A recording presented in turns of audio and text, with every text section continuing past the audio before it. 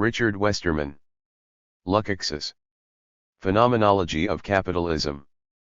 Reification Revalued. Richard Westerman. Department of Sociology.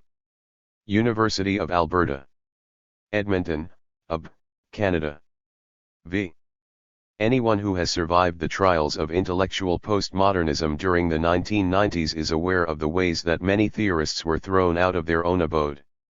In their fervor to initiate a kind of cleansed political paradigm, students of theory enthusiastically turned their backs on some of the most crucial thinkers and traditions that could otherwise have countered some of the core hegemonic trends of neoliberalism and the affirmative culture of capitalist society.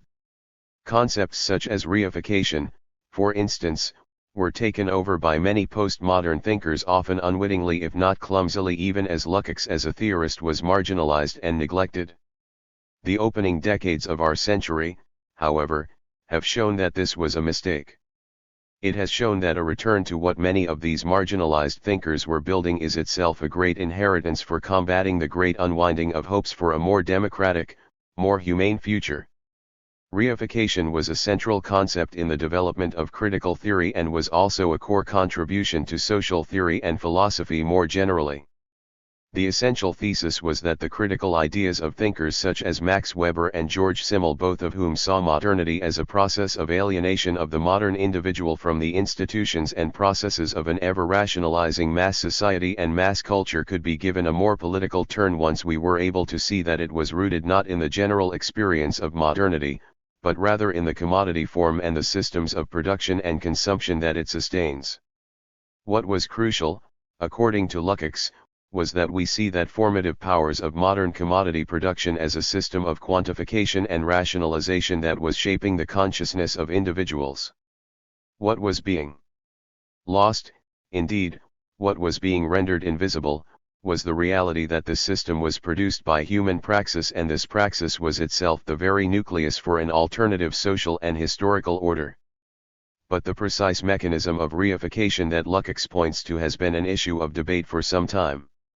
In many ways, it has only increased over time given the greater extension and penetration of the commodity form to all aspects of society and with the spread of capitalism under the pressures of globalization.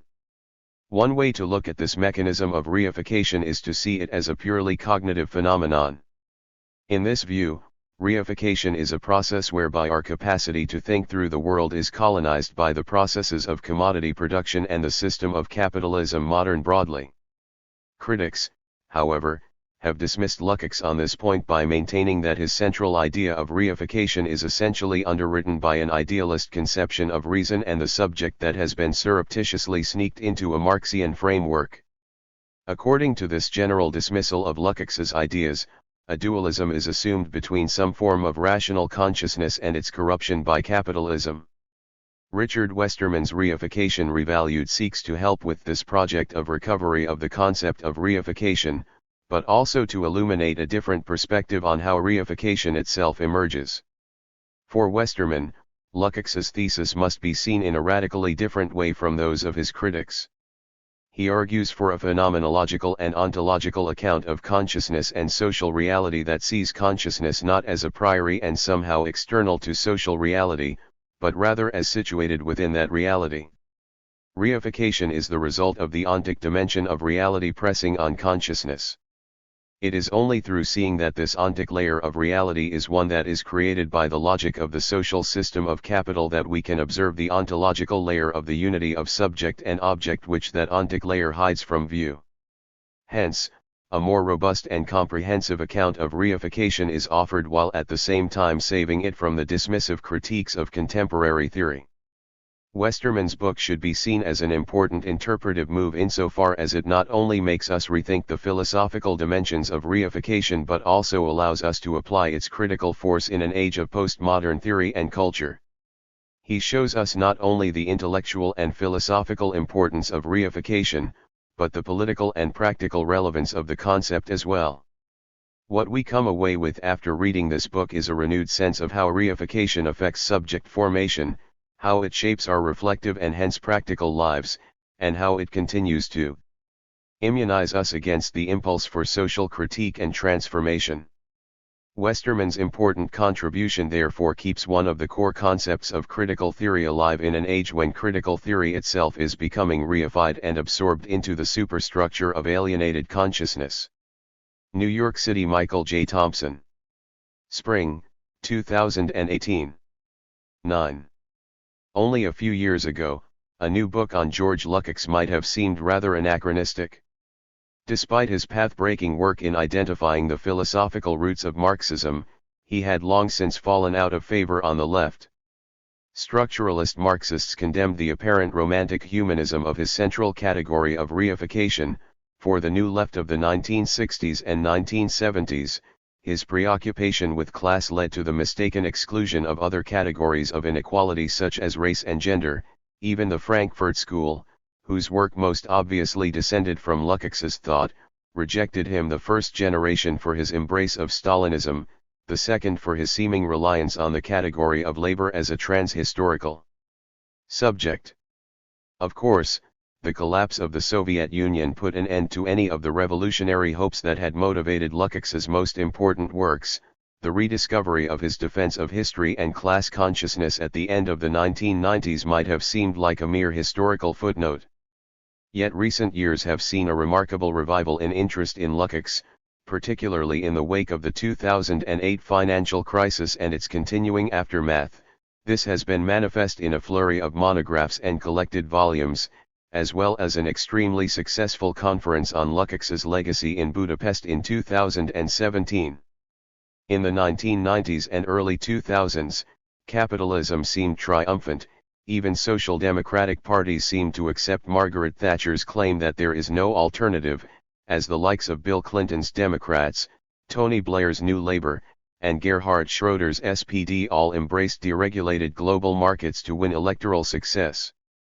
The post-2008 recession brought all of this into question. The recent rise of populist movements on both right and left in polities that had previously seemed rigidly centrist is testament to the crisis of legitimation wrought by this collapse. At such a moment of widespread dissatisfaction with the neoliberal order, it is perhaps less surprising that there is renewed attention in one of the leading theorists of revolutionary anti-capitalist mass movements. Two related questions are central to Lukács's thought. Why is it that the masses do not normally work to overthrow a capitalist system that oppresses them? Under what circumstances can this general acceptance of the established order be broken and replaced with the desire to change it? Lukács offers the notion of reification to answer the first question. Social reality under capitalism appears as a naturalistic system governed by unalterable laws that regulate the interactions of objects that appear to have no connection to the humans beneath.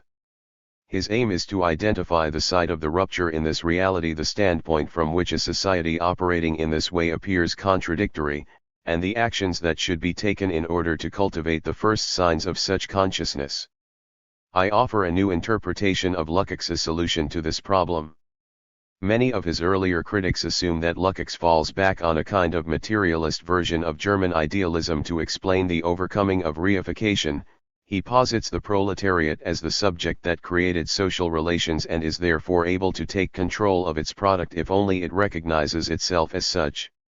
In making this argument, many of them point to Lukács's decidedly expressivist earlier literary works, such as Soul and Form, which speak in general terms of a spontaneous, feeling soul constrained by rigid objective structures that it must overthrow in order to regain its lost freedom. Such motifs are typical of the broader neo-romanticism of the time, and the young Lukács was undoubtedly influenced by such intellectual currents. My aim, however, is to recontextualize Lukács within a quite different set of discourses, which are related by their attempts to explain meaning in terms of a formal structure independent of both subject and object. These primarily academic debates, including Neo-Kantianism, early phenomenology, and the formalist history of art, minimize the role of the subject, explaining it in terms of an orientation towards the structure of meaning. In order to situate Lukács within these discourses, I will read the central essays of history and class consciousness in relation to the drafts of a philosophy of art Lukács produced while working in Heidelberg between 1912 and 1918. Only rediscovered and published after Lukács's death, His so-called Heidelberg aesthetics draws explicitly on all of these debates. On account of their prominence in these aesthetic drafts, my analysis focuses primarily on 4 figures from these. 11. Preface. Debates Edmund Husserl, Emil Lask, Alois Riegel, and Conrad Fiedler, but this quartet is representative of the broader intellectual milieu in which Lukács moved, and which provided key elements of the hidden philosophical scaffolding of his early Marxian theory. By offering a reading of Lukács's theory that thus denies the primacy of a monolithic collective subject and particularly the laboring proletariat, I hope to render his thought more directly applicable to pluralist, post-industrial societies, and to bring it into dialogue with similarly as objective perspectives in contemporary thought. In order to emphasize certain aspects of Lukács's argument, I have generally opted to provide my own translations, particularly from history and class consciousness. The standard English translation by Rodney Livingstone is generally strong, but as any translation must nudges the meaning in certain directions, by returning to the original text, I have sought to draw out other implications of Lukács's language. Most citations, therefore, are to the Werke. However, for ease of reference, I have also added citations to the Livingstone translation of History and Class Consciousness. I have benefited greatly in the gestation of this project from help and advice from a number of sources. The Robert Owen Bishop Fund at Christ's College, Cambridge, supported some of the very earliest stages of this research, sowing seeds that germinated many years later. More recently, I have been able to present elements of this work at conferences thanks to the support for the Advancement of Scholarship Fund in the Faculty of Arts at the University of Alberta. Personal debts are more profound, and almost too numerous to mention. It has been a pleasure to work with John Stegner and Michelle Chen at Palgrave. I am grateful to the many mentors who have encouraged my interest in Lukács over the years. Melissa Lane first introduced me to Lukács's work as an undergraduate many years ago. Martin Rule helped me explore the more literary and aesthetic elements of Lukács's thought. Nicholas Walker was generous with his time in helping me tie Lukács to Kierkegaard. Raymond Giss, my doctoral supervisor, was an inspiration. His endless creativity and analytical acuity spurred me on. Though I have disagreed with his interpretation of Lukács, I benefited greatly from conversations with Moishe Postone while at the University of Chicago. I learned of his sad passing while in the final stages of revising this book. He is a colossal loss to Marxian scholarship. Andrew Feinberg has been outstanding in his support and advice. I have learned a great deal from his own interpretations of Lukács, but I am also profoundly grateful for the personal support he has offered. In addition, I have benefited at different times from conversations with, advice from, and the support of Jana Bromide, Zara Beatrizi, Jocelyn Benoist, Ed Brooker, Stephen Galt Crowell, Paul Dutta, Dina Gasijanova, Saulius Jurga, James Noyes, George Pavlish, and Michael Thompson. I must particularly thank Christopher Lupka, who pushed me to sit focus on this project, and showed belief in me at a time when I had little. His professional and personal support have been instrumental in bringing this book to press, and I remain indebted to his generosity with his time and advice. I have been fortunate to have an extremely supportive family. My mother and father have always encouraged me to pursue my interests, however bizarre they may seem to them, and I am forever grateful for the sacrifices they made to ensure my brother and I were able to reach our potential. Above all, I wish to thank Giovanne then.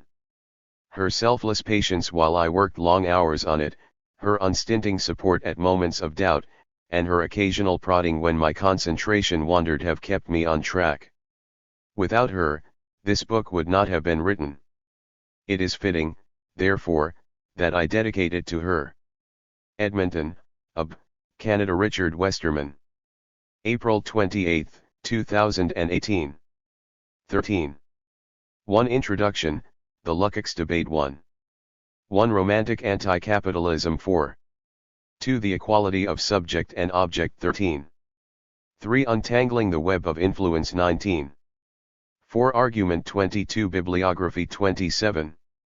Part I. The Road to Reification 31. 2. Reality and Representation in Art 33. 1. Truth versus Judgment, Transcending Psychologism 37. 2. The Autonomy of Art, Fiedler and Riegel 41. 3. The Philosophical Framework. Husserl and Lask 49. 4. The Artwork as Totality 59. 5. Subject and Object 64. 6. Conclusion 69. Bibliography 80.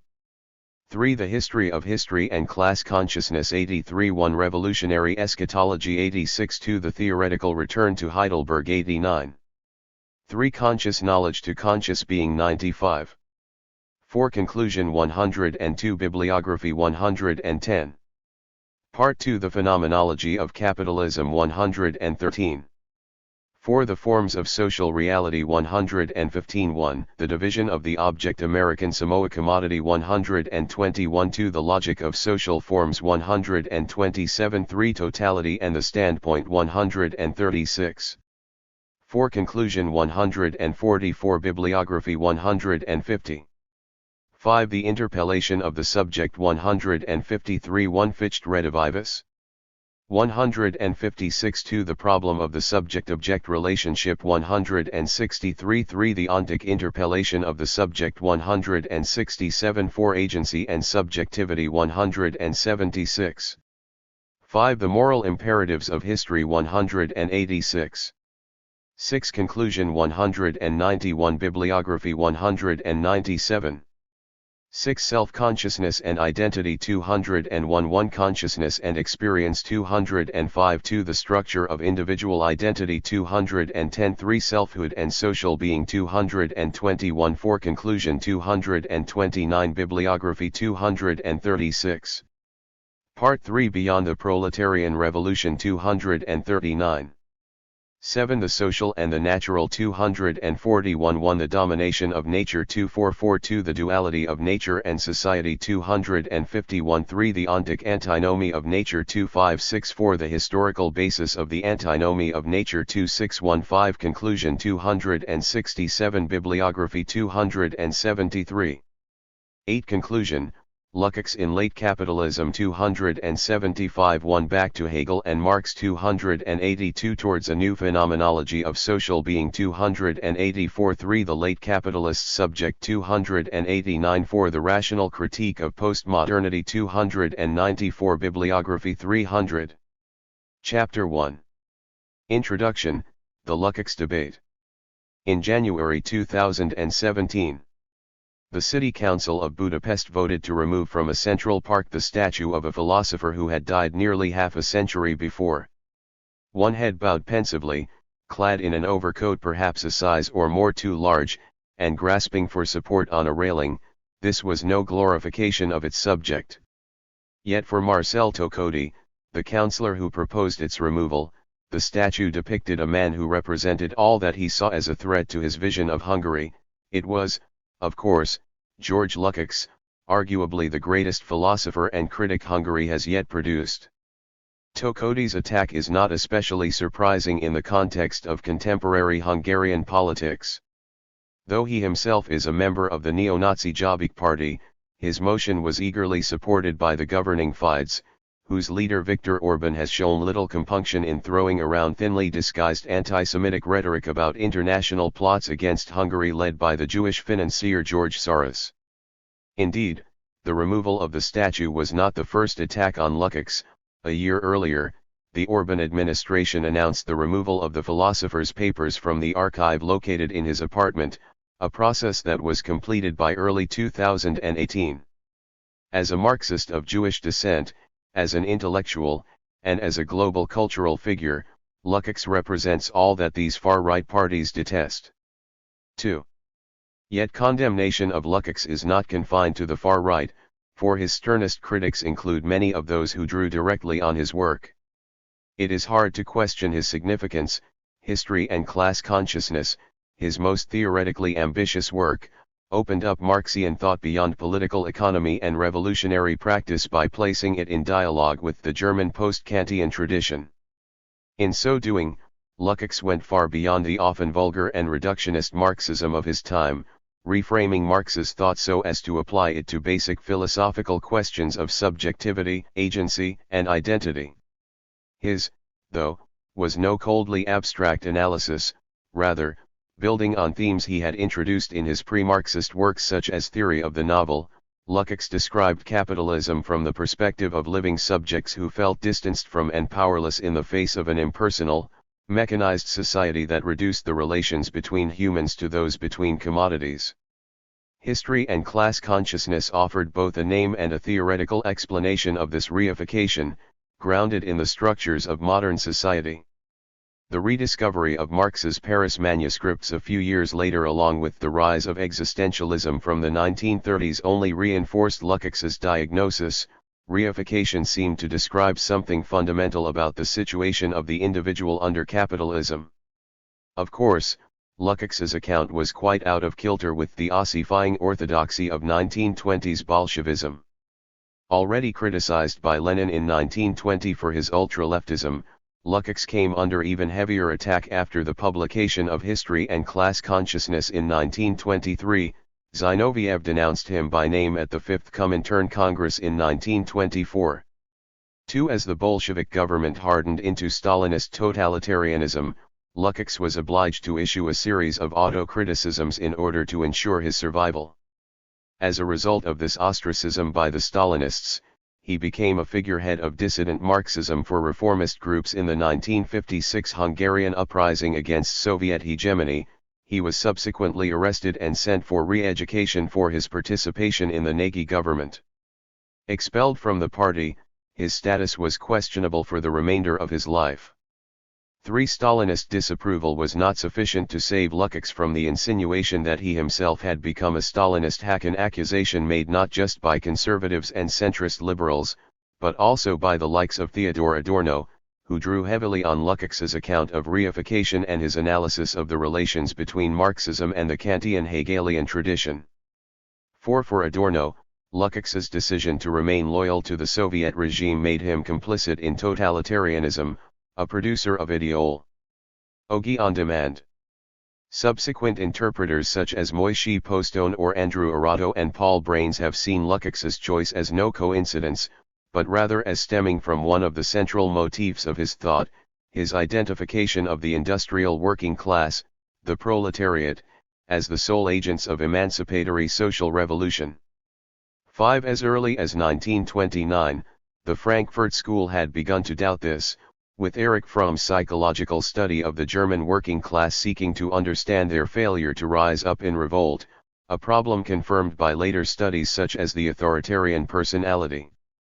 6. Of course, the rise of the New Left along with the emergence of postmodern and post-structural thought in the 1960s and 1970s marked a shift away from class as the primary dimension of analysis, to be replaced by categories of gender, race, sexuality, and so on.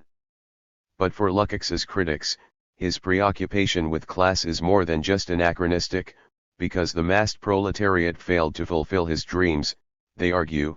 He turned instead to the dictatorial centralist party that represented them and so opened the way to a deification of the centralized organs of control and a blood-stained dictatorship of the proletariat. Notwithstanding his participation in Imre Nagy's reformist government in 1956, Lukács largely remained loyal to the Soviet regime even during the depths of Stalinism. It is quite understandable that this adherence to an official Marxism propagated by an unquestionably repressive authority made his theory unappealing by association during the Cold War.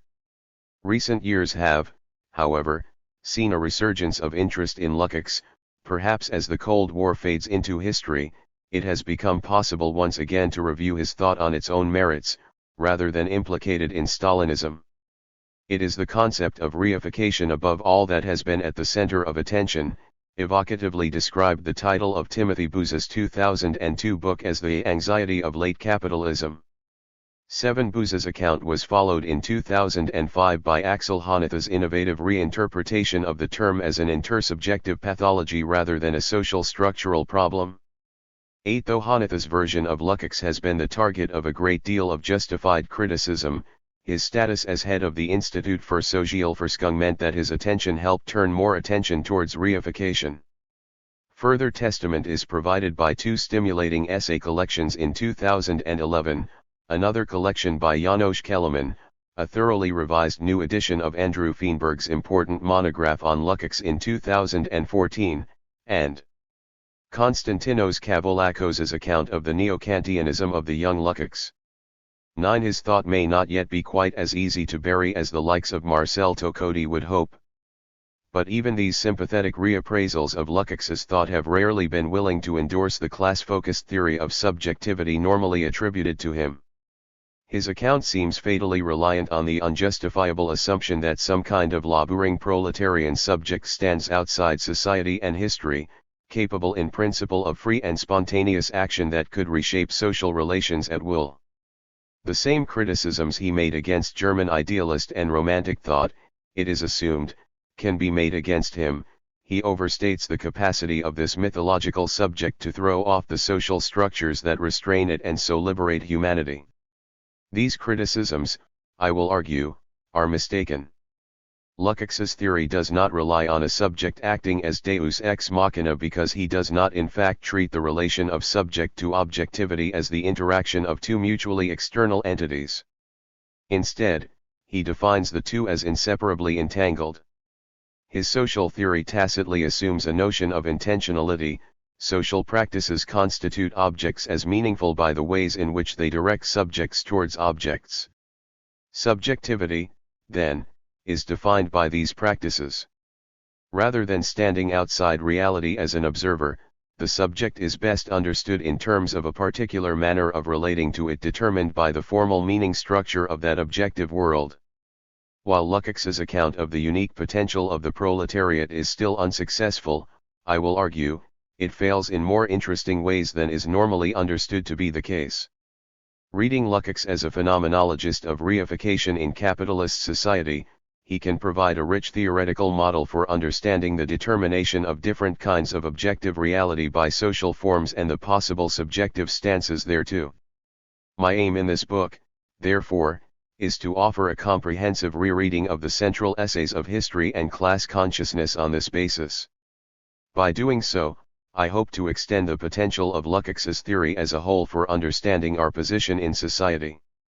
1. Romantic anti-capitalism. Some of the key elements of the social theory of history and class consciousness were formed, I will argue, in Lukács's attempts to write a philosophy of art between 1912 and 1918, while studying in Heidelberg. His explorations of subjectivity and objectivity at this time shaped his later accounts of the same concepts in his analysis of commodity fetishism. I will suggest that his Marxism is permeated with the rarefied air of neo-Kantianism, the phenomenology of the early Husserl, and certain elements drawn from formalist aesthetics and the history of art. This interpretation is in direct contrast to many of Lukács's critics, for whom the accounts of reification and of the identical subject-object in history and class consciousness are a continuation of quite different interests from his earlier days. Such readings present his account of reification in terms of a conflict between a spontaneous, expressive, organic subject on the one hand, and despiritualized, alienated social structures on the other.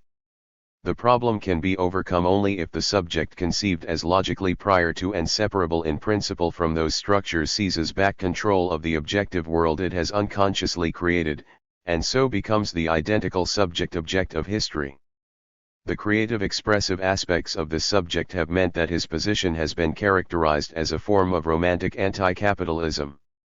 Such an approach, these critics charge, comes weighted with unacceptable metaphysical baggage. As a result, however persuasive Lukács's diagnosis of the problems of capitalism, his solution to those problems is unacceptable. It is worth briefly considering the grounds for this interpretation of his work in order to clarify my own account rather more. First, by surveying Lukács's milieu and early works to show its roots, and second, by summarizing the main features of this interpretation. Given the circles in which the young Lukács moved, it is unsurprising that much of his early work was permeated with neo-romantic motifs, such as the rejection of social structures that were seen as cold, calculating, and soulless. Michael Lowy offers the most systematic account of this tendency across Europe at the time, identifying Lukács as an intellectual, a group he defined not as a class as such, but as a social category defined by their role as producers of ideology rather than their economic origins. 10. Their work placed them in a universe governed by qualitative values, such that the abstraction and calculation of capitalist enterprise seemed diametrically opposed to all they stood for. Their opposition to modern society could take many forms. Max Nordau, for whom such enormities as the spread of railways and the improvement of the postal service were among the most lamentable horrors of the age, offers a reactionary conservative example, but others adopted a more progressive attitude. Many intellectuals, Lowy argues, saw the gulf between the humanist traditions of classical culture and the concrete reality of bourgeois society and the capitalist world as the definitive social problem of their time. They stood for the highest principles of bourgeois humanism against its actual material manifestations. 11. 6. Underlying many of these critiques was a nebulous belief in some kind of ill-defined life force or essence of what it meant to be truly human. In an article highly critical of Lukács, Gareth Stedman Jones situates him in relation to such traditions, such as the vitalism usually associated with Henry Bergson or the Lebensphilosophy of Wilhelm Dilthey. These perspectives preferred what they saw as the spontaneous expressiveness of culture to the rationalization of positivistic science. 12. The most obvious representative of such ideas in Lukács's life was George Simmel, whose influence on the young Hungarian is unquestionable. Studying in Berlin between 1906 and 1910, Lukács attended Simmel's lectures and came into his circle, though by 1910 he was none too modestly writing to his friend Beatrice de Ward that Simmel cannot offer me much any more. What I could learn from him, I did. 13. Simmel's work is filled with Lebensphilosophist rhetoric, as the very opening of his Conflict in Modern Culture illustrates. Whenever life progresses beyond the animal level to that of spirit, and spirit progresses to the level of culture, an internal contradiction appears. The whole history of culture is the working out of this contradiction. We speak of culture whenever life produces certain forms in which it expresses and realizes itself, works of art, religions, sciences, technologies, laws, and innumerable others. These forms encompass the flow of life and provide it with content and form, freedom and order. But although these forms arise out of the life process, because of their unique constellation they do not share the restless rhythm of life, its ascent and descent, its constant renewal, its incessant divisions and reunifications. They acquire fixed identities, a logic and lawfulness of their own. This new rigidity inevitably places them at a distance from the spiritual dynamic which created them and which makes them independent. 14. This passage illustrates a number of the recurrent motifs of Lebensphilosophy. Life is treated as a dynamic, ever-changing force expressing itself in culture, which thereby acquires a certain luster as the creation of our most human energies. Yet this expression is tragic. In the very moment of being created, culture becomes something fixed and distant from the flowing spiritual force that produced it. In turn, it therefore begins to restrict and choke the life that produced it. Individual subjects were dragged in contradictory directions by the rigid demands of different social institutions that had become detached from their roots in life. Culture itself lost the integrating function it had once had. 15. 7.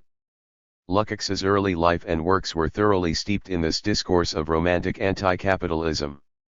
A large amount of excellent work has been done on both, so I shall offer only a brief summary here, for my argument assumes that he largely overcame such tendencies in the pivotal sections of history and class consciousness. Mary Gluck's account of Lukács's circle in Budapest and Arpad Kadarkay's full biography both clearly root Lukács within a cultural atmosphere of quasi-romantic, culturalist rejection of capitalism. 16. Brought up in a high bourgeois Budapest family, the son of a wealthy banker, the young Lukács struggled against his upbringing. He was in more or less open warfare with his mother, whose adherence to the norms and values of high society her son found contemptible. His indulgent father was repaid primarily with contempt for the esteem in which he held his wife. 17. Lukács's own conduct could certainly not have been described as conventionally bourgeois. From 1907 until 1911, he sustained an unconsummated love affair with Irma Seidler. His monastic adherence to Kantian moral imperatives prevented him acting on his feelings, particular after she entered into an unhappy marriage. The situation was not improved by her subsequent affair with the licentious librettist Bela Balázs, one of Lukács's closest friends. Her ultimate suicide in 1911 left him racked with guilt at his failure to act on the imperatives of the spirit. 18. His subsequent soap operatically bad marriage in 1914 to Lzhina Grabenko was, if anything, even worse. Lzhina, a Russian artist and social revolutionary of unpredictable disposition, was soon smitten with one Bruno Steinbach, a pianist whose mental and emotional difficulties led at times to his institutionalization. Lzhina brought her lover to live in their marital home, unwilling to leave him unsupervised lest he harm himself. Lukács in turn refused to leave Lzhina, in case Bruno harmed her. Even when he eventually found the strength of will to end the marriage in 1917, he insisted that they had shared a spiritual affinity, reproaching himself that if I was good, I would have stayed with her. 19. His own life was lived as a conflict between such abstract, formal demands and the rich, forceful demands of the spirit, a picture that is perhaps appealingly tragic, and all too easy to read into his later account of reification. These same threads ran through much of his earliest work. As Lowy points out, Lukács's very early history of the development of modern drama includes a critique of the reduction of quality to quantity, of excessive rationalization, and of the depersonalization of social relations, all themes that he rightly relates to a Simmelian concern with social structures drained of spiritual or qualitative elements, dominating and repressing a 8. Rich cultural existence. 20. Indeed, as Anna Wesley has shown, Simmel's sociological perspective can be seen throughout the book, shaping Lukács's analysis of the development of theatre. 21. Lukács's less systematic works of the time only served to reinforce this impression. The very title of Soul and Form suggests an irreconcilable conflict between the pure demands of form and the reality of life. In the final essay of the collection, The Metaphysics of Tragedy, he suggests that this conflict is an irreconcilable either/or one that tragedy resolves in favor of form. As he puts it, drama alone creates, gives form to, real human beings, but just because of this it must, of necessity, deprive them of living existence. 22. Actual lived life is incoherent and meaningless. In order to experience meaning, one must in a sense deny life in order to live. 23. Beneath the ostensible meaning of the essays, an even more significant conflict between form and life emerges, for it is all too easy to see the autobiographical elements in them. Drawing on Lukács's own diaries, Agnes Heller suggests that Lukács recreated his relationship with Irma Seidler in almost every essay in the collection. 24. Each piece sought to impose a form on his love, but in each case it failed. Lukács effectively admitted as much in the essay on Kierkegaard's aborted engagement to Regine Olsen, in which, Heller argues, the shaping of life proves to be a futile, shipwrecked endeavor. 25. This autobiographical element is even clearer in a dialogue written and published after Irma's suicide, on poverty of spirit. In this piece, a thinly veiled Lukács clearly blames himself for the suicide of his beloved, because of his failure to step down from his austere and self-imposed intellectual isolation. 26. On both surface and autobiographical readings of all these texts, though, Lukács's diagnosis is clear, form had grown distant from life. As Gluck puts it, or Lukács, the tragedy of the aesthete, and by extension of all modern artists and intellectuals, was summed up in the experience of separation, the separation of the individual from the community, of man from nature, of art from life, of intellect from emotion, of man from woman. 27. Life remained formless, and form remained empty, the two forever in conflict. But it was the outbreak of war that crystallized Lukács's sense that modernity was afflicted with the domination of abstract rationalization over spiritual profundity, and this was manifest in his work of the time. Almost alone in his Heidelberg circle in reacting with horror to the war, Lukács attributed the catastrophe engulfing Europe to the growing dominance of depersonalized social institutions. As he explained in a letter to Paul Ernst in April 1915, the power of structures seems to be increasing unabatedly, and 9. For most people it represents the existing reality more accurately than does the really existent. But, and for me this is the ultimate lesson of the war experience, we cannot permit that. We have to stress again that after all, we and our souls are the only essentiality. 28 It was at this time that he was working on the philosophy of art, in which he first experimented with some of the decisive categories he would later apply to society in history and class consciousness, but the war led him to put aside his drafts and turn instead to a proposed work on Dostoevsky, which was to present the Russian author as a model of a redeemed humanity. As has been shown elsewhere, Lukács was not alone amongst Western European intellectuals in looking to Dostoevsky as an example of deeper spiritual unity, for the likes of André Gide, John Middleton Murray, or even Weber himself, works like The Brothers Karamazov or Crime and Punishment offered glimpses of a more authentic communion with one another. 29 Unfortunately, the sheer ambition of the book may have doomed it to failure from the start. Only part of it reached publication. The theory of the novel was, it seems, initially intended only as a preface to the longer treatise on Dostoevsky. That work alone contains sufficient evidence of Lukács's state of mind at the time, best indicated by his statement that the novel is the form of the epic of absolute sinfulness, as Fichte said. 30 Contemporary societies offer no coherent, integrated world of meaning to their members, rather, the individual is cut off from the fabric of society.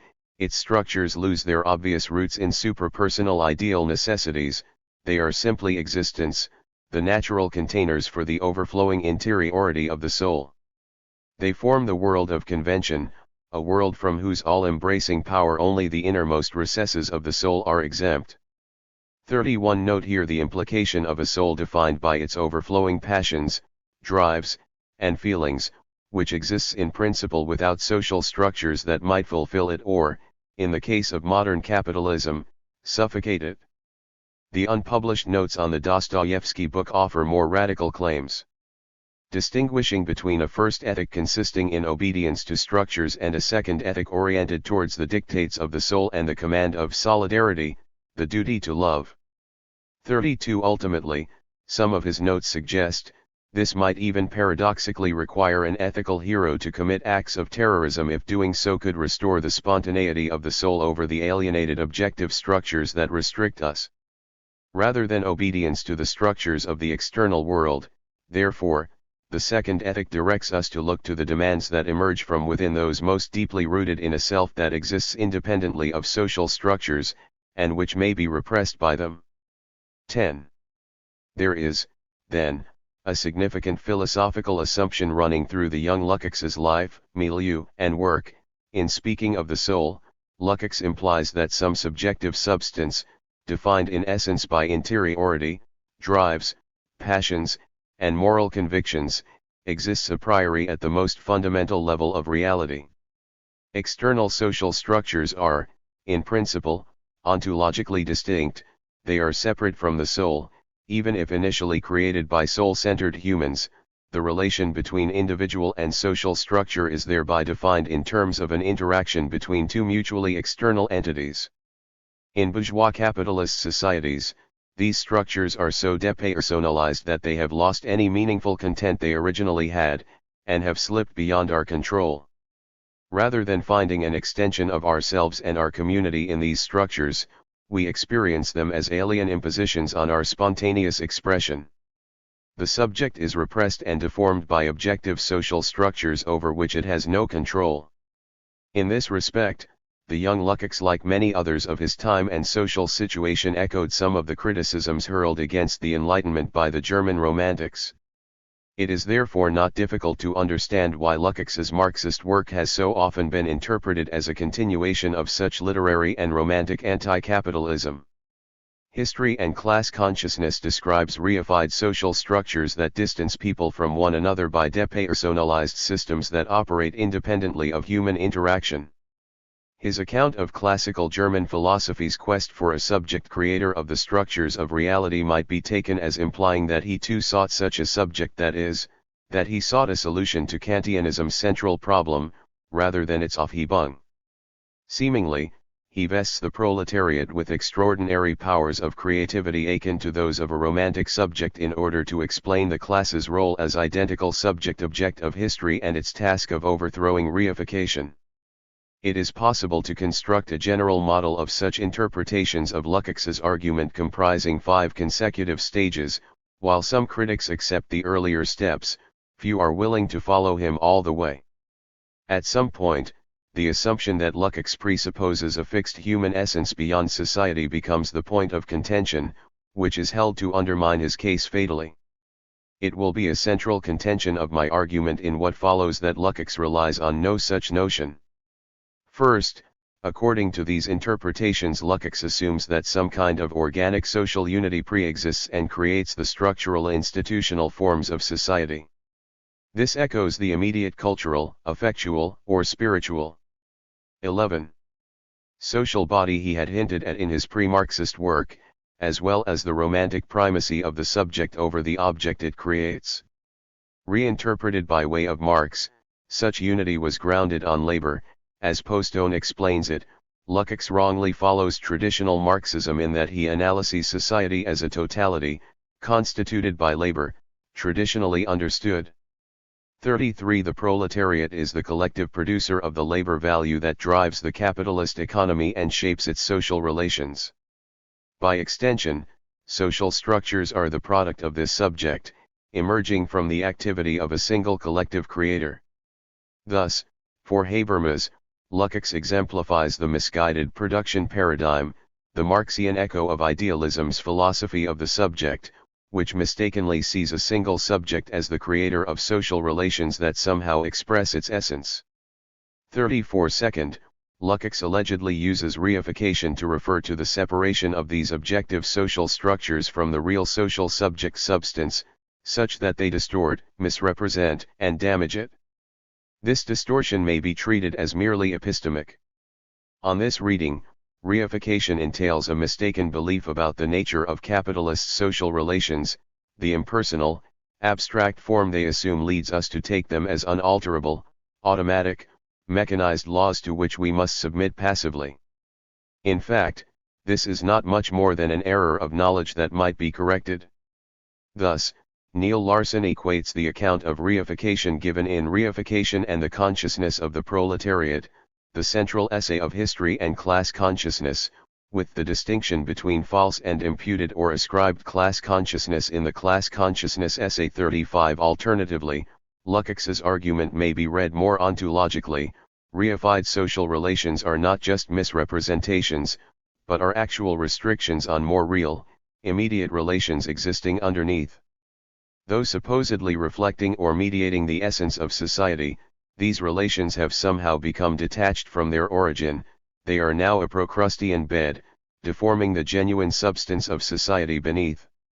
Rather than seeing one another in our authentic human form, we are obliged to relate to our associates as commodities in a way that perverts their true essence.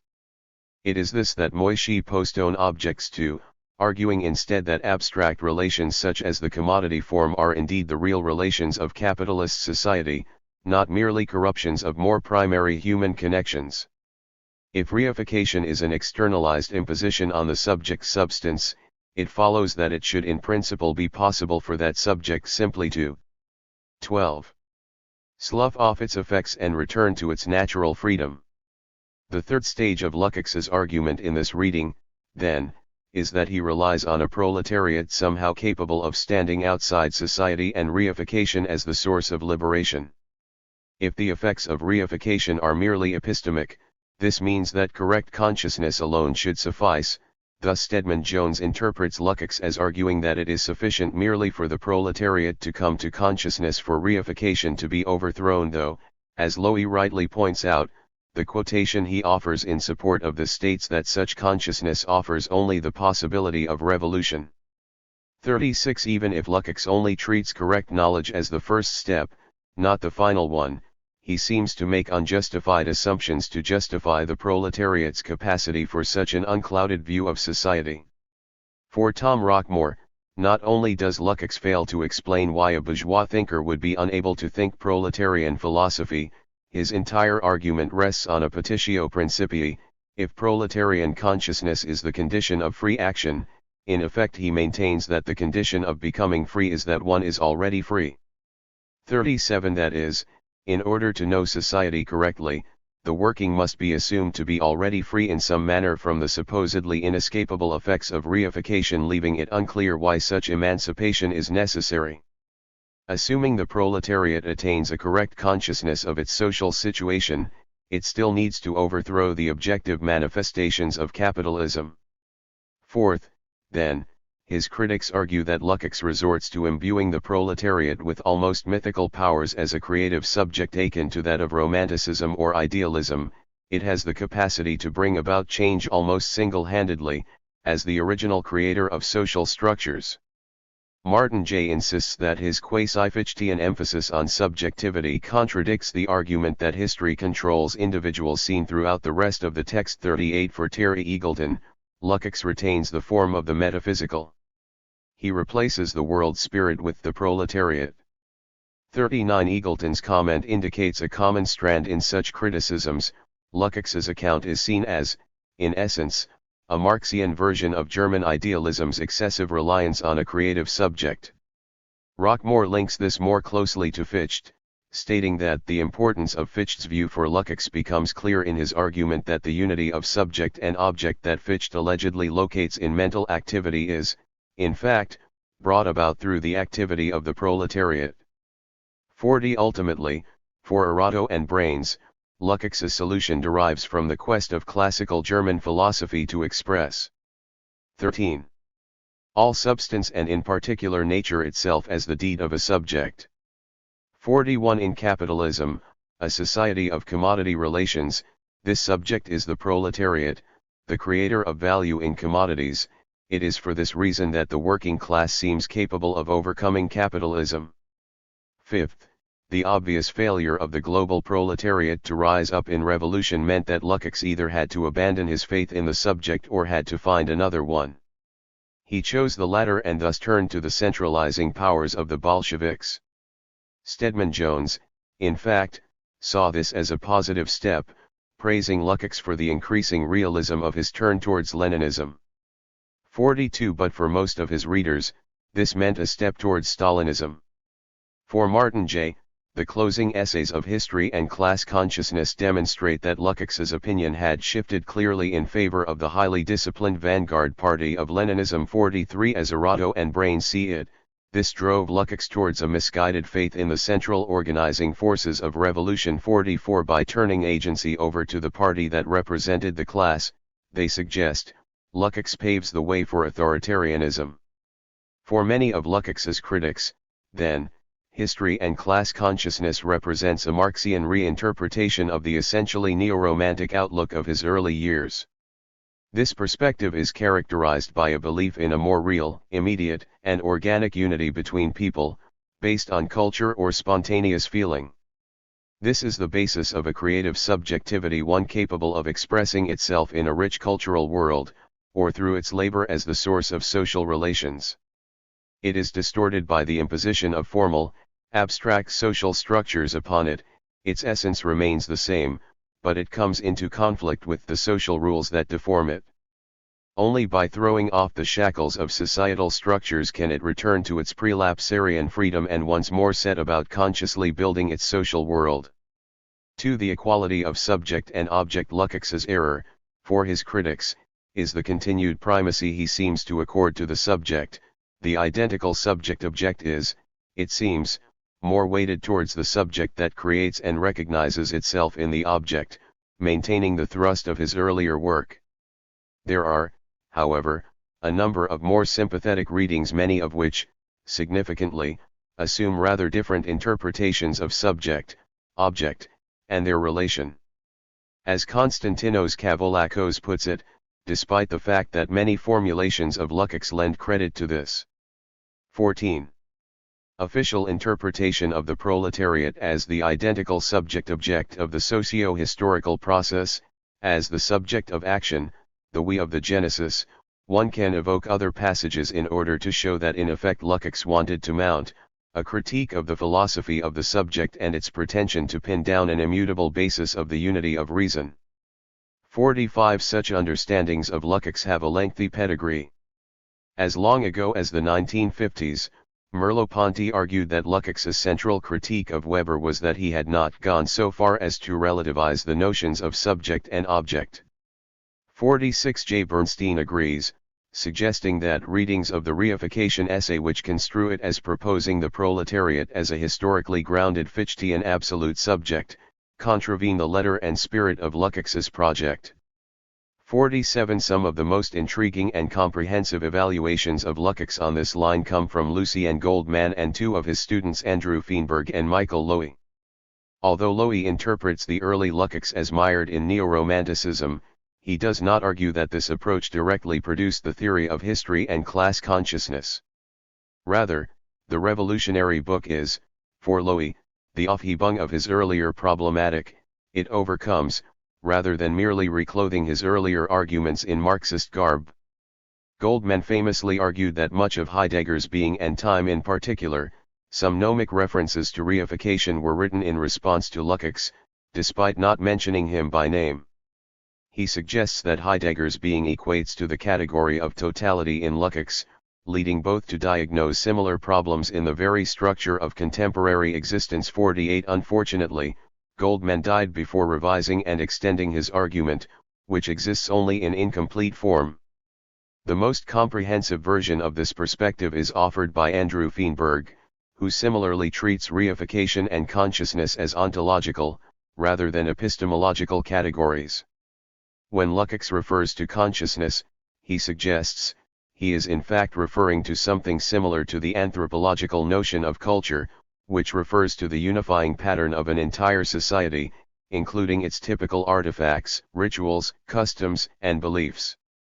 The concept of culture points towards the common structures of social life. 49 Reification thus describes a misguided set of collective practices based on rationalization, not a mistaken knowledge of society.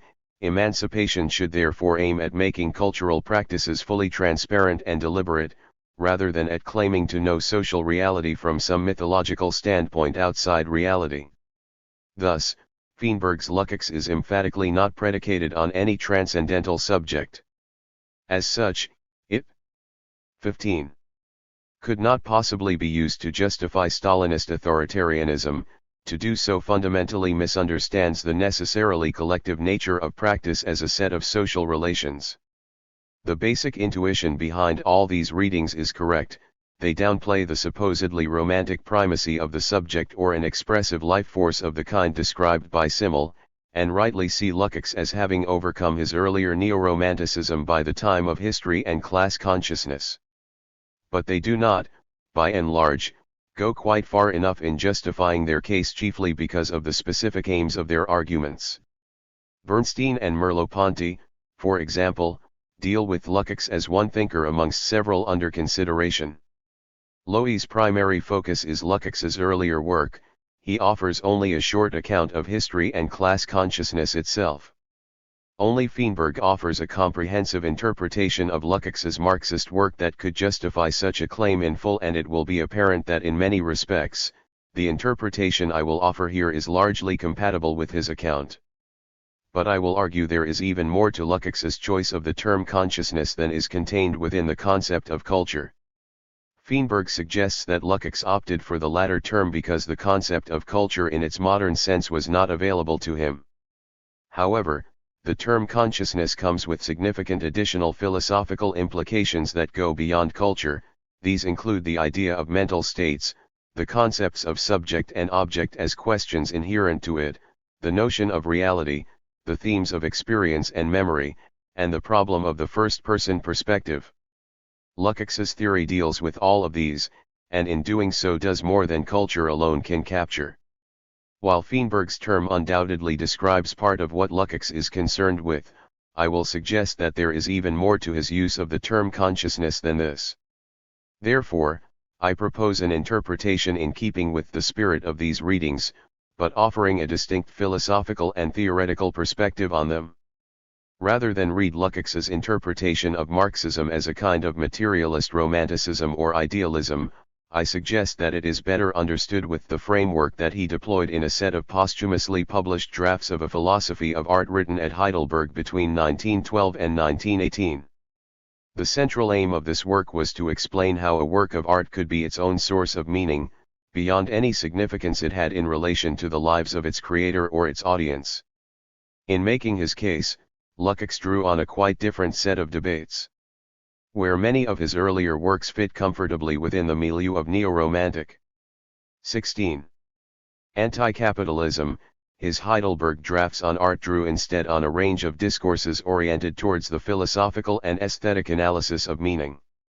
Emerging in reaction to materialist and psychologistic reductionist in the 19th century, such discourses treated meaning as a realm unto itself, governed by a formal logical structure that could not be explained in terms of any hidden underlying reality, nor as the projection of an empirical psychological mind. Broadly, such discourses included the neo-Kantianism that dominated parts of German academic philosophy at the time, as well as the early forms of phenomenology. Lukács's aesthetic drafts draw broadly on all these debates, but on four figures in particular: the theorist of art Konrad Fiedler, the formalist Vienna school art historian Alois Riegel, the founder of phenomenology Edmund Husserl, and the neo-Kantian Emil Lask, Lukács's close friend.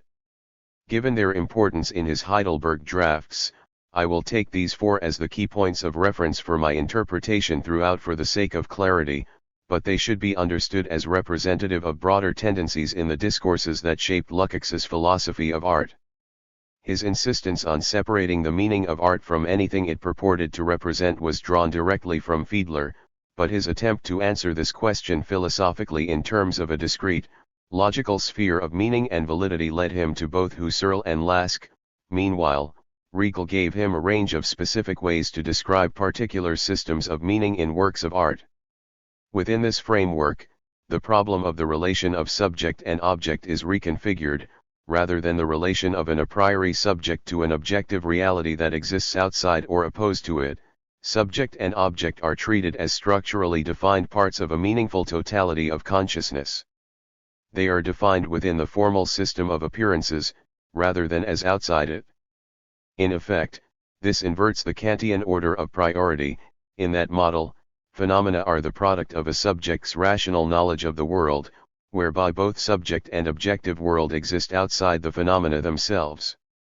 Instead, the way in which subject and object exist and relate to one another is defined within a broader structure of appearances that rules out the sort of one-directional subjective activity that Lukács's critics allude to in calling him Fichtean. Crucially, I will argue, he later applied the paradigm he developed to analyze art to his explanation of society in history and class consciousness, and because he does so, his theory there also avoids the charge of Fichteanism. 17. Lukács himself described the theory of art he put together from these sources as a phenomenology of the aesthetic, and because of this, I shall follow him in referring to it as phenomenological both in discussing his Heidelberg drafts on art and in his later deployment of the same paradigm in history and class consciousness. However, his use of this term does not indicate that he was an orthodox Husserlian. His use of Husserl was by no means sufficiently systematic or granular to count as such. Most obviously, where Husserl was largely concerned with mental acts, Lukács is concerned with objective realms of meaning, first artworks, then social relations. In this, I will suggest, he may to some degree have followed Lask's reading of Husserl, in which the role of the thinking mind is limited. Moreover, Lukács's first encounter with Husserl was with the logical investigations.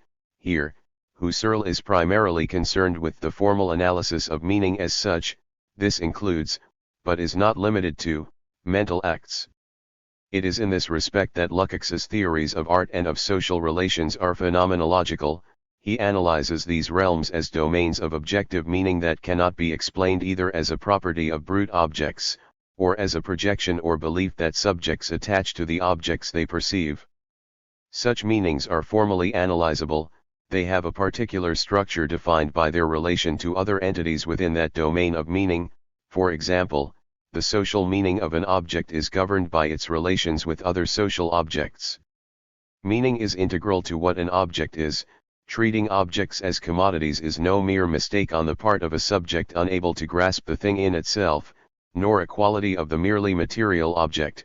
Rather, the way in which these objects behave is regulated by their phenomenological significance. These meaning structures also presuppose a specific intentionality, that is, a definite subjective stance towards the complex object, but a stance determined objectively by a system that demands a certain attitude from the subject. To understand a work of art, Lukács argues, we cannot take the stance of its creator, for whom it can never have the kind of self-enclosed completeness required for a peak aesthetic experience. Rather, for that latter meaning to be disclosed, the subject must take up a standpoint within the work. When he transfers this argument to the description of social relations, such intentionality is manifest in practices that require subjects to treat objects in certain ways as commodities, crowns, and so on. It is for this reason that Feinberg is right to link Lukács's use of the term consciousness to the notion of culture, like mental acts, cultural practices to relate to things as meaningful. The object's significance is contained within the act as an intrinsic part of its 18. Social being. Society and culture, like consciousness, are realms of intentional meaning, not simply of brute objectivity. This meaning can be analyzed as an independent factor of social structure. By making this step, Lukács was able to offer an important new dimension to Marxist theory, supplementing its political economic theory with a non-reductive account of consciousness as a moment of social relations. The orthodoxy of the Second International was strongly objectivist in its materialism. It emphasized those aspects of Marx's thought that tended most to explain society on natural scientific lines, as a set of impersonal processes governed by the underlying mode of production. From this perspective, consciousness was merely an epiphenomenon that might at best reflect those deeper social structures, without having any real independence of their own. If the revolutionary had a role, then, it was to use their superior knowledge of these processes to manipulate this objective system to better advantage. Lukács's critics have read him as going too far in the opposite direction, giving the same prominence to subjectivity that Second International Marxism gave to social structures. Instead of these objective structures determining subjectivity, the laboring subject produces its objective social world, and should be capable of resuming control over its creation on becoming conscious of that fact. Neither approach truly reconciles subject and object. In each case, one is made determinative, the other dependent. Even in the supposedly Fichtean version of Lukács, subjectivity would be theoretically separate from the objectivity it created. Objective social structures remain something outside the subject, to be manipulated and remolded at will, something the subject is conscious of. In contrast, I will argue that by incorporating intentionality into social practices themselves, Lukács includes subjectivity as a determinative moment within objective structures. It is integral to social practices that they include this dimension of meaning. The subject is in turn defined as part of the objectively meaningful practices it partakes in. Drawing on certain aspects of Regel's thought, he is able to offer a historically variable account of these structures, showing how different configurations of society produce varying forms of subjectivity.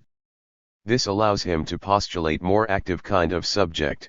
He is not referring simply to an ens causa sui capable of entirely spontaneous action, but rather a possibility lying in changes in the intentionality of social practices. 19. 3. Untangling the web of influence. Given the prominence of the Kantian and Hegelian traditions in history and class consciousness, it may seem quite counterintuitive to cite the various discourses represented by Husserl, Lask, Regel, and Fiedler as sources of Lukács's thought. His pell-mell dash through classical German philosophy in the central section of the Reification essay has suggested to most of his readers that he believes Marxism can offer the solution to its central problem, that of the subject. It is for this reason that commentators such as J. Orato and Brains have characterized his theorization of proletarian subjectivity as Fichtean. Like Fichte, they suggest, he resolves the problem by positing the subject as creator. In this case, the laboring proletariat creates the social relations it must then overthrow. I will address this argument more fully in Chap 5, but in general I agree with Lowy's verdict that history and class consciousness is not the solution to these problems, but rather their Aufhebung. Lukács does not move beyond classical thought on its own terms, but by fundamentally reconfiguring the problem. The point of his lengthy analysis of idealism is to show that the problem of the creator is a product of the particular way in which the question is set, not an attempt to resolve by showing how the subject can, after all, be revealed to create the objective world if only the argument is applied to social reality. Understood phenomenologically, subject and object are mutually co-constituting. Therefore, rather than being influenced or shaped by German idealism, Lukács's theory aims to show that its very problems are the result of error. In order to counter the excessive weight hitherto placed on Lukács's debts to classical German philosophy, then, my exegesis of history and class consciousness will minimize their influence. As far as possible, I will largely exclude detailed consideration of idealism as a source of his thought, rather than as the object of his analysis. This does not mean that I entirely deny the importance of the Kantian tradition for Lukács, but the excessive attention paid hitherto to his engagement with the post-Kantian tradition has led to a tendency to see almost every aspect of his theory as little more than a materialist version of idealist arguments. The same applies for a number of his other influences, such as George Simmel and Max Weber. For example, Lukács's theory of reification is often seen as a Marxian version of the former's account of the tragedy of culture. By limiting my analysis of these thinkers, it becomes possible to pick out the phenomenological elements of his thought. Of course, in places it will be 20. Necessary to refer to other theorists on whom Lukács draws at specific points, but I will explain them within the phenomenological framework I develop here, and mostly not as independent sources of Lukács's thought. Marx is, of course, ever present in the background, but here I present him as Lukács reads his account of commodity fetishism refracted through the prism of phenomenology, rather than as himself the methodological model for Lukács's social analysis. There is, however, one figure from the post-Kantian tradition who cannot be omitted completely: Hegel. In limiting my discussion of someone like Fichte, I am deliberately seeking to argue that his influence on Lukács was much less than commonly thought. The same cannot be said about Hegel, whose language and concepts Lukács draws on throughout his argument. I do not seek to deny his significance, but by emphasizing the phenomenological aspects of Lukács's argument, I suggest that it is not what it is normally assumed to be. For many of Lukács's critics, Lukács's theory is Hegelian in that it supposedly relies on a grand historical demiurge, a macro-subject that is capable of driving history. By demonstrating that the elements of Lukács's theory that have hitherto been read as granting primacy to the subject are better understood phenomenologically as instead describing the equal co-constitution of subject and object, I will rule out that argument. But this only clears the way to show where Hegel's influence can be seen. It is visible primarily in Lukács's use of the ontological categories of his logic, and not the narrative of Geist unfolding itself in the world. It lies beyond the scope of this work to give a full account of Lukács's adoption of Hegel's conceptual toolbox. To do so would mean staking a position on much debated aspects of Hegel's own thought as well as on Lukács's use of it. Nevertheless, I will in places turn to Hegel. In part, this is to make clear where the influence of Husserl, Lask, Fiedler, and Riegel stops, so as to avoid the contrary problem of overinflating their importance at the expense of other sources. But it is also necessary to give at least some indication of the ways Hegel's thought is interwoven with the phenomenological quartet in Lukács's complex, shifting text. He draws above all on the categories of Hegel's logic, which he treats as ontological categories. In this respect, I read Lukács as closer to those in recent scholarship like Dusan or Howelgate, rather than Di Giovanni, for whom the logic is intended in a Kantian transcendental fashion, as an outline of the structures of thought alone, and not of being. 50. As I shall explain in chaps 4, 5, and 6, he makes full use of the different levels of being that Hegel outlines in 21. The logic, differentiating, for example, between the mere existence and the determinate being of objects as they come into social relations, or between the essence and appearance of capitalism as a whole. What he does not take from Hegel, however, is the latter's account of subjectivity, both at the level of the individual mind and at the macro-historical level of Weltgeist. Lukács acknowledges Hegel's efforts to overcome what he sees as the definitive flaw of bourgeois philosophy, the antinomy of subject and object, assumed to exist separately a priori. Hegel's solution to this problem is to show the identity of subject and object. The categories by which we know the world are at the same time those through which it exists. But, Lukács argues, Hegel treats the emergence of these categories separately in thought and in reality. The logical deduction of these categories is separate from their emergence in history, and he ultimately falls back into the erection of a rational system as the driving force of history, rather than actual events and practices. In reality, intellectual and historical genesis coincide. 51. Consequently, Hegel's philosophy falls back into a dualism of subject and object. Rather than uniting them, they develop only in parallel.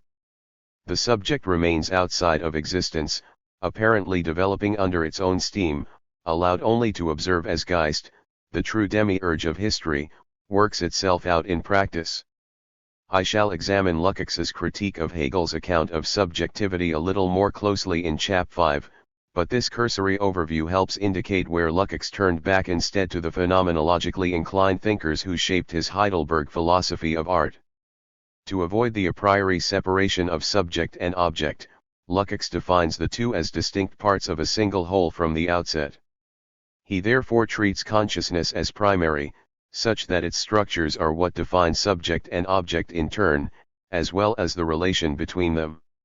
He can thereby attain the goal that Hegel aimed for, but fell short of. Thought and being coincide because objects only meaningfully exist insofar as they are disclosed through the categorical structure of conscious social practices. These structures simultaneously determine the subject by placing it in a certain relation towards objectivity, an argument that he derives particularly from Hegel. Thus, rather than assuming the separation of subject and object from the start and then seeking to explain their reconciliation, Lukács defines them first in relation to one another, such that it is their division in bourgeois philosophy is the problem to be explained.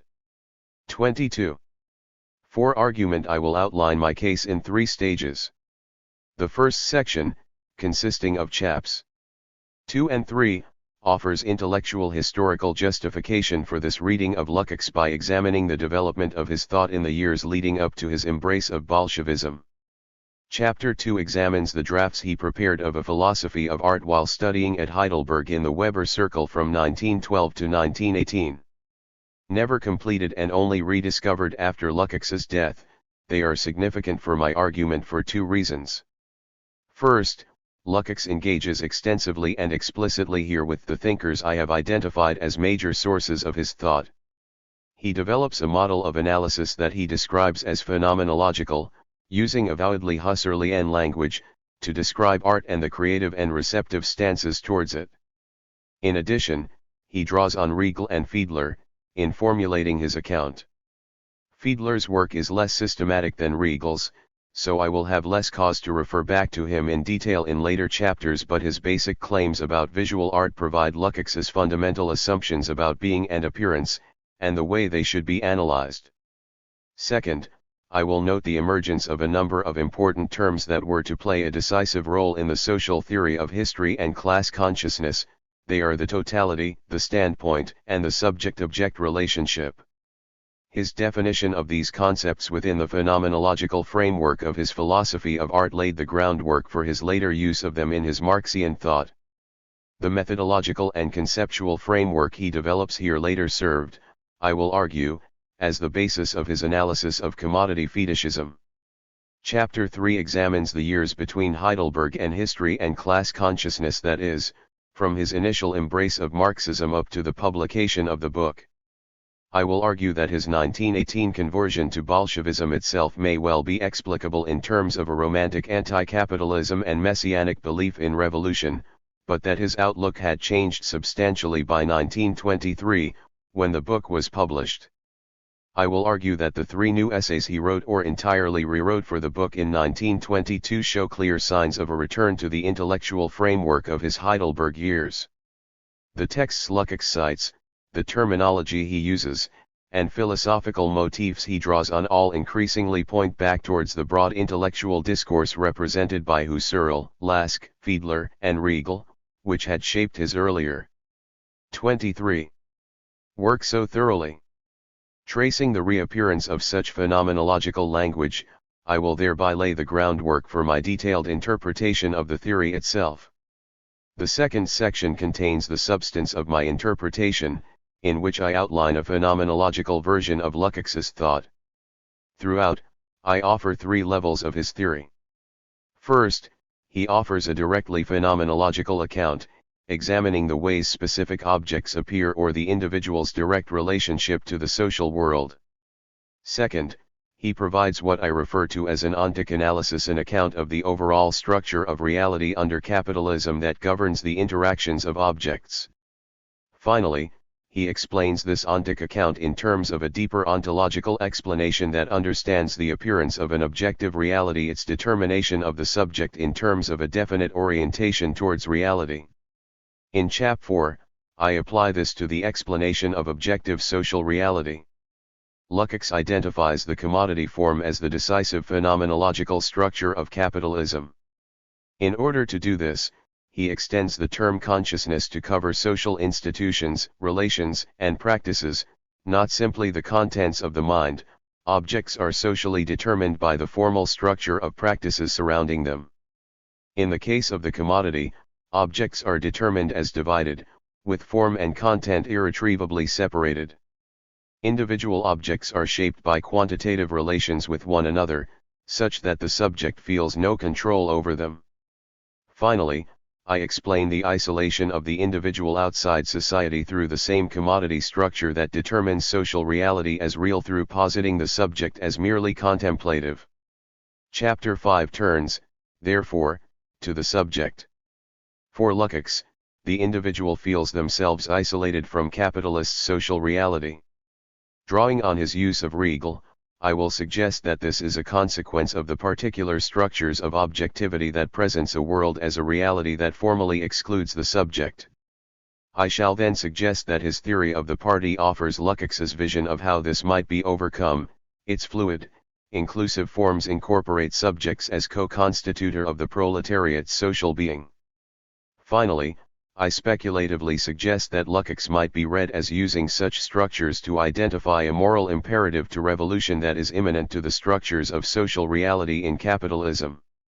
Chapter 6 examines the problem of identity and experience. As will become clear, it is where I find Lukács's argument least persuasive. The phenomenological structures applied to social reality are also, he suggests, applicable within the consciousness of the individual. Consciousness is Rei. 24. Fied in the sense that experience itself becomes a thing, to which the subject is related in a specifically structured fashion. Those in different social positions relate to that experience in a range of ways, and the particular relationship of the proletariat to its experience is contradictory, potentially disrupting reification. While the instrumental elements of his argument are not entirely convincing, his application of this model to the formation of collective identity may offer a new dimension to our understanding of social movements. The third and final section, consisting of chaps 7 and 8, tries to apply this phenomenological reading of Lukács outside the problems he tackles in history and class consciousness. Chapter 7 considers the relation between society and nature. I consider the criticisms of Lukács's approach made both by Andrew Feenberg and by Lukács himself several decades later. Reinterpreting this relationship phenomenologically, I suggest, most of these criticisms are avoidable. Moreover, this reading challenges the very opposition of society and nature, and offers ways to think about the designation of certain things as natural, irrational, or extrasocial. Finally, in concluding, I offer a Lukácsian explanation of postmodernity in relation to the analysis of Frederick Jameson, and argue briefly that he suggests a substantial concept of rationality that may be made available for critical theory and which has advantages over the abstract formalism of Jürgen Habermas. In showing these potential implications of a phenomenological reading of Lukács's thought, I hope not only to indicate his own renewed relevance today but also to bridge the gap between Marxian critical theory and phenomenology more generally. Chapter 2. Reality and Representation in Art.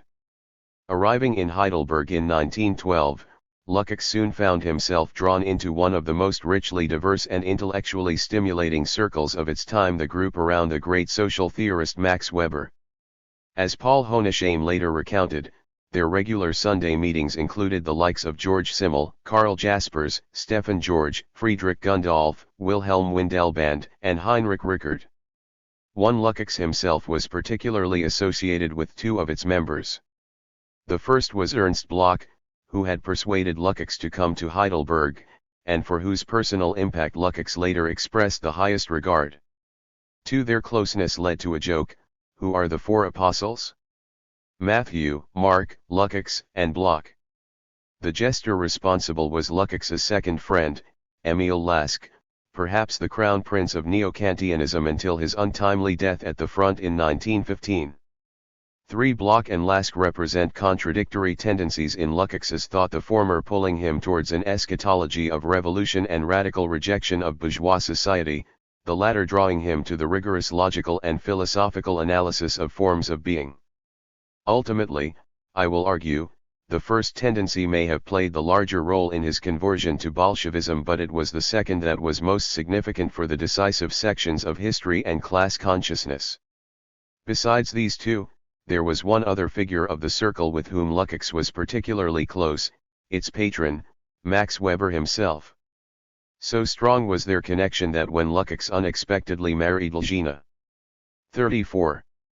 Grabenko, Weber sought to assuage the concerns of Lukács's solidly bourgeois father by claiming her as a relative. For recollecting their relationship later in life, Lukács attributed it above all to a single remark that had, it seemed, made a profound impression on Weber. I ought perhaps to mention the fact, because it plays a part in my good relationship with Weber, that I once remarked to him that according to Kant the essence of aesthetics lay in the aesthetic judgment. My view was that aesthetic judgments did not possess such priority, but that priority belongs with being. Works of art exist. How are they possible? This was the question I put to Max Weber, and it made a deep impression on him. It is the fundamental problem of my Heidelberg aesthetics. 5. Lukács was not entirely mistaken in his evaluation of the impact of his statement. Weber expressly cites this claim in the closing sections of Science as a Vocation. 6. As Lukács indicated, it was the central question he sought to answer in his abortive efforts to develop a comprehensive aesthetics and philosophy of art while seeking habilitation at Heidelberg. What Weber found so striking in Lukács's formulation of the problem was the secondary, dependent role afforded to the subject. As he put it in a letter to his younger colleague, after having seen aesthetics approached from the standpoint of the receiver and more recently from that of the creator, it is a pleasure to see that the work itself is given a voice. 7. Lukács's move was not meant to indicate a return to some kind of Humean theory of aesthetic properties, or individual objective features of the work that bring pleasure. Rather, it could be understood as an attempt to apply in aesthetics Husserl's dictum to return zu den Sachen selbst, or to go back to the things themselves in all their meaningful complexity. To do so, Lukács developed a pure doctrine of aesthetic validity that avoided either metaphysical or psychologistic reductionism, and instead asked what formal conditions must be satisfied in order for a thing to be manifest as a meaningful work of art. If an artwork were to fulfill its claim to manifest a timeless value, or to motivate pure aesthetic experiences that seem to transcend everyday life, it must be understood as an autonomous complex of meaning. Thus, any significance the work drew from its reference to or representation of an external world must be ignored. Equally, we fail to experience a work as art in the full sense if our 35. Enjoyment of it is drawn from personal responses such as identification with the characters of a novel. Of course, Such external referents might indeed be part of any object offered as a work of art. Lukács's argument was merely that they must be ignored if we are to take the object as art. To do so, we must bracket any reference they might have to a reality outside themselves, or to any perceiving subject, and take the work as a significant, interpretable form in its own right. Lukács's drafts attempt to identify the formal conditions that must be satisfied for an artwork to be valid in this way, but despite producing several hundred pages of manuscript, he never completed the work. Only one chapter, on the subject-object relationship in art, ever reached publication. On returning to Budapest in 1917, he left this manuscript, along with hundreds of pages of notes and letters, in a valise deposited at a Heidelberg bank.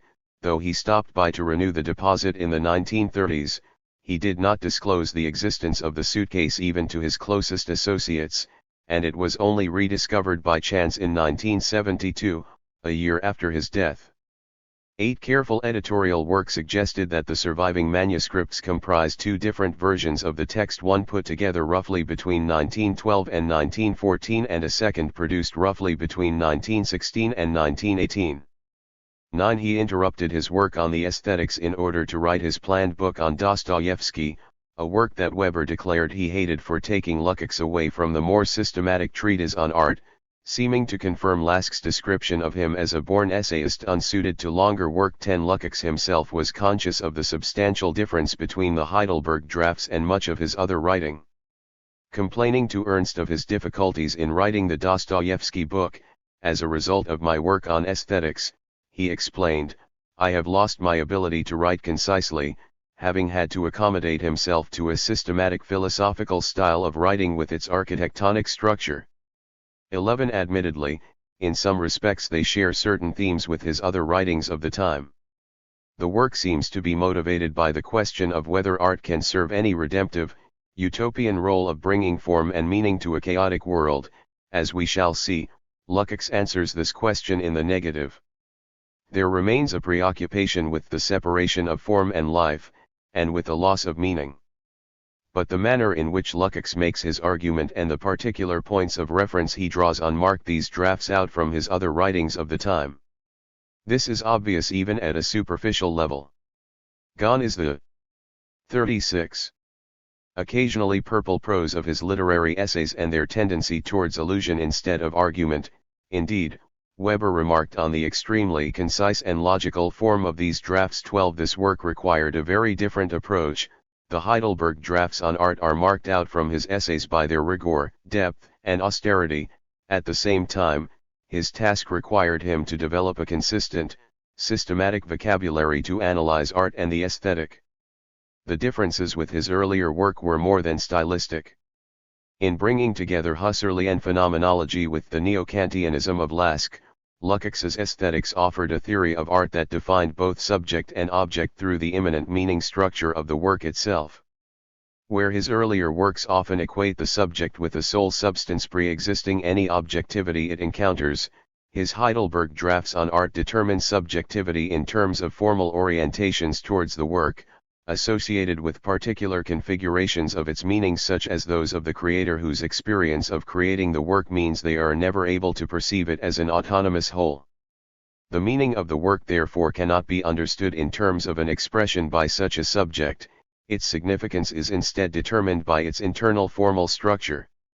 Drawing on Riegel's notion of Kunstwollen, Lukács explained different genres in such formalist terms.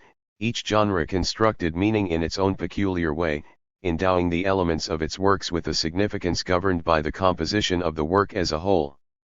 The method that Lukács used to explain the meaning of works of art, I will argue, was the basis for the method he later used to interpret social relations in history and class consciousness. He would come to treat social being as a meaningful reality in which the relations between different entities were structures of signification that determined both the existence and interactions of the various elements of the whole.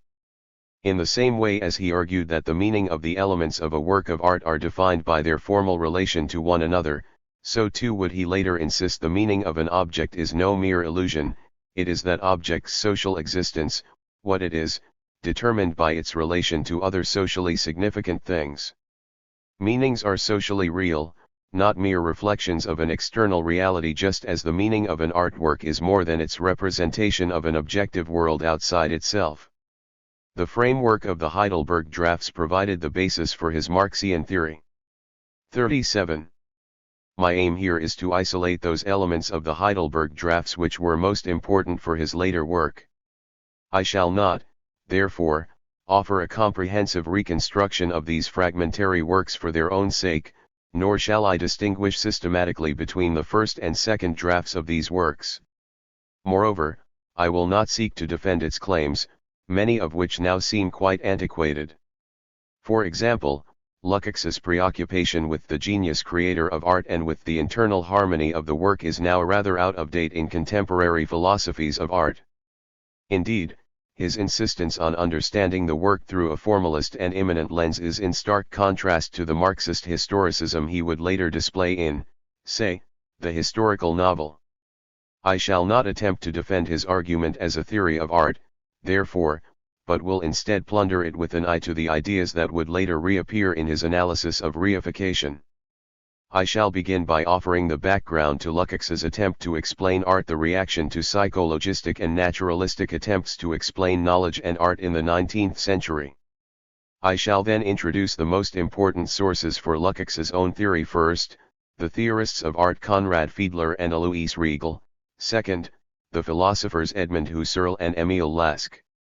Finally, I shall turn to the meat of Lukács's own theory, focusing on two particular questions he addresses in the Heidelberg drafts: the notion of the work as a self-enclosed totality, and the problem of the subject-object relation. His exploration of these ideas here is essential. These notions were, of course, to play a decisive role in his Marxist theory.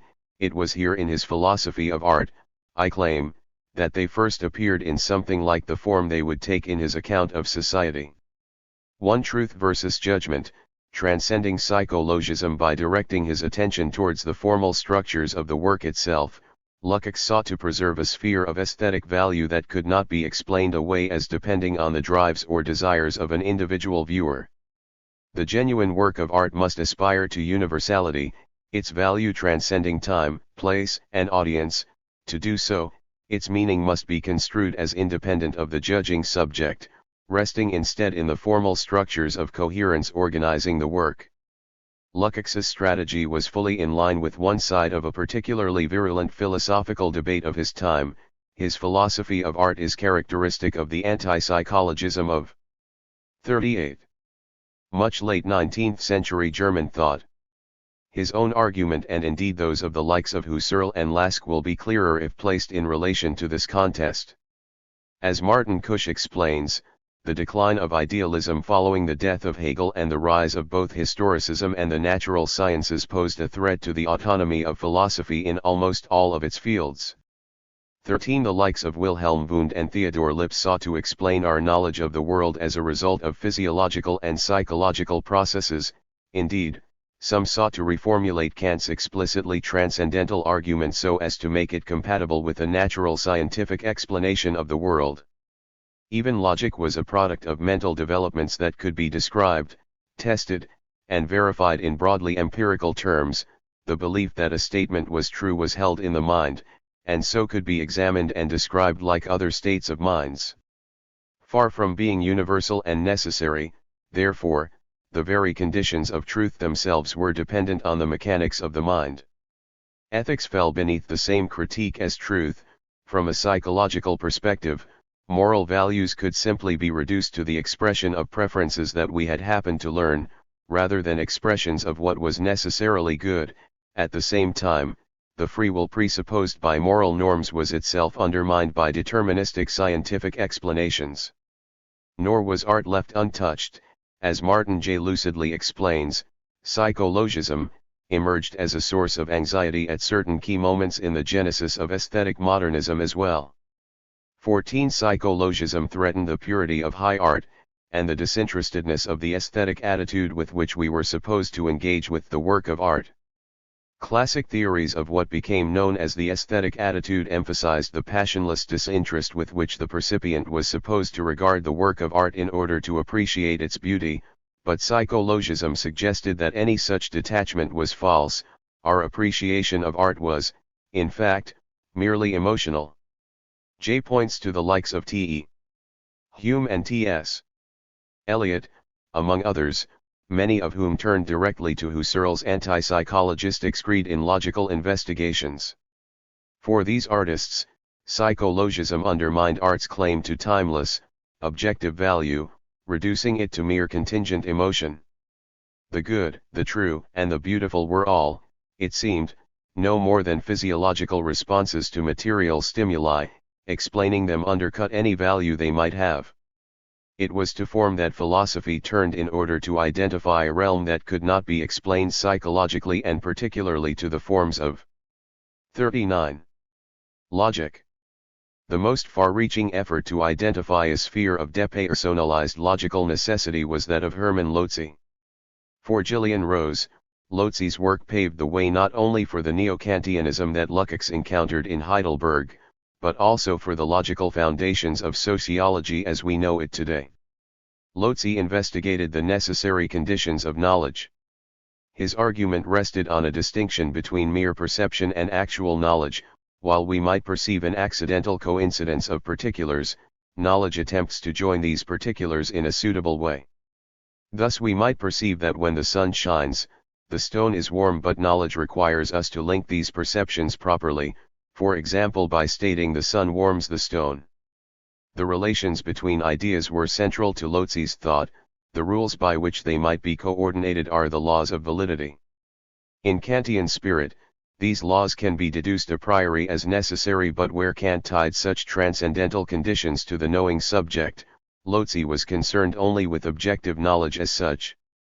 Thus, the minimum components of propositional thought must include objects, concepts, or dependent properties sitting upon those objects, and relations, explaining the connections between objects based on their properties. The examination of the proper relations between these components of thought is the domain of validity. A proposition holds or is valid if its parts are placed in logically correct relations to one another. The rules of validity could be derived a priori, and were neither subjective, in that they were not the product of individuals' thoughts or judgments, nor objective, in the sense that they existed in objective reality. Rather, they belonged to a separate realm that was entirely sui generis. Validity thus provided a sphere for philosophy that must stand above psychology because its laws were the unavoidable conditions of any truth whatsoever. In his notion of validity, then, Lotze presented coherence as independent both of the psychological dispositions of the subject, and of any correspondence with an external world. The conditions of validity applied irrespective of personal or historical circumstance. Lotze's argument was taken up by the historically oriented neo-Kantians of the Southwest German school in defending values against historicist or naturalistic diminution. In drawing on Lotze, the likes of Wilhelm Windelband or Heinrich Rickert sought to bypass some of the problems they perceived in Wilhelm Dilthey's attempt to rebut psychologism. Dilthey had been right to insist on a sharp distinction between 40. The highly deterministic natural sciences and the more fluid, interpretive human sciences, but his Lebensphilosophy risked reducing all values and arguments, including philosophy itself, to a historically contingent worldview. Even if we recognized that values played a role in motivating human action, their historical and social variability implied that there might be no objective way to know which values were truly worthy of our dedication. Lotze seemed to offer a way around this by making it possible to consider the formal validity of values separately from whether or not they were actually held at any point in the past. Christian Krijanen aptly summarizes the implications for the Southwest School's program thus. Starting philosophical analysis with given cultural phenomena, i.e., spheres of culture containing objective validity claims, does not imply that the premise of the analysis is a factum that is stipulated dogmatically as valid. Rather, the analysis takes such facta as problematic, as a validity claim that is in need of philosophical determination and evaluation. According to the neo-Kantians' understanding of the method of transcendental philosophy, the original determinacy of the different spheres of culture is to be known via an oblique, validity-reflexive disclosure of the constituents of meaning of those spheres of culture, i.e., of the principles of validity of those claims. 15.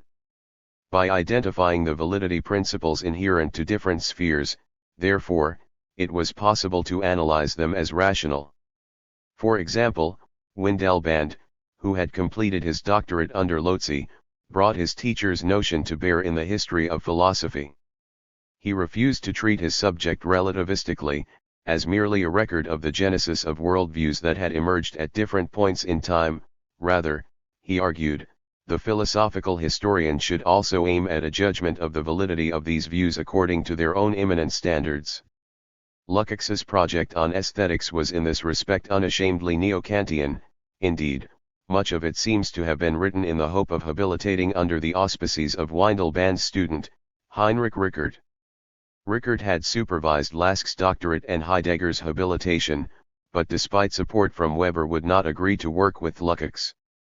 Nevertheless, the latter's Heidelberg manuscripts were clearly intended to offer precisely such a neo-Kantian analysis applied to the domain of art. In seeking the conditions of the possibility of the work as such, he tries to explain what it means for a work to cohere in a way that provides a peak. 41. Aesthetic experience.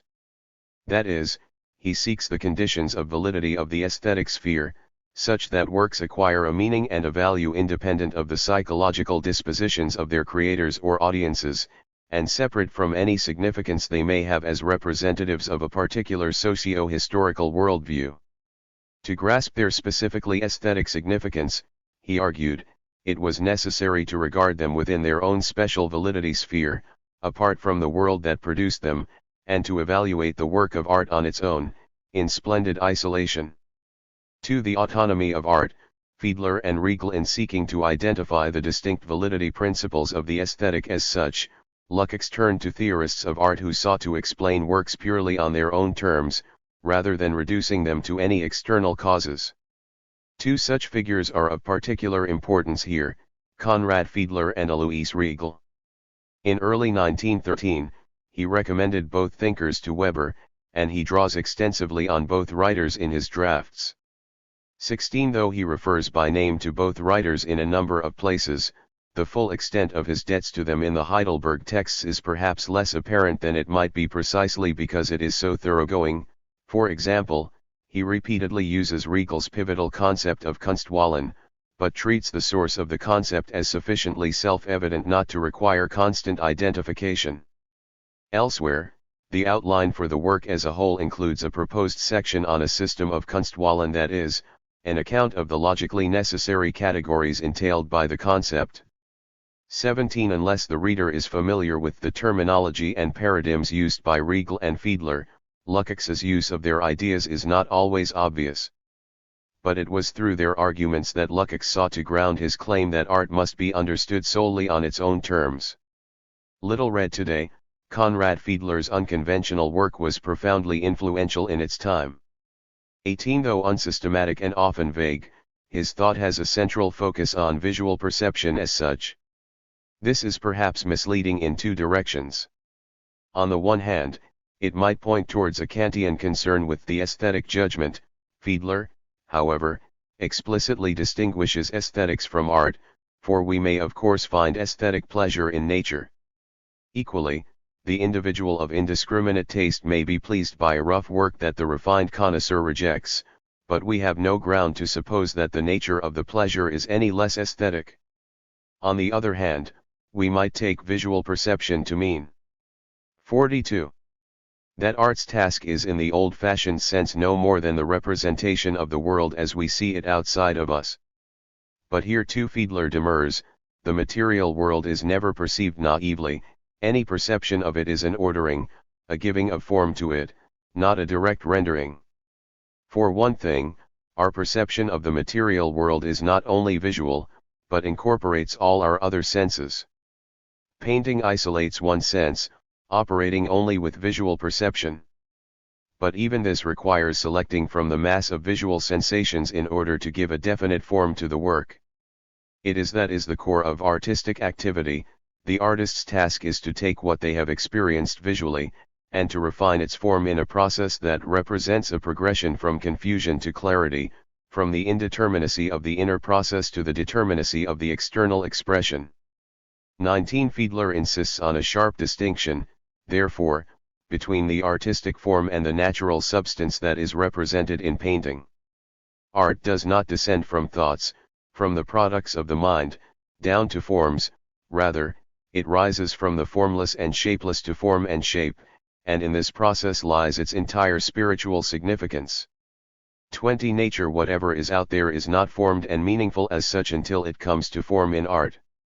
For Fiedler, therefore, art and artistic activity are autonomous and clearly distinct from any other sphere. The visual artist isolates certain aspects of experience with no direct correlate in other senses. Color, for example, is not manifest to touch. But such aspects are the very stuff of the visual arts, rather than mere aspects of a total experience, they are its central concern. In the deepest sense, real seeing or pure visual experience must be understood in detachment from any supposed connection to external reality. As a sphere of meaning, art is sufficient unto itself.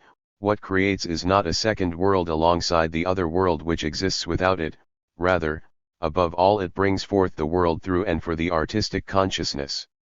21. This gnomic comment has two significant implications. First, it emphasizes the immanence of artistic meaning. The sense of a work of art is determined by its own forms, not by reference to the nature that it represents, the emotions it expresses, and so on. Second, there is a sense that we can only attribute existence to a world when it takes on form, and that the role of the artist, therefore, is to bring more and more of the formless, shapeless stuff into a formed, meaningful whole. His theory is effectively a rejection of Platonic qualms about art as no more than a distorted imitation of the objects or events depicted. For Fiedler, in contrast, it is meaningless to talk of some more true reality that visual arts are supposed to imitate, because objective being is unformed. 43. And any knowledge of that being whatsoever is, in effect, a forming of it. Art counts as a knowledge of reality as valid as any other. To contemporary readers, this is unavoidably reminiscent of Heidegger's account of art as a happening of truth, an impression reinforced by the similarity of titles. Heidegger's Der Ursprung des Kunstwerks suggestively echoes that of Fiedler's main work, Über den Ursprung der künstlerischen Tätigkeit. 22. Heidegger's evocative comment that earth juts forth into world finds similar echoes in Fiedler. Unlike the Kantian noumenon, the shapeless substance that the artist brings to form cannot remain forever unknowable behind the representation. It is always, in a sense, present in the artist's ever-renewed attempt to bring more of the world to visual representation. The work overflows itself. In choosing a particular style to organize a work, the artist is tacitly aware that the same stuff could come to form in a plurality of other ways. Their art implicitly entails endless reinterpretation of the same material. It is this aspect that Lukács focuses on in the earliest appearance of Fiedler in his Heidelberg texts. For Fiedler, the process is the eternal, the work only a station, an objectification, something fragmentary. The task of art, he says, always remains the same, unresolved and insoluble, and must always remain the same as long as there are men. 23. This obviously echoes Lukács's earlier concern with the inability of form to capture content, expressed so evocatively in Soul and Form and elsewhere, but with an important twist. His literary essays had described the problem in terms of a post festum imposition of forms that had in principle nothing to do with the content to which they were applied. By treating that content as restricted by such forms, Lukács implied its existence in some kind outside of them. Here, however, the content comes to reality only to the extent that it acquires form. The suggestion that a living content might find itself restricted by alien structures is nonsensical in this paradigm, for it presupposes a continual striving towards form rather than a completed act. Thus, Lukács's own explicit focus on the logical possibility of the being of the artwork starts from the Fiedlerian claim that such being is valid and distinct reality sui generis, rather than merely a reflection of an external world. He was not uncritical of Fiedler, however, suggesting that the art theorist fetishized the role of the creator to too great a degree, neglecting the work itself. 24 Later, in History and Class Consciousness, Lukács goes further. Fiedler's insistence on separating visual perception from all other senses qualifies him as an example of the theoretical fragmentation of the unity of the subject. 25 Lukács sought to avoid such dependence on both. 44. Creating and perceiving subject, and to examine the work in its own right, rather than the product of an artist's creative vision, he sought a depersonalized principle of form immanent to the artwork. He found this in the thought of Alois Riegel, described by Barish as the fullest expression of the trend in the theory of art that included Fiedler. 26 Intriguingly, while he relegates Fiedler to a footnote in History and Class Consciousness, Riegel is cited as one of three truly important historians of the 19th century. 27 I will return later to the significance of the remark. For now, it is sufficient to note what Lukács still found so admirable a decade later: Riegel's concern with the structure of our relation to the world, as expressed through his central concept, the Kunstwollen. Unlike Fiedler, Riegel was deeply embedded within the academic study of art and the broader field around it. He studied art connoisseurship under Moritz Dowsing, but also attended classes by Franz Brentano and Robert Zimmermann. This philosophical background may have helped shape his theory of art. He began his career at the Museum of Art and Industry in Vienna. Later, he served as director of the Bureau of Public Monuments. His highly formalist work made him a leading figure in the Vienna School of Art History, and was a major point of reference for thinkers such as Erwin Panofsky and Karl Mannheim. Walter Benjamin identified Riegel's late Roman art industry as one of 4 books that would last. Tellingly, Lukács's History and Class Consciousness was also on the list. 28 Though his formalism fell out of favor for a time with the rise of socio-historical approaches to the history of art in the 1970s, a rash of new editions of his work in recent years is testament to his renewed appeal. Riegel's most celebrated term, Kunstwollen, is a product of the claim he shared with Fiedler: artistic style must be understood on its own terms. Riegel's case emerged in his polemical engagement with the then-dominant theories of Gottfried Semper. For Semper, styles of decorative arts followed directly from the purpose of an object, the material from which it was made, and the techniques available for it. Intellectual concerns were purely secondary. Thus, geometric ornamentation might emerge from the fact that early walls were made of wickerwork. 29 In his early Stillfragen, Riegel overturned this claim by tracing the development across time of a number of decorative motifs such as vegetal patterns or arabesques. Rather than resulting from changes in the materials used, such patterns were the product of a purely artistic development, the acanthus. 45. Ornament, for example, was not copied directly from nature but was instead produced by the gradual elaboration of an earlier palmette motif. 30 Artistic styles, it followed, should be understood as autonomous, governed by their own immanent development rather than factors external to them. The Kunstwollen could be seen as Riegel's formalization of this insight. He developed the term through its application in analyzing the products of a vast range of periods from ancient Egypt to the Dutch Baroque. 31 There is considerable debate over the exact meaning of the term, as reflected in the various English translations of the term artistic volition, will to art, and others. The problem is only compounded by Riegel's liberal application of it to eras, to peoples, and to individuals. He speaks, for example, of the Kunstwollen of late Roman art, of Germans, and of Rembrandt at different points. But it would be fair to begin by characterizing it as the central principle of structure governing any given work of art, such that every detail is determined by the way it related each particular to the others. By implication, the work's theme, the material it is made of, or the purpose to which the object is put is not especially relevant to understanding the Kunstwollen. But where Fiedler personalizes such principles by attributing them to the creative subject, Riegel makes it possible to detach them from an individual creator by describing them in clusters of related concepts that determine how objects must appear in a given work. Identifying such principles allows us to judge works on their own terms, rather than by their success in representing some supposed external reality.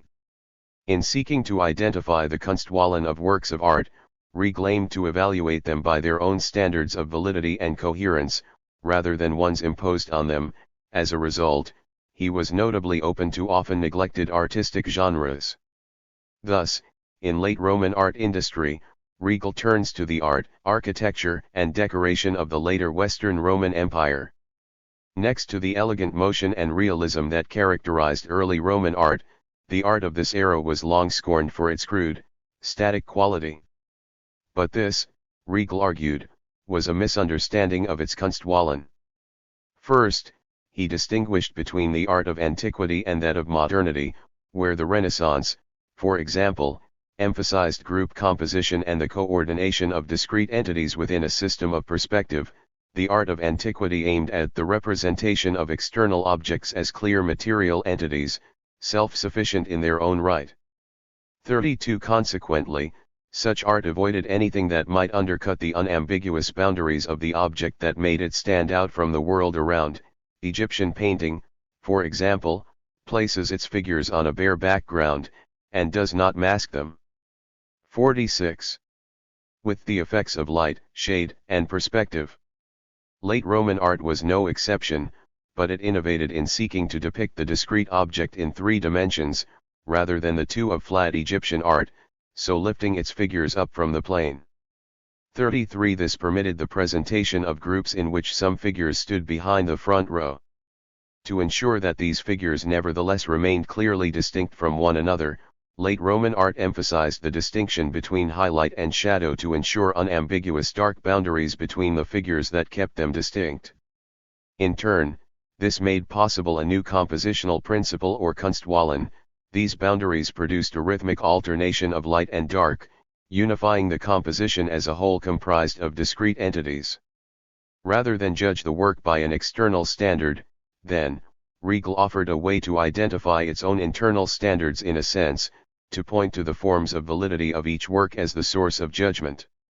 Importantly, subordination of the individual entity to the group composition should not be understood as a deviation from strict realism, because any Kunstwollen implies a distinct understanding of what is real. This might seem counterintuitive. To modern eyes, Renaissance art's development of perspective seems obviously more realistic than flat Egyptian paintings, for example. Riegel demurs: to Egyptian eyes, the entities so depicted are distorted by the artist's eye. The diminution of figures by their distance from the viewer or the obscuring of the object by the effects of aerial perspective conceals their real essence. Instead, by presenting distinct figures that remain the same regardless of how we look at them, Egyptian art tried to capture the fixed substance of the object. Riegel distinguishes these 2 different Kunstwollen by designating them optisch and haptisch. The former presents reality as it appears to the eye, while the latter presents reality as known by touch, for which the boundaries of objects are sharply delineated rather than fading into shadow. These artistic principles correspond to distinct ways of understanding the nature of reality as such. The ancients had a notion of the world as composed of tactile, self-contained individual shapes. 34 Each entity was defined entirely by its own internal essence. Their interactions were, in consequence, mechanistic and chain-like, in that they were determined by the essences of these objects themselves. 35 Haptisch art, which grasps each object individually and in isolation, depicts this understanding of reality. In contrast, the modern image of the world is of an interconnected web, a complete system within. 47. Which objects interact according to laws that are independent of the individual entity. By subordinating all appearances to the rational rules of perspective, optisch art corresponds to such an understanding and, as we shall see, to Lukács's view of classical German philosophy. Riegel develops his analysis of Kunstwollen by positing a number of different categories beyond the haptisch/optisch distinction. Such categories shape not only the objective reality depicted in the work, but also the subject's relation to it. He distinguishes, for example, nachsichtig, normalsichtig, and fernsichtig art, describing respectively whether a work is meant to be viewed from close up, a middle distance, or from afar. This distinction implies that the very position of the subject is presupposed by the formal construction of the work and the nature of the reality it assumes. In perhaps his clearest definition of the term, Riegel makes the centrality of this subject-object relation explicit. He Kunstwollen of antiquity, especially in the final phase, is practically identical with other major forms of expression of the human Wollen during the same period. All such human Wollen is directed towards self-satisfaction in relation to the surrounding environment. Creative Kunstwollen regulates the relation between man and objects as we perceive them with our sense. This is how we always give shape and color to things. Yet man is not just a being perceiving exclusively with his sense but also a longing being. Consequently, man wants to interpret the world as it can most easily be done in accordance with his inner drive. The character of this Wollen is always determined by what may be termed the conception of the world at a given time, not only in religion, philosophy, science, but also in government and law. 36. Kunstwollen offer a stylistic representation of both the nature of objective reality and the relation of the individual to that reality prevailing in a given society. Any notion of the nature of the world implies two or possible modes of interaction with it. Like Fiedler, then, Riegel treats works of art as presenting a world of their own, structured by an immanent principle that sets up realities within themselves. Riegel, though, is more ambitious in his incorporation of the subject position into the work and in extending the concept beyond art to imply that identical structuring principles might be at work in broader social phenomena such as the law. 48. The exact meaning of Kunstwollen remains a matter of debate. For example, Riegel's attribution of different Kunstwollen to different cultures and peoples might imply that they originate in some kind of national spirit. This, at least, was the interpretation offered in 1929 by the controversial Hans Sittelmayer. His subsequent involvement with the Nazis sullied Riegel's reputation by association. 37. Erwin Panofsky offers a quite different approach, explicitly seeking to purge any psychologistic or subjective elements from Riegel's theory. He refines the theory of Kunstwollen to a trio of logically necessary, a priori conceptual dyads. Any work of visual art entails a choice between haptic and optic, depth and surface, and fusing and splitting. 38. There is textual evidence to support both interpretations, but what is more important for our purposes is Lukács's appropriation of Riegel's central concept. There is much to suggest his reading is closer to that of Panofsky. In the first place, he criticizes Fiedler for excessive emphasis on the role of the creative subject. 39. Indeed, he prefigures Panofsky in expressly rejecting psychologistic explanations of art.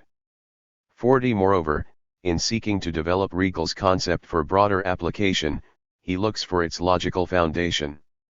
He criticizes Riegel for identifying Kunstwollen inductively from specific works of art, rather than establishing their logical foundation, with the consequence that Riegel achieves only a philosophical history of art rather than a philosophy of art as such. 41. In place of this, his sketched outline for the work as a whole includes a proposed section on a system of Kunstwollen, that is, a logically structured analysis that, had it been written, might have looked rather similar to Panofsky's. 42.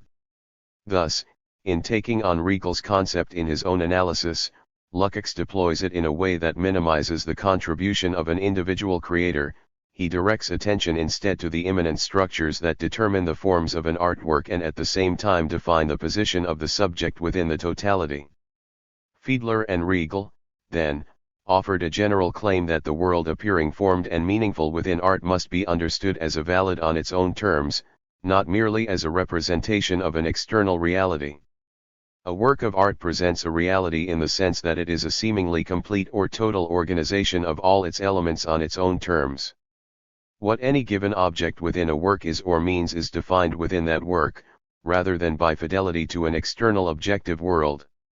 Moreover, the structuring principle governing it indicates a complete depiction of the workings of reality and the interactions a subject may have with it.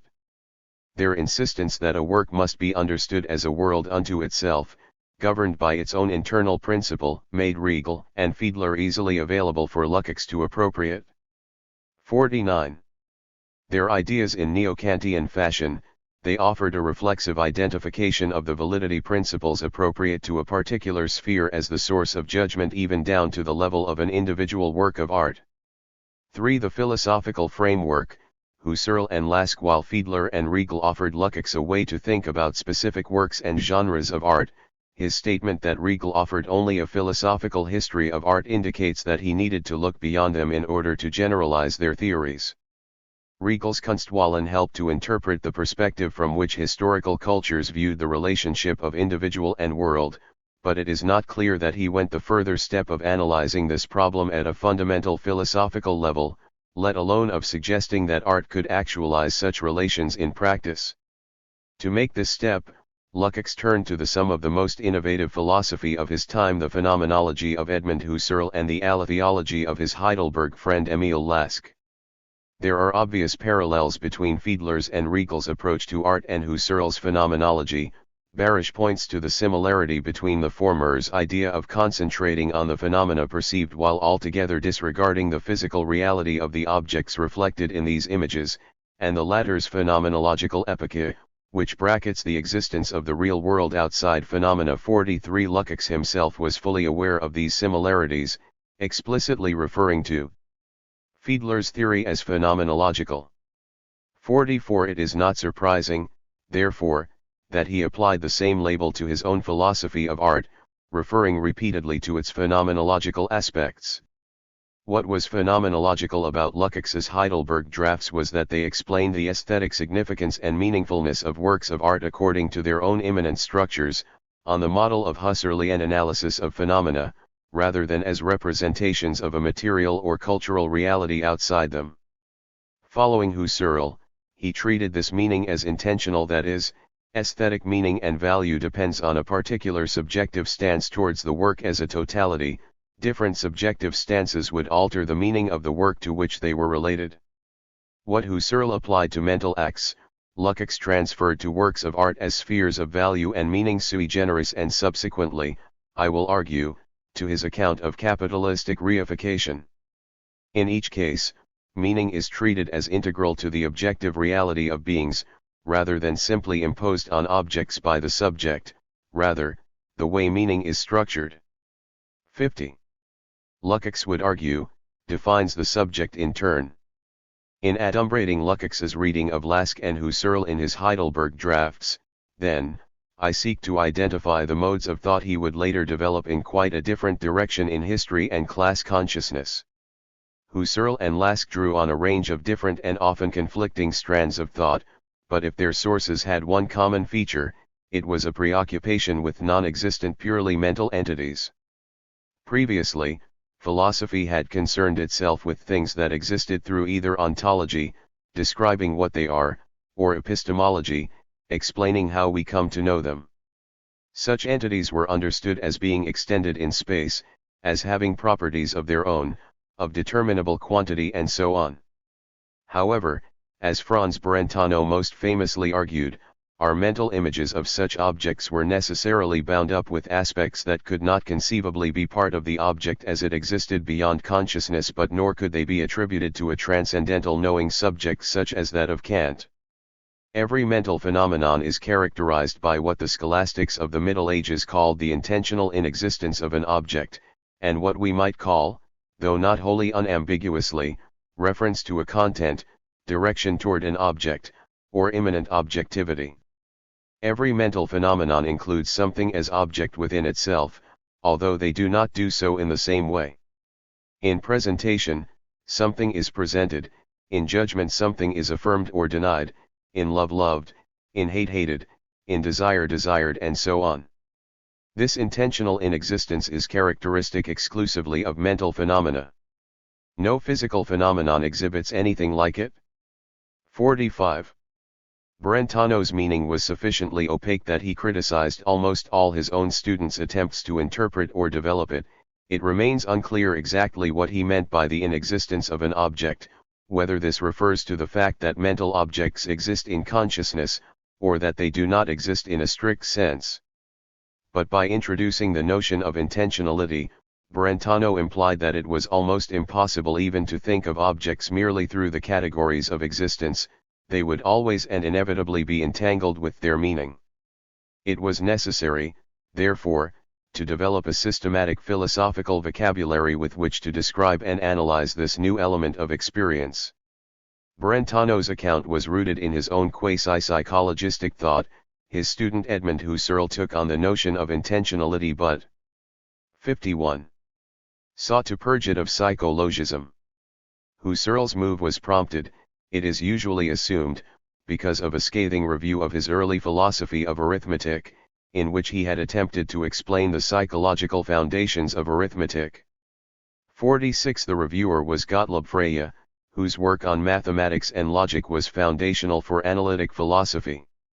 His Grundlagender Arithmetik and Grundgesetze der Arithmetik offered vehement arguments against psychologism, but it is his contribution to the debate on meaning that is most relevant here, particularly in his 1892 paper, on Sense and Reference. Two sentences, Hesperus is shining and phosphorus is shining, may appear to mean the same thing if we know that these are two different names for the planet Venus. Their reference is identical, in that they point to the same lump of rock. But their sense is different, the first designates Venus as the evening star, the second as the morning star. 47. That Frege made this point through the logical analysis of statements, in contrast to Brentano's preoccupation with our affective orientation towards objects, was characteristic of his anti-psychologism. In making this move, he offered a way to think of meaning independently of psychological dispositions. It was this that provided the starting point as Husserl began to develop the philosophy for which he is famous, phenomenology. In selecting this name, Husserl means to examine the structures of the experiences themselves, without regard to their relation to external reality but also avoiding psychological reductionism. His logical investigations brought together Brentano's concern with mental phenomena, but infused with the logical concerns of the likes of Lotze and Bernard Bolzano. The 6 essays that make up the positive argument of this text after the anti-psychologistic prolegomena explore the meaningfulness of mental representations by identifying the logical preconditions for different kinds of sense-making. Husserl begins by treating statements as manifestations of the conscious mental states he aims to analyze.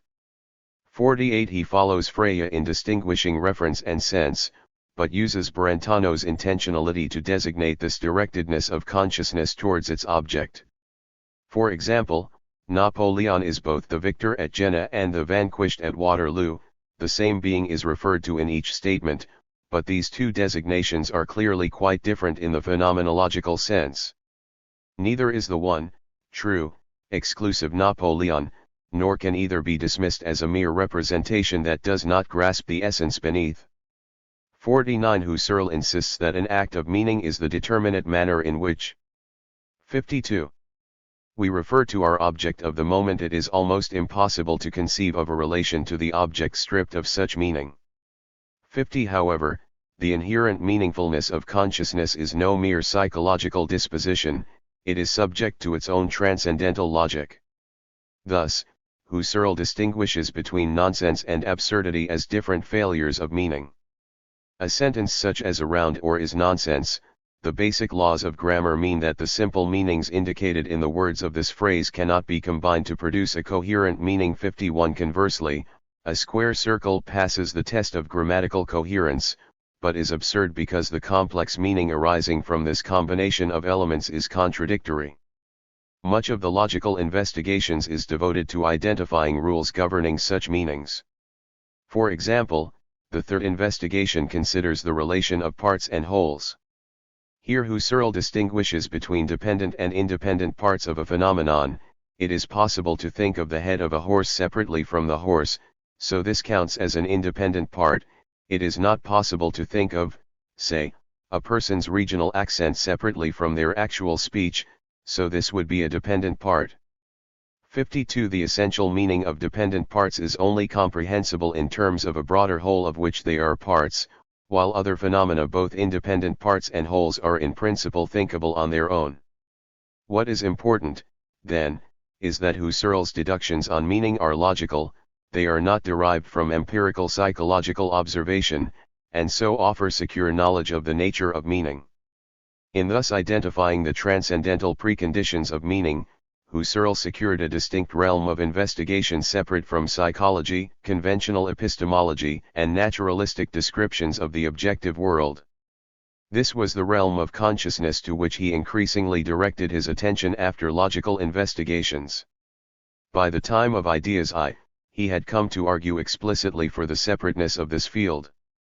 In order to understand the meaningfulness of consciousness, he argued, we must first systematically ignore the world outside phenomena. Performing the phenomenological epoche, we bracket the entire external world, and make absolutely no use of it. 53. This allows the phenomenologist to study consciousness qua consciousness. Consciousness has, in itself, a being of its own which in its own absolute essence, is not touched by the phenomenological exclusion. It therefore remains as the phenomenological residuum, as a region of being which is of essential necessity quite unique and which can indeed become. 53. The field of a science of a novel kind, phenomenology. 54. Just as Fiedler distinguished the world within the artwork from its external correlate, so too does Husserl bracket out the reality beyond consciousness. This epoche allowed Husserl to examine the meaning-generative structures of consciousness directly. It is a matter of relative indifference whether or not the mental presentation of an object corresponds to an external object. If we imagine the god Jupiter, our image still includes the same structures of intentionality and significance as our image of Bismarck. From a purely phenomenological point of view, the meaningfulness of the presentation is formally similar. 55. In Ideas I, Husserl refers to these structured meaning complexes as noema, broadly designating the object as a specific meaning at a particular juncture, intended in a definite way. Such noema should not be confused with the Kantian phenomenon, defined in opposition to the noumenon. It is fundamentally erroneous, he states, to believe that perception does not reach the physical thing itself. The latter is not given to us in itself or in its being in itself. It is not the case that, in its stead, a picture or a sign is given.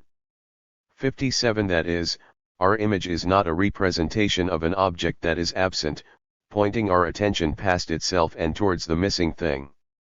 We are instantly directed towards the object itself. This is the nature of its givenness in consciousness. Of course, Husserl is no idealist, reducing the object to the mind's projection of it. It is integral to our experience of objects that they overflow our immediate consciousness of them. Husserl gives the example of a box that we at first glimpse only from one angle. If I tilt and turn it to view it from a different angle, the contents of my consciousness change as I see parts of the box that were hidden. But at the same time, I am viewing one and the same box, it continues to exist throughout my various perceptions. 58. The same, of course, is true of different ways of understanding an object. We may find ourselves aesthetically affected by certain arabesques or figures, but then realize that we are looking, not at ornament, but at symbols or verbal signs. 59. In this case, it is the intentional act that has changed, the content remains the same. Thus, the object in consciousness always remains incomplete, we are unavoidably aware that it may be intended in different ways.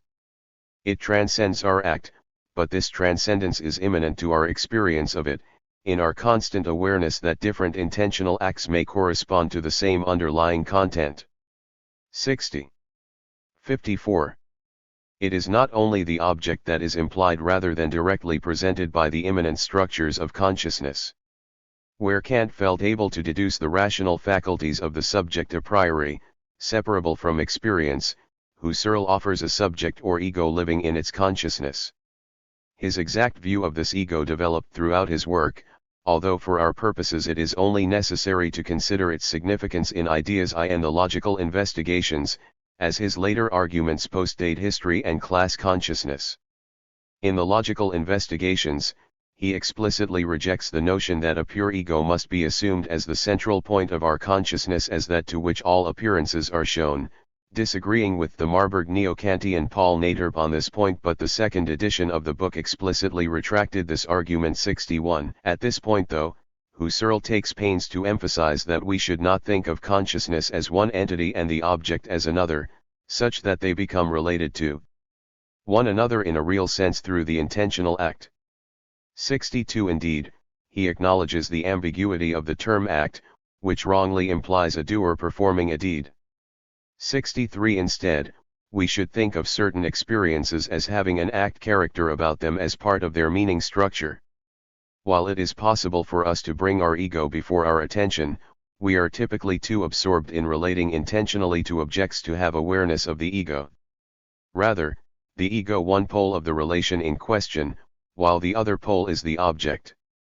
64 By the time ideas emerged, however, Husserl had somewhat altered his view. There remains the implication that the act character of an experience implies a subject. Husserl now argues that to every noema, there corresponds a specific noesis and act content, as it were, such as liking, judging, using the noema as the thing liked, judged, or used. In Husserl's words, owing to its noetic moments, every intentive mental process is precisely noetic. It is of its essence to include in itself something such as a sense and possibly a manifold sense on the basis of this sense bestowal and, in unity with that, to effect further productions which become senseful precisely by this sense bestowal. 65 There must, then, remain some kind of ego pole implied by the structure of experience. As Husserl explains, each ego is living in its mental processes. It lives in them, that is not to say that it has them and has its eye on what they include. 66 Here again we see his insistence that we should not treat the ego as a mind that reaches out to a separate object through its intentional act. But there is an added dimension in ideas, one that more directly reveals the ego. 55 Like the object, the ego transcends in immanence. It is not actually perceived directly, but the structure of experience reveals it indirectly by the overflow of the moment. This is brought out in the temporality of our experience. When listening to music, for instance, I am not simply concerned with the specific tone I hear at this instant. My image of that tone also contains a memory of the previous tone, what Husserl calls retention, and, usually, an anticipated horizon of possibilities for the subsequent tone or protension. 67 This provides us with a stream of mental processes as a unity, in other words, a unity of consciousness. 68 For Husserl, as soon as I look at the flowing of life in its actual present and, while doing so, apprehend myself as the pure subject of this life, I say unqualifiedly and necessarily that I am, this life is, I am living, cogito. 69 The manifest indications of Husserl's importance for Lukács's thought are found throughout the Heidelberg drafts. The basic framework for his analysis is explicitly phenomenological. One lengthy chapter, seemingly planned for both versions of the treatise, is titled Phenomenologisches Discoverisken und receptiven Verhaltens, or Phenomenological Sketch of Creative and Receptive Attitudes, and the very word phenomenology and its cognates appears therein to an almost tiresome degree. Beyond this, Lukács draws liberally on Husserl's works and terminology throughout. The earlier drafts, which Marcus and Benzeller date between 1912 and 1914, quote from the Logical Investigations, published in 1900 to 1901. 70 By the later drafts, which Marcus and Benzeller date to 1916 to 1918, he was referring explicitly to the Husserlian Pi-Omicron Chi, using both that term and referring to in Klammern setzen or placing in brackets. 71 This suggests he must have read Ideas, which appeared only in 1913, indicating a desire to keep up with the most current incarnation of Husserl's thought. At the same time, though, his appropriation of Husserlian thought was far from straightforward despite his use of Husserlian terms. For example, as Heller notes, Lukács at one point in the later version of the drafts hints that his phenomenology is more Hegelian than Husserlian in some regards. 73 But any such Hegelianism was, as Heller concedes, his own idiosyncratic interpretation. What is Hegelian about it is that Lukács aims to treat the artwork, rather than its creator or its audience, as subject. 74 Moreover, in a curriculum vitae submitted in May 1918 in support of his application for habilitation, Lukács specifically singled out the great impact of the methodological stimulus of Husserl's writings on him. 75. The precise wording is signify. 56. Kant, the fact that this stimulus was methodological suggests that Lukács's use sought to apply Husserl's approach to other domains, rather than to investigate the same questions as Husserl himself. But what complicates Lukács's use of Husserl is that his is a distinctly neo-Kantian appropriation of phenomenology. Indeed, Lukács's engagement with Husserl may have been directly stimulated by several of his Heidelberg friends and acquaintances. His relationship with Karl Jaspers was especially close. Jaspers treated Lizina Grabenko, Lukács's first wife, for a time. He was on sufficiently friendly terms with Max Scheler for the latter to have visited him at home to discuss philosophy during the war. But it is likely that it was, above all, Emil Lask who directed him towards Husserl, and whose own interpretation of Husserl's thought shaped Lukács's reading. Lask's death at the front in 1915 meant that he never brought his philosophy to full fruition. He was, however, also associated with Husserl, as illustrated by Stephen Galt Crowell, who places Lask alongside Husserl as an important influence on Heidegger, and by Carl Schumann and Barry Smith, who trace the correspondence between Lask and Husserl. 76. But the eclipse of Neo-Kantianism has left him largely understudied despite some interest in Japan, thanks to his student and editor of his collected works, Eugen Herr-Eigel, who taught there in the 1920s. 77. Lask was a close friend and mentor to Lukács, who published a memorial piece to him in Kant Studien in 1917. His influence on Lukács's philosophy of art is visible in the latter's concern with the question of the logical possibility of works of art in themselves, regardless of the judging subject. Lask's thought focuses on parallel questions at the level of logic, which he presented as underlying the very being of objects. In this ontological turn, he began to move away from mainstream Neo-Kantianism. A contemporary review of his posthumous Gesammeltschriften notes a remarkable radical change in the development of this thinker manifest in his late work. 78. Lask's doctoral dissertation, Fix Idealismus und die Geschichte, is worthy of note for any account of Lask's influence on Lukács. It is Lask who picks out the elements of Fichte's thought on which Lukács would later rely in his account of the idealist. In History and Class Consciousness, he presents a Fichte quite at odds with the conventional image of his thought as dependent on a self-positing ego that projects or creates reality as a whole from within itself. While acknowledging such tendencies in the earliest versions of the Wissenschaftslehre, Lask argues that Fichte moved decisively away from such subjectivism in a dramatic Umschwung or reverie. 57. Sal around 1797. 79. After this point Fichte began to doubt the capacity of reason to explain individual particulars. Incapable of total conceptualization, such particulars always retained something elusive in them which Fichte later referred to as the hiatus irrationalis, the irrational gap between the general category and the individual example. Consequently, the rational knowing subject could no longer claim to be the source of all real existence. As Beiser notes, Lask fixed his attention on this term, seeing it as the key to Fichte's later work, as well as the reason it was impossible to produce a real science of history, filled as it was with rich particulars. 80. It was, I shall argue in Chap 5, this version of Fichte, denuded of the creative subject, on which Lukács would later draw. Lask's concern with history in his Fichte book was typical of the Southwest Neo-Kantians. But reading Husserl's logical investigations led Lask to doubt whether his teacher Rickert had truly escaped psychologism. To avoid the same fate, his subsequent work sought to develop an objective logic freed from its Kantian connection with judgment with ontological implications. His first step, in Gibt es einen Primat der praktischen Vernunft in der Logik, was to criticize his Neo-Kantian teachers for their preoccupation with norms over values. Reading Husserl had persuaded Lask that despite the best efforts of Rickert and Windelband the notion of a norm remained tainted with psychologism on account of its conative demands on a subject's will. In contrast, a valid value is true in itself, making no appeal to will, it transcends such subjectivity entirely. Lask aimed to explain the logical structures of diverse values as such, without recourse to subjectivity.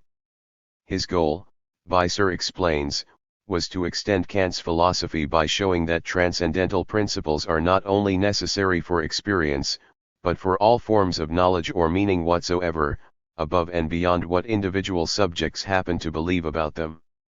81 He defined his thought as aletheology, which Crowell defines as an ontological theory of meaning grounded in the concept of truth. 82 All matter presupposes categorical validity and form in order to come to objectivity. Drawing on his reading of the later Fichte, Lask made clear that categories were not identical with the individual object. Indeed, form or validity are always dependent on matter because they are always the validity or form of something. As he explained, all sense that we can in fact find in actuality is tied to factual experiencing. 83 But at the same time, the being of objects as objects depends on their coming to form. Things entail meaning as part of their existence, not merely as a component of. 58. The way we know them. There is, therefore, no thing in itself behind the phenomenon. 84 Where Kant's categories were merely epistemological, they applied to the knowledge of experience. Lask aimed to develop categories that could, Crowell explains, recover the ontological significance of the Aristotelian conception of categories while retaining the decisive Kantian insight into their purely logical character. 85 It is at first glance difficult to understand how Lask could argue both that his categories were not idealistically identical with the object but were nevertheless the real categories of its existence, all while remaining within the boundaries of Kant's critical philosophy. The resolution lies in the concept of validity and its relation to truth. Consider the exact relation he posits between categories and existence. Lask demanded the recognition of the transcendental logicity or thinkable quality of being. 86 Thus, the sundering of the object and the truth about it into two realms should not be allowed, rather, the truth itself passes into the object, and is identical with it. 87 Categories reveal the truth of objects, but truth, for Lask, is not a matter of correspondence with an external reality, rather, it concerns the philosophical question of validity. Validity determines what truth is. Matter without valid form therefore has no contact with truth. It certainly cannot be thought of as more truly itself than its existence in and through form. Consequently, though Lask does not deny that matter overflows form, the valid categorical form of the object is its true existence. Moreover, Lask's preoccupation with validity as such meant that his logic was asubjective. From his perspective, Kant's grounding of the categories in the act of judgment made truth dependent on the subject rather than universally and unconditionally necessary. Instead, experience is not so much a matter of a relationship between knowing subject and object, not about the subject-object duality, but rather of a relationship between transcendentally logical knowledge content and object. 88 This results in the theoretical diminution of the subject itself. Lask describes it variously as the scene where the actualization of objectively valid content takes place, or as the scene of the transcendental object. 89 Crowell is thus undoubtedly right to suggest that Lask's discussion of the subject generally has the appearance of an afterthought. 90 Inasmuch as he does attend to the subject, Lask defines it in terms of a specific relation to the object, instead of any a priori categories of its own. In a striking prefiguration of Lukács's critique of reification, he criticizes the theoretical contemplative structuring of the subject-object relation, which, as Schumann and Smith note, suspends any interaction. 59. Between subject and world. In Lask's words, the knower lives only in truth, and in knowing he has his life. In contrast, he does not live in that which he merely speculates about. 91 Such an attitude of epistemological contemplation generates what Lask calls a historische Einteilung or historical separation of the subject from the world, leading to castrated, blasé knowledge of a world of shadows. 92 I shall return to the implications of this claim for Lukács. What is important at this point is the secondary, derived role that Lask affords the subject. It is, in effect, circumscribed by the objectively determined validity forms of its relation to the object. Like Husserl, then, Lask saw meaning as inextricable from the being of objects. The task of philosophy was to explain such meaning without reducing it to psychological impulses. In this respect, it is easy to understand why Lukács treated Husserl and Lask as the philosophical complements to Riegel and Fiedler. The latter treated art as a realm of significance and meaning in ways analogous to the broader philosophical claims of the former two. For Fiedler, recall, the artwork was not, of course, identical with the world it claimed to depict, but at the same time, it manifests a reality of its own, to be understood on its own terms. Riegel's Kunstwollen might be understood as the formal validity conditions of a given work, such that it determined the way content was to be disclosed to the spectator. It is no coincidence that both art historians have been linked with modernism and its associated preoccupation with form, Fiedler for his non-representational theory of art, Riegel for his formalist method. It is no surprise, then, that Lukács's early account of art was able to use these disparate theorists in complementary fashion, and that the theory he devised thereby was itself highly formalist, despite his own later historicism. Following their lead, he sought to explain the validity structure of the work of art as a locus of meaning subject sui generis. It is to analysis of his method that we must now turn. For the artwork as totality, the young Lukács's philosophy of art was expressed in terms of the same debates to which Husserl and Lask responded. This context shaped his analysis. The general method he used to construct his argument was phenomenological. It can be characterized in this way most simply because this was Lukács's own choice of term for it, indicated both by the title of the lengthy chapter, Phenomenology of the Creative and Receptive Attitudes, and by his repeated use of the term phenomenology and its cog. 60. Nates. This title offers an important qualification to one of the central claims of the Heidelberg drafts. Lukács contends that the work of art is to be understood as a self-enclosed totality, its meaning determined by its own immanent structures. Of course, such a claim seems entirely at odds both with his later Marxist realism and with his earlier exploration in his History of Modern Drama, of the ways any artwork is shaped by the social and historical circumstances of its emergence. Yet his philosophy of art, while obviously different from his other accounts, is not necessarily incompatible with them. Each account investigates distinct questions about art. His more sociological and Marxian accounts explain works of art in purely objective terms. A given work exhibits certain properties or deploys specific symbols because it draws from its own broader context. But in his Heidelberg works, Lukács sets aside such questions to analyze what might be described as peak or pinnacle aesthetic experiences, those rare subjective encounters with an artwork that seem to lift the percipient beyond their everyday experience into a state that he characterizes as utopian. What such experiences depend on, Lukács suggests, is a particular attitude towards the work. It is intended as a self-enclosed totality. The artwork as brute material object may, therefore, be quite thoroughly shaped by socio-historical context, but it is the phenomenological object, the artwork as noema, with which Lukács is preoccupied. There is no contradiction in arguing that the same material work could at the same time be understood as a historical document and as the source of aesthetic pleasure, but these distinct ways of intending it are obviously correlated with quite different experiences of the work. In order to explain what such self-enclosure of the artwork meant, then, Lukács had recourse to Fiedler, Riegel, Husserl, and Lask. The artwork, he argued, must posit its own sphere of meaning, within which every element of the work was defined in relation to the whole. This task depended on the validity of its forms, though of course different genres of art each had their own specific structural principles, each valid in its own way. Finally, the validity of these forms depended too on definite intentional stances towards the work. Even the creator, Lukács argued, might be unable to grasp the work as self-enclosed. This framework, I will argue, was the basis for Lukács's subsequent analysis of social relations too. Because my aim here is to identify those elements that would later recur in history and class consciousness, I shall not offer a detailed account of the fragmentary theory of art of the Heidelberg drafts on its own terms, nor shall I seek to 61. Defend it. Many of its preconceptions would no longer be accepted by contemporary philosophers of art. Rather, I shall pick out those elements that prefigure his later argument.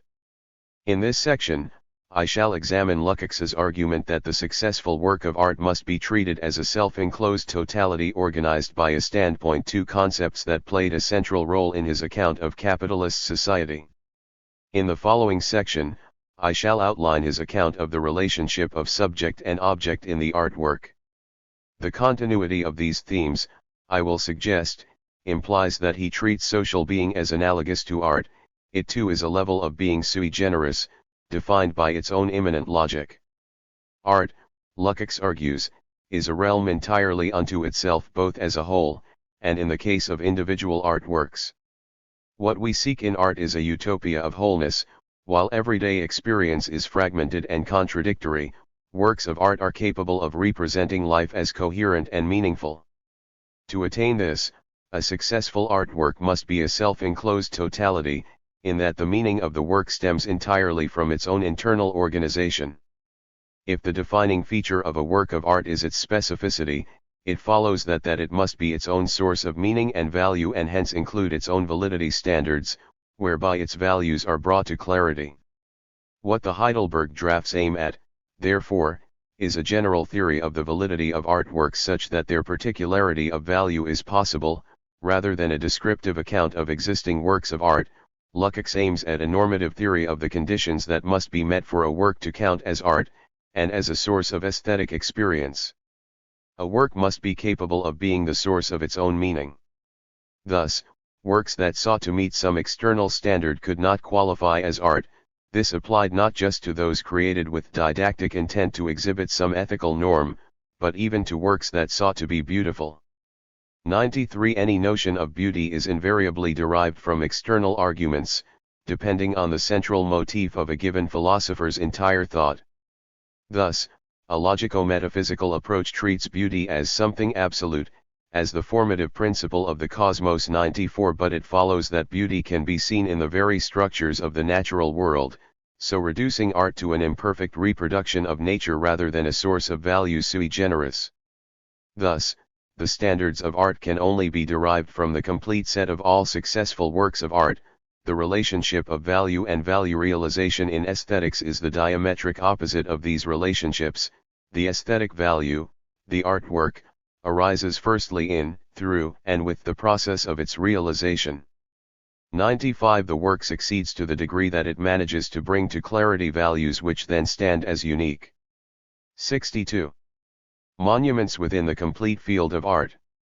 They are, by definition, unrepeatable. Any new work that merely tries to imitate the values of a past one cannot count as art. Lukács's argument here is clearly indebted to Fiedler in their shared insistence on the specificity of artistic value, while at the same time drawing on Lask's arguments that objects of particular kinds exist as valid meaningful complexes. The analysis of the validity structures of art and artworks as the way they generate their meanings is the unique task of what Lukács describes as the phenomenology of the aesthetic. 96. Art is an attempt to communicate one's experience concretely. That which is formless and vague in experiential reality becomes clear and significant only through its manifestation in art. Its values, that is, are disclosed through valid forms.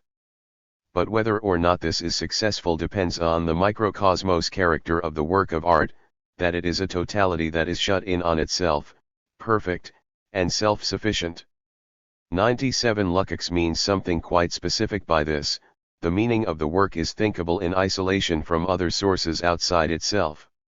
In explaining this, he makes direct reference to Husserl's third logical investigation concerning parts and wholes.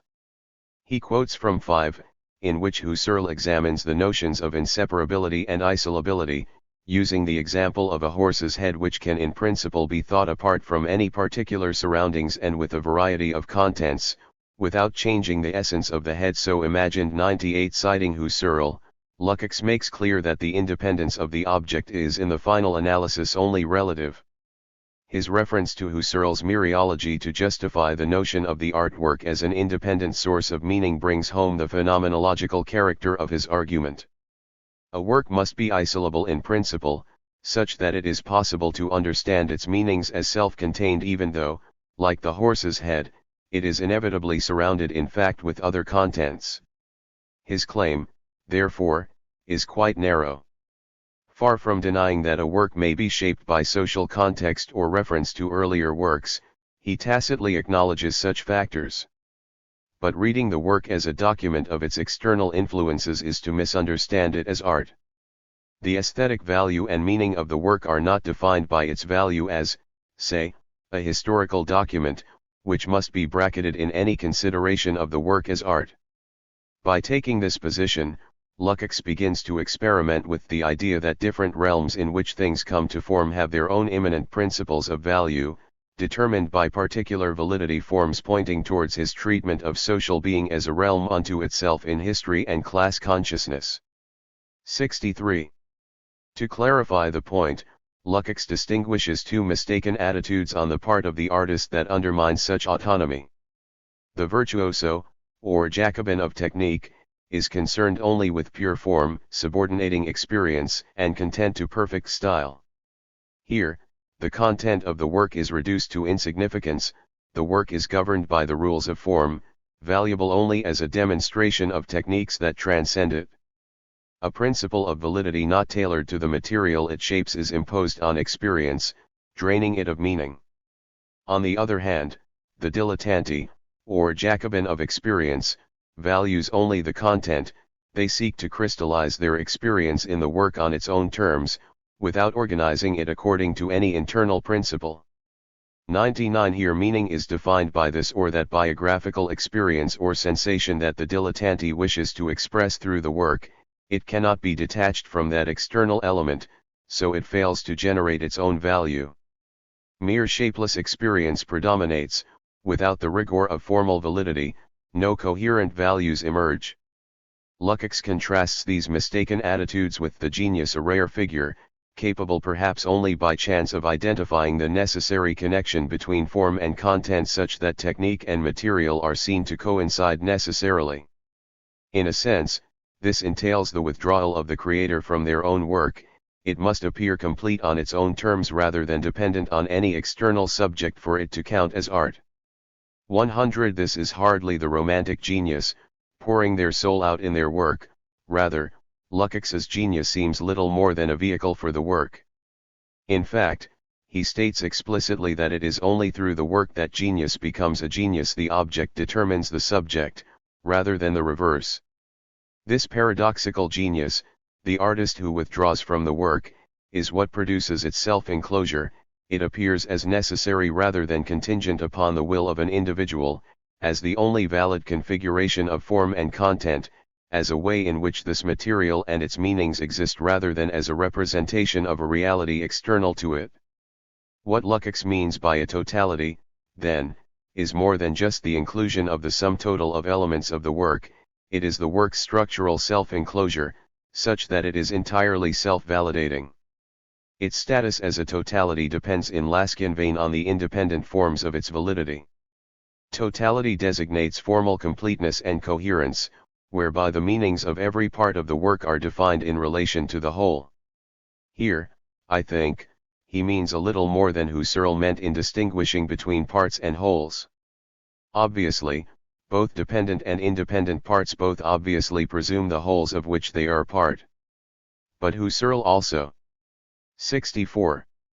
Clarifies that a whole does not necessarily preclude anything outside itself. As he explains, anything that is a whole relative to its parts might itself be a part relative to a larger whole. In contrast, a totality in Lukács's sense implies finality of meaning.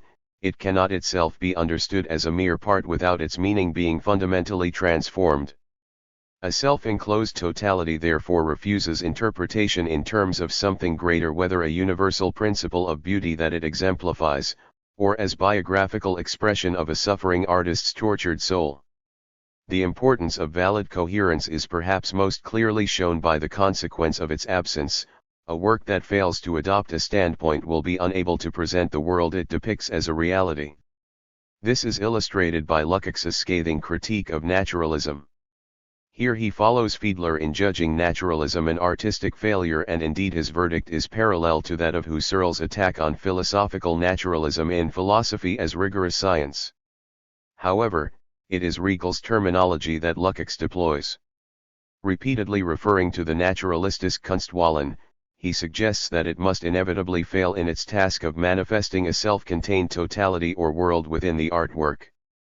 101 In seeking to depict the external world with a minimum of subjective distortion, naturalism commits itself to rendering every individual object without distorting stylization. 102 It fails to take a standpoint that would organize the whole, instead imagining a reality consisting of an infinite number of discrete, faithfully rendered entities. Consequently, it becomes impossible to subordinate these objects to the overall artistic scheme. 103 As a whole, then, the work appears less real or as a mere illusion or representation of something outside it. The relations of its elements to one another are incoherent without an organizing standpoint. Hence Lukács connects coherence with the very realness of the world depicted by art.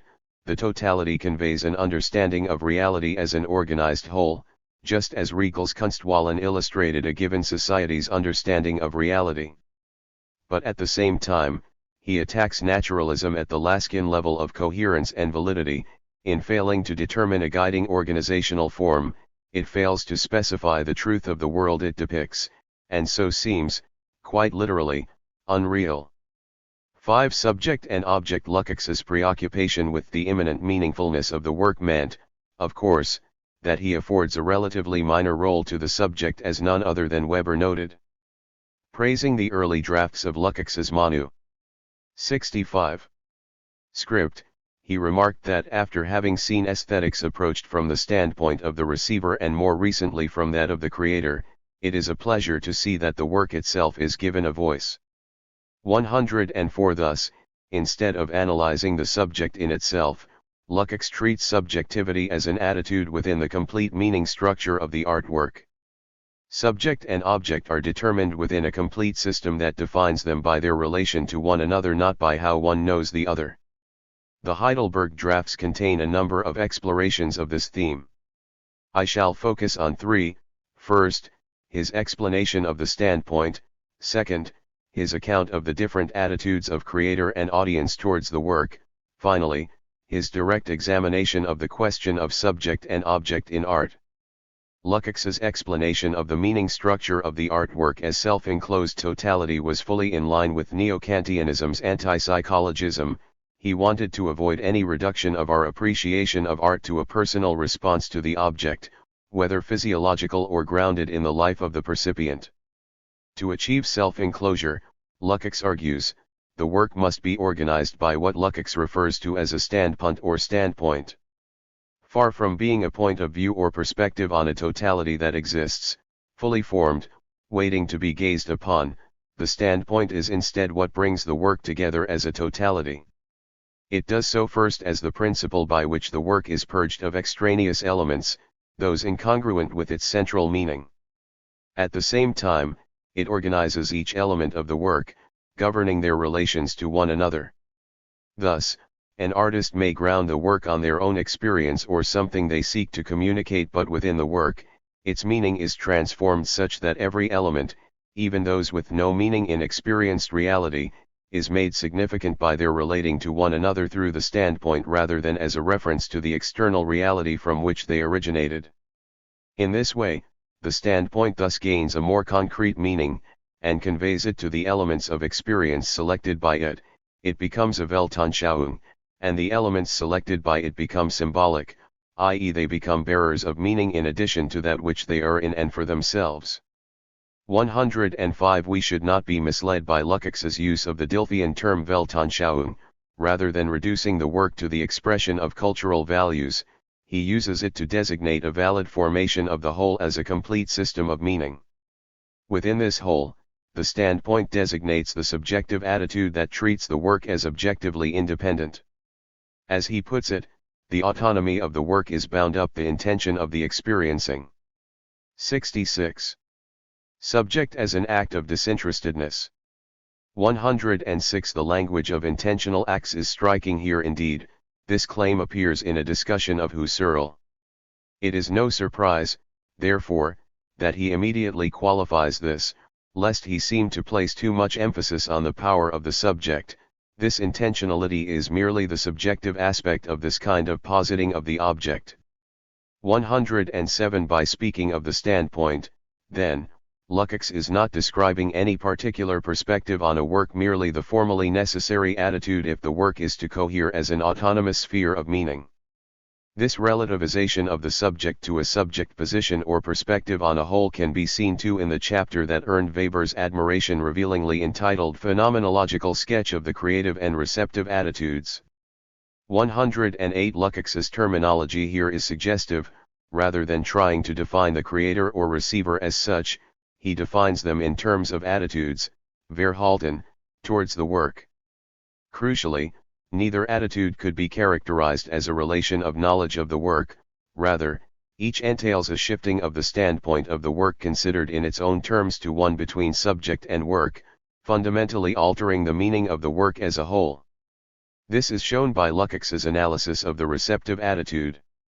To the degree that the work is grasped from its own immanent standpoint as a self-enclosed totality, he argues, it represents a utopian perfection that life could never achieve. But this leaves it cut tragically adrift from its audience's experience. More likely, therefore, is that the receiver or percipient of the work will relate to it within their own experiential reality. For such a receptive attitude, the work of art appears as part of experiential reality. It is interpreted within a broader whole according to a standpoint between work and receiver, rather than one within the work. This alters its meaning. It no longer appears as a self-enclosed totality, but is instead opened up and fragmented, the meaning of each of its parts transformed. The reader may, for example, identify too closely with a character or plot in a novel. This changes its meaning structure of as a whole, as the significance of some of its elements is now derived from a point outside the work as object. But, crucially, the difference between these two versions of the receptive attitude is not one of knowledge. Neither perspective has greater or lesser knowledge of it. Rather, the work as a complex of meaning is itself structurally altered by the attitude or intention of its audience.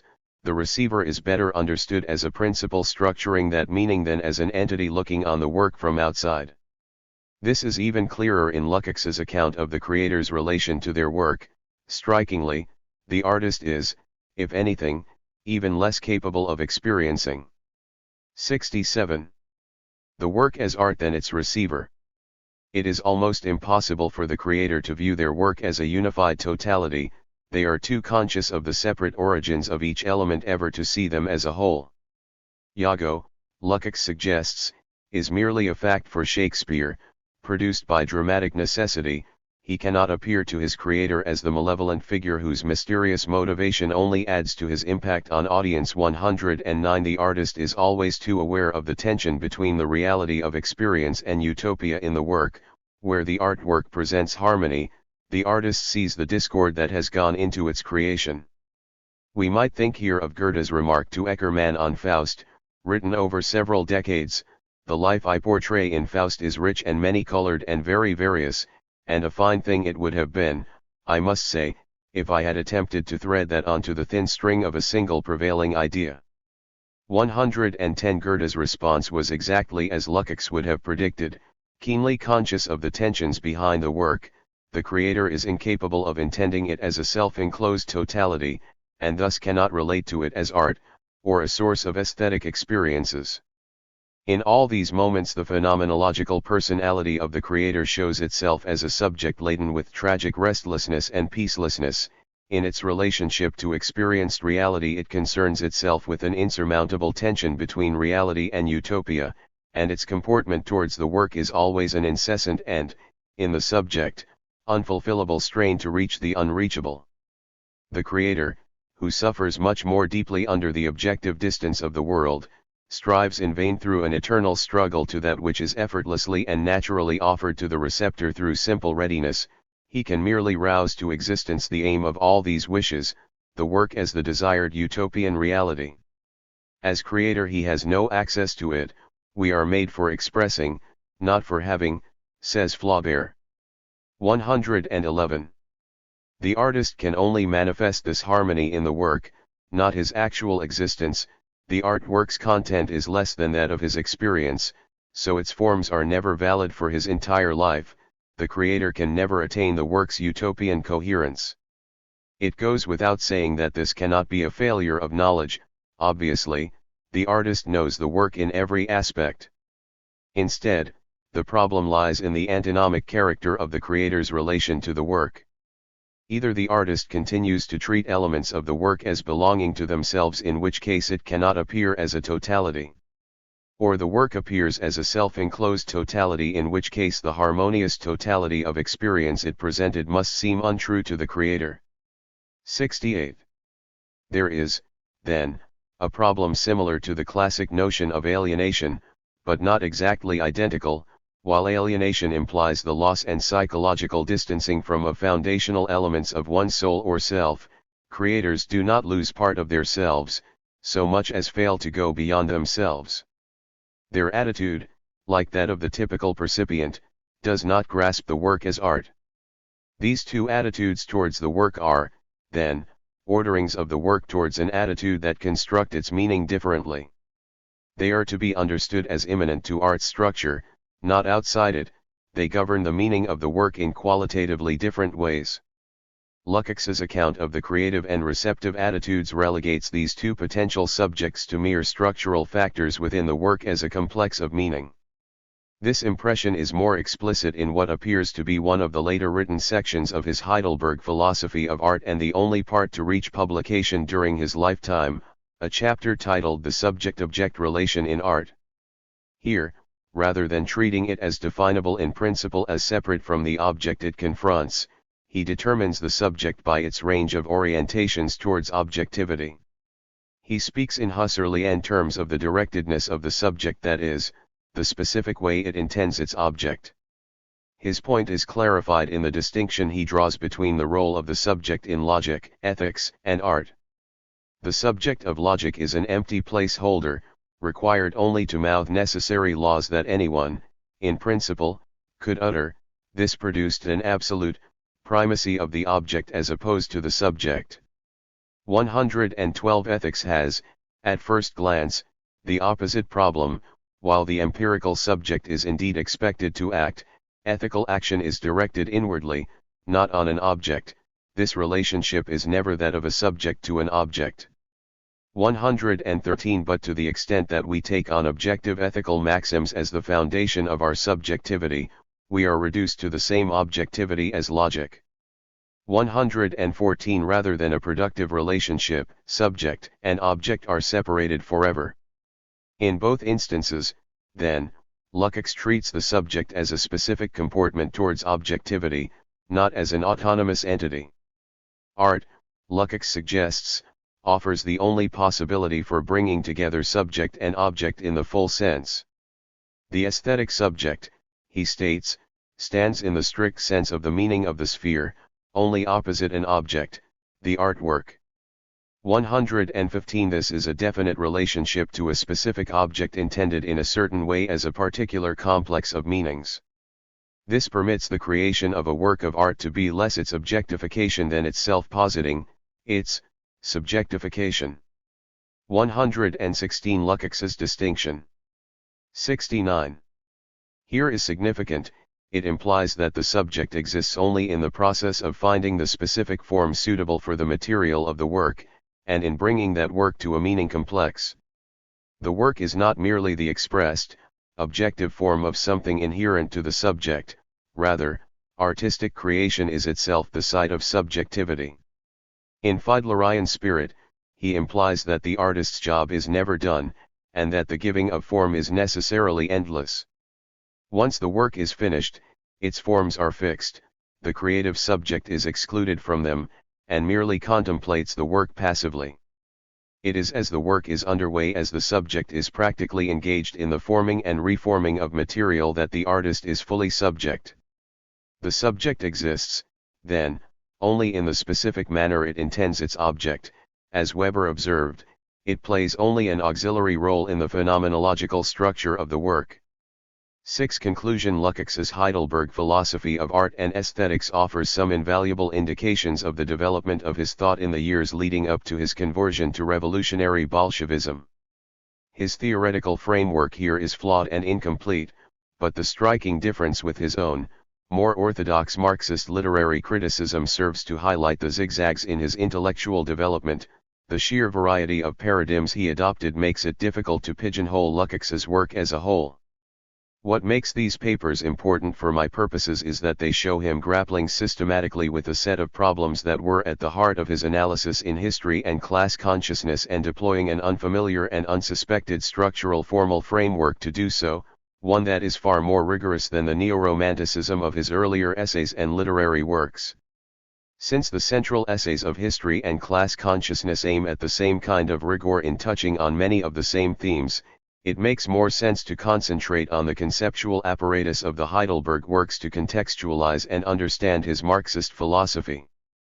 The incompleteness of the Heidelberg drafts limits their value as a philosophy of art, but they contain the rudiments of the theoretical paradigm Lukács would later use to analyze social being. This brief examination of Lukács's forbidding aesthetics has yielded 2 important points. First, the Heidelberg drafts show Lukács drawing on some unfamiliar sources, thinkers whose importance for his intellectual development has largely been overlooked despite Lukács's own refer. 70. Insist to it. Only Lask's influence has received real attention hitherto, and even here, it has not been universal. 117. In contrast, the importance of Husserl's phenomenology and even more the theories of art of Fiedler and Riegel have been almost entirely ignored. By identifying these figures as having played a significant role in Lukács's early thought, it is possible to suggest that their paradigms informed his later work as well. Together, they offered a framework to think about art as a non-representational sphere of being. The ways things appear in a work of art is what they are, their form and meaning determined within the work itself, by the standpoint it required, and by the particular validity forms of its structuring principle or Kunstwollen. In addition to these sources, the Heidelberg drafts contain Lukács's first systematic accounts of some of the decisive concepts of his social theory, above all, the related notions of totality and standpoint, and the relationship of subject and object. His early formulations of these ideas were decisively shaped by these 4 thinkers. Totality describes the objective form of the artwork as a Laskian sphere of validity of its own. It does not refer to the sum total of the elements of the work, but the manner in which they form a coherent, self-enclosed unity. It is total in its internal self-referentiality and self-validation, its elements gain their meaning from one another. The standpoint is the immanent structurally defined perspective from which these elements cohere, analogous to Riegel's account of the position of the spectator revealed by different Kunstwollen. Together, these 2 concepts form the basis of an account of objective artistic being. Intending an object as a work of art in the grand sense entails examining the generation of a meaningful, complete, self-enclosed reality within the work. At the same time, this focus on the work's own immanent generation of meaning meant the relative limitation of the role of the subject. It is defined by the manner in which it is oriented or directed towards objectivity. The subject of art is different from that of ethics or logic. Thus, subject and object must be treated as a related whole defined by the structure of their interaction. I have characterized Lukács's method here as phenomenological, and not simply because he himself attached this name to it. The Heidelberg draft's preoccupation with the artwork, that is, with the object rather than with mental acts, makes his is a distinctly neo-Kantian interpretation of phenomenology, likely shaped by Emil Lask's own appropriation of Husserl. Lask too is probably responsible for Lukács's connection of reality and validity. But Lukács takes a step back towards Husserl in his Con. 71. Cern with the subject. Using explicitly Husserlian language of intentional acts, Lukács describes the structure of meaning of the work in a way that necessarily includes the subjective perspective as part of its sense-making. Although this subject is strictly defined as a formal subject pole in the total meaning structure of the work, Lukács's introduction of this element takes him beyond Lask's adjective logism. Drawing on Husserl allows Lukács to escape the austere worldlessness of his neo-Kantian background by making the meaningfulness of experiences directly relate to subjective orientations. This combination of Husserl and Lask, then, helped the Marxist Lukács to interpret society as a meaningful whole by identifying its validity structure, and by directing him towards the question of intentionality as a component of every subjective relation to an object. There are, obviously, certain continuities and common themes across Lukács's pre-Marxist writings, whether his literary cultural essays or the philosophically oriented Heidelberg drafts. The concern in the latter with art as a form of communication, with the inapplicability of aesthetic form to life, and with the unattainability of the utopia offered in works of art all have undeniable affinities with his literary essays. The pessimistic conclusion that the values generated by the work of art were not applicable to life outside that work was also in line with his other works. But in thinking through these problems in a systematic, philosophically oriented framework informed by Husserl's Phenomenology and Lask's Aletheology, Lukács's thought underwent certain important transformations. First, he began to adumbrate a phenomenological ontology that treated the significance and meaning of objects as an inextricable part of what they are. In this respect, he went beyond even Hegel, who deduces general categories and levels of being, but offers little of the kind of semantic explorations of Husserl and Heidelberg neo-Kantianism. Lask showed that meaning was intrinsic to reality, and he learned from Riegel that different Kunstwahlen offer realities structured in radically different ways. This level of formal philosophical exploration went beyond Lukács's earlier essayistic writings, even if the Heidelberg drafts remained incomplete. It allowed him to extend this model beyond art to social forms more broadly. He came to understand social relations and social institutions in Laskian vein as the way in which society exists through coming to valid coherence. Second, the Heidelberg drafts see Lukács beginning to inch away from neo-romantic ideas of the soul as the basis of the subject. His movement is not yet complete. His account of the contrast between the creator's lived experience and the form it is endowed with in the artwork suggests a ser. 72. Tain residue. But his account of the work on its own terms allows him to interpret the subject above all as an orientation towards objectivity, defined within the totality of the work along with the object it interacts with. It is the directedness of the subject, the specific relation in which it stands towards the object, that defines what it is. At least from the perspective of the existence of the artwork, the reality of the subject is defined by this relation. Put differently, there is no theoretical subject outside this totality, it is a determined position within the structure of the work, shaped as part of the whole.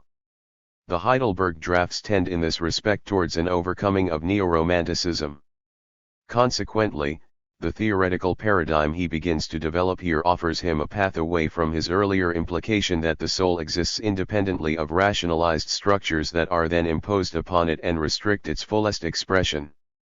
By implication, the subject cannot be disentangled from these structures even in theory. Rather than restricting it, they are the forms of its existence as subject. Lukács's students Agnes Heller and György Marcus have very compellingly argued that there are substantial similarities between his abandoned Heidelberg drafts and his late specificity of the aesthetic.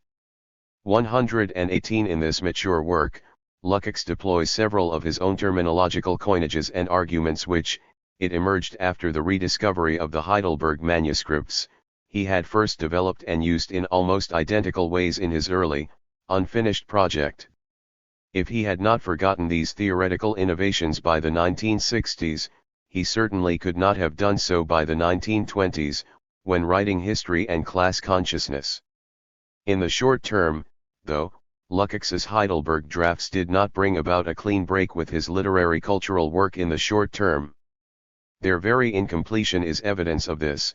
He never managed to bring these disparate elements together in a comprehensive system that answered all his earlier questions.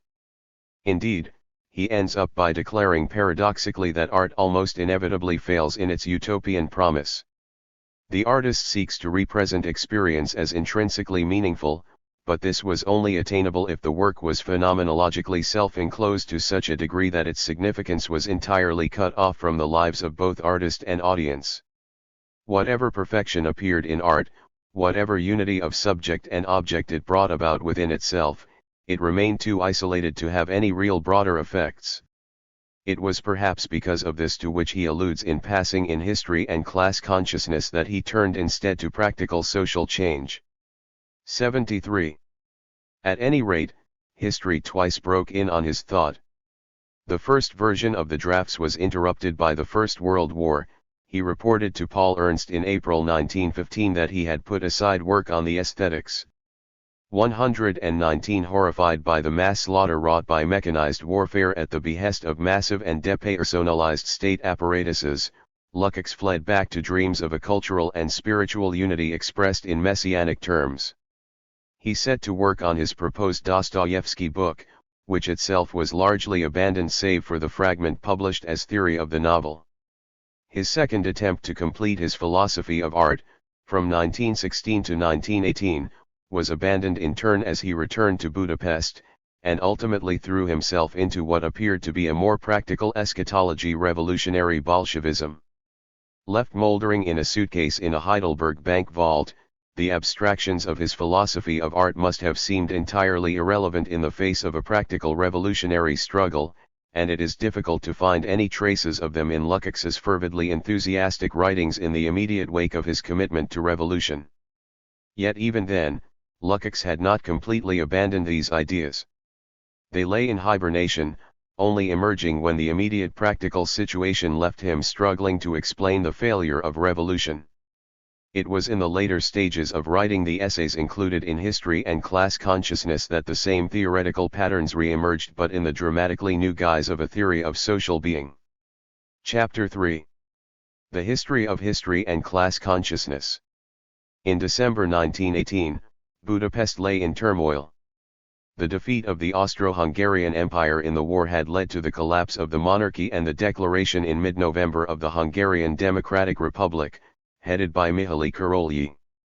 The new liberal government was, however, barely able to hold together the numerous cultural and linguistic groups encompassed by the territory of the former imperial state.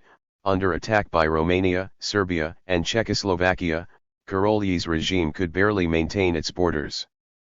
Domestically, defeat brought massive social and economic disturbances.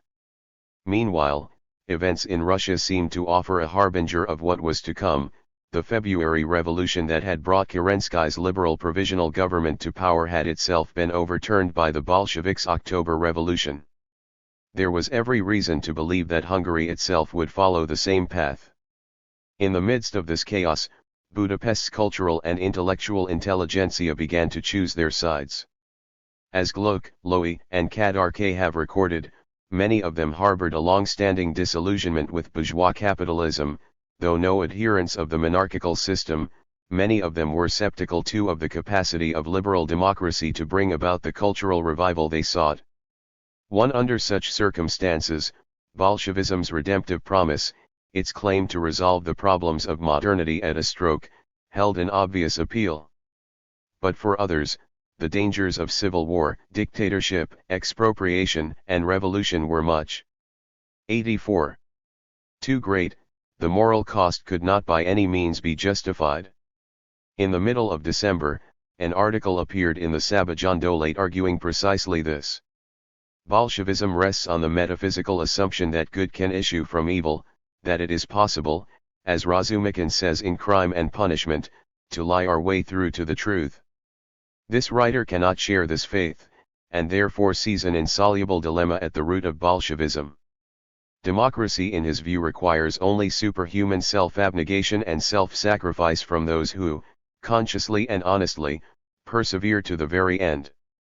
But democracy, though it requires a superhuman effort, is not in essence such an insoluble question as is Bolshevism's moral problem. 2. The article was clearly not especially persuasive. By the time it appeared, Its author had already joined the party, for it was Lukács himself. Between the writing and the publication of the article, he had been prevailed upon to commit himself to the cause of revolution. Lukács's leap of faith apparently came as some surprise to his friends. As Kadarke recounts, he announced it to his closest circle when he arrived late to a meeting at which they were to discuss the very essay, Bolshevism as a Moral Problem, in which he made his case against revolution. 3. It seems that his decision was spurred by Erno Seidler, the brother of Irma, whose suicide had brought such a sense of guilt on Lukács years before.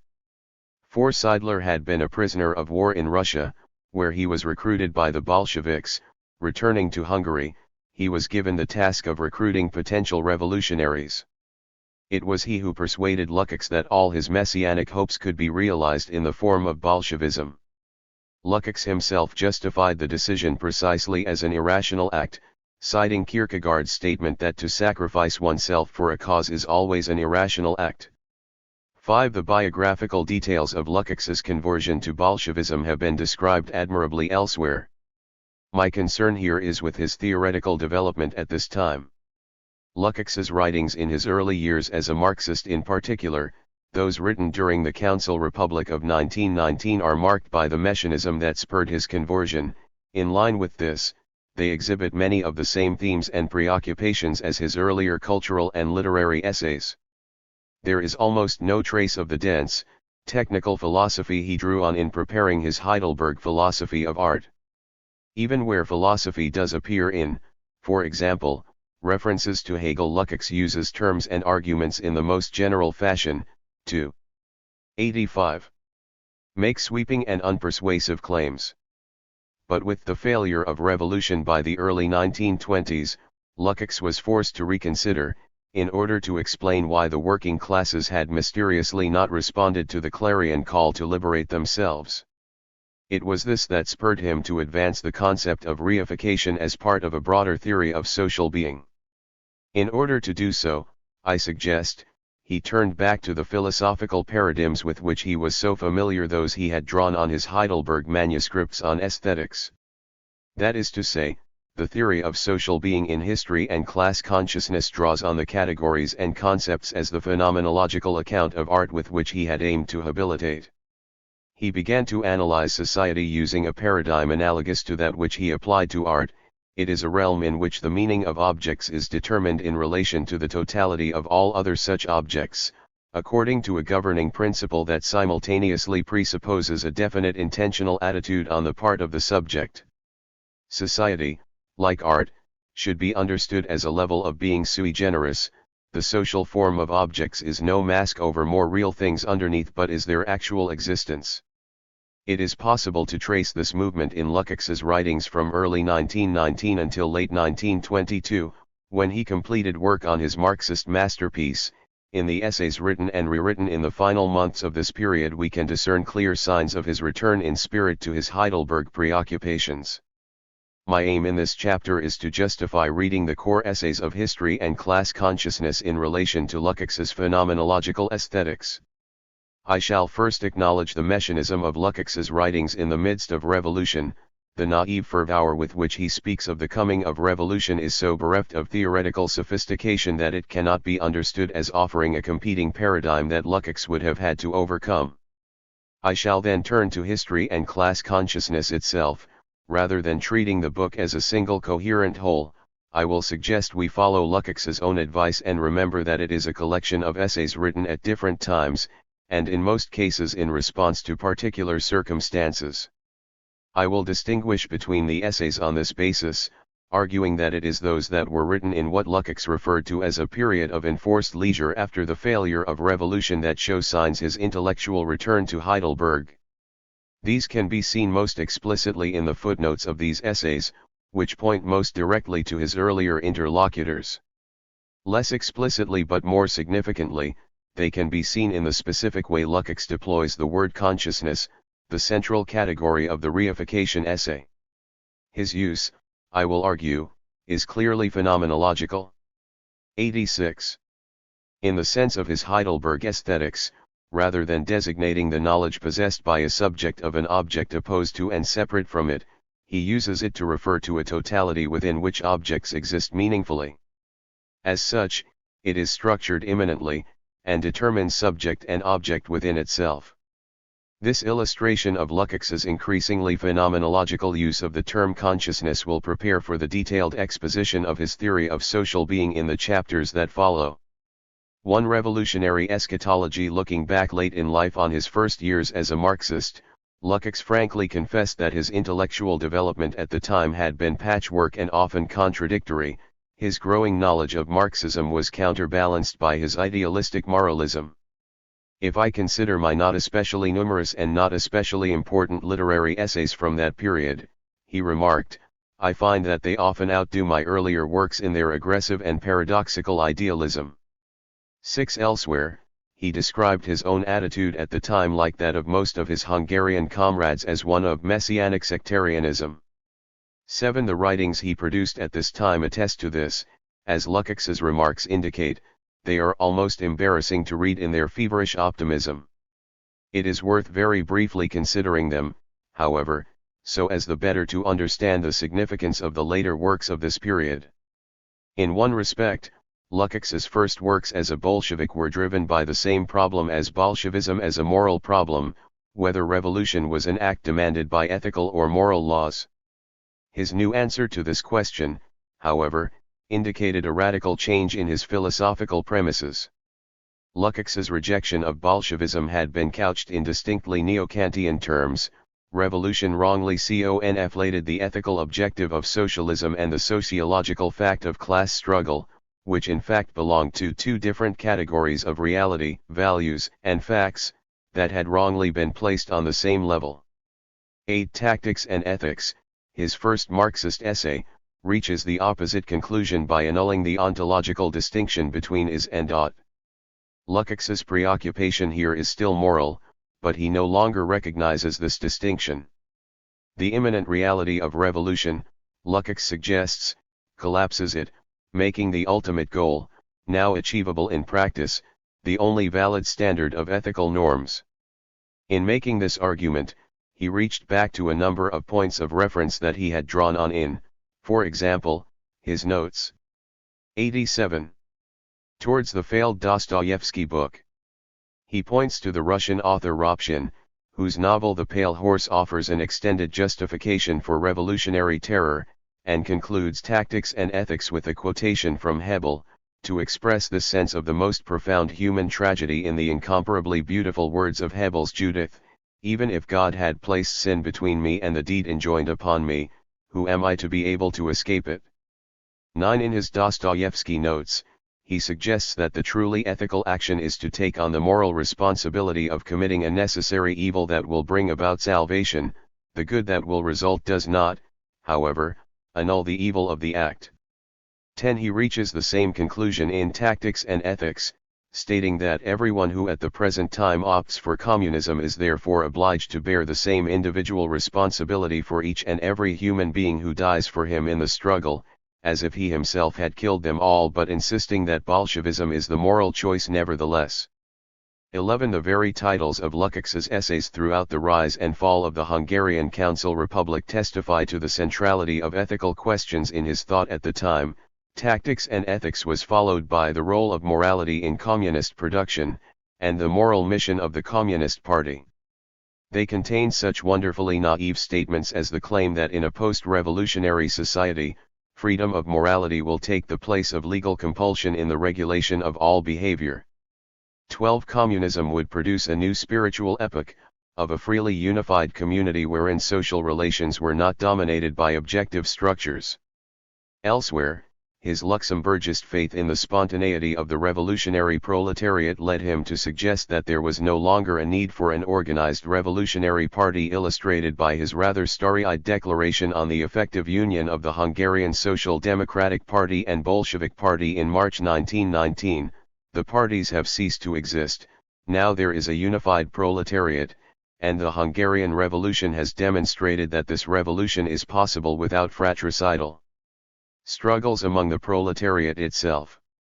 13. Unfortunately, his optimism was somewhat premature.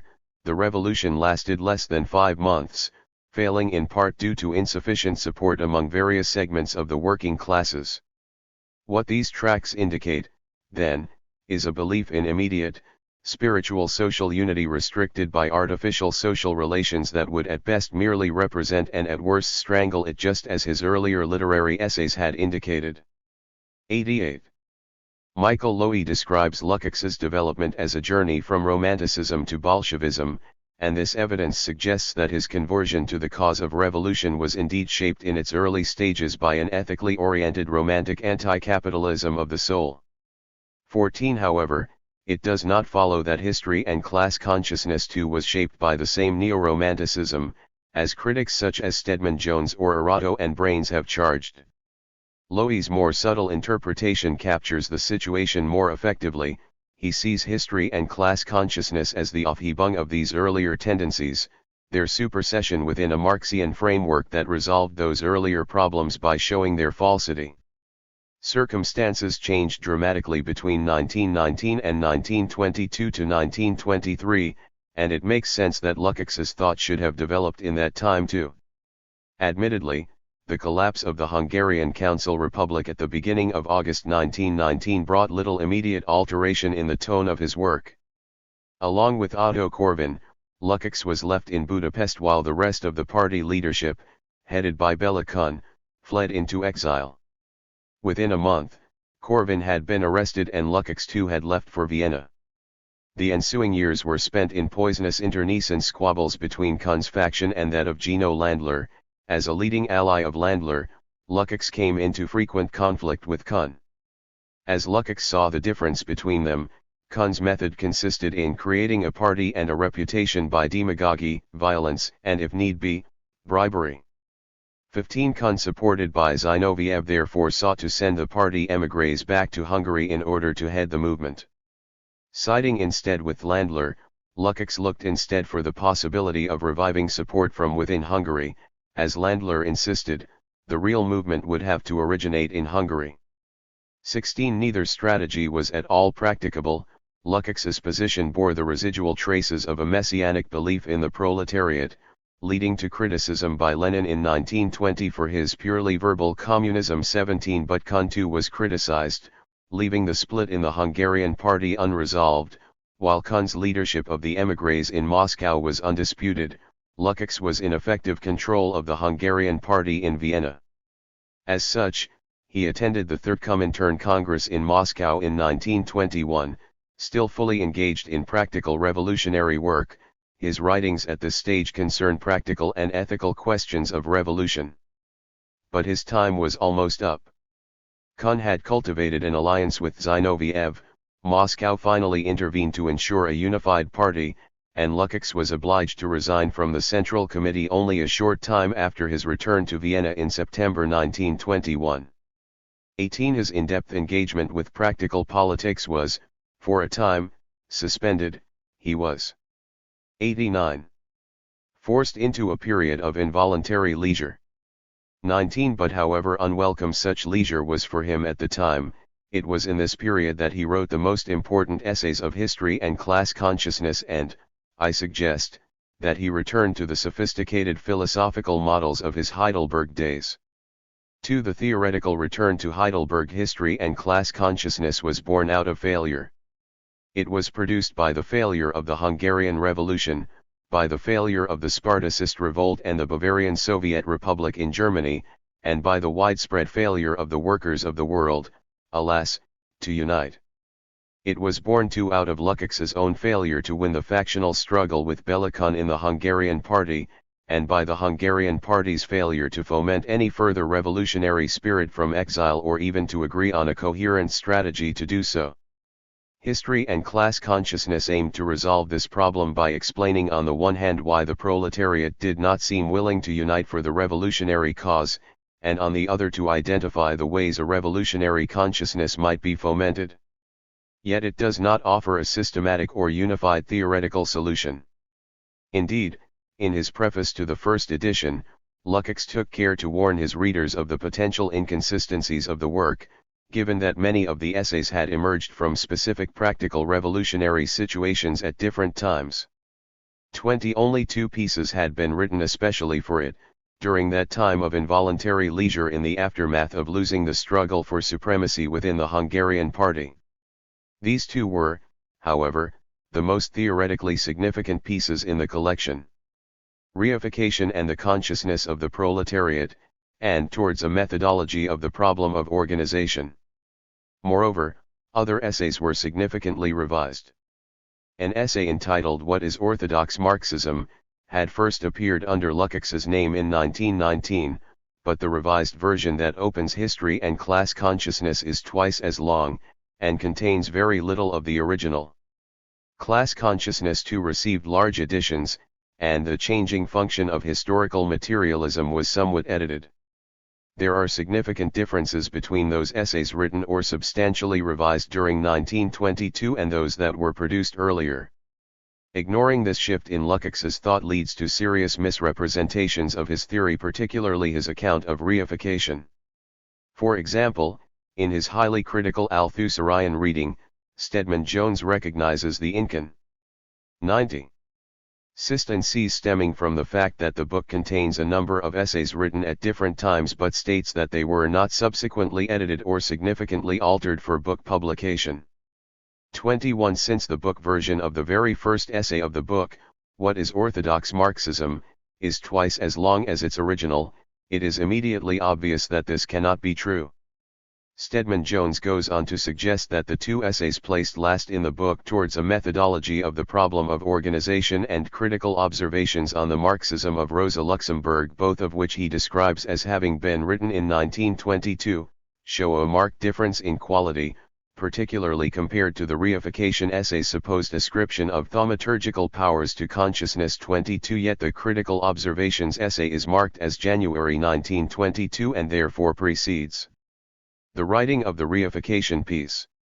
To imply that the failures of the reification piece were so obvious that Lukács himself was forced to correct them in the Critical Observations piece is thus a distortion of the historical record. 23. Nevertheless, Stedman Jones's criticisms do help identify the nature of the change in Lukács's thought. He identifies Lukács as the first major eruption of the romantic anti-scientific tradition of bourgeois thought into Marxist theory. 24. It is precisely this that Lukács shed in the later stages of writing History and Class Consciousness. Indeed, the preface, written in 1922, makes a point of this, explicitly repudiating the exaggeratedly optimistic hopes of rapid success for the revolution found in the Historical Materialism essay 25. By this stage, Lukács had moved away from a romantic belief in a macro-subject of history existing prior to and outside of society, and instead begun to locate subject and object within the broader totality of consciousness. In doing so, he turned back to the theoretical models of his Heidelberg writings. Having treated art there as a realm of being, he extended his models to cover consciousness in general. I shall begin with a brief overview of these crucial essays, before pointing to 2 developments in the later essays that indicate this change. First, these later essays explicitly refer back to the writers with whom he had engaged in his earlier work. His footnotes to a work ostensibly on Marxist revolution are filled with references to philosophers and thinkers of quite another orientation. Second, and more profoundly, he begins to use the term consciousness and its cognates in phenomenological ontological terms to refer to a sphere of being, rather than knowledge of an opposed and separate object. These 2 factors, I will suggest, give clear indication of Lukács's redeployment of the categories of his Heidelberg aesthetics. 91. The 3 essays written or entirely rewritten for History and Class Consciousness form the theoretical heart of the book. Where most of the other, earlier pieces examine questions of particular revolutionary tactics, the essays of 1922 are broad in scope and ambition, laying out the basic presuppositions of Lukács's theory.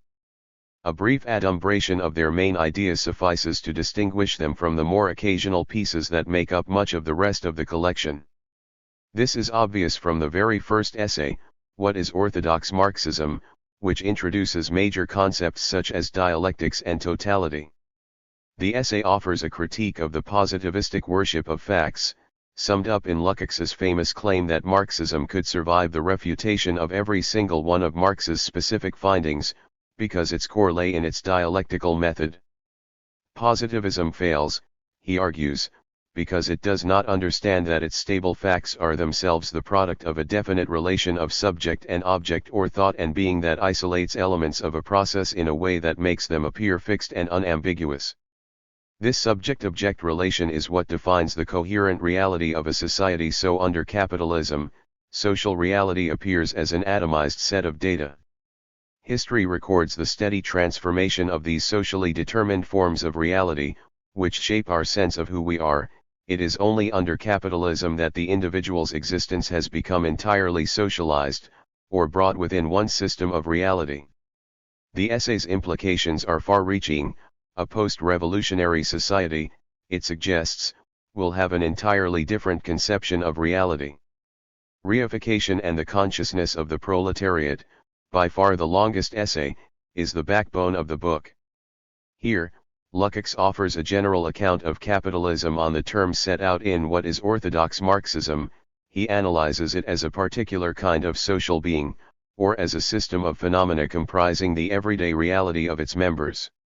It is here that he introduces his most important concept, Vertinglichung, or reification, which most simply describes the situation when human activity takes on the form of something objective, something independent, and thereby begins to control us. 26. His account is divided into 3 sections. As it happens, my exposition in chaps 4, 5, and 6 will each draw predominantly on the first, second, and third sections respectively. The opening section, the phenomenon of reification, describes the manifestations of reification in a range of social institutions. Lukács begins by identifying Marx's account of commodity fetishism as the heart of his thought. However, he silently adjusts the focus to what he refers to as the commodity structure, describing a particular formal arrangement of social 92 relations. This same structure, he argues, can be found not only in the economy but elsewhere in society, such as law and bureaucracy. What such institutions have in common is that they allow only the most limited subjective input. By reducing every social interaction to the most abstract and universal form, they limit us to the mindless performance of simple tasks to the degree that we are left as passive spectators of the society we supposedly live in. This same theme of systematization reappears in the second section of the essay, the antinomies of bourgeois thought, wherein Lukács moves from sociology and economics to the classical German philosophy of Kant, Fichte, Hegel, and their contemporaries. The decisive contribution of such thought, he argued, was that it began with the subject. Rather than trying to explain the nature of things, Kant and his heirs asked how our relation to those things was shaped by the conditions of our knowledge. Yet it ran into an insoluble problem. While the principles of knowledge themselves could always be derived from the subject, the actual existence of known objects remained as an irrational residue that could not be deduced from the system. This foundational error drove classical German thought to search for the identical subject-object, a subject that could be seen as the creator or origin of the world around it. First in Kant's epistemology, then in Fichte's ethics, and finally in Hegel's dialectical ontology, such philosophy ran repeatedly into the same problem. Its concern with rational system building left it unable to grasp actually existing particulars as anything more than instantiations of the most general categories. Lukács tries to offer a resolution to these problems in the final section of the essay, the standpoint of the proletariat. The problem with both bourgeois thought and capitalist social relations, he argues, is their ill-founded starting point. Kant and his heirs assume the separation of subject and object from the outset. They begin from the premise of an isolated individual confronting the world, just like the individual Homo economicus whose social relations to others take the form of isolated acts of commodity exchange. Controversially, he argues that the proletariat is uniquely able to see through this problem because its standpoint reveals that the isolation of the subject is not real. Moreover, the social relations that produce this isolation are the result of practices, not of eternal historical laws. This opens the possibility, but no more than the possibility, that the working class might come together to change those practices and reshape society. The move from possibility to actuality is the subject of the final essay, towards a methodology of the problem of organization. Rather than 93. Matters of particular tactics, Lukács examines what it means in general for the proletariat to have a distinct organizational form. It is essential, he argues, if spontaneous actions by the workers are to blossom into a genuinely revolutionary movement, without being derailed by the demands of others. Crucially, such organization cannot follow any a priori blueprint, nor may it be imposed from above by leaders acting on behalf of the workers. The proletariat rises to conscious existence in organizing itself. Every member of the movement must be fully engaged in this. Parties that limit popular engagement, whether Caesarist or bureaucratic, will lapse back into reification, leaving the masses as mere observers. Similarly, any party attending only to instrumental or tactical matters instead of organizational ones will no longer be able to speak for the workers. Lukács's central category of reification therefore underpins his theory of party organization. It is to avoid the passivity and contemplativity induced by the commodity structure that he calls for an open party organized from the bottom up. Perhaps it was the theoretical ambition of these essays that nudged Lukács towards more philosophical sources for his argument. This change is obvious in the footnotes of the reification essay. Marx, Engels, and other major figures of Marxist theory appear, of course, as do the likes of Kant, Fichte, and Hegel. But so too do the very thinkers he had immersed himself in during his Heidelberg days. Max Weber is mentioned favorably several times. His brother Alfred appears too, as do Tönnies and Simmel, though the last is qualified with rather faint praise. Beyond sociological thought, he turns above all to Neo-Kantian philosophy. Ernst Cassirer is cited with particular approval, along with Heinrich Rickert and Hermann Cohen. Husserl is there, and Lask is lauded in a number of notes as the most acute and logical of the modern Neo-Kantians, whose clear perceptions are especially useful.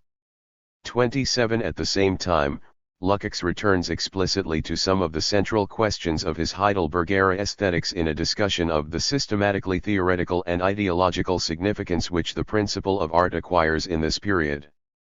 28. Arguing that the hope of reconciling subject and object offered by art is illusory, he directly cites his own subject-object relationship in aesthetics, the only part of the Heidelberg drafts that reached publication in his lifetime.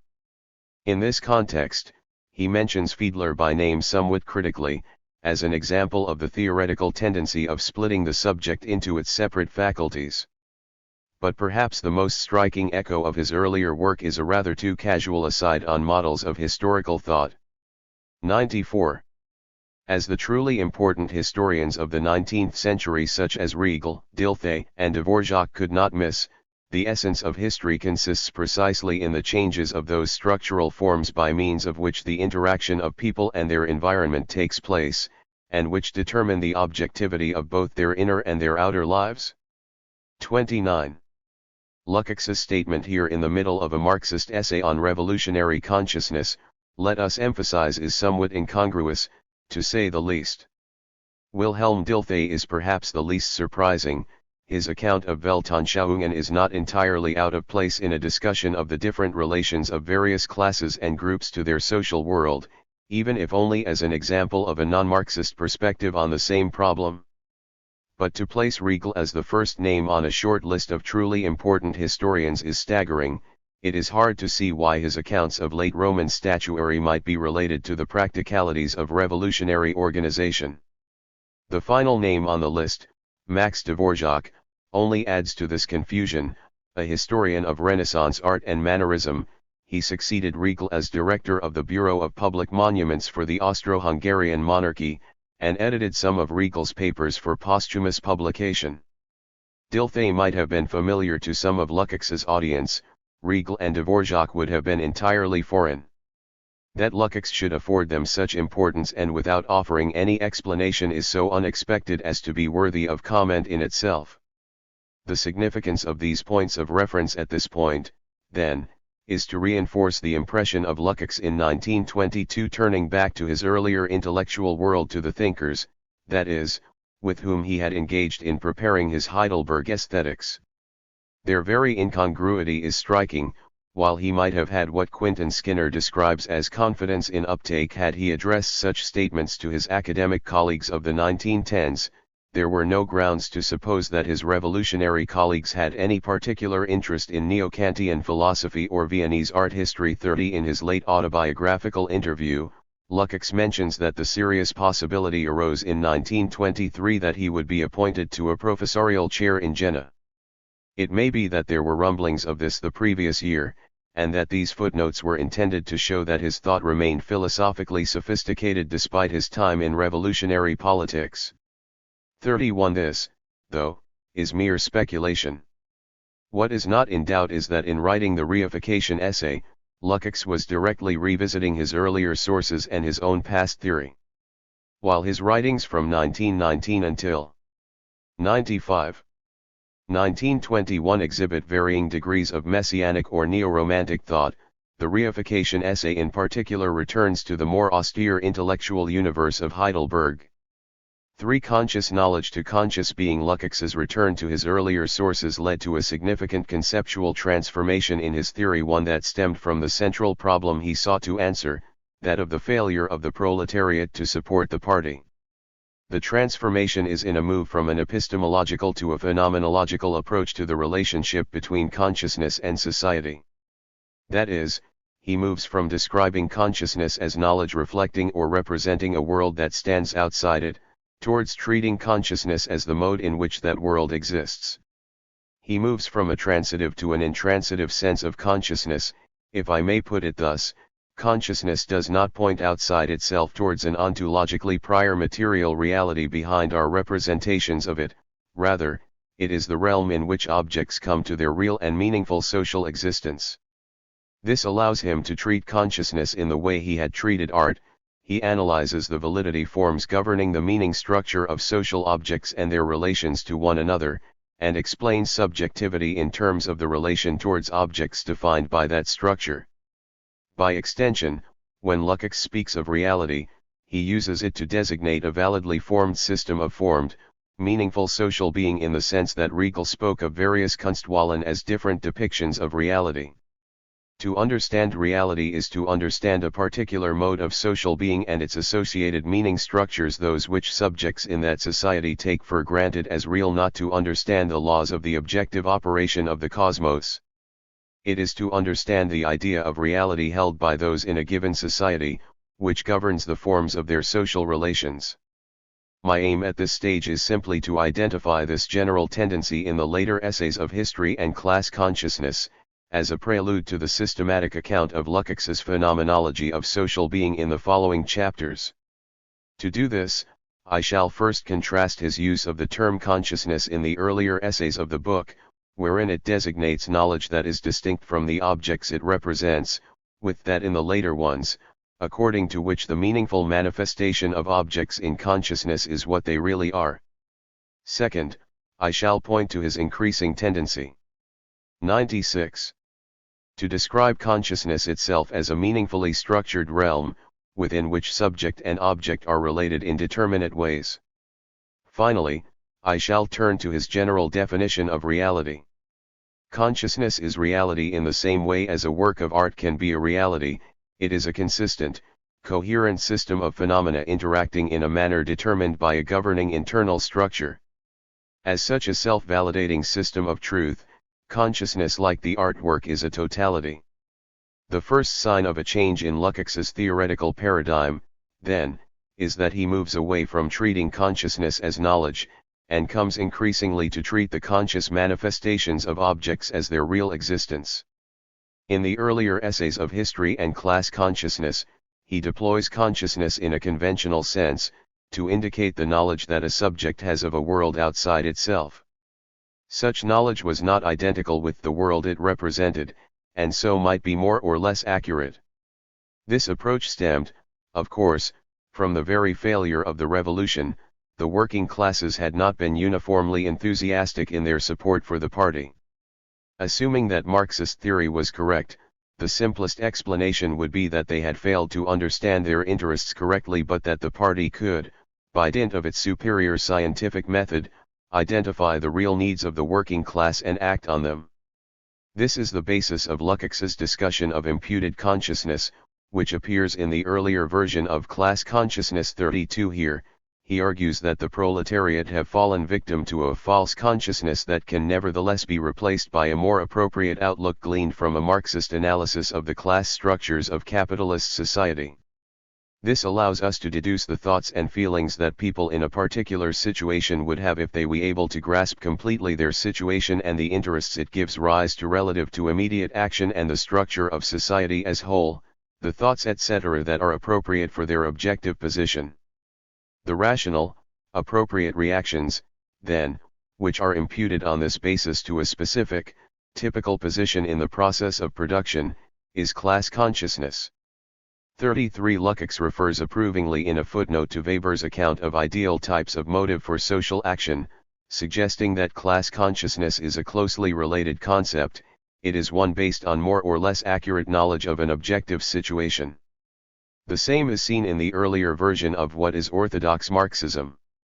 Here, he explains the superiority of Marxist theory as the recognition that concepts and facts are not fixed but are instead living realities, which produce a process of continuous transition, of sudden change.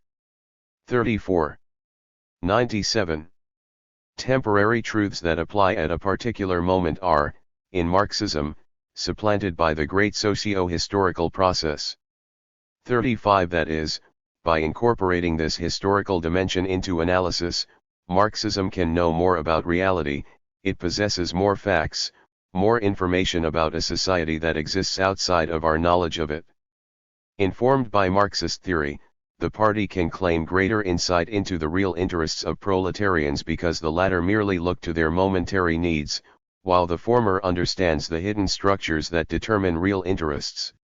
At this early stage, then, consciousness meant little more for Lukács than knowledge or beliefs about a mind-external object, either the false knowledge that proletarians have, or the knowledge and desires they would have if only fully enlightened by their party leaders. Looking back late in life on his theoretical development at the time, Lukács remarked that it aimed at a new attitude towards reality, epistemologically directed standpoints overcome. 36 This change is visible in the three last written essays in the book. Increasingly, where these essays touch on the knowledge that we have of an objective situation, Lukács tellingly avoids the term Bewusstsein, instead using the slightly different Bewusstheit, or awareness. For example, he remarks at one point that class consciousness is, then, viewed abstractly and formally, at the same time a class-determined unawareness of one's socio-historical situation.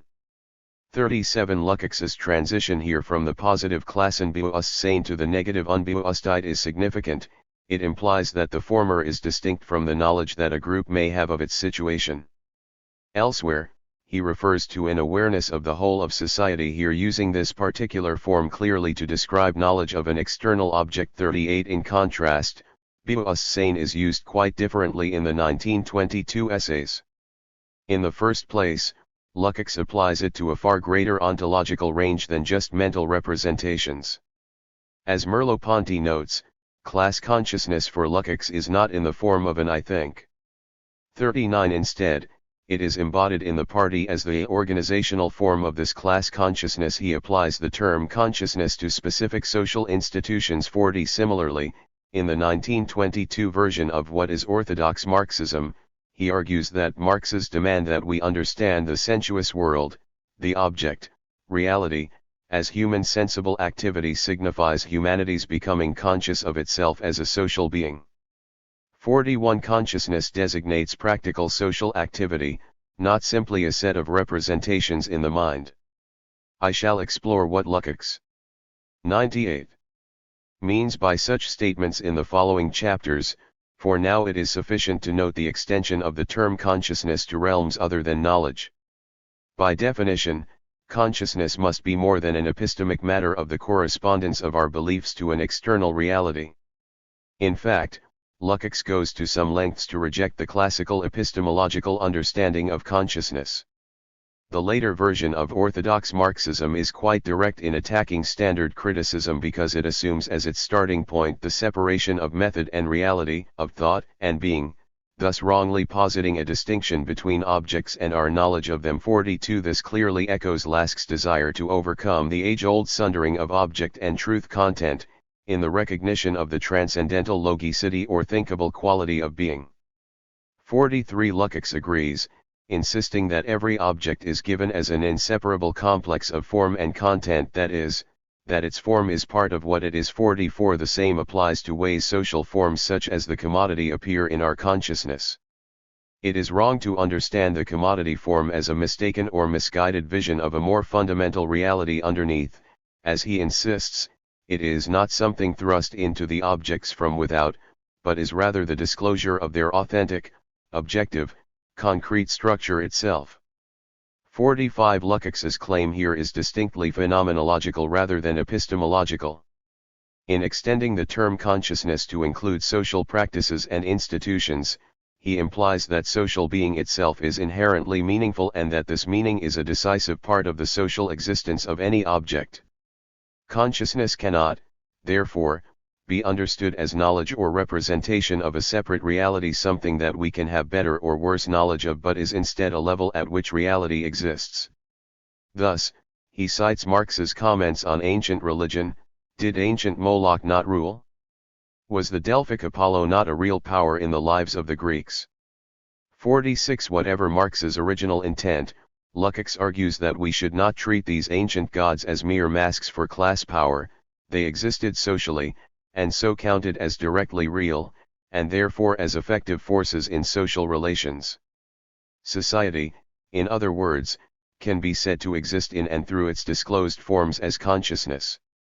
The second significant change in Lukács's use of the term consciousness is that he begins to describe its own immanent structures, distinct from those of the objects manifest in consciousness and from the cognitive powers of the subject. This is most obvious in his account of reification, which he repeatedly describes as a structure of consciousness. Thus, he states that it was capitalism, with its unified economic structure. 99. Embracing the whole of society, that first produced a, formally, unified structure of consciousness for its totality. 47. Elsewhere he speaks of the reified structure of consciousness. It is consciousness that is reified, its meaning structure distorted by the effects of the commodity form. 48. This claim that consciousness itself is something reifiable is significant for intellectual historical reasons. George Simmel is often cited as one of Lukács's sources for the notion of reification. His philosophy of money describes the objective reification of certain social relations as they are taken over by the money form. Simmel, though, does not suggest that it is consciousness that is reified. Rather, he retains a fairly orthodox Kantianism in suggesting that a subject that stands outside and gazes on social forms that have become distorted in certain ways. 49. The social world is reified for Simmel, but not consciousness. Compare this with the following statement: to follow the model of the natural sciences almost inevitably means to reify consciousness. Here, it is not an external world, but Bewusstsein itself that is so structured. But this statement is not taken from Lukács, however much it might sound like him. Rather, it was Husserl who stated this, in his programmatic essay in the first edition of Logos, Philosophy as a Strict Science. 50. Lukács's analysis thus echoes Husserl in seeking to identify the structures peculiar to consciousness itself, except that, as we have seen, he extends consciousness to cover social institutions as well. In effect, in treating reification as a structure of consciousness, he performs the phenomenological epoche. He aims to explain this formal structure as such, disregarding the existence of an external world for the purposes of the analysis. It follows that Lukács increasingly treats the subject's relation to consciousness in the same way. Rather than characterizing the subject in terms of the transcendental categories of its knowledge, he frames it in terms of an intentional stance towards objectivity. Most obviously, he follows Husserl's correlation of noema and noesis, stating that the reification of consciousness entails a form of objectivity on the one hand and the correlative stance of the subject on the other hand. 51. The subject, in other words, is defined in relation to the structures of consciousness as such, rather than producing them. Similarly, his comparison of the logical, ethical, and artistic subjects in his Heidelberg drafts is paralleled by the distinction he makes between the subject in Fichte and Kant, where the latter's subject is epistemological, the former opts for a practical ethical definition of subjectivity. In seeking to replace knowledge with activity, Lukács argues, Fichte's subject is related to the world through a distinct 100. Structure of consciousness. 52. The difference lies, therefore, in the particular attitude of their subjects towards the world, as part of a total structure of consciousness, not in any properties lying within the subject in isolation. Consciousness is not just knowledge, governed by rational categories but distinct from the subject. The description of consciousness includes the structurally defined orientation of the subject towards objects within consciousness. Finally, and most strikingly, by 1922 Lukács increasingly treats consciousness as a complete system of reality in itself. Reality here must be understood in a very specific sense. It does not refer to any underlying substance, to a system that exists outside of our distorted knowledge of it and that shapes our minds accordingly. Rather, just as in his Heidelberg drafts on art, reality designates the integrated completeness of a system of valid forms, such that all parts encountered in consciousness are manifest through the same principles. Different realities are conceivable. Consider Riegel's distinction between the reality of Egyptian art, which depicts a cosmos of independent, self-contained objects, as opposed to the reality of the modern Kunstwallen, which treats all entities as subordinated to a broader system of rules governing the whole.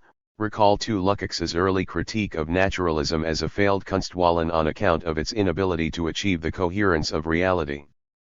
In order for any system of artistic appearances to achieve the level of reality, he had argued, it must become a self-enclosed totality, that is, every element must be defined immanently, rather than in relation to something outside itself. Equally, then, totality does not refer to the sum total of human society and the historical process, but to the self-enclosure of a validity system of social being. Although his earlier essays lean towards the notion that Marxism simply tells us more about an objective and independent real world behind our delusions about it, by 1922 he returns to the phenomenological notion of reality he had used in his Heidelberg drafts. This shift in his thought is most obviously manifest in a comparison of the two versions of what is orthodox Marxism. The 1919 edition, a product of Lukács's period of revolutionary zeal, bears very little resemblance to the second version, the product of the same period in which he was writing the Reification essay. Both versions of the essay argue that orthodox Marxism is distinguished by a particular skepticism towards so-called facts that seem to present society as natural and immutable, and both suggest that the perspective of totality undermines such facts. But they diverge on how they interpret this totality. In the earlier version, 101, totality consists of the historical dialectic. As Lukács explains, Marx always sees the whole from the standpoint of the even more comprehensive totality of a grand socio-historical process. 53. This perspective reveals the constancy of change and flux, or the dialectical process by which every concept must transform into its opposite. 54. His argument is relatively straightforward. Positivistic bourgeois thought takes the current state of society as fixed and unchanging, rather than a developing reality. It is a sort of sociological uncertainty principle. Totality is extensive. What makes it total is that it encompasses an additional dimension that is not included in the static, one-dimensional sum total of facts gathered by bourgeois thought. There is a fairly crude version of Hegelian historicism here, one that quite straightforwardly equates truth with the end result, seeing any momentary truth as relativized by a definite historical process that determined the greater truth. In contrast, the later version of the essay is concerned above all with the nature of reality, or how it is that any arrangement of categories and contents comes to appear as real. In this account, the hallmark of Marxist thought is the recognition that any reality is itself conditioned and determined. As he explains, the facts will only first become facts within a methodological treatment, which varies according to the goal of knowledge. 55 The kind of question Lukács is posing is shown by his analysis of natural scientific knowledge. Even the facts it produces are reduced to their purely quantitative essence, as expressed in numbers and numerical relations. 56 But the problem is not inherent to the natural sciences as such. Such fixed facts, isolated from any broader social structures, are, precisely in the structure of their objectivity, products of a determinate historical epoch, of capitalism. 57 As he explains, it is of the essence of capitalism to produce phenomena in this way, a historical peculiarity of capitalist society. 58 The second version of the essay thus goes far beyond the first.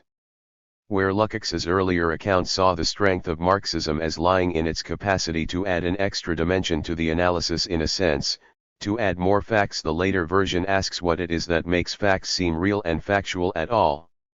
Rather than the extensive totality of the 1919 essay, the version in History and Class Consciousness suggests an intensive totality, one unified by a fundamental principle that presents a reality in a particular style. To be crystal clear in this case, Lukács is not claiming that world history is and always was in fact governed by the structures of capitalism, and simply awaited our awareness of it. Rather, he is arguing that these are the 102 valid forms of consciousness under capitalist society, and as they form a totality, they are what people in that society imagine to be the fundamental reality. Thus, Lukács's argument could not be read as suggesting that, for example, the European proletariat was the protagonist of world history. Rather, his method helps understand why, within a given phenomenological reality, one particular narrative of development was cast as the inevitable path of human development, as in, say, the Weberian claim adopted by certain more recent theorists that the forms of rationalization found in Western civilization only lie in a line of development having universal significance and value. 59 Rather than claiming to penetrate to the core of all existence, Lukács's method seeks to explain how different societies conceive reality, such that narratives of this kind can come to seem plausible at all. By extension, when Lukács refers to totality, he does not mean the sum total of facts about society and or history. Rather, he interprets societies as totalities to the extent that they are coherent realities comprising definite ways of understanding the material world, and social relations and institutions associated with that grasp of the world. Formal completeness is what makes totalities seem real, in the sense that they do not point to anything outside themselves as their ground, but instead comprise the fundamental preconditions of explanation as such. This explains Lukács's sly allusion to Regal in the middle of the Reification essay. The art historian had suggested that different Kunstwahlen depict a range of conceptions of the world as real. Lukács extends this beyond art to the social realm as a whole. Each type of society has a different formal structure of objectivity that can be identified across its culture and practice. This is how a society is manifest, or how it is brought to conscious form as a reality. For conclusion, Lukács may have resented the period of enforced leisure in 1922 brought about by Belakun's triumph in the internecine struggles of the Hungarian party, but it was this leisure that permitted him to develop a distinct philosophical interpretation of Marxism that offered radically new perspectives on the theory. The essays produced in this year, What is Orthodox Marxism, Reification and the Consciousness of the Proletariat, and Towards a Methodology of the Problem of Organization, along with the less extensively revised Class Consciousness and Historical Materialism pieces, were dramatically different from his earlier works in 103. Both tone and theoretical framing. He stepped away from the often naive enthusiasm of his revolutionary period writings and instead offered a philosophically sophisticated and far-reaching reinterpretation of key elements of Marxist theory. Above all, these works are marked by the reappearance of the ideas first given expression in his Heidelberg aesthetic manuscripts. He begins to analyze social forms using the same version of phenomenology that he had used to explain the work of art in his earlier drafts. It would be too much to describe 1922 as the single decisive turning point in Lukács's thought as a whole, because to do so would imply that he had entirely turned his back on his earlier messianism. In the first place, his Lenin pamphlet bears clear traces of those beliefs, particularly in the canonization of the revolutionary leader figure. 60. Moreover, his political thought continued to develop as he made clear later in life until the publication of the so-called Bloom Theses in 1928. But 1922 was decisive for the development of his specific account of reification in history and class consciousness. His earlier revolutionary writings indeed betray signs of neo-romantic anti-capitalism, harking back to the themes of soul and forms or the proposed Dostoevsky book. In theoretical terms, these early writings assume the existence of subjects and communities beyond and independently of social structures. Society exists in a certain sense even without the institutions and formalized relations it creates to govern itself, and which eventually come to restrict it. But Lukács's philosophical return to Heidelberg in 1922 helped him move beyond these presuppositions, and so indicates the overcoming of his own neo-romantic tendencies. By drawing on the phenomenological and art-theoretical models that he had used in his theory of art, he began to interpret social being as a realm of consciousness itself, rather than as an object of which we are conscious, and he did so using the categories and questions he had used in developing his earlier philosophy of art. Such consciousness is reality in the same sense as the reality manifest in a successful work of art. It comprises its own conditions of validity that determine the categories of social being. It is possible, therefore, to analyze social being phenomenologically in terms of its own structure as a realm of meaningful existence, rather than simply as a reproduction or representation of a supposedly more true or real world beneath social forms. The way the social world appears is what the social world is, because social being is inherently a realm of meaning. At the same time, Lukács's approach entails the same relativization of the subject as his earlier philosophy of art. The categories do not rest on 104. The subject for their existence, insofar as we can speak of a subject, that subject supervenes on the structure of consciousness. Thus, Lukács's phenomenology of society is non-idealist in not relying on a demiurge for the positing or the validity of either the contents or the structure of consciousness. Human society only properly exists to the extent that it is made or becomes conscious, that is, it acquires form as an explicit, organized totality. As a realm of meanings, significances, structures, and explicit relations, society is conscious, and is analyzable phenomenologically. Of course, all that I have argued thus far is that Lukács uses the same phenomenological paradigm and language to talk about social being in 1922 as he used to analyze art between 1912 and 1918, shown in the nuances of his account of consciousness as a reality. I have not yet provided sufficient detail to support the claim that Husserl, Lask, Riegel, and Fiedler informed his Marxian account of reification in any of its particulars, rather than just in general. More importantly, I have certainly not offered any justification of Lukács's transposition of a philosophical model of art to analyze the very different domain of social being. These arguments will be the focus of the following chapters, in which I will offer a more detailed account of his method in a way that renders it plausible. It would be pointless to attempt an a priori justification of Lukács's general approach. However, the evidence I have offered does have important ramifications of its own. It reinforces the sense that history and class consciousness cannot be understood as a single, monolithic work expressing only one united position. This has been acknowledged before but often inaccurately, such as in Stedman Jones's separation of the final two essays in the published book. Paying attention to the date of composition and to the language Lukács uses reveals a rather different set of unities and fissures in the text. The three essays that form a significant group are What is Orthodox Marxism, Reification and the Consciousness of the Proletariat, and Towards a Methodology of Organization. These were the final three to be written, and their language and concepts are clearly closer to Lukács's Heidelberg years. They will be the center of my attention in what follows.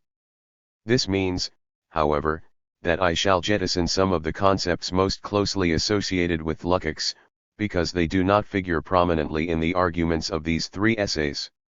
Indeed, they may even mislead us in interpreting these later essays. The most significant of such 105. Notions is that of imputed or ascribed class consciousness, and the associated idea of false consciousness which are central to the class consciousness essay. Lukács's suggestion that Marxist analysis could reveal the needs and interests that the occupants of a particular class position should have, regardless of their empirical thoughts and desires, has been one of his most widely criticized claims. Taken at face value, this claim has obvious implications for the interpretation of the other essays in history and class consciousness. First, it nudges the reader towards understanding Lukács's discussion of the standpoint of the proletariat in the Reification essay as an account of the ideal typical proletariat. The standpoint would, on this interpretation, refer to the position in the system of production that the workers occupy, and which therefore determines their interests. Second, it is not difficult to read his account as an argument that the Communist Party simply knows better than the proletariat, and hence as a justification of their claim to lead the workers and even oppress them in their own greater interest. Read through the lens of imputed class consciousness, the methodology of organization essay might be seen unreflectively as an account of a centralist party that leads the revolution from above. Extending imputed class consciousness across the entirety of the book in this way would be a mistake. As I have argued, it exemplifies a definition of consciousness as knowledge that Lukács overcame in the essays of 1922. In fact, Lukács himself barely mentions the notion of imputation in these later essays. The term Zugerechtnet simply does not appear at all in either the Reification or the Orthodox Marxism essays, and only occurs in passing in towards a methodology of organization. Lukács's account of the standpoint of the proletariat is phenomenological, not ideal-typical, as I will explain in Chap 5. Moreover, he explicitly and repeatedly rejects any claims by a party to have greater knowledge warranting its action as on behalf of the workers, as we shall see in Chap 6. I have no intention of drawing on the concept of imputation, therefore, and will not seek to defend it or incorporate it into the interpretation of Lukács I offer. Similarly, the interpretation I will offer takes Lukács far away from a classically Leninist party and places him closer in some respects to Rosa Luxemburg, despite his criticisms of her. I will therefore not undertake any justification for vanguard parties that claim to stand for the proletariat. On my interpretation of Lukács, he was as far as can be from either Leninist or Stalinist centralism. 106. In short, then, Lukács's intellectual development from before his conversion to Marxism until some years after history and class consciousness was not monolithic, linear, unidirectional, or clear. But the key essays of 1922 were marked by a distinct return to his Heidelberg drafts, leading him to inquire into social being in terms of its forms of validity as categories of existence. Drawing on the paradigm he had developed in his unfinished philosophy of art, he was able to pose new questions of society. In what ways, he asked, do social objects exist as inherently meaningful unities?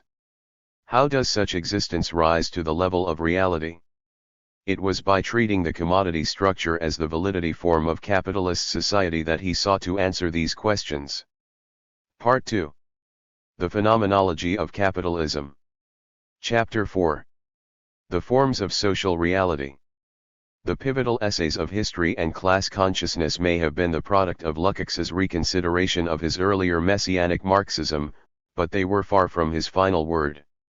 In the ensuing decades, he repudiated his masterwork on a number of occasions and for a range of ostensible reasons. Much of this later autocriticism was political. In the 1967 reissue of the book, he explained it as an entry ticket to the struggle against fascism from within the party. Whatever one may think of Lukács's political judgment in this instance, it should not cloud our evaluation of the book's own arguments and its author's later attitude to them. He gives a more considered reappraisal in comments on the book towards the end of his life, both in the 1967 preface and in a set of notes and interviews given in 1971 after learning that he was terminally ill. The succinct judgment of his earlier work found there highlights certain features of history and class consciousness that have not been sufficiently appreciated hitherto and which will be the focus of my reinterpretation of the text. In one of these final statements, Lukács summarizes his main disagreement with his earlier theory thus. The fundamental ontological error of the book is that I only recognize existence in society as true existence, and that since the dialectics of nature is repudiated, there is a complete absence of that universality which Marxism gains from its derivation of the organic from inorganic nature and of society from the organic realm through the category of labor. 3. 116. What is striking here is that Lukács criticizes his earlier work for insufficient attention to labor as the engine of social forms. By implication, he understood his own earlier work to treat social being as such as the only significant level of existence open to analysis.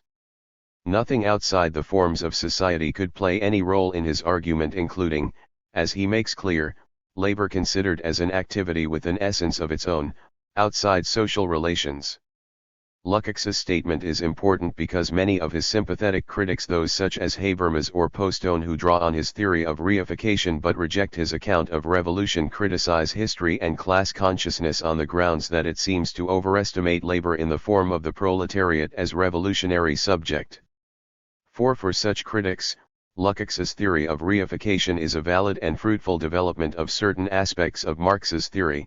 They see him as broadly correct in targeting the depersonalization of social structures and relations under capitalism. For example, Moishe Postone argues that, for Marx, a characteristic of capitalism is that its essential social relations are social in a peculiar manner. They exist not as overt interpersonal relations but as a quasi-independent set of structures that are opposed to individuals, a sphere of impersonal objective necessity and objective dependence. 5. As a critical theory, Lukács's account seems to capture something fundamentally wrong with capitalist society. But, these critics charge, Lukács errs in his precise diagnosis of the problem and his proposal for a solution.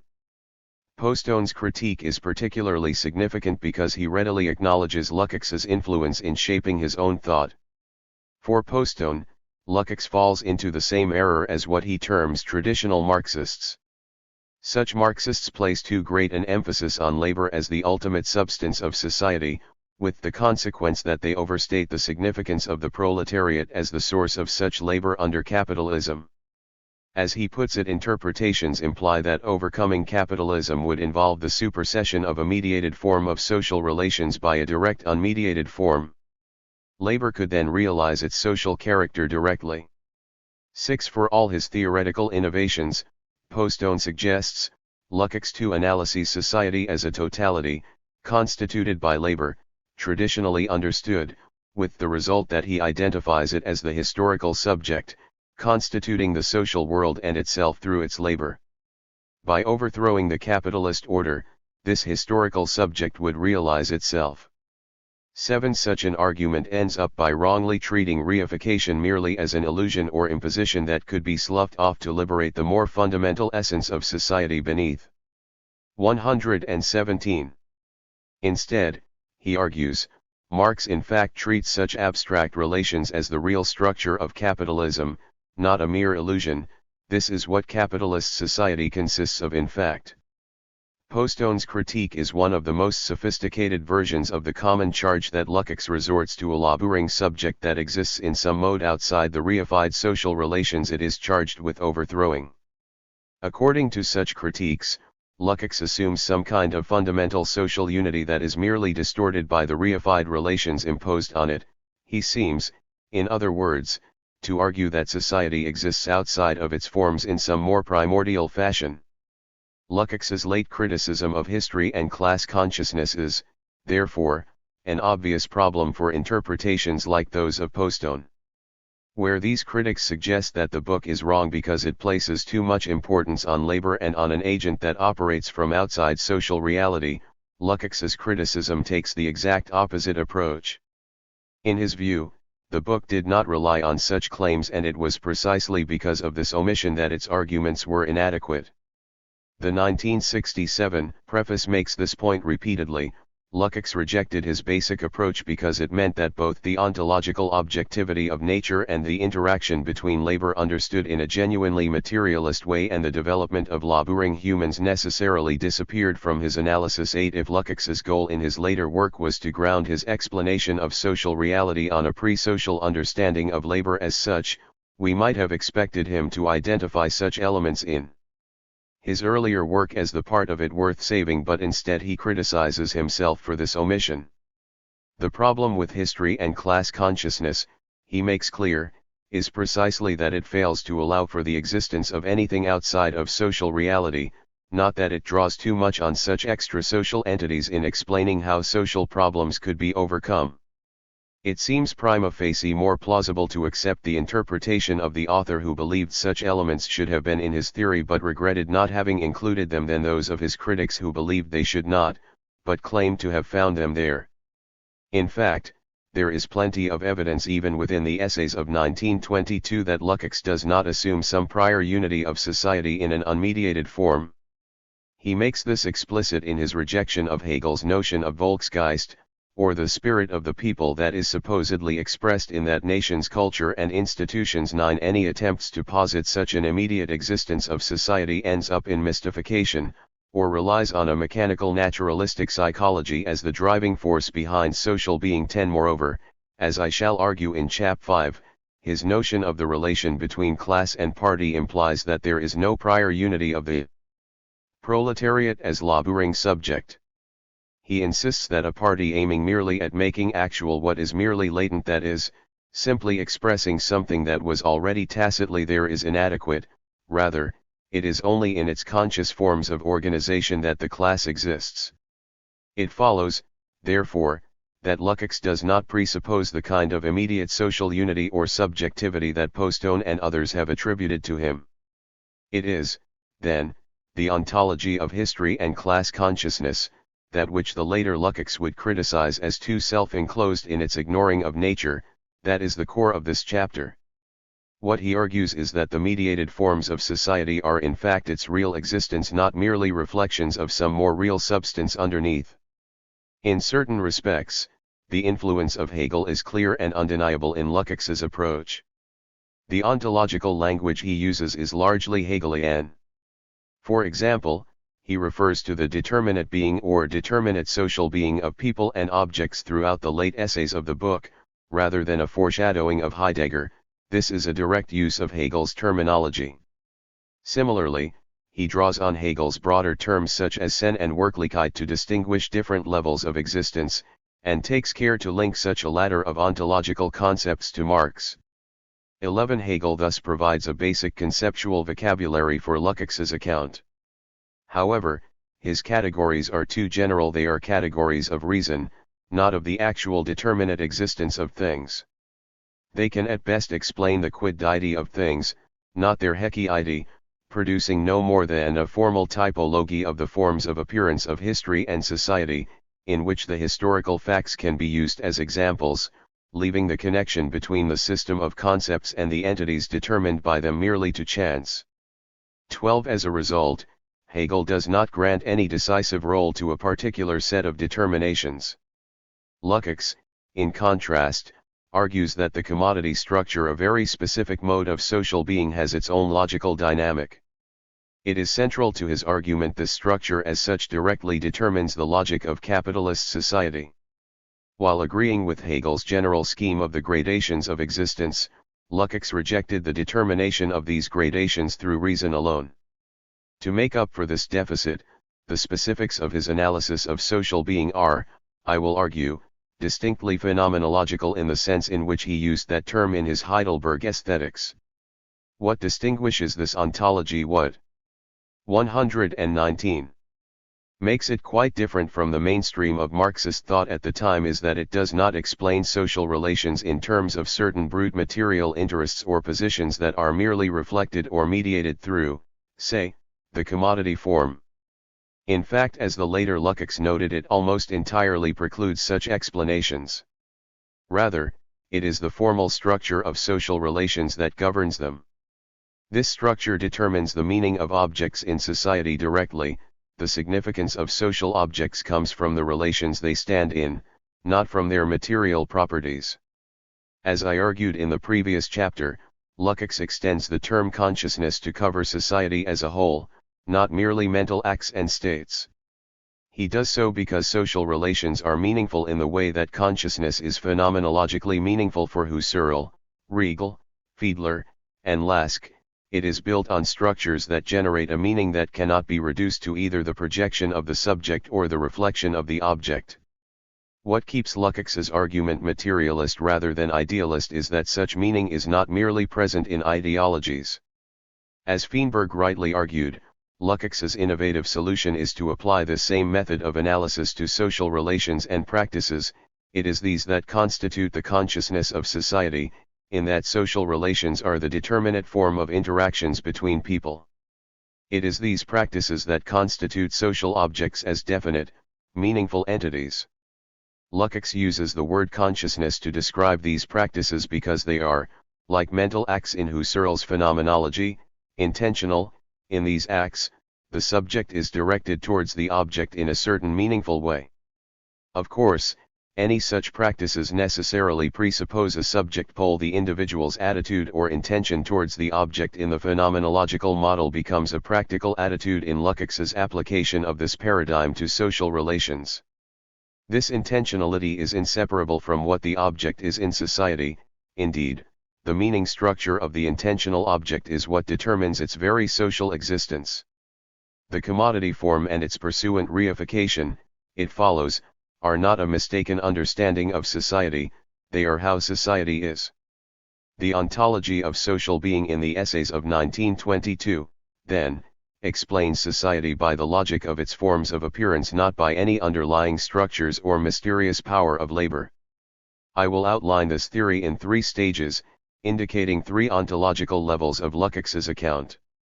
Borrowing Heidegger's terminology, I will refer to these as the phenomenological, the ontic, and the ontological, as 120.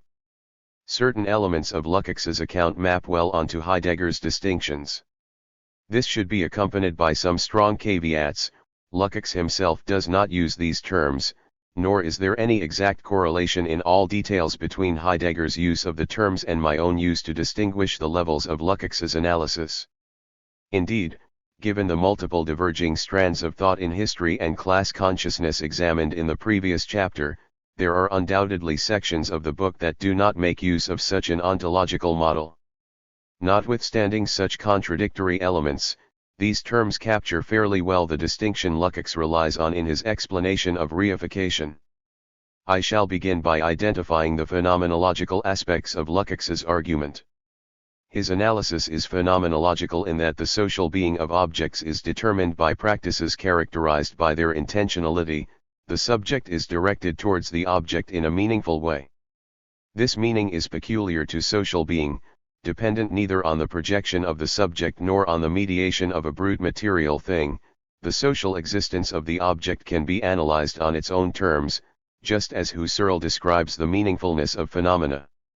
What characterizes such practices in capitalist society, Lukács argues, is a split intentionality. Objects are defined as divided against themselves, integrated into social relations only as abstract form, while their concrete content is semantically excluded from society as a whole. Second, Lukács's phenomenological account of individual objects is nested within an ontic exploration of social reality as a whole, and the direct analysis of the categories that govern it. By ontic, I mean the daily social reality experienced by those living in a given society. An ontic analysis can identify the categories that define objects within that society. Here, Lukács is perhaps more indebted to Lask than to Husserl. Rather than explaining the meaningfulness of individual objects, he identifies a broad principle of validity structuring the realm of social being as a whole. It is the commodity structure that determines all kinds of capitalistic social being, bringing objects into social relations only under the specific category of value and excluding any other features they may have. On this basis, Lukács offers a relational ontology, one that determines objects by the logic governing the intentional practices that shape them. To describe this as ontic indicates that this is the lived reality of those in capitalist society. It is what necessarily appears to them as real, or as the only way objects can exist socially. 121. Lukács goes further, however. He tries to identify what it is that makes reality appear real, as it were. In other words, What makes a given system of relations of social being into a complete and coherent reality? I shall describe this level of his analysis as ontological. Where a socio-ontic analysis tries to identify the categories and laws governing a given lived reality, an ontological analysis aims to understand how those categories as a whole come together to seem real. Lukács implies that any social reality can be understood by the identification of a foundational principle. In the case of capitalism, it is the commodity structure that epitomizes and defines the entirety of social reality. Above all, this reality is determined as a relation of subjects and objects to one another and to society as a whole. Reification is ontically real. It characterizes the entirety of capitalist social reality but ontologically determined by the commodity structure. The recognition that any ontic reality is ontologically determined is a first step towards its critique and transformation, and reveals the possibilities of agency it entails. 1. The division of the object. American Samoa commodity. To speak of the social being of an object is to describe it, in the first place, as having a specific meaning that cannot be explained in terms of its purely physical properties. A crown, say, might be considered simply as a mass of dense metals and glittering stones or as the symbol of power and authority. Its determination as a crown, of course, rests in turn on its components being understood as the most precious of metals and gems, which only the wealthiest or most powerful can own. Its meaning as a crown, then, depends on a network of significance rather than being determined by its material qualities beyond that network. It would obviously miss the point to claim that viewing this mass of metal as a crown is in any way a mistake or an illusion, one obscuring the more real existence of the raw materials underneath. It is equally real as a crown, in the sense that it has definite power within its social context. Its meaning is intrinsic to what it is. At the same time, of course, its definition as a crown does not exhaust the underlying stuff of which it is made. We could just as well understand its components differently, seeing its diamonds as useful for cutting glass, or repurposing its gold as a conductor of electrical signals. No one of these interpretations is untrue in itself, each of them is an equally true description of the object. Obviously, what is at stake here is the Husserlian question of intentionality. The same underlying stuff can be intended in quite different ways, bearing a variety of meanings.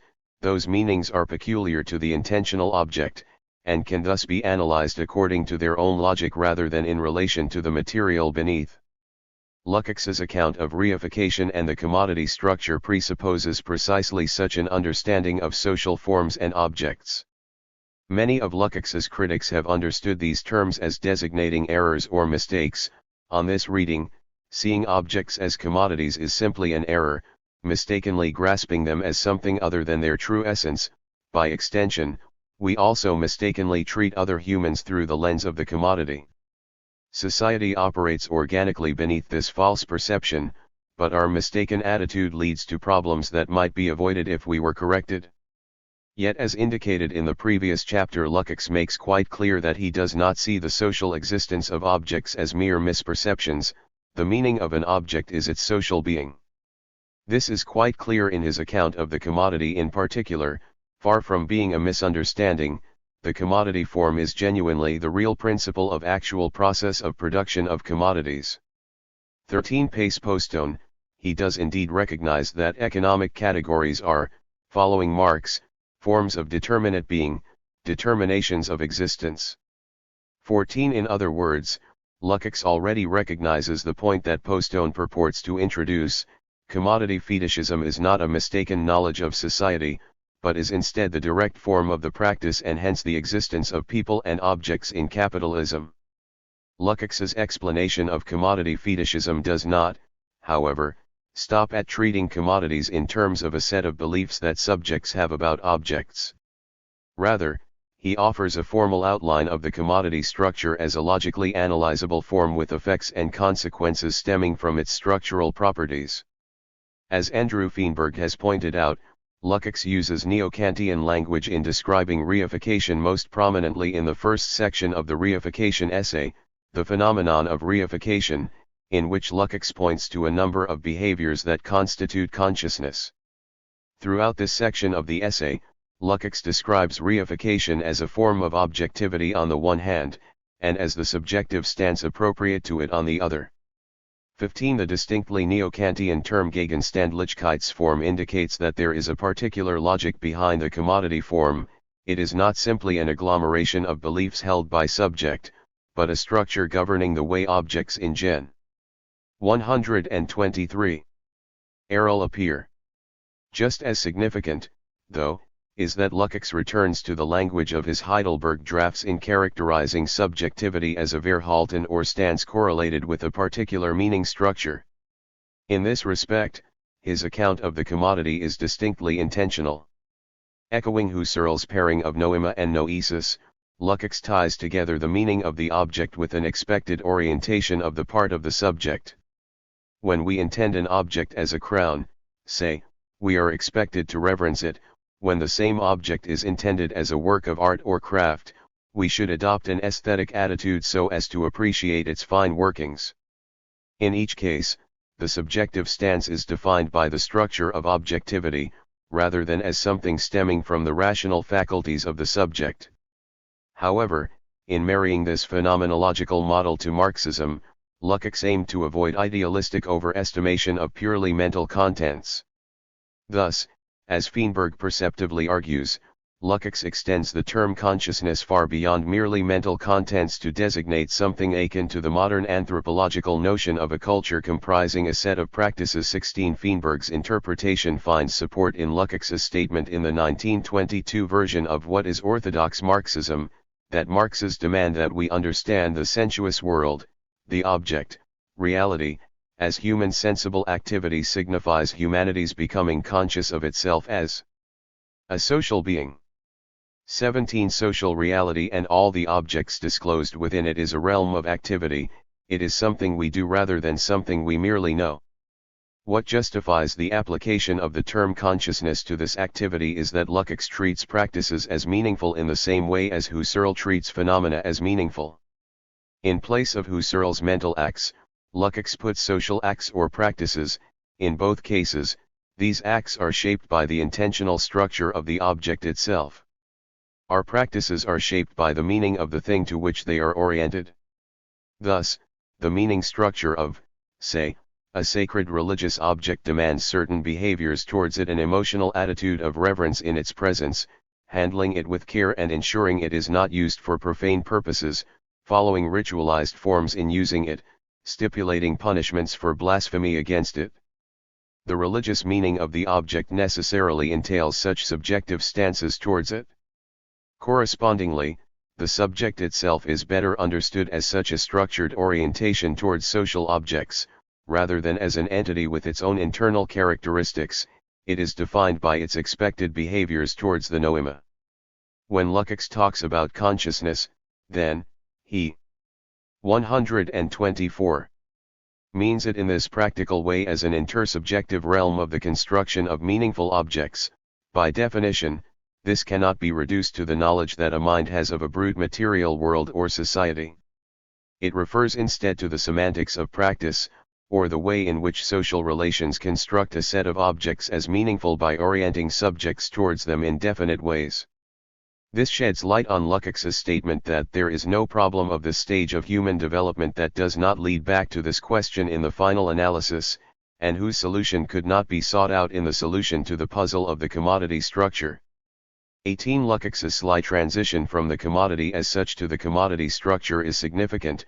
Rather than a narrow focus on capital from an economic sense, he indicates that the same structure of meaning applies across all capitalist social reality. In his words, only capitalism, with its unified economic structure, brought forth a, formally, unified structure of consciousness for the whole of society. 19. It is for this reason that he focuses on Marx's account of commodity fetishism, which is, of course, only a small part of the sprawling argument of capital. Lukács's step was thus a highly unusual choice at a time when it was the supposedly scientific analyses of the economic structure of capitalist society that dominated the common view of Marxist theory. Indeed, Lukács explicitly disavows any attempt to give an economic analysis. Rather, he sets as his task the analysis of the commodity structure's effects on the very mode in which social being is manifest, as he explains, the very structures of objectivity of all subjective and objective appearances in a society wholly governed by the capitalist commodity structure are determined by it. 20 These formal structures of meaning depend neither on the supposed properties of a brute, unformed object, nor on the qualities of the subject, they are entirely sui generis. They delimit the kinds of object that might be brought to social being, because they define the way we behave towards the objects. In past societies, Marx explains, exchange may have taken many forms, such as payment in kind or the mutual responsibilities of feudal lord and peasant. The objects of such exchange would manifest their use values, or the specific purpose they served for the flesh and blood individuals who exchanged them. Matters are quite otherwise under capitalism. Here we produce as private individuals or groups of individuals who only come into contact in the act of exchange. 21 Of course, even this exchange presupposes humans with needs. The commodity must have a use value for 125 someone in order for it to be traded at all. But under the conditions of industrialized mass production, such exchange is facilitated by a consistent standard of value to compare articles of different use value, so they turn to the property all objects have in common, the fact that they were produced by human labor. The value of commodities, then, is determined by comparing the amount of labor typically taken to produce it, relative to other objects. An item that typically takes 4 hours to produce will have a value 4 times that of a commodity that can be made with only 1 hour of labor. In Capital, Marx himself predominantly describes the economic consequences of this fetishism, such the relentless drive for ever more surplus value that drives capitalistic development. In contrast, Lukács identifies a formal logic at the heart of the commodity structure that determines multiple dimensions of society, and which dictates what can and cannot rise to the level of social being. The social practice of exchange intends its objects in a uniquely dichotomous way. We must act towards commodities as both concrete use values and as abstract exchange values. Let us take the example of, say, a rock or some such mere thing. Lying on the earth, it has no social being until someone wishes to purchase it from the individual who gathered it or whose land it is found on. Until this point, it does not exist as a commodity. The commodity is intended as the item to be used. Its meaning depends on this orientation towards a subjective need. But in the practice of exchange, it is intended as a quantitative value, determined by the amount of socially necessary labor required to produce it and bring it to market. Value is thus a category of the commodity's social being, or how it exists socially. What it is within these relations is formal and abstract, represented merely as a quantity of labor. The commodity as the intentional structure of practices of exchange thus limits the possible properties and relations of the social objects. Only its abstract and quantitative properties are legible when it comes into relation with other things. But at the same time, this necessarily ignores and excludes the particularities of the object, all those qualities that are intended in its use value. Its specific content remains outside the commodity exchange. It is that which by definition cannot be assimilated into the formal and rational structure of social relations. This is epitomized by the fact that labor value is defined in terms of socially necessary labor, that is, the amount of labor typically required in a given society to produce a certain commodity. In consequence, the specific details of an individual worker's labor are actively excluded from the object as it stands in relation to other. 126. Objects. As Lukács explains, the human qualities and peculiarities of the worker appear more and more as mere sources of error. 22. It is not the case that the universal form of the commodity merely does not adequately represent the content beneath, it must actively and positively exclude it. The social being of the commodity is, therefore, on the one hand, an abstract, formal, quantity standing in relation to other quantitatively variable but qualitatively identical objects, but, on the other hand, a substantial content or use value to be consumed, that is excluded from those relations. Under capitalism, individual objects inevitably appear in this double way, divided against themselves. Their substance and particularity are determined as liminal, they have a paradoxical social being as that which is outside the system, as private, rather than public, concerns. By treating the commodity as a phenomenological meaning structure sui generis instead of as the reflection or mediation of an underlying reality, Lukács is able to identify its recurrence beyond the economy and throughout capitalist society while at the same time avoiding the reduction of all other social relations to mere superstructural epiphenomena entirely dependent on the economic base. Capitalism is distinct from previous societies because for the first time there is a formally unified structure of consciousness for the whole of society. 23 That is, all social practices intend their objects in the same dichotomous way, bringing people and things into the network of social relations only in their most abstract and universal aspects. Drawing on Weber, Lukács points to the practices common in social institutions such as law and the bureaucratic state. Phenomenologically, those practicing in the legal system, for example, intend their objects as cases, determining them in a specific manner by bringing different particulars to a common legal form. Pre-capitalist law, he suggests, was riddled with empirical, irrational elements tailored subjectively to the people in action, and objectively to the concrete matter in hand. 24 The legal procedure and the case itself, the way in which the incident is brought to social being, might incorporate concrete particulars of the situation or of those involved. Contemporary law, however, pays no heed to the contents of a particular case. It aims at a rational systematization of all legal regulation of life, which can in principle be applied to any imaginable case. 25 Now, the content of the case has little or no bearing on its legal form, the two are entirely separated, and it is the form that determines how any circumstances are incorporated into social relations. Even the laws themselves take on the same. 127. Dichotomous existence. Quoting Hugo Prus, Lukács emphasizes that the cohesion of these laws is purely formal, what they express. The content of legal institutions is however never juridical, but rather always of a political or economic nature. 26 The legalistic form becomes entirely divorced from its irrational content, giving the case the same divided existence as the commodity. Lukács's critique of the commodity is, then, phenomenological in that he examines the social being of objects in terms of a formal meaning structure that cannot be explained as a mere reflection of an underlying material reality. He transfers Husserl's account of the intentional structure of the mental acts and the phenomena of consciousness to the practical acts and phenomena of social being. He offers a semantics of practices, pointing to the way they intend their objects in a particular way, defining what they are and how they interact.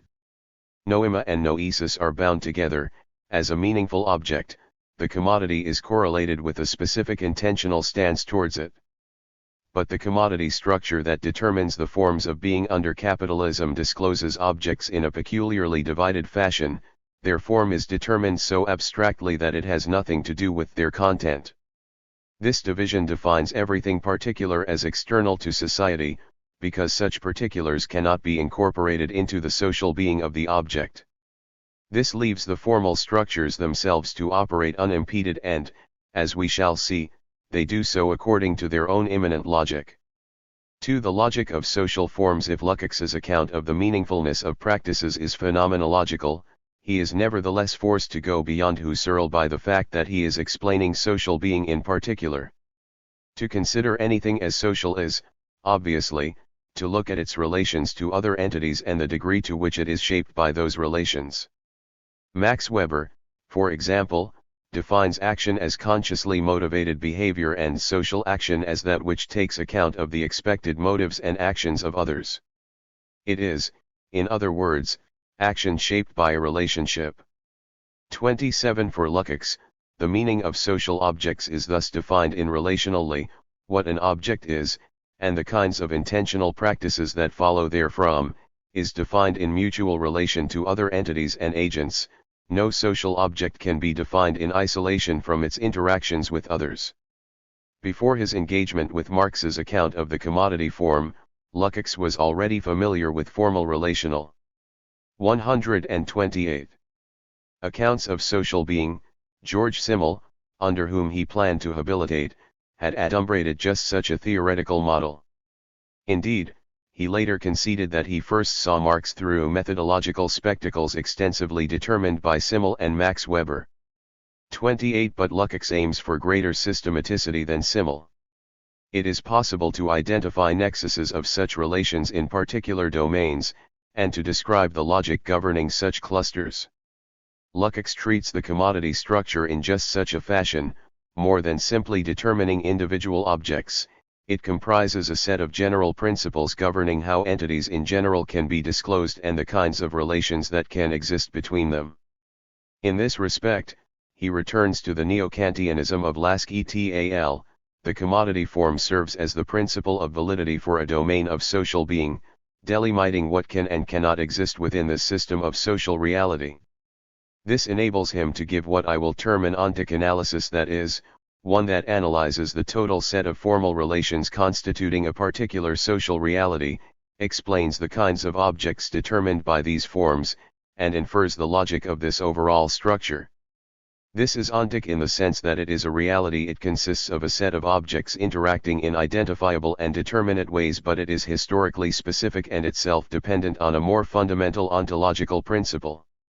Lukács's relational account of social being has two faces. On the one hand, he explains the properties of individual objects in terms of the relations in which they stand, rather than by any essence internal to them. To explain this, I shall begin by outlining the relevant aspects of George Simmel's theory, both to show Lukács's source for this model of analysis and because Simmel's account offers a more readily comprehensible version of this approach. On the other hand, Lukács analyzes the overall structure of these relations directly, to identify the logic governing them. As I shall argue, the commodity structure not only determines individual objects, it simultaneously and contradictorily defines society as a whole as both fragmented and yet entirely determined. This is the core of reification, a structure of consciousness produced by a phenomenological social form, rather than by the actions of subjects. While I have argued that history and class consciousness bears few signs of a Simmelian tragedy of culture, Lukács does echo his erstwhile teacher in one important respect: he identifies the logic of social relations directly. For Simmel, it was possible to calculate the nature of certain social relationships from their basic formal elements. Simmel outlines a series of examples, the simplest of which concern the number of participants in social interaction. An interaction between three social agents, he 129 argues, is subject to quite different constraints from one between two. 29 If two people are in disagreement or conflict, it may be difficult for them to reach a resolution. If a third joins them, that third can act as arbiter, or may ally with one participant against the other. Simmel's argument is explicitly Kantian. These relations can be deduced a priori, without needing to observe the interactions of dyads and triads to understand their possibilities. A group of three logically permits more interactions than a group of two, by virtue of the purely formal qualities of the interaction here, the mere number of distinct agents. Thus, the differences between interactions of two or three individuals are repeated in interactions of two or three groups. In a society of three classes, Simmel observes, two will normally ally to overcome the third. Simmel applies his method to more than simply the number of participants in a relationship. In one of his most famous examples of a social form, he examines the position of the stranger, an individual who is in the group but not of it. 30 The stranger is not one completely unknown to the rest of the group, rather, someone who comes from outside but stays. Simmel gives the example of the merchant trader who brings goods from afar, or the situation of Jewish people in Europe. It is, he says, a very positive relation. It is a specific form of interaction. The stranger is both distanced from the group but intimate with it. This allows the stranger to act as arbiter or to be told confidences which sometimes have the character of a confessional and which would be carefully withheld from a more closely related person. It is, Simmel suggests, the unique combination of nearness and farness, insider and outsider, of distance and nearness, indifference and involvement, that defines the stranger's qualities by these categorical relations to the rest of the group. These, of course, contrast with the properties attributable to native group members, of inescapable nearness and involvement, or of complete outsiders, such as indifference to the group's needs. What is important here is the way Simmel identifies these properties of stranger and native. The particular relationship of the foreigner who joins the group generates a set of possible properties. One may be categorized as inside, outside, or outsider inside. These categories do not stem from any inherent essence of the person who happens to be the stranger, whether as 130 individual or member of a particular nation, so they are different from classical Aristotelian categories. But equally they are not simply Kantian categories of knowledge, they constitute the real structure of the stranger as social entity. They are the forms of its social being. The categories are, in a sense, the objectification of the relational form. They attribute to the entity certain features of the relationship in which it stands.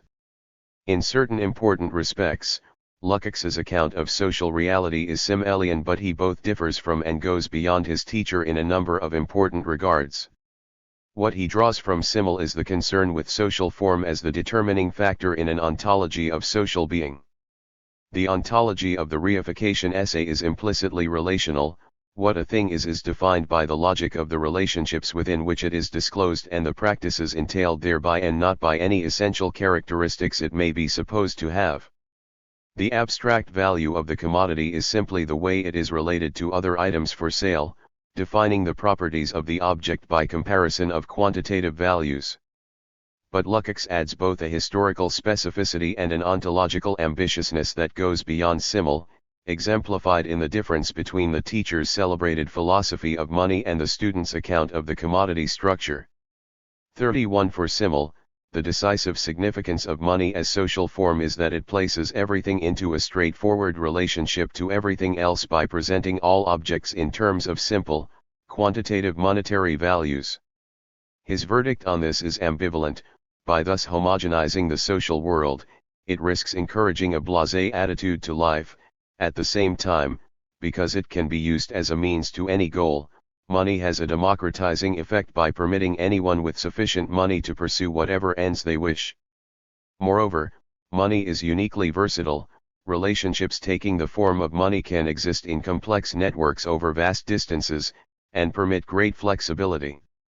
While recognizing the significance of Simmel's work as a very interesting and astute book in matters of detail, Lukács repudiates his former mentor rather ungraciously, lumping him along with other bourgeois thinkers whose analysis goes no further than the immediacy of reification, looking only at its most alienated and empty forms, as if they were a timeless form of human relations in general. 32 In the first place, Simmel holds to a classically Kantian view. He presumes the existence of a subject that seeks to know the world, and to whom money as a form remains external. While the objective world appears reified, this does not particularly affect the composition of the subject. As will become clear in the 131 following chapter, Lukács's view is quite different. For him, the subject is historically variable because it is defined as a position within the meaning structures of social relations. Where the commodity structure encompasses a complete social relationship that determines the categories of existence of those involved, Simmel's money form is merely an intervening moment between people. Even setting aside the subjective consequences for the moment, Lukács argues that Simmel fails to consider the difference between pre-capitalist and capitalist societies. He cites Marx's description of the role of money in pre-capitalist societies. As Marx argues, merchant's capital is originally merely the intervening moment between extremes which it does not control and between premises which it does not create. 33 Under capitalism, however, the dominance of the commodity form means that it constitutes a complete set of social relations between entities that it defines thoroughly. It is a total system of validity, in that it represents social reality as a complete whole whereby literally any objects are in principle relatable by expressing them in the commodity form.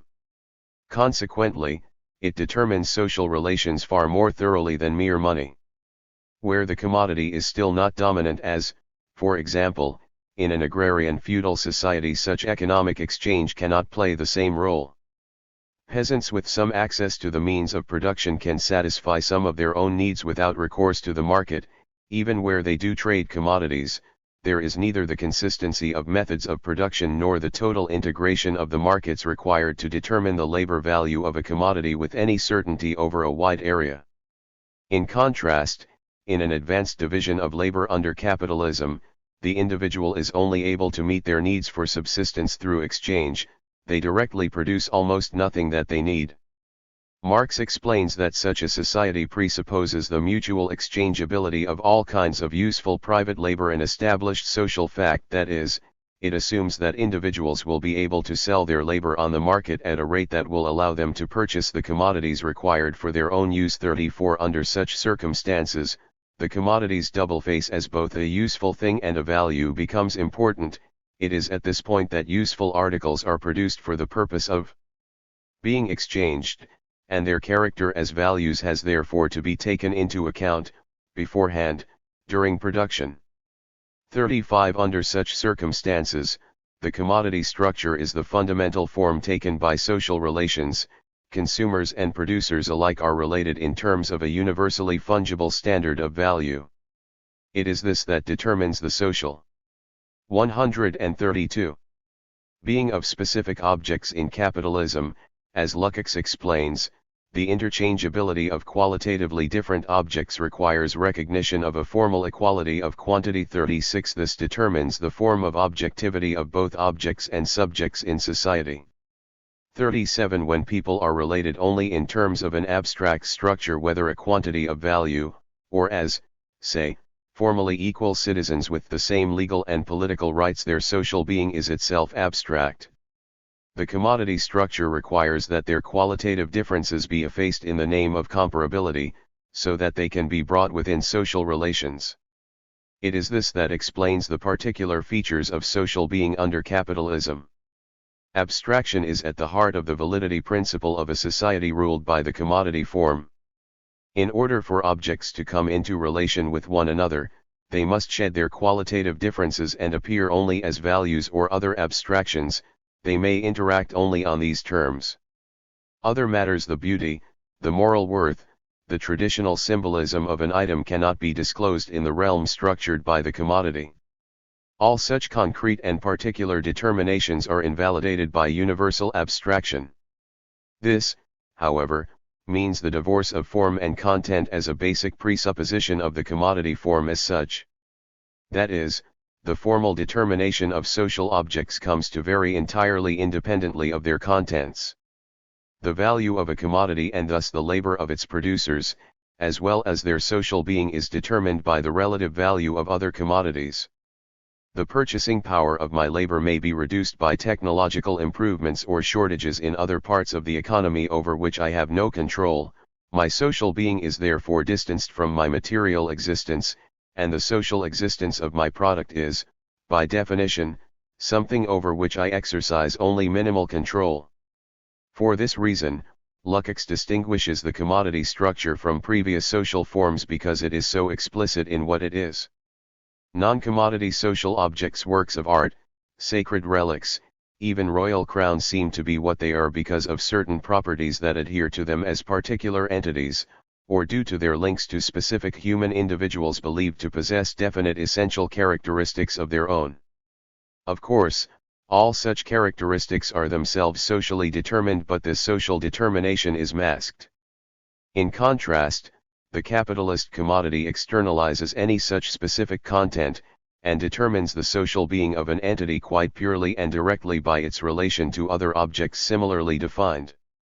However, it is because of this absolute separation of form and content that it is possible, as noted above, for mediation to be not something thrust into. 133. The objects from without, but rather the disclosure of their authentic, objective, concrete structure itself. 38. The formal determinations of the commodity are quite explicitly and directly mediating categories. These forms are not attached to the individual object as its personal qualities, but are instead the expression of the object's situation in relation to other objects. Mediation is therefore not an epistemological category, that is, one that emerges as a subject seeks to know an object through its subsumption under rational forms that may transcendental and a priori or discovered through a dialectical process of coming to know the world. Rather, it is a category of the social existence of the objects themselves, part of their dual social being as irrational content outside of relations to other objects on the one hand, and rational, abstract forms that incorporate it into society on the other. Anything that cannot be so rationalized, any substantive content, is disclosed as external to the system outside the border of the social, liminal, irrational, natural, even abject. The commodity structure thus doubly determines the social being of individual objects. It explains their relations to one another and their possible interactions through a set of quantifying, abstract, and rational forms that define such objects as social, and it determines anything specific to them as external and irrational. This, for Lukács, explains Marx's statement that the value of a commodity appears to result from the nature of the products and from a set of naturalistic laws of value rather than from human activity, by separating out the activity from the determinate social being of the item as a value. The commodity structure decouples the production of the object from its existence in society. 39 Its value is indeed directly determined only in relation to other commodities, and it is this that determines what it is. As Lukács puts it, the objects that satisfy our needs no longer appear as the products of an organic life process of a community, but appear instead on the one hand as abstract examples of a species that are in principle indistinguishable from other examples of their species, and on the other hand as isolated objects, the possession or non-possession of which is dependent on rational calculation. 40 Their social being is defined by their abstraction and their relation to other items. Consequently, Lukács sees this social form not any real labor underneath as the motor of society, the principle genuinely governing the production of commodities. In other words, the commodity structure not only determines the properties of individual objects, but rather provides the logic of capitalism and hence the overarching image of society as an integrated whole. 134. It is the specific manifestation of society as a whole disclosed through the commodity form that constitutes objective reification. Mirroring the double disclosure of an individual commodity as rational, abstract, socialized value, and as irrational, concrete, particular use value, society itself appears in a double form both as rational, determined totality, and as fragile, fragmentary, and disconnected. Lukács's analysis here once again points back to certain elements of the phenomenologically framed aesthetic theory of his Heidelberg drafts. Recall his use of Alois Riegel's terminology to critique the naturalistic Kunstwollen. Different Kunstwollen present different realities, that is, they set the terms of what counts as real in divergent ways. Reality in this case, of course, does not refer to any bare, formless, noumenal world, rather, it describes the world as it has come to truth through being clad in valid form. Thus, a work of art may comprise a reality if its formal structure achieves full coherence, leaving no crack that undermines the impression that a complete picture is being given. Naturalism, Lukács argues, ultimately fails at the artistic task of manifesting a self-contained totality or world within the artwork because of its goal of depicting reality with a minimum of distorting stylization. This commits naturalistic artworks to depicting each individual object purely on its own terms. It is difficult to show any organic connections between them by subordinating them to an overall scheme, so undermining the work as a unified world. 41 The objective reality of a society governed by the commodity form echoes that of the naturalistic Kunstwollen. Under capitalism, social reality consists of a set of commodity objects separate from one another and infinitely divisible into smaller parts. This is echoed in the individual's daily labor under Taylorist work processes that break workers' actions into discrete steps. This, Lukács insists, destroys the organic irrational, constantly qualitatively determined unity of the product. 42 Such isolation extends to workers and to the general phenomenon of the specialization of different social spheres around their own internal principle. In each case, a world of contents defined as sui generis, cut off from broader processes, comes into being. This produces a society that appears as a set of isolated phenomena, so that every image of the whole is lost. 43. It stems directly from the separation of form and content at the heart of the commodity structure. Everything specific and concrete is externalized, indeed, any non-formal social bonds whatsoever are excluded from social. 135. Reality as a whole, confined to their own sphere, they cannot be brought together in a coherent social whole. The consequence of this extreme externalization of content is that the rational forms of the economy themselves appear to operate entirely without human intervention, and this is the objective manifestation of Lukács's central concept of reification. Because all irrational content has been expunged from the formal social being of the commodity, the interactions of those commodities necessarily operate according to predictable and rational laws. Thus, for the individual, the commodity structure of all things and the natural law character of their relations is something already finished, something unsublatably given. 44. Immediately, social reality appears law-governed, predictable, and unalterable precisely because of its rational formalism. Within a particular sphere, socially determined objects interact according to rationally predictable laws operating independently of any intervention by the individual. As a specific action or object is disclosed and socially determined, anything that is not part of the formal rational system of social relations is sloughed off. The mediating forms of social interaction permit only very specific relations between people and things. To the extent that such entities stand in a social relationship to one another, their interactions are determined by the system. Within any one area of society, these logical, predictable relations may hold. But at the same time, their very formalism means that qualitatively different areas of society cannot be brought into anything more than a fortuitous relationship with one another. There is no way, for example, for the economic commodity form to mediate the substance of, say, legal relations. Consequently, the interrelatedness of elements and its partial systems is a matter of chance even in their most normal functioning.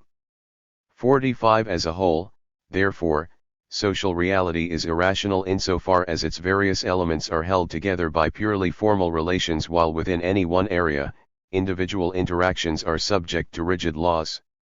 In explaining reification, then, Lukács identifies a basic principle of validity governing the objectivity of objects, or the manner in which they may be disclosed. Individually, this produces the divided objects I described in the preceding section. These forms do not mask the object, they determine what it is by specifying its properties to the extent that it is constituted within social relations. They determine too the very categories of social existence as a whole. Under capitalism, only the most abstract categories are possible, above all, that of value. Thus, Lukács insists that this phenomenological account of the way society is disclosed is indeed social. 136. Reality, or, as I have described it, Lukács gives an ontic account of the commodity form. This is no mistaken understanding of a hidden reality or social substance beneath. The relations between commodities are the real social relations, the ones that govern social processes within the society governed by the commodity form. Any material properties that the object may be assumed to have outside of social relations are irrelevant. Its social being is determined purely by the relational categories of the commodity form. Second, this reality is generated by the commodity structure itself, and not by the labor of the proletariat. In particular, this means that reification is a formal problem, one of a particular manner of disclosing social relations. It is not the case that labor produces a social reality that is then alienated or put away from the workers by their own action. Rather, it is the commodity structure itself that externalizes the individual workers, excluding them from the abstract relations of society. 3. Totality and the standpoint I have argued, then, that Lukács offers a phenomenological and aletheological account of reification. The categories of reification are not categories through which the commodity is known, but rather those by which it exists as a meaningful, structured object. Transposing Husserl from mental acts to social ones, Lukács describes it as constituted by a series of intentional practices, in which we act towards as objects as commodities, so generating their meaning. The social relations of capitalist society as a whole follow this same pattern, such that domains as different as law, the economy, and the bureaucratic state relate people in terms of abstract, universal categories. Such abstraction becomes in the neo-Kantian sense the principle of validity of social being. It is the only way it is possible for entities to enter into relations with one another, and hence the only way they can meaningfully exist within society. This predetermines the intentional practices that are possible towards such objects. What the subject can do is limited by the commodity structure as the form of valid meaning. The commodity structure therefore shapes reality in the sense that it governs the very way in which entities are socially disclosed. However, in order to justify his claims for the effects of reification, Lukács needs to show that it does more than affect a limited region of society, but that it constitutes a society as a whole, in other words, becomes the only possible reality imaginable. It is the realness of this reality what it 137 is that makes it seem like the only possible coherent, integrated world to which I shall now turn. I shall refer to this as the ontological level of his account. It describes what it means for a given set of social relational categories to appear as the reality. I will outline this in 4 stages. First, I shall turn to the basic notion of a totality, arguing that societies should be understood as intensive rather than extensive totalities. Lukács does not use the word totality to refer to the sum total of social objects, but to describe the underlying validity structure that governs the way such objects may be disclosed through institutions and practices. Second, I shall examine the ways such a totality becomes self-enclosed, drawing borders around itself that define what can and cannot be included within social relations. Third, I shall suggest that all such realities presuppose a standpoint from which they cohere as a totality, which Lukács describes in language remarkably similar to those he used in describing the same terms in his Heidelberg Aesthetics. Finally, I shall argue that in the specific case of capitalism, the double determination of objects as both rational/social and irrational/personal is necessary for this reality as a whole to function. Capital accumulates only in its circulation across this border. The commodity structure casts us as isolated individuals on the border of society because this is essential to its functioning as a complete reality. Reification is so pervasive, Lukács argues, because it infects capitalist society as a totality. What he means by this is, quite simply, that a single structural principle increasingly determines every area of social relations. The reification essay starts out by praising Marx for attempting to understand capitalist society in its totality, but as indicated previously, this does not imply that Marx knew everything there was to know about capitalism.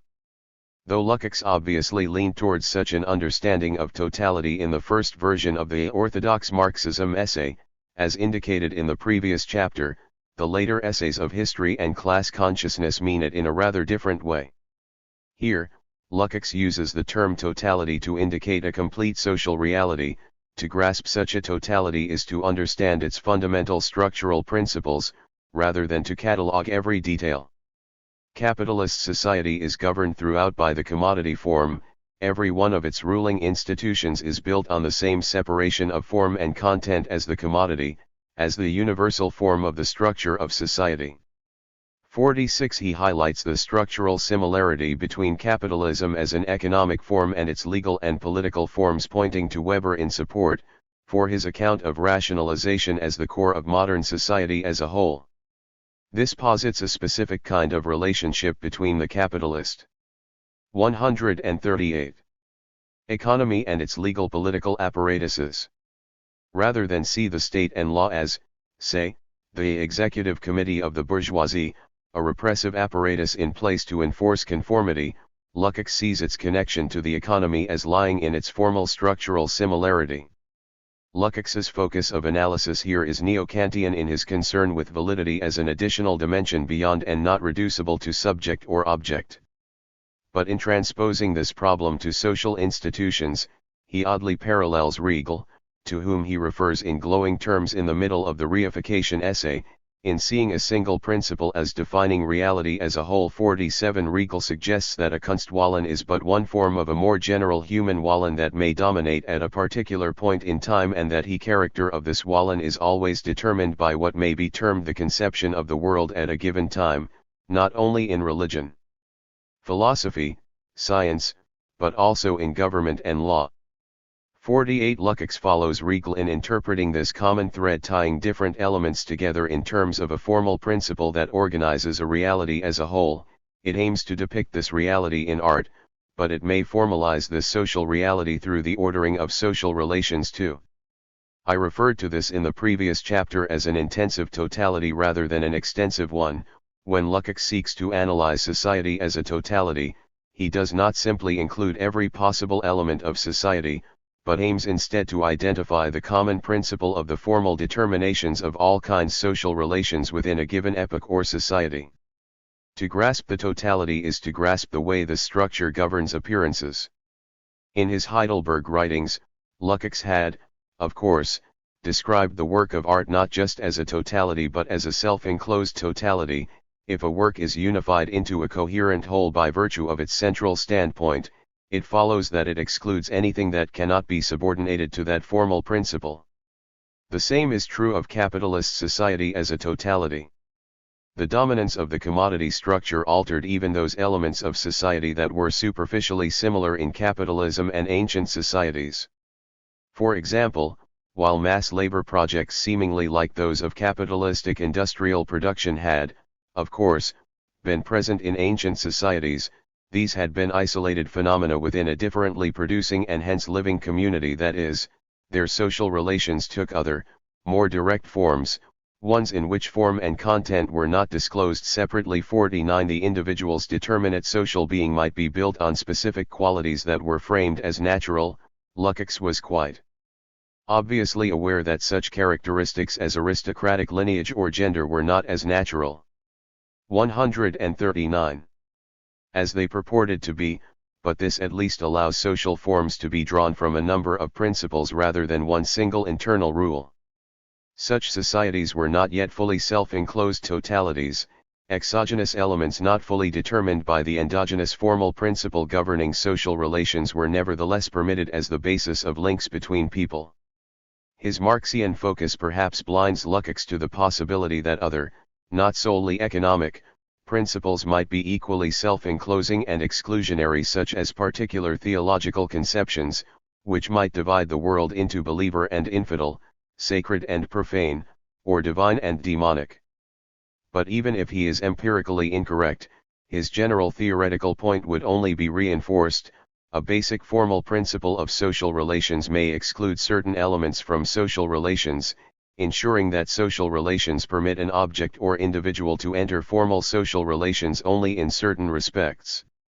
It is, though, capitalism that is the most perfectly self-enclosed system for Lukács, and hence the one that is most rigid in determining what can and cannot be manifest within social reality.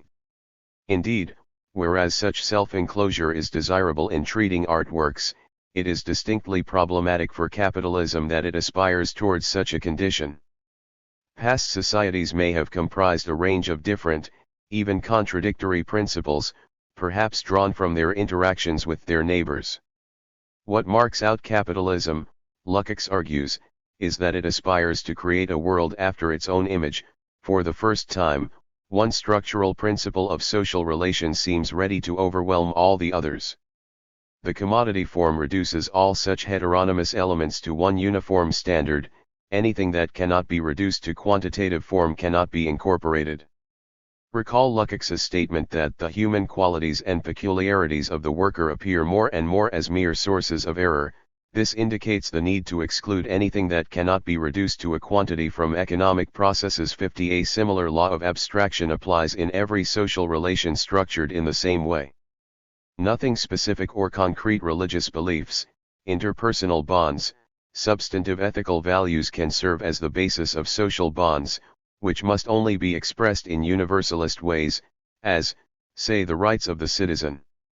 Such heterogeneous elements are therefore determined as external to the system of social relations. They become private matters, dividing people rather than a source of social solidarity. Cast outside the rationalized system of social relations, they are moreover defined as irrational and indeed not rationalizable, and so may come into conflict with social structures. A particularly acute 140. Example of this might be seen in particular manifestations of French laicide, such as attempts to prohibit the wearing of religious symbols or clothing in public areas. Here, the non-universalizability of such elements means they come to be actively excluded from social relations as disruptive elements. This drawing of clear boundaries, placing certain elements beyond the borders of social relations, constitutes the self-enclosedness of society as a totality, determining what can and cannot come to full social reality. In treating such abstraction as the very principle structuring social relations, Lukács offers an account of rationalization that goes beyond that of Weber, despite frequently citing his mentor's insightful analyses of rationalized phenomena. Weber's concept of rationalization is transhistorical. He defines certain types of rationality a priori and then applies them to the interpretation of a range of different social forms. In particular, he focuses on the rise of instrumental rationality as concerns of efficiency in achieving goals through the use of abstraction and calculation come to predominate. Such rationalization is, he suggests, universal though it originated in Western Europe. Weber argues, it is a matter of importance for the entire globe. 51. It progresses, he insinuates, simply because of the greater efficiency of instrumentally rational practices. Though such behavior may in some cases have value-rational origins, its practical successes and gradual institutionalization mean even those who do not share these values will have to follow suit. Weber's concern with instrumentality makes rationalization a matter of individuals' relation to the objective world. In the final analysis, goal-oriented subjects arrange the means to their selected end in the most efficient and consistent way. In contrast, by linking abstraction and universalization to the commodity structure and its attendant social relations, Lukács implies that they apply only to the specific social reality of capitalism. They are the form of rationalization of this society, or the ratio governing social relations. By implication, other forms of rationalization are possible, ones that do not necessarily entail such a stark separation of form and content as that required by the commodity structure. This separation of form and content has a further effect. By banishing anything that cannot be mediated through universal forms to beyond the borders of society, it posits the distinction between public and private characteristic of bourgeois society. Anything that cannot be disclosed within the commodity form thus must, by definition, fall outside the public sphere as that which is private. At the same time, this liminal private realm beyond the bounds of the commodity structure is not entirely excluded. It remains. 141. Lukács insists, a necessary component of social reality as a whole. That is, capitalist social relations always presuppose something outside themselves. It is essential that every object intended through the commodity structure as standing within social relations can at the same time be intended outside that structure, and as belonging to the private sphere. This proposition is contained within the very definition of the commodity as both use value and exchangeable value. The item must have a use for someone, or it will not find a purchaser. The problem, however, is hidden within capitalist economics, which suffers a methodologically necessary incomprehensibility of use value, of real consumption. 52. Because the commodity structure relates items only to other quantitatively comparable objects without regard to any of their specifics, it cannot incorporate consumption into its relations, so designating it as irrational. In so doing, it may produce ever more commodities and ever more surplus value in principle, even as these commodities lie on the market without a buyer. But if items remain unsold, the capitalist realizes no profit. Capital must circulate in order to accumulate. It must pass from the sphere of commodity relations to the private realm on the borders of society, where it exists as a use value for its ultimate purchaser. Indeed, it is not even sufficient to say that the commodity depends on that which it externalizes as irrational. More exactly, it depends on this very externalization as such.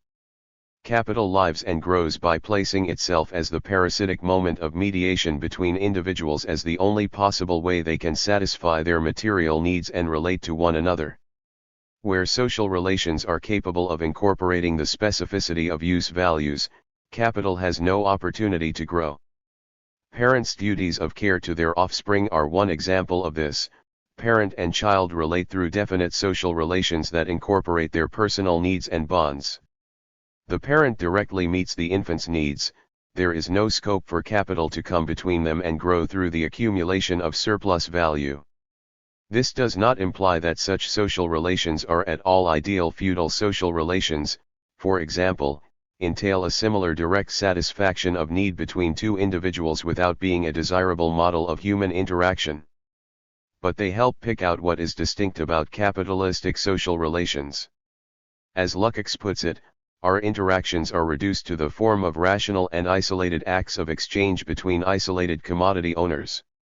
53. Capital has interposed itself as the sole mediator of social relations precisely by externalizing everything that cannot be quantified, giving it a monopoly over our interactions.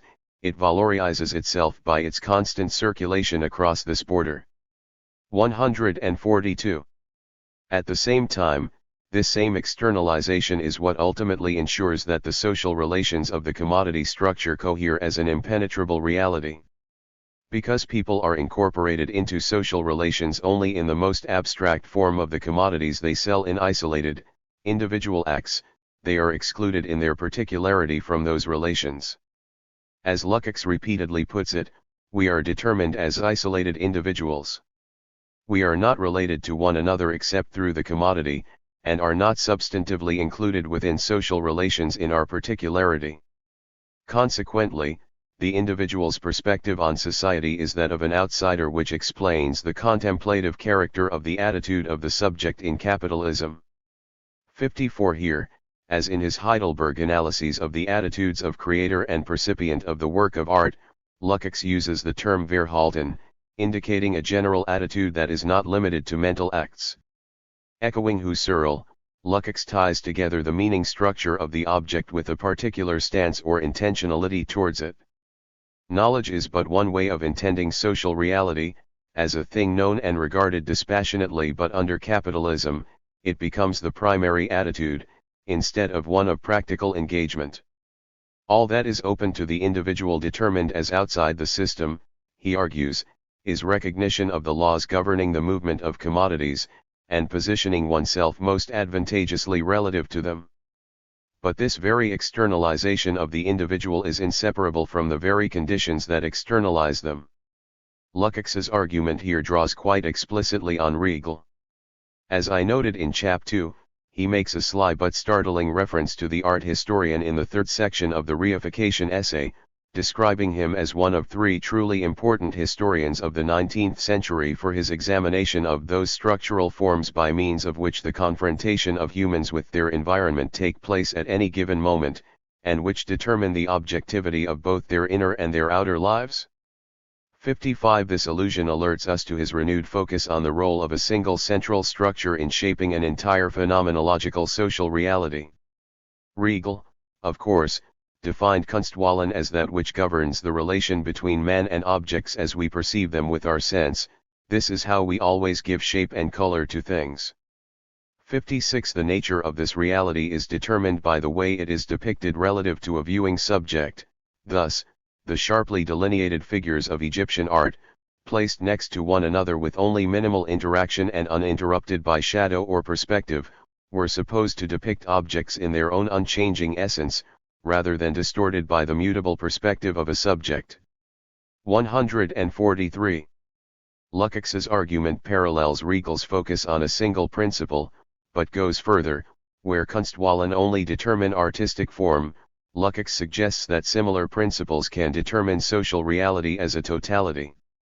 They do so in both their relation of objects to one another, and in their assignation of a particular attitude to the subject towards that objective reality.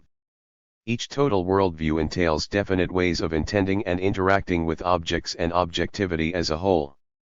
Just as in his aesthetic writings, then, Lukács describes the totality as being determined by a standpoint.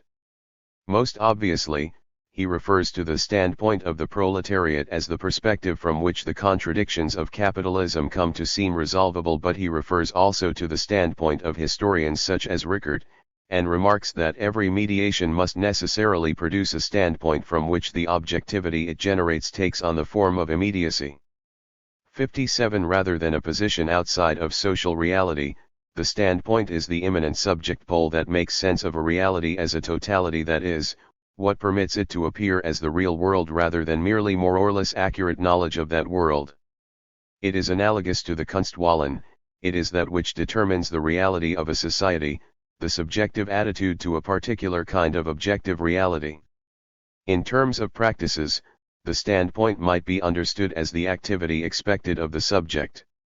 A system of commodity exchange yields a standpoint that expects the subject to treat objects as things to be bought or sold, determined by a universal standard of value. For the individual occupying that place in the system of practice, reality is in practice made up of commodities. This is the only valid way such individuals can participate in formal social relations.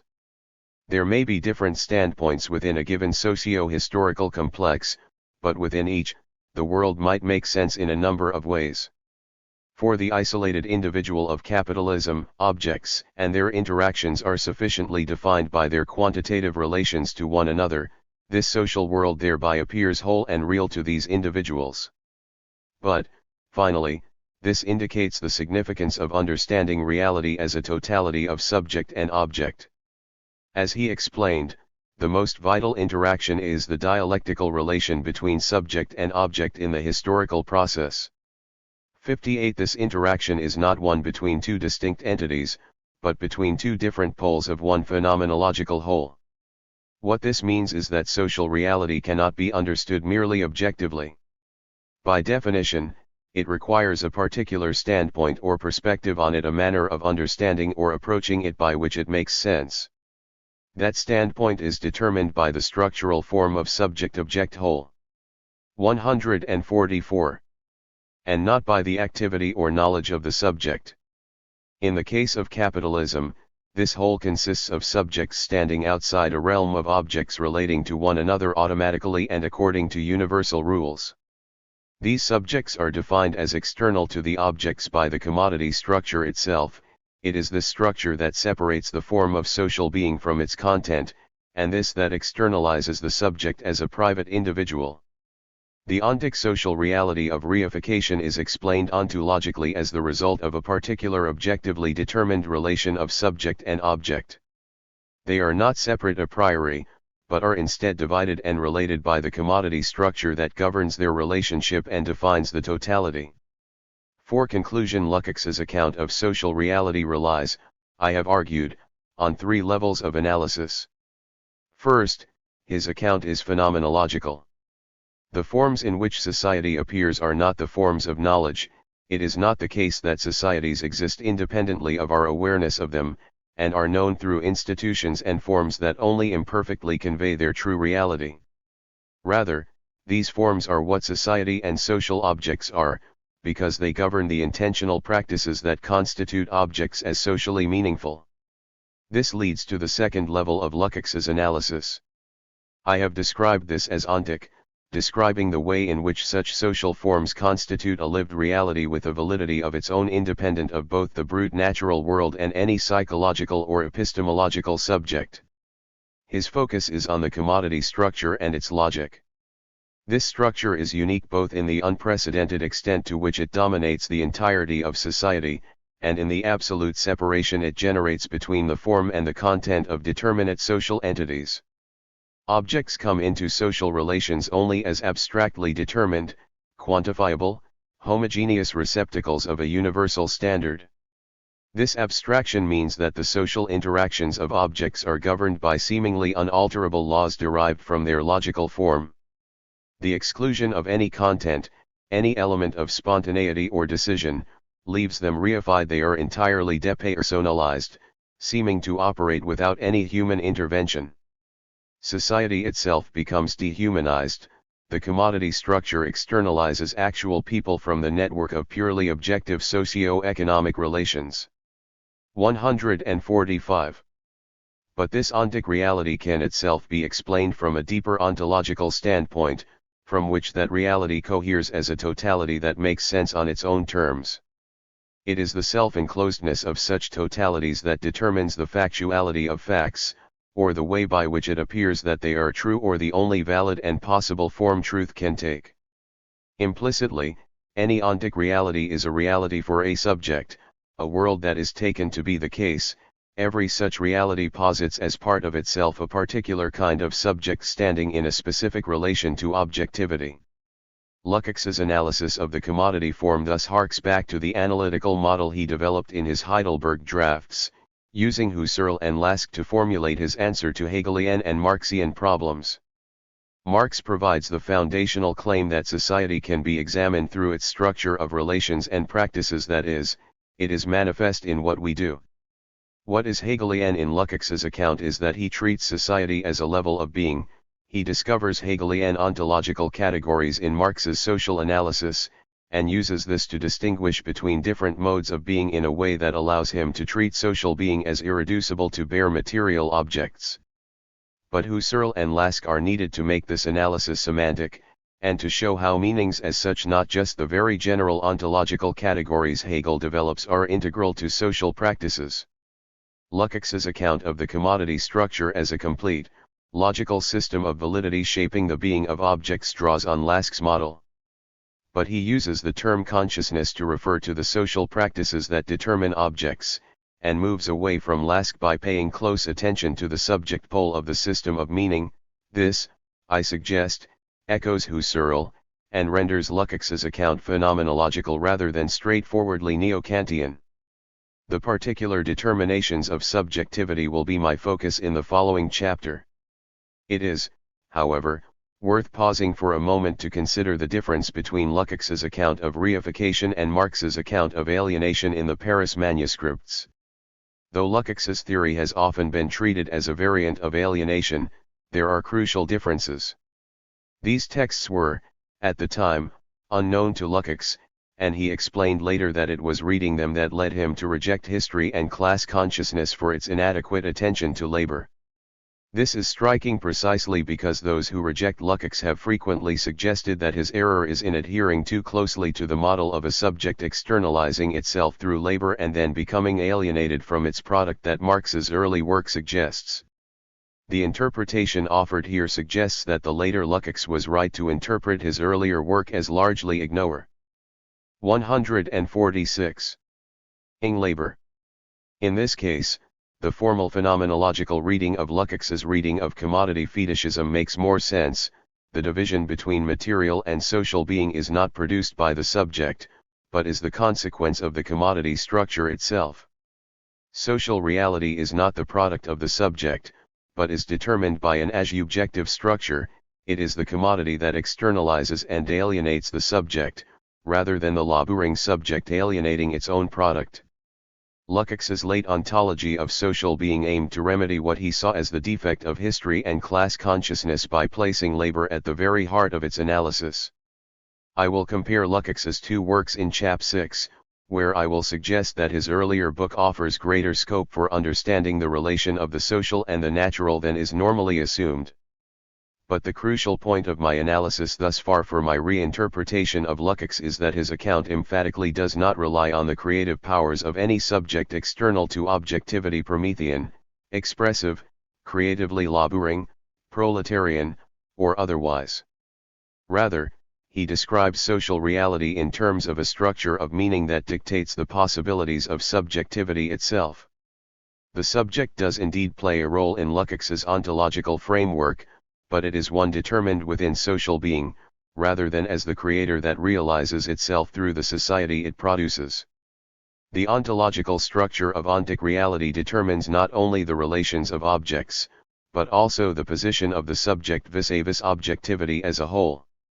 It is, therefore, to the ontic and ontological determinations of subjectivity that I shall now turn. Chapter 5. The interpellation of the subject. Lukács's ontico-ontological analysis of capitalist social reality was not intended simply as a description of a determinist system, or as a moral indictment of a soulless social world. History and Class Consciousness was a revolutionary book. In it, Lukács sought to explain both the passivity of the proletariat in 1918 to 1919 and the possibility that they might nevertheless be able to rise to action in the future.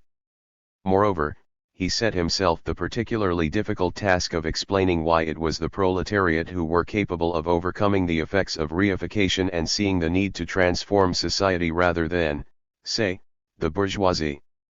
It was, of course, precisely this identification of the proletariat as the subject capable of transforming society where many of those who learned from Lukács's analysis of reification drew the line. For the first generation of the Frankfurt School, the widespread support for Nazism among the working classes and the obvious horrors of Stalinism led them to reject any such faith in the working class as naive.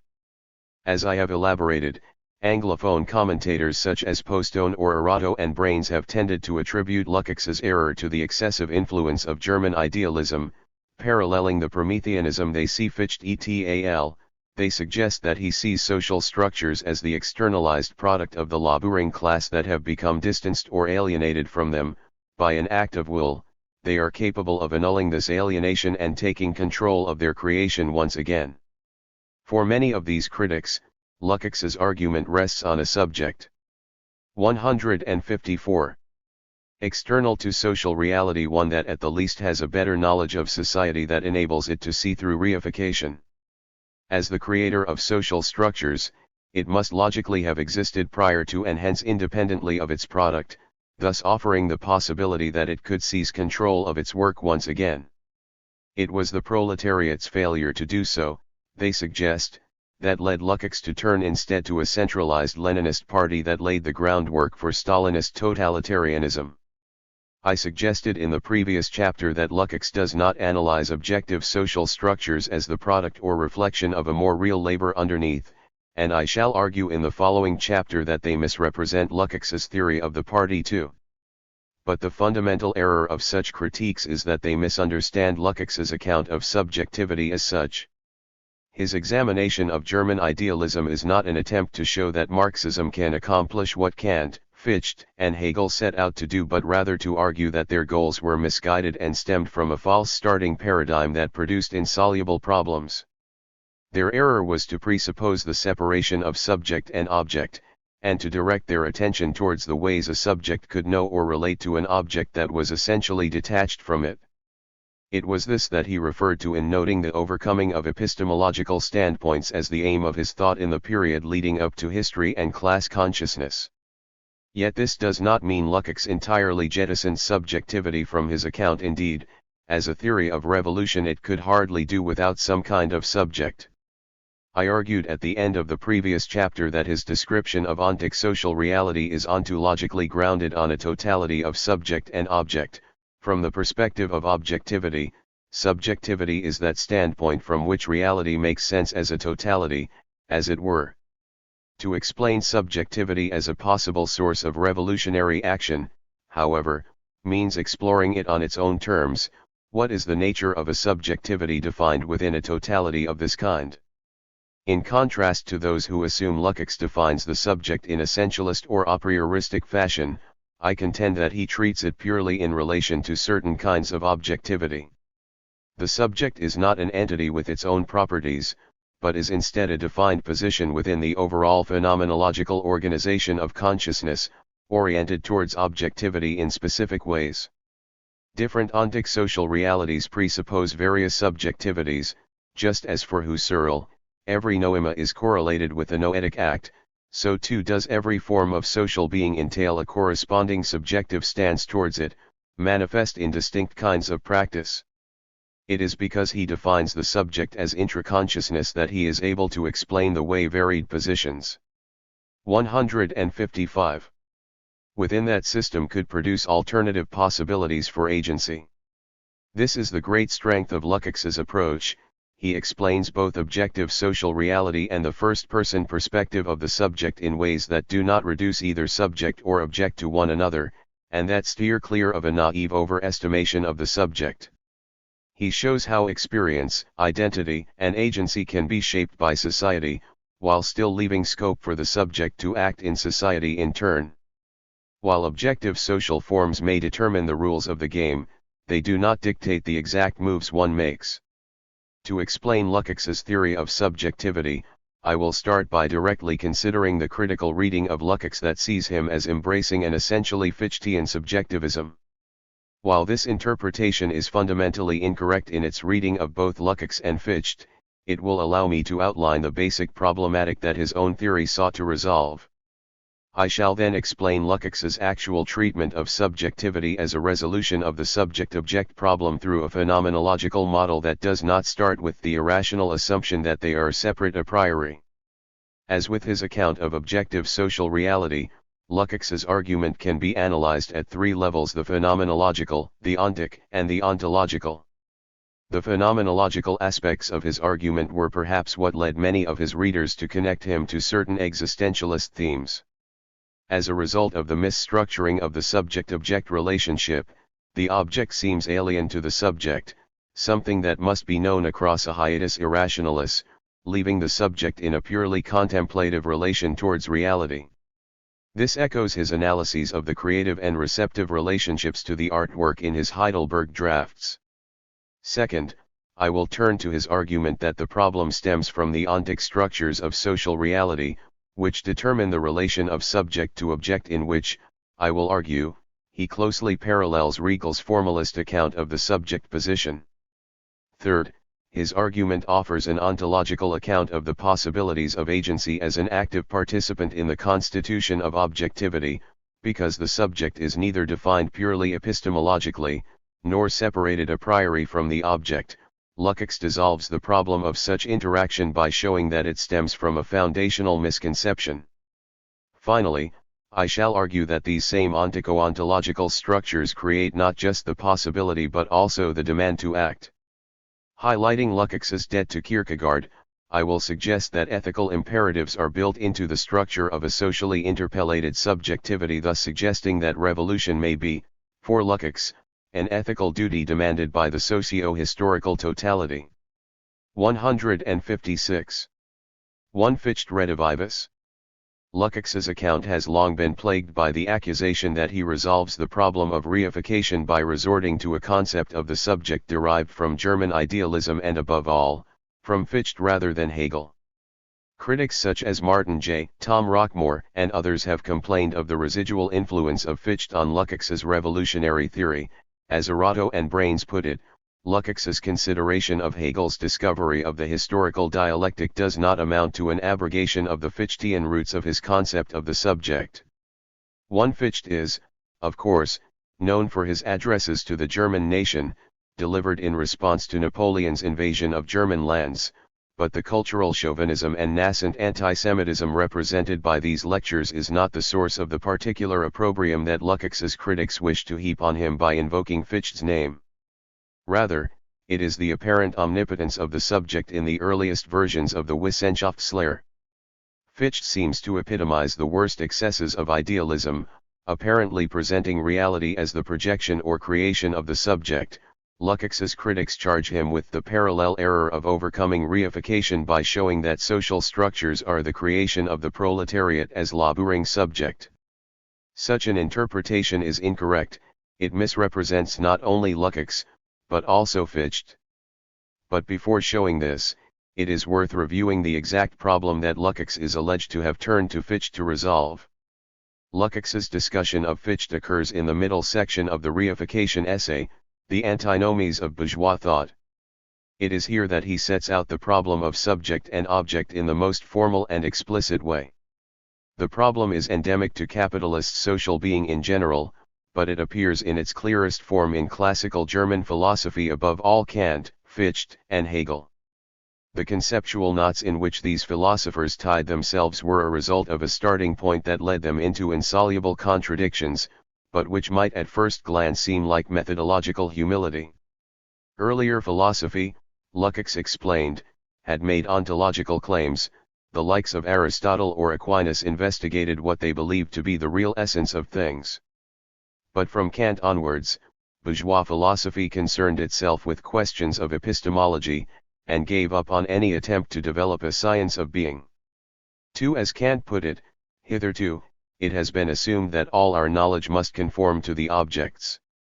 Therefore let us for once attempt to see whether we cannot reach a solution to the tasks of metaphysics by assuming that the objects 157 must conform to our knowledge. 3. Kant's method presupposes from the outset that subject and object are separate, and that philosophy's task is to identify the categories relating these two distinct entities, categories which, moreover, are merely a lens through which the object is viewed, not part of its being. This necessarily produces the Kantian distinction between the phenomenon and the noumenon. Form has become entirely separated from content. Forms are derived a priori, based on purely rational grounds that pay no heed to content, and applied post festum to a recalcitrant reality. But this means that one foundational element of the object always remains beyond the grasp of the categories of knowledge to which it is supposed to conform. Its very existence remains as an irrational residue that cannot be deduced from the categories separated from the subject by a dark chasm, or a hiatus irrationalis.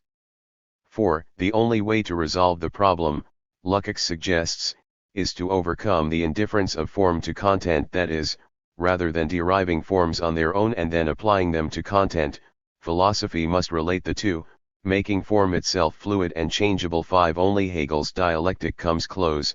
However, Lukács argues, in Hegel's account these transformations were driven purely by contradictions of logical form, not content. The actual history in which Weltgeist unfolded itself was irrelevant to the machinations of abstract categories. In the first systematic published version of his theory, foundation of the entire Wissenschaftslehre, Fichte seemingly resolves the problem by building not only knowledge, but all existence itself out of the subject that posits itself. As he puts it, the self's own positing of itself is thus its own pure activity. The self posits itself, and by virtue of this mere self-assertion, it exists, and conversely, the self exists and posits its own existence by virtue of merely existing.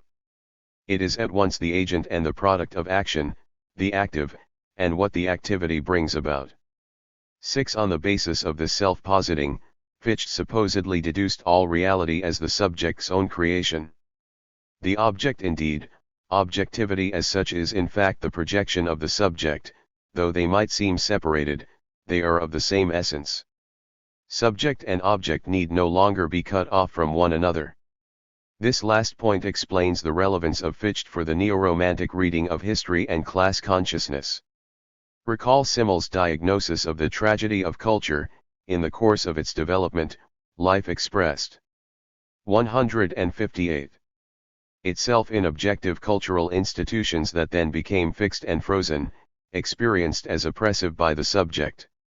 If the subject could recognize culture as its own expression, it should, in principle, be able to take back control of its creation, alienated from it no more. The same applies, Lukács's critics insinuate, to reification. In this interpretation, the proletariat is the expressive subject of reified social structures, as the source of the labor that valorizes the capitalist commodity. Reification is overcome, therefore, by this Promethean proletariat simply recognizing or becoming conscious of this, allowing it to take back control of those relations and live with absolute freedom. Certainly, Lukács's repeated references to Fichte, along with some of the rhetoric of central section of the Reification essay, might give this impression. Seemingly in support of this, Lukács also twice cites in passing Vico's claim that we can know and understand human history because we have made it. 7. Thus, J, for example, describes Lukács's totality as expressive, explaining it as the claim that the whole expresses the intentionality and praxis of a creator subject, who recognizes itself in the objective world around it. For Lukács, at least in certain moments in history and class consciousness, the subject of history and the object of history are ultimately one. 8. For Lucio Colletti, such an expressivist subject, unilaterally decreeing the conditions of its own social existence, is entirely irrational. 9. Some go even further, accusing Lukács of absurdity. Alfred Schmidt implies that Lukács's subject is so Fichtean that it creates not only society but nature itself. 10. But even the more moderate version of a Fichtean subject would be problematic. For Postone or Arato and Brains, the failure of the proletariat to act so freely in practice led to Lukács's turn instead to a centralized Leninist party that laid the groundwork for Stalinist totalitarianism. 11. By treating the identity of subject and object, human and social structure, as a sameness of substance, they argue, Lukács collapses all difference into a single, monolithic, identitarian totality that leaves no room for diversity and dissent. Andrew Feenberg has already offered a number of arguments against this interpretation. In the first edition of his book on Lukács, Feenberg argues that Lukács's identical subject-object is Hegelian rather than Fichtean. Feenberg places less emphasis on Hegel's more obviously subject-centered phenomenology or his philosophy of history, and more on the depersonalized science of logic, particularly the doctrine of essence. For Feenberg, to say the proletariat is the identical subject-object is just as much to recognize that its subjectivity is also shaped by objectivity, not only that the subject seizes control over the object. The subject in this 159. Respect is not the center of an expressive totality, Feenberg argues, but rather the mediation of a decentered totality that includes both subject and object and hence not unilaterally able to transform society. It is the site of cultural practice, not the source of creative action. Despite this, Martin J. rejects Feenberg's more sympathetic interpretation. For J., if Lukács did indeed treat the subjective aspect of the identical subject-object as the mediation of the totality, this would not really overcome the Kantian thing-in-itself problem, which Lukács clearly set out to solve. 12. Something, it is implied, must be out there to be mediated. That something is the noumenon. J's counter-argument unfortunately seems to rely on a misrepresentation of Hegel's doctrine of essence, on which Feenberg draws. For Hegel, of course, the relation of Erscheinung to Wesen is not analogous to that of phenomenon to noumenon in Kant. Mediation is the way essence is, it does not hide anything behind itself. As Hegel puts it in characteristically limpid prose, the world of appearance and the essential world are each in themselves the totality of self-identical reflection and reflection into an other, or of being in and for self and appearance. Both are self-subsistent wholes of existence, the one is supposed to be only reflected existence, the other immediate existence, but each continues itself in its other and is therefore in its own self the identity of these two moments.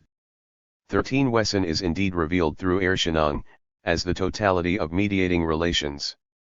Thus, when Feenberg speaks of the proletariat as mediating social reality, this does not mean that they subjectively reinterpret it. To take social reality immediately means to treat it as a group of isolated individual phenomena. Its mediation means understanding the nature of the relations between these phenomena, and thereby to understand its essence. No noumenon remains behind these appearances. At any rate, Feenberg himself seems not to have been persuaded by J's rebuttal. In the thoroughly revised 2014 reissue of his book, he offers 5 significant pieces of textual evidence against the notion that Lukács relies on an expressivist or creative subject. First, Lukács insists that proletarian subjectivity presumes capitalist society as its precondition, and is not able to create a world ex nihilo. Second, Lukács explicitly states the proletariat is an object as well as a subject, that is, it is determined as well as determining within the dialectical process. Third, Lukács directly rejects any kind of humanism that treats humans as an absolute that transcends society. Fourth, Lukács makes very clear that 160. Even in a post-revolutionary world, objectivity remains in full, acting on the subject just as much as the subject acts on it. Finally, he directly defines the overcoming of reification is not a one-time act but rather a constantly renewed dialectical process in which ossification, contradiction, and movement alternate. 14. The evidence Feenberg amasses is fatal to the claim that Lukács's subject is in any way expressivist or unilaterally subjective. There are simply too many occasions on which Lukács expressly rejects this kind of subjectivity. In the absence of any serious attempt by Lukács's more skeptical readers to reinterpret or explain away the evidence Feenberg offers, his case must be taken as decisive. Moreover, even Lukács's direct references to Fichte do not provide the kind of evidence his critics suppose. In the first place, Lukács's citations of Fichte are not intended to indicate approval of Fichte's approach as some kind of solution to the problems of Kantianism. Rather, he presents those elements of Fichte's thought that tend towards a creative subject as a dialectically necessary development of the internal problems of the Kantian philosophical paradigm, steps that are not improvements, but which lead in fact to a dead end. For example, J states that Lukács specifically praised Fichte's impatient dismissal of the impenetrability of the Kantian noumenon and his belief that the subject was the creator of the object and not its passive observer. 15 But in the quotation from Lukács that he adduces to support this, there are in fact no words of praise. Lukács's tone is one of neutral observation of a tendency within this philosophical school. In a general sense, this philosophical tendency emerges, to push towards a conception of the subject that can be thought of as the producer of the totality of content. 16 At no point does Lukács's language imply this is a good thing. In fact, it merely reproduces the problems of Kant's thought in a different form by turning to action, a solution that must also fail. Significantly, when Lukács states that Fichte could never locate the subject of action, he uses the term Tathandlung, referring specifically to the act of self-positing by the ego in the early versions of Fichte's Wissenschaftslehre, wherein the ego posits itself unconditionally out of nothing. 17 The problem with Fichte's subject is not that it is not historical, but that it tries to act in this absolute and unconditioned manner. Instead, as Lukács states explicitly a few pages later, simply abandoning the contemplative attitude in the name of practice is not enough. Rather, the problem is to identify a praxis that can be adapted to the concrete, material substratum of action, such that the indifference of the form of action to its content can be overcome. 18 In other words, just as Feinberg 161 argues, Lukács is not looking for a subject capable of acting with absolute freedom in a world that no longer resists it, but for one that recognizes objectivity and difference in its practice. Lukács's citations of Fichte, therefore, are meant to show his thought as symptomatic of the contradictions of German idealism, not as a step towards its solution. There is a greater problem for the accusations of Fichteanism. Fichte's own thought was complex and protean, changing its emphases over the years.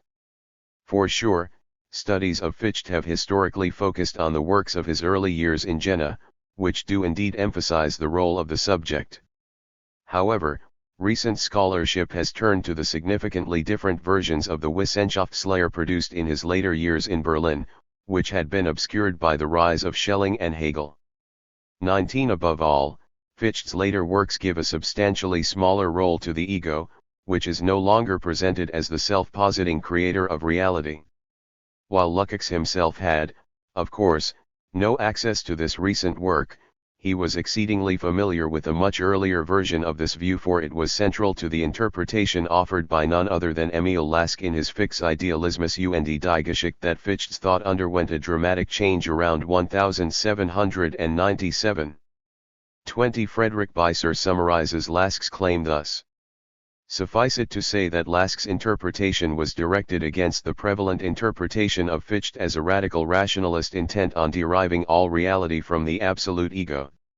While Lask accepts this as an interpretation of Fichte's early 1794 Wissenschaftslehre, he argues that Fichte rejected this position in 1797 when he saw that it is impossible to derive the particularity of the empirical world from his first principles. In all his later writings, Lask maintains, Fichte stressed the hiatus irrationalis as the fundamental problem for the philosophy of history. 21. It will not escape the attention of readers of history and class consciousness that Lukács himself directly cites the hiatus irrationalis as the central problem of Fichte's thought. 22. One such mention of it is in the context of a critique of revolutionary utopianism such as that of the 16th century Anabaptists, characterizing their approach as a subjective and therefore undialectical utopia approaches the historical reality with the intention of influencing it, changing it. Lukács states that such unilateral subjectivism without regard to objectivity will necessarily meet the problems of the hiatus irrationalis. Here he directly rejects any 162 notion of an all-powerful subject able to change the objective world at will. 23. Lukács's own references to Fichte thus draw on a broad range of his works, such as the very late Transcendental Logic of 1812 or the 1804 version of the Wissenschaftslehre. 24. In the latter, Fichte replaces of the self-positing ego with the fundamental division of the absolute into being and thinking.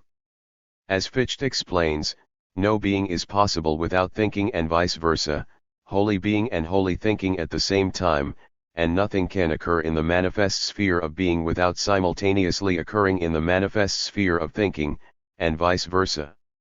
25. This mutual dependence, such that the subjective side of the absolute alone cannot be thought without its objective pole, is a far cry from the self-positing subject of a decade earlier and suggests a more complex picture of Fichte than the caricature that Lukács's critics used to bellabore him.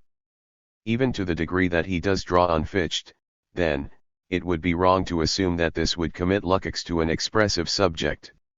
What, though, of Vico? J emphasizes Lukács's citation of Marx's quotation of Vico's claim that humans can know history because they have made it. 26. But J himself rightly notes an important difference between Vico and a Fichtean Lukács. As he explains, to Vico, institutions were not the product of conscious and deliberate contrivance, and consequently he offered no suggestion that we should or could aspire to such conscious control in the future. 27. In contrast, J claims, Lukács, like Hegel before him, contended that the verum factum principle applied only when a universal totalizer made history in a deliberate and rational manner. 28. Lukács certainly envisaged rationality and conscious deliberation as part of the future organization of society, but the claim that this means making history in the sense of a unilateral act of creation by a universal totalizer rests on a reading of both Lukács and Hegel through the lens of the alleged Fichtean subject. This argument is at risk of circularity. Since Vico himself did not look for a subject capable of making history consciously, the claim that Lukács drew on Vico in his own alleged identification for such an agent depends on the assumption that he aims at a subject similar to the Fichte's 1794 Wissenschaftslehre and merely confirmed this by drawing on Vico. At the same time, the claim that Lukács's concept of subjectivity is close to that of the early Fichte draws strength chiefly from the assumption that he had an inflated understanding of Vico's verum factum principle. Given the weaknesses of the accusation of Fichteanism, the claim that his Vitianism was of this kind is implausible. 163. In sum, the accusation that Lukács aimed at a Fichtean subjectivity capable of entirely free action and self-expression in the spontaneous creation of society is unsustainable. Feinberg's recent restatement of this case makes clear that Lukács repeatedly and explicitly rejected such a notion of subjectivity. Though Lukács does indeed cite Fichte, the context of these citations gives no reason to believe he did so because he saw Fichte's solutions as satisfactory. Indeed, Fichte himself was never satisfied with them, as Lukács was fully aware thanks to Lask, and as he showed in his focus on Fichte's later works. The supposed expressive subject is not only inapplicable to Lukács, it is not really applicable to Fichte with any consistency. This has implications for our understanding of Lukács's use of Hegel too. Given Lukács's direct criticisms of Hegel's mythical identification of Geist as the force behind world history, any claims that he relies on a subjectivist, emanationist reading of Hegel would themselves depend on the assumption that he did so by wrongly reading him through Fichtean lenses. Without that foundation, the claim that Lukács read Hegel as seeking a universal totalizer capable of making history itself is seriously undermined. Konstantinos Kavouliakos thus rightly concludes that Lukács's proletarian subject, ever required to struggle against renewed reification rather than simply becoming free to transform social reality at will, cannot be as monolithic and identitarian as it is assumed to be. 29. Instead, I will argue, restoring the phenomenological dimensions of Lukács's argument helps reveal his real intention. Such an analysis of social relations can explain how subject and object can be part of a totality in which they mutually constitute one another and, I will suggest, how the freedom of the subject can be understood not as Tathandlung but as praxis. 2. The problem of the subject-object relationship. Lukács's critics have often read his theory as an attempt to find a solution to the problems identified by classical German philosophy. On this reading, Lukács basically accepts the classical adumbration of the problem as one of relating subject and object, and differs from them only in locating a material class subject rather than an ideal individual subject as the agent capable of annulling this difference. I will argue in contrast that Lukács sees the problem very differently. Instead of seeking to relate a subject and object that are mistakenly assumed to be separate a priori, he treats them from the outset as part of the totality of experience. Analysis must begin with what is indubitably there structured. 164. Meaningful phenomena rather than the supposed existence of a subject and of objects thinkable in isolation from one another, even though they do not and cannot appear directly in experience. From this perspective, classical German philosophy ties itself in knots because its problem is misconceived. Rather than solving the problem on its own terms, Lukács overcomes it by relativizing it. That is, he claims that the separation of subject and object itself is simply one particular configuration of their mutual determination. In making this argument, he returns once again to the phenomenological model of his Heidelberg philosophy of art. Epistemology embodies a particular intentionality towards the object, which in turn defines the subject in relation to it. The subject was never separate from the object in the way classical philosophy supposed. By identifying the source of the apparent separation, Lukács was able to overcome it. Lukács's preoccupation with the subject-object relationship dated back at least as far as his Heidelberg philosophy of art. As we saw in Chap 1, his focus on the logical possibility of the artwork as such led him to relegate both artist and audience to phenomenologically structured attitudes towards the work. Neither creator nor percipient has an epistemically inadequate knowledge of the work, certainly not the creator, who knows it rather too well. Rather, the structure of their relationship to the work determines the meaning they perceive in it. The creator is unable to grasp the work as a self-enclosed totality because they remain permanently aware of the tension between the reality of experience they sought to express on the one hand, and the harmonious utopia presented in the work on the other. Conversely, to the receptive attitude, the work might appear only in relation to their own experienced reality, its elements significant because of their relation to something in the receiver's own life instead of their arrangement according to the work's immanent standpoint. Both artist and audience occupy standpoints external to the work. Drawing on the mereology of Husserl's logical investigations, Lukács indicates that the meaning of the work changes depending on whether we relate to it as a self-sufficient whole or only as a part of our own lives. Similarly, the meaning of individual parts of the work will vary if they are considered in relation to the work alone, or within the life context of creator or percipient. These alternate stances manifest the same object differently. Neither is untrue per se, but these different stances produce quite incompatible noema, with variable meanings. There are two significant implications of Lukács's argument. First, the problem Lukács explores here is not one of a subject seeking to bridge the gap between it and an object opposed to it. 165. Their relationship is presupposed, and does not need to be established by knowledge. Second, this relationship is not shaped or conditioned by anything intrinsic either to the subject or the artwork as object. Rather, the problem is to do with the form under which the work is understood ideally, as a self-enclosed totality. A correct stance towards the artwork and a misguided one might therefore perceive all the same properties and attributes but relate to them differently, and so perceive the overall meaning of the work in quite incompatible ways. Having deployed such a paradigm for understanding the work of art in his Heidelberg years, Lukács was able to turn to the same models to explain why capitalist society seemed so unchangeable.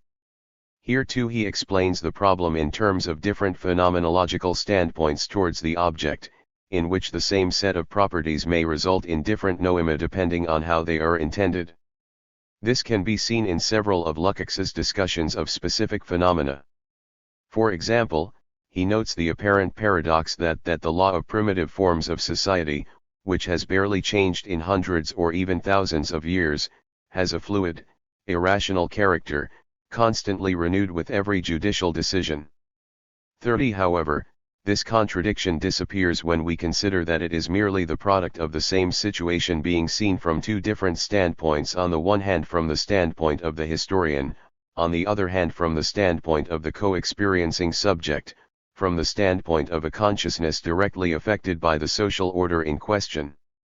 31. The historian seeking only to know the law is contrasted with the Miterleben subject, the subject living in and through this traditional legal system as a daily reality, for whom this stability must constantly be renewed and recreated.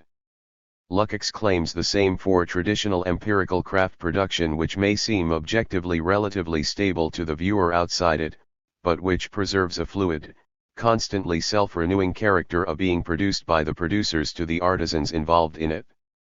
32. Here too it is the standpoint that determines how the self-same process appears from the outside, as something fixed and known, or from the inside as performed and hence flexible. Notice here the way Lukács uses the term standpoint. As with the work of art in his Heidelberg drafts, it refers not to what one knows, but to the way one intends a set of practices. It is quite possible that the historian knows more about the legal system and its historical development than the person living within it, but 166. Their intentions towards it are different, and so the whole makes sense in a different way. Similarly, where artisanal practices demand some unique input from the individual, factory work requires only the most repetitive actions, the factory worker is thus entirely replaceable. They differ as subjects because the practices they are involved in intend their activity in different ways. That of the factory worker is essentially contemplative, even as they act, because they are, in effect, observing their bodies going through the motions of actions that are determined outside of them. These different intentional stances present objective reality either as a world with which one is involved, or as an objective system from which we are forever sundered, able only to observe it.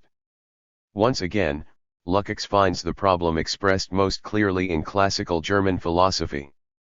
In his words, it is from the reified structure of consciousness that modern critical philosophy emerges. 33. His choice of words here is significant. He describes both Kant's epistemology and Fichte's ethics as a Struktur des Bewusstseins in which the subject's relation to objectivity takes on a definite form. Lukács's analysis recalls his comparison of the subjects of logic, ethics, and art in the Heidelberg drafts, wherein each field presupposed different inputs from the individual passively mouthing necessary laws in the case of logic, for example. 34. In the case of Kant's epistemology, the deduction of the categories of knowledge a priori, for a subject assumed to be separate from the object, produces only the most general systematic categories of knowledge, leaving particular things as mere instantiations, ungraspable in their specificity. But the same problem afflicts Fichte's ethical transformation of Kant, which simply repeats the insolubility of the question of classical German philosophy on a philosophically higher level. 35. Here, the Reification essay reproduces the same dichotomy that the Heidelberg drafts had identified in the ethical subject. On the one hand, to the extent that ethics ultimately aims at determining the will of the subject by right motives, it becomes an internal affair, just as he had argued in the philosophy of art. Whether or not an ethical act is successful in changing the world is insignificant next to the question of whether the will was aligned with the good. On the other hand, ethical maxims derived from reason were just as unable to grasp the particular case as the categories of epistemology, and left the subject similarly determined by objective laws. Finally, even Hegel's attempt to demonstrate the ontological unity of reason and existence failed to bridge the gap between subject and object. In his system, Lukács argues, the driving force of dialectical change is purely rational, it is a logical necessity that brings about historical change. It is 167. Ultimately Weltgeist that transforms reality, merely making use of particular Volksgeist or world historical individuals to bring about the change it demands. This means that the deed becomes transcendent for the doer themselves, and the freedom that has seemingly been attained transforms itself silently into the fictional freedom of to reflect on self-moving laws that a stone would have, For Spinoza, if it had consciousness. 36 Kant's epistemology, Fichte's ethics, and Hegel's logical ontology, then, all represent the same mistaken structure of consciousness and the same mistaken separation of subject and object. In each case, the subject is assumed to stand over against an object that it then seeks to grasp through categories it derives from within itself, but in so doing, produces the hiatus irrationalis that exercised Fichte and Lask.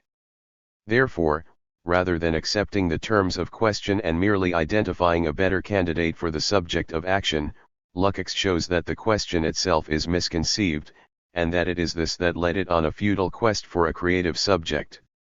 By understanding instead that subject and object are correlated poles of the same intentional whole, Lukács overcomes this problem, treating the Kantian separation of the two as only one possible structure or configuration of consciousness. What follows from Lukács's critique of bourgeois philosophy is that the subjective position must be explained as part of the composition of objective forms, instead of being separate object. It is the very point around which objectivity is gathered as it is disclosed.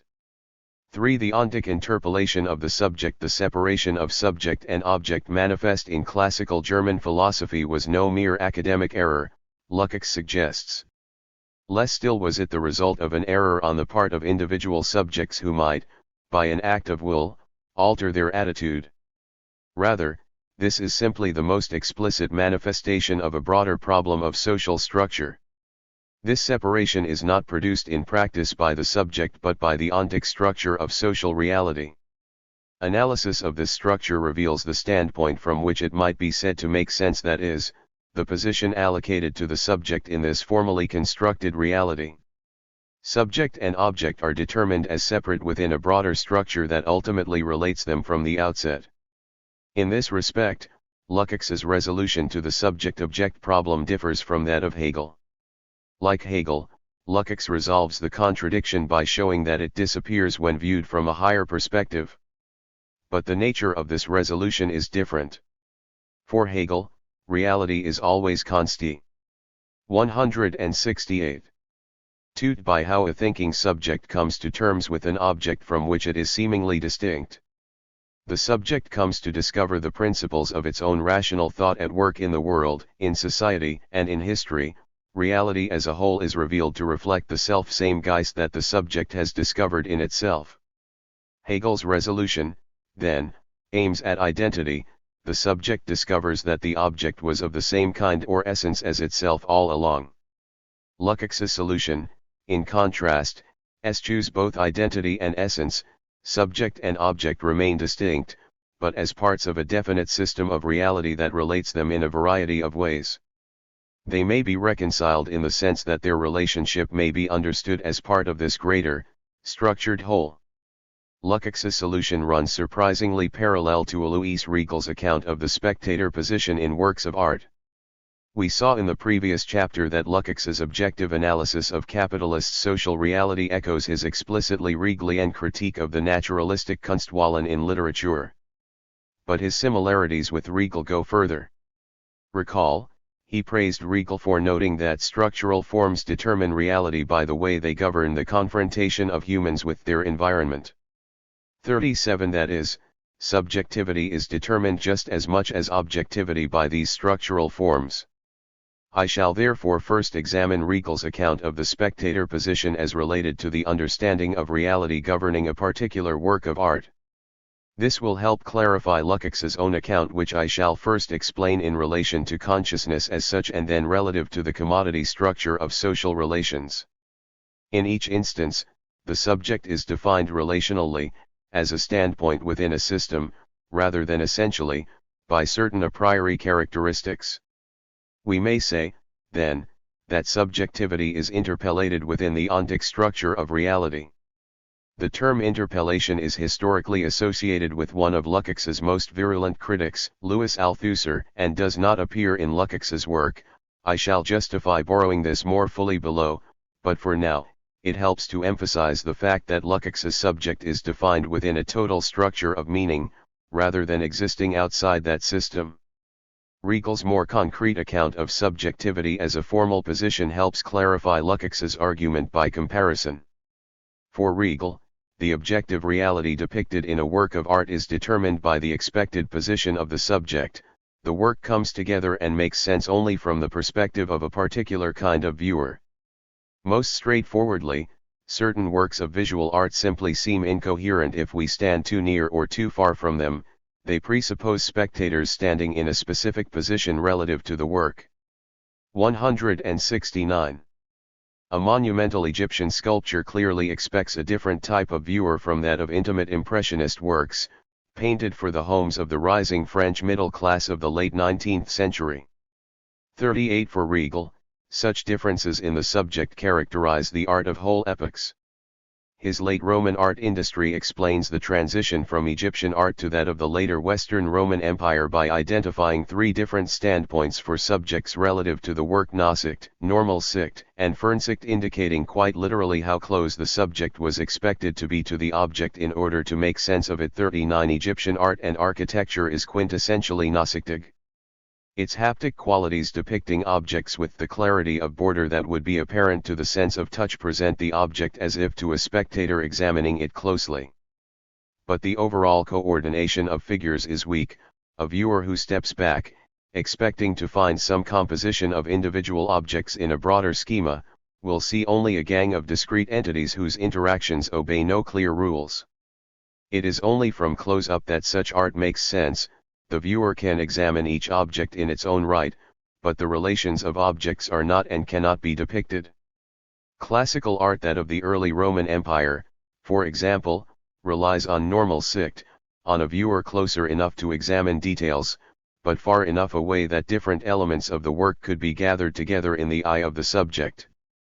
A sculptural group, for example, might include a number of interacting figures. In such a case, the dynamism and detail of each figure were an integral part of the work. A viewer too far away would lose them. But at the same time, the viewer needed to stand sufficiently far back to see how figures interacted at a middle distance from the work. Finally, late Roman art is Fernsichtig. It makes most sense viewed from afar. Long derided as a period of decline as the graceful motion of earlier Roman art was replaced by more static figures, this epoch had, Regal argued, simply been misunderstood. While its individual components appear crude, the intent is increasingly oriented towards the mass composition and so makes sense viewed from further away. 40. It is the overall impression made by a number of distinct entities that is important. The sharply carved figures, which seem harsh and inept seen too closely, create an impression of highlight and shadow, light and dark, when viewed by a spectator standing further afar.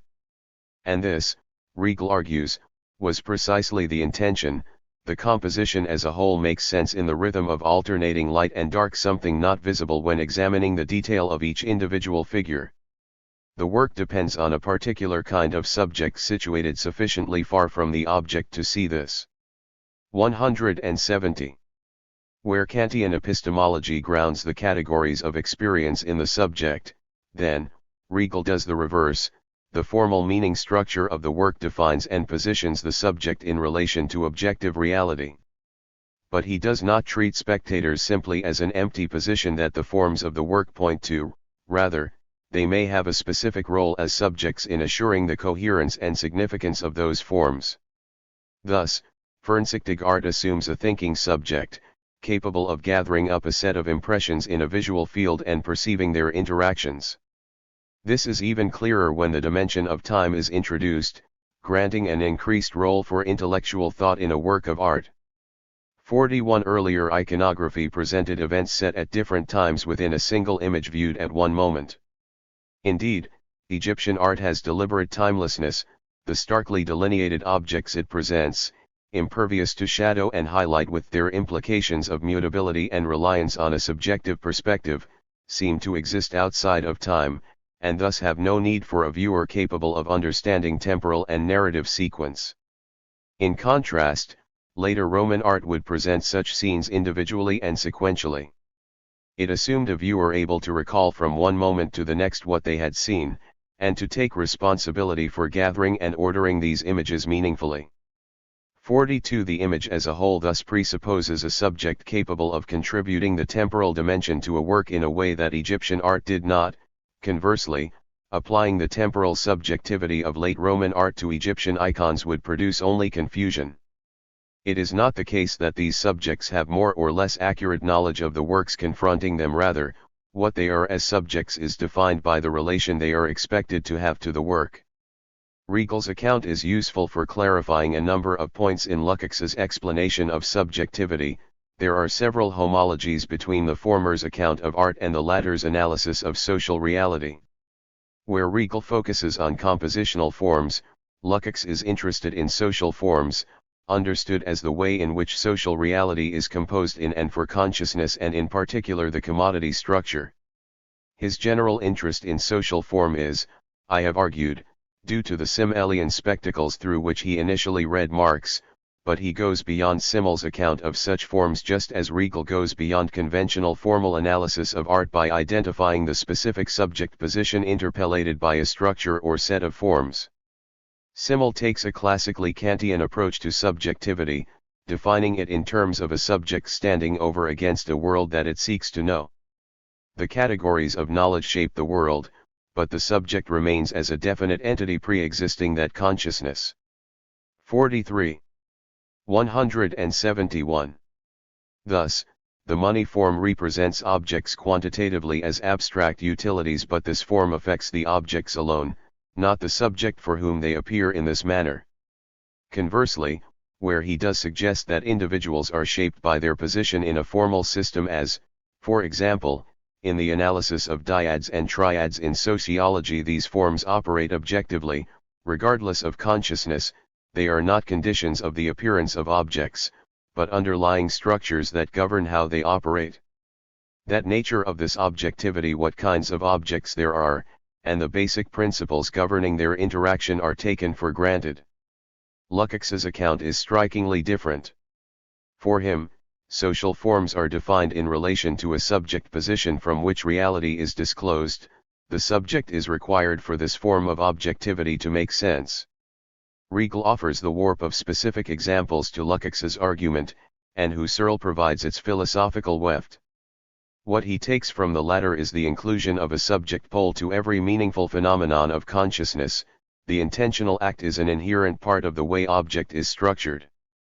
Husserl's clarification of the act character of mental acts in the fifth of the logical investigations is useful here. He describes intentionality in terms of an act, but clarifies that in using this term all thought of activity must be rigidly excluded. 44. Rather than describing the subject and then deducing how it acts, Husserl suggests instead that the ego lives through its acts. Lukács's account of the subject echoes this model. In place of a pseudo-Fichtean subject that creates the world through its Tath and Lung type act, he draws on a Husserlian sense of act as the subject pole of a structured, meaningful phenomenon. This applies both to mental phenomena and to social practices understood as producing semantically significant social objects in the way described previously. The latter naturally presuppose an actor performing the practices that constitute objects meaningfully. However, in seeking to characterize the practices of an entire epoch by a single kind of meaning structure that define a reality as a whole, Lukács needed to go beyond Husserl's still general theorization of individual acts. Regal's accounts of different Kunstwahlen give more concrete examples of how different intentionalities may be analyzed formally, and how they might govern an image of reality as a whole rather than being confined to individual phenomena. Paralleling Regal, Lukács suggests that the kind of subject required and its specific relation to objectivity are itself determined by the structures governing that complete ontic social reality. Lukács's most systematic account of this comes, as we saw, in his critique of classical German philosophy. Such philosophy will no longer take the world as 172. Something that has emerged independently of the knowing subject, but will rather understand it as its own product. Its concept of reality is one seen from the perspective of a subject. 45. To clarify this, recall the difference between Egyptian art and Renaissance painting. While the former aims to present the real, sempiternal essence of objects, making no concessions to the perspective of a subject, the latter offers the view of one particular artist on the world, how objects look from an individual's view. Epistemology is like the latter. it aims only to show how things appear to us. But in order to accomplish this, Lukács suggests, it relies on rationally derived categories that are so universal that they are detached not only from the objects to be known, but also from the individual subjects for whom they manifest the world. Lukács's language for describing this is telling.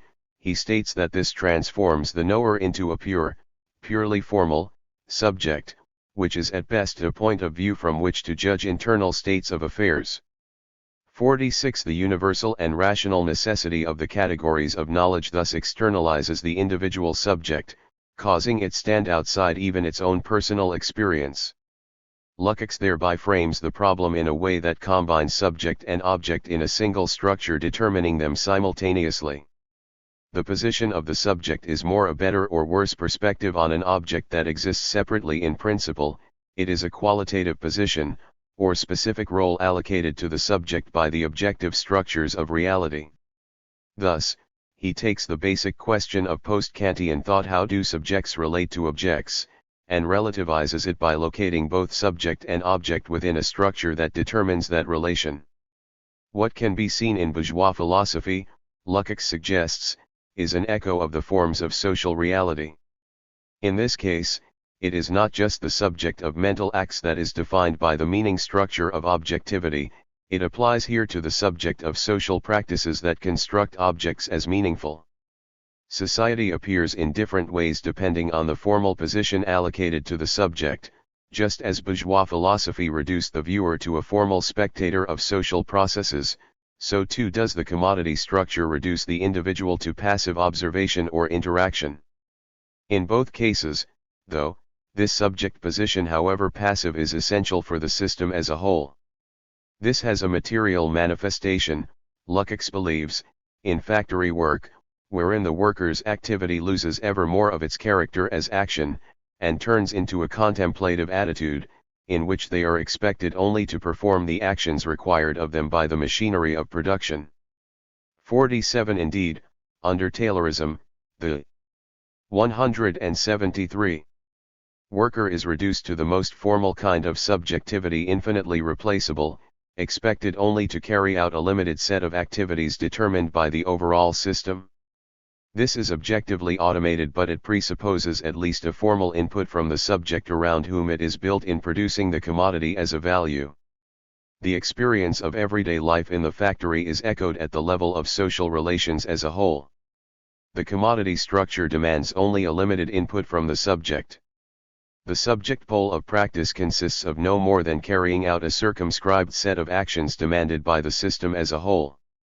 Thus, the total social reality governed by this structure comprises objects defined by their quantitatively determined relationships to one another, their respective values.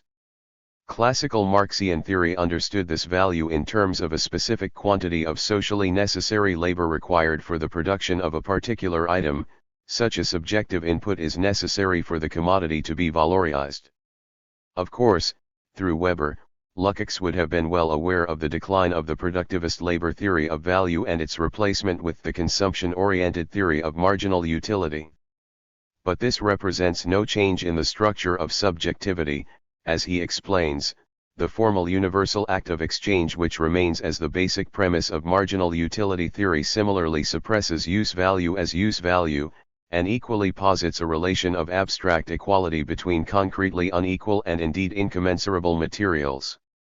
48. Lukács's identification of a structural homology between marginal utility theory and the labor theory of value is further evidence that he does not depend on any notion of labor as the underlying substance of society, rebutting critics such as Postone or Habermas.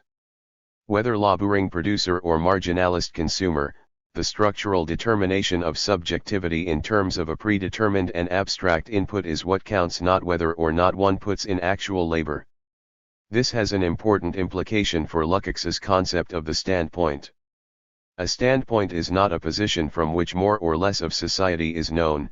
Equally, it is not inherently related to the kinds of objective interests that might be imputed to those who occupy a particular place in social structures. Instead, it describes the particular intentional stance expected of the subject pole in the practical construction of meaningful social objects, such that society in general seems to cohere and appear as fundamental reality. Reification, to take the most obvious example, has both a subjective and an objective aspect. Social practices governed by the commodity. 174. Structure demand only the most limited and abstract input from individuals. From this standpoint, society as a whole appears as a machine operating in a way that permits no real intervention. Alternative social practices such as that of the artisan yield other standpoints, from which entirely different realities would appear. Reality, then, describes the way a set of meaning structures present a coherent world. Standpoint refers to the subjective intentionality correlated with objects defined within a given system of reality. What makes the situation of the proletariat so distinct in Lukács's eyes, I will argue later, is not that their standpoint gives them greater knowledge of social structures assumed to exist objectively, rather, it is that the contradictory way in which they are defined fractures the coherent self-enclosure of society that makes it appear real. Instead of seeing the truth about the society, the proletariat instead glimpses its falsity. It is this that breaks through reification, even though this is only the first step in the transformation of society. In determining the input expected of the subject, ontic structures define the subject itself. As Lukács explains, the immediate, practical, and intellectual confrontation of individual with society can only take place in this form of rational and isolated acts of exchange between isolated commodity owners. 49. Again, the problem is the same for marginal utility theory. Because its goal is to develop knowledge of a set of predictable economic laws, it presupposes a subject of exchange that is just as abstract, formal, and reified as its object. 50. Thus, to the degree that the subject participates in these mechanized social relations, its social being or existence within society is necessarily abstract and formal. We are disclosed as quantities of capital or labor, exchanging our commodities according to the objective laws of the market. But at the same time, the rationalized forms of such acts as part of the totality of social relations presuppose irrational, specific subjects outside of that system. It assumes those with a demand for the use value of the commodities offered for sale, or nothing would ever be traded. Consequently, the commodity form's effect on subjectivity is to interpellate us as isolated individuals, separated from a society that we participate in formally and abstractly, but are excluded from as specific, concrete individuals. There is no subject existing before or producing social relations. It is, rather, interpellated by the structure of society. The double face of the commodity as use value and exchange value takes Lukács's account beyond regal. Because the commodity form presupposes the very irrationality that it seeks to exclude, it produces a split. 175. In the subject itself, so that it appears as both public and private. Objectively, as described in the previous chapter, whole spheres such as religion or morality are excluded from social relations and confined to the private sphere because they cannot be assimilated to the formal system of relations generated by the commodity form. The same phenomenon occurs at the level of the individual, who is only incorporated into the public realm as a formal, universal, and abstract subject. It is this that produces the contrast between the soul and coldly rational form, or between the ethical demands of objective social structures and those of the spirit that had so concerned the young Lukács in Soul and Form, Theory of the Novel, and his Dostoevsky notes. There is no room for social relations based on substantial particularities such as feelings of love. As evidence, Lukács points to Kant's infamous statement that actual community is the reciprocal use made by one person of the sexual organs and faculties of another. Marriage is the union of two people of different sexes with a view to the mutual possession of each other's sexual attributes for the duration of their lives. 51. What is important here is the exclusion of individual emotion or sentiment from the relationship as it is disclosed socially. Feeling as such is assigned a place outside the rationalized social structure. As far as the institutional forms of social relations are concerned, marriage must be treated as a contract.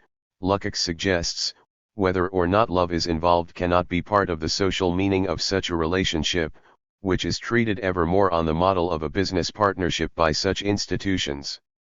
It is only cast as irrational because of the particular form of rationalization embodied by the commodity structure. The exclusion of all such aspects of the living individual, anything that cannot be incorporated to abstract social relations, splits the subject into a rational, abstract citizen and a particular spiritual content that must necessarily come into conflict with social forms defined entirely in opposition to it. Even the soul that had so preoccupied Lukács in his earlier writings is not a substantial entity existing before a set of abstract social relations from which it has become alienated. Rather, reification splits the subject into public and private, rational and irrational, calculated and emotional or spiritual, integrating us abstractly into society and leaving our particular feelings as an isolated residue on the border of social relations. It is this residue that is the soul. It is just as much a product of reification as the individual commodity. 176. For agency and subjectivity, I have used the word interpellated above to describe Lukács's explanation of subjectivity as the standpoint or position within an ontic reality from which that reality makes sense or coheres. This choice merits some explanation, as it is typically associated with one of Lukács's most vehement critics, the structuralist Louis Althusser.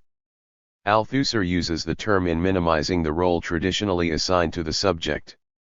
52. His classic example is the police officer who hails an individual in the street with a loud "Hey! You there?" The individual, realizing that they are hailed, performs one of the accepted responses, turning to answer the officer's call. This is what positions us as subjects. Our seemingly free reaction defines us as acting in a particular kind of way. And this can be seen throughout all kinds of ideological apparatuses. Advertising, say, interpellates us as consumers who can choose which brand to purchase, but not to reject purchasing altogether. Defining subjectivity solely through these structures, Althusser criticizes the likes of Lukács for humanism. He is one of many who assumes that Lukács holds fast to an authentic, truly human, subject existing outside of ideology and consciousness, capable of acting against it. Such a subject is a myth, Althusser charges. Subjectivity is no more than this definite position in the whole. My use of interpellation in analyzing Lukács deliberately draws on this notion. Clearly, if my reading of Lukács is correct, Althusser's accusation must be wrong. Rather than relying on any kind of subject external to consciousness, Lukács treats subjectivity as a structurally defined intentional stance within conscious social reality, in which the relation between the first-person perspective and objective reality is governed by a historically variable principle that structures the whole. 53. But Lukács goes beyond Althusser in two important points. First, his phenomenological approach allows him to incorporate the first-person perspective, that from within consciousness. For Lukács, social forms only cohere as a whole because they appear from a certain perspective. There is a subject pole to every social practice that intends its objects in this way, making the subject a necessary part of the social totality. In contrast to Althusser's reduction of the subject to mere responsiveness, Lukács's model does justice to the fact that our lived reality is from the perspective of individual consciousness. Lukács's multi-layered explanation takes account of the fact that social reality is only accessed from the perspective of subjects. It does not float in detached objectivity to be theorized about without subjects, but is necessarily a subject-object totality. 177. As a theorist of revolution, Lukács goes beyond Althusser in a second way by demonstrating the possibility of agency as a structural component of social forms. If the subject is indeed interpellated by the system of ontic reality and cannot be described as a being acting on structures that are external to it, this might seem to foreclose the possibility of freedom and agency. Nevertheless, Lukács's framework provides a comprehensive account both of how agency may be denied but also how it may be incorporated within social forms. At one level, this is trivially obvious. Different forms of society offer or even demand varying degrees of spontaneous activity, giving individuals more or less leeway in what they do. The capitalist, for example, has the discretion to buy or sell a particular commodity, or to dispose of their capital in different ways. But Lukács means more than this. Because he sees the separation of form and content as itself a structural error, he sees forms as variable and in constant need of reproduction through performance. Andrew Feenberg's brilliant interpretation of Lukács's theory through the anthropological lens of cultural practice, on which I have drawn extensively above, captures this well. Forms are not fixed and independent, but instead depend on subjective interaction. 54. Understanding these practices phenomenologically, in terms of intentional acts that constitute the object as meaningful, helps to understand better why it is that Lukács refers to such practices with the term consciousness. He analyzes practices semantically, to explain how they produce social objects as meaningful. Moreover, this Husserlian reading also suggests a way that Lukács can describe activity that might overcome reification without falling back into the absolute constitutive subjectivity supposedly found in Fichte. The problem with reification is that it detaches form so completely from content that form comes to seem fixed and unalterable, so Lukács's goal is the restoration of fluidity to the forms of practice, such that participation in the construction of social reality is integrated into its structure. Ontologically, agency presupposes the fluidity of ontic forms so that their reproduction is a deliberate process. Curiously, it is once again Regal whose theory offers important illustrative parallels that help explain how Lukács aims to accomplish this. I shall, therefore, first give a brief summary of the way Regal discerns the rise of subjectivity in the history of art. I shall then point to parallels in Lukács's analysis of different social forms. Commodity fetishism is analogous to Regal's account of internally coherent compositional forms, while Lukács explains active engagement in society in ways similar to Regal's description of external coherence. Ultimately, this notion of agency shapes his theory. 178. Of the Revolutionary Party, it should not be understood as a cadre of professional revolutionaries acting on behalf of the proletariat, but instead as an active, content-inclusive social form. Far from the orthodox Leninist he is sometimes assumed to be, Lukács describes a party organized from the bottom up, one that could only lapse back into reification if it became too centralized. The notion that forms can incorporate agency can be found in Regal's group portraiture of Holland. 55. Here, he argues that Dutch artists of the 16th and 17th centuries sought to incorporate viewers of the painting as more than just a formal standpoint from which the image made sense.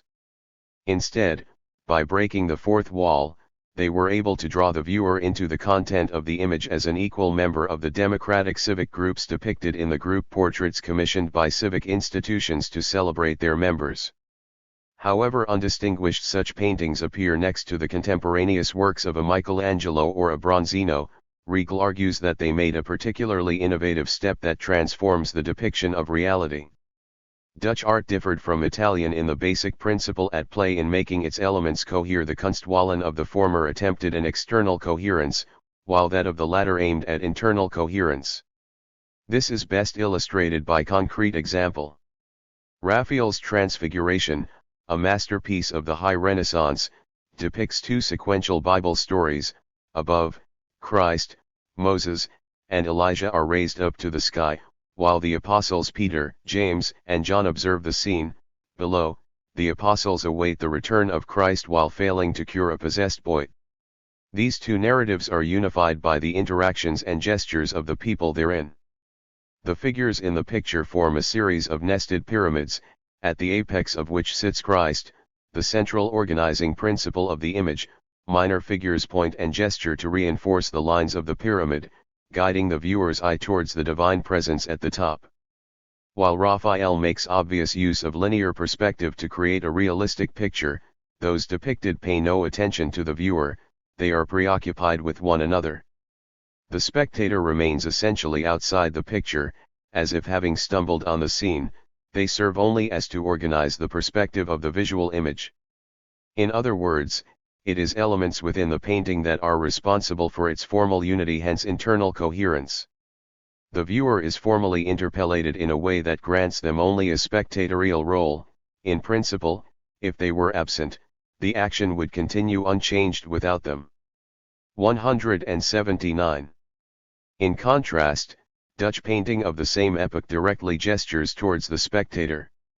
This can be seen in germinal form in an early painting such as Jan van Scorel's Pilgrims to Jerusalem from Utrecht during the years 1520 to 1524, in which a group of Dutch devotees stand in a poorly spaced line, some looking out warily at the viewer. 56. This outward glance is crucial. The painting is organized by this principle of the individual at whom they are looking. It makes sense only if we assume this spectator, hence external coherence. Over the next century and a half, Riegel argues, Dutch painting sought to refine such external coherence, culminating in the work of Rembrandt, who achieved this by balancing external and internal coherence. Riegel examines three of Rembrandt's works: the Anatomy Lesson of Dr. Nicolaas Tulp, the Night Watch, and De Stammeesters, finding in the last the consummate expression of the Dutch Kunstwallen. Here, 5 drapers sit around a table, evaluating a cloth sample by comparing it to a swatch book. What Riegel finds so compelling is the subtle, patient manner Rembrandt achieves coherence. Internal coherence is assigned to the figure at the center, who is shown while speaking to his colleagues.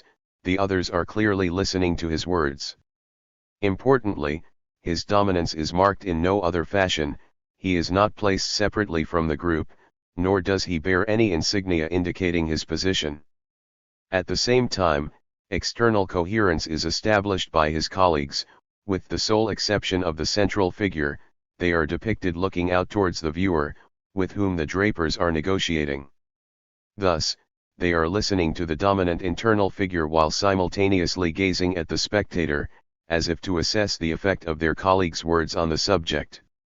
Internal and external coherence are in balance, neither is subordinated to the other. The viewing subject is both formally and substantially incorporated into the world shown by the work. Its coherence depends on the spectator understanding themselves as interacting productively with those depicted. Riegel's account has phenomenologically significant implications. First, it suggests a unity of form and content derived by making the content its own principle of coherence, rather than either subordinating content to a universal formal scheme or leaving it entirely bereft of significant form to coordinate the parts. Italian painting already accomplished this in part, using the interactions of the figures, their looks and gestures to organize the content of the painting. In Rembrandt's works, this is extended to include the viewing subject. The spectator is incorporated in the work not 180 only by the forms of the painting but also by its content, by the interaction of figure and spectator, and is hence as a specific, not merely a formal, subject. Second, as a result, form itself comes to depend on the subject's active participation, rather than existing independently. For Riegel, this directly represents a quintessentially Dutch democratic republican spirit. Rembrandt's Syndics of the Drapers Guild depicts a social world of equals interacting with attentiveness to one another, and it is a world they all contribute to making. Both internal and external coherence rely on the coordination of equal subjects, and not on subordination. In contrast to Raphael's Transfiguration, whose viewers are able only to contemplate the events unfolding before their eyes, the audience of De Stammeesters is called to participate and engage. For the first spectator, the world can be seen from the outside but never altered. The second find themselves already in the world and involved in its constitution. There is, obviously, something very Hegelian about Riegel's account, but he differs from Hegel in important respects in manifesting the subject-object relationship, and it is Riegel's model, I will argue, that Lukács follows here. Of course, Riegel's suggestion that each people has a distinctive Kunstwallen plainly echoes Hegel's Volksgeist, the national spirit embodying itself in cultural products.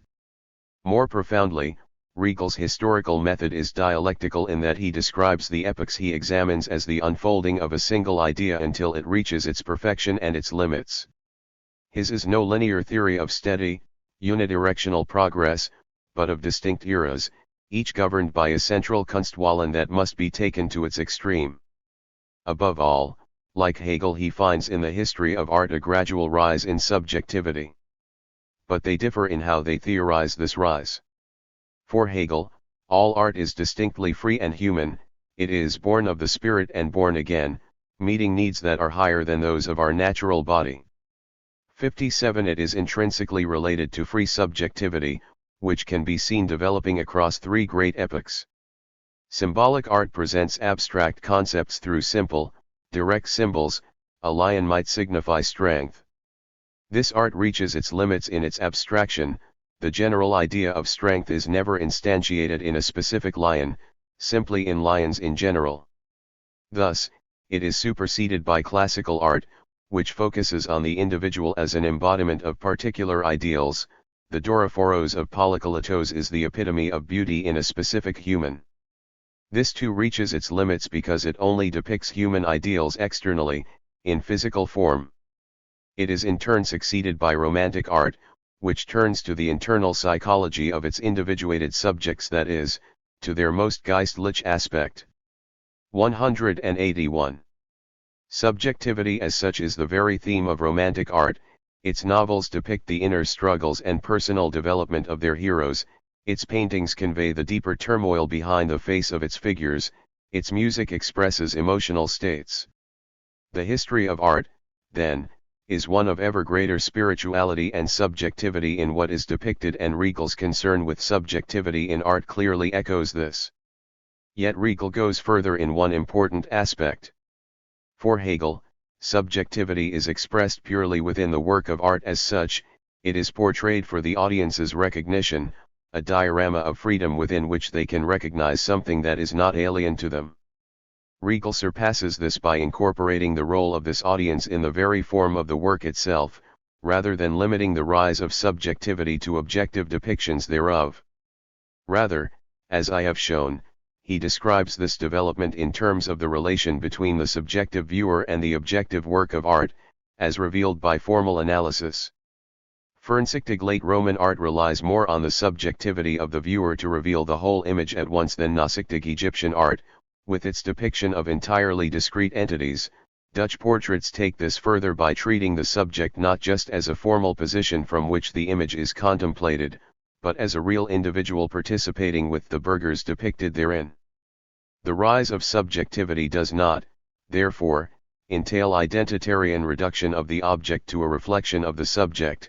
Instead, it depends on greater incorporation of subjective agency in composing the forms by which it relates to a still different objectivity. It is the model of subjectivity Regal offers in his analysis of Dutch paintings that Lukács's account most closely parallels. Indeed, in the middle of his survey of bourgeois philosophy, Lukács pointedly refers to the significance of art for thinking through social and philosophical problems. When Schiller extends the aesthetic principle far beyond aesthetics itself and looks in it for the key to the solution of the question of the meaning of human determinate social existence, he argues, the basic problem of classic philosophy is plainly evident. 58. Schiller's play instinct aims at the reunification of form and content. Art or aesthetic education alone cannot resolve the problem of the fragmentation of the subject by reification, Lukács insists. However, by treating social structures in ways analogous to Regal's account of compositional ones, Lukács identifies similar patterns of agency. Social structures may incorporate subjectivity to the degree that subjects are formally interpellated in their constitution. To the degree that form is independent of both content and of perceiving subject, society can be said to exclude significant agency, where the determinants of social 182 being visibly depend instead on their constant reproduction by formally integrated members of society. Agency, I will suggest, is ontically real. Lukács seeks to distinguish himself from Hegel precisely on this question of the predetermination of forms.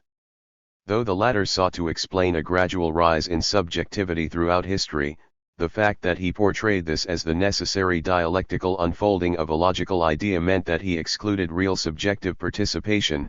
The transformation of logical forms was accomplished by their own immanent logic, not by actual historical action. Thus, Lukács argues, Hegel achieves only an objective demonstration of subjectivity that we watch passively. 59. The same is true of capitalist society. Our social being is formally free, the individual is defined by a set of legal rights, economically free to sell their labor as they wish. No ties comparable to those of the feudal system bind us to others, no merely natural properties determine our position in society. But at the same time, these determinants of social being are entirely disconnected from us. In the case of the legal system, for example, there arises a rational systematization of all legal regulation of life, which, at least tend towards manifesting a closed system that can be applied to all possible and conceivable cases. 60. As a closed system, the law claims dependence on nothing other than itself, its forms become self-sustaining and self-defining. 61. Consequently, the system as a whole is lifted beyond our control, it operates on us, rather than allowing subjects to participate in constituting it. The problem is that forms are defined in terms of other forms, definition follows a self-valorizing circle. What is true of law is even more the case with the commodity. In determining the value of an item, it makes no reference to subjective intervention.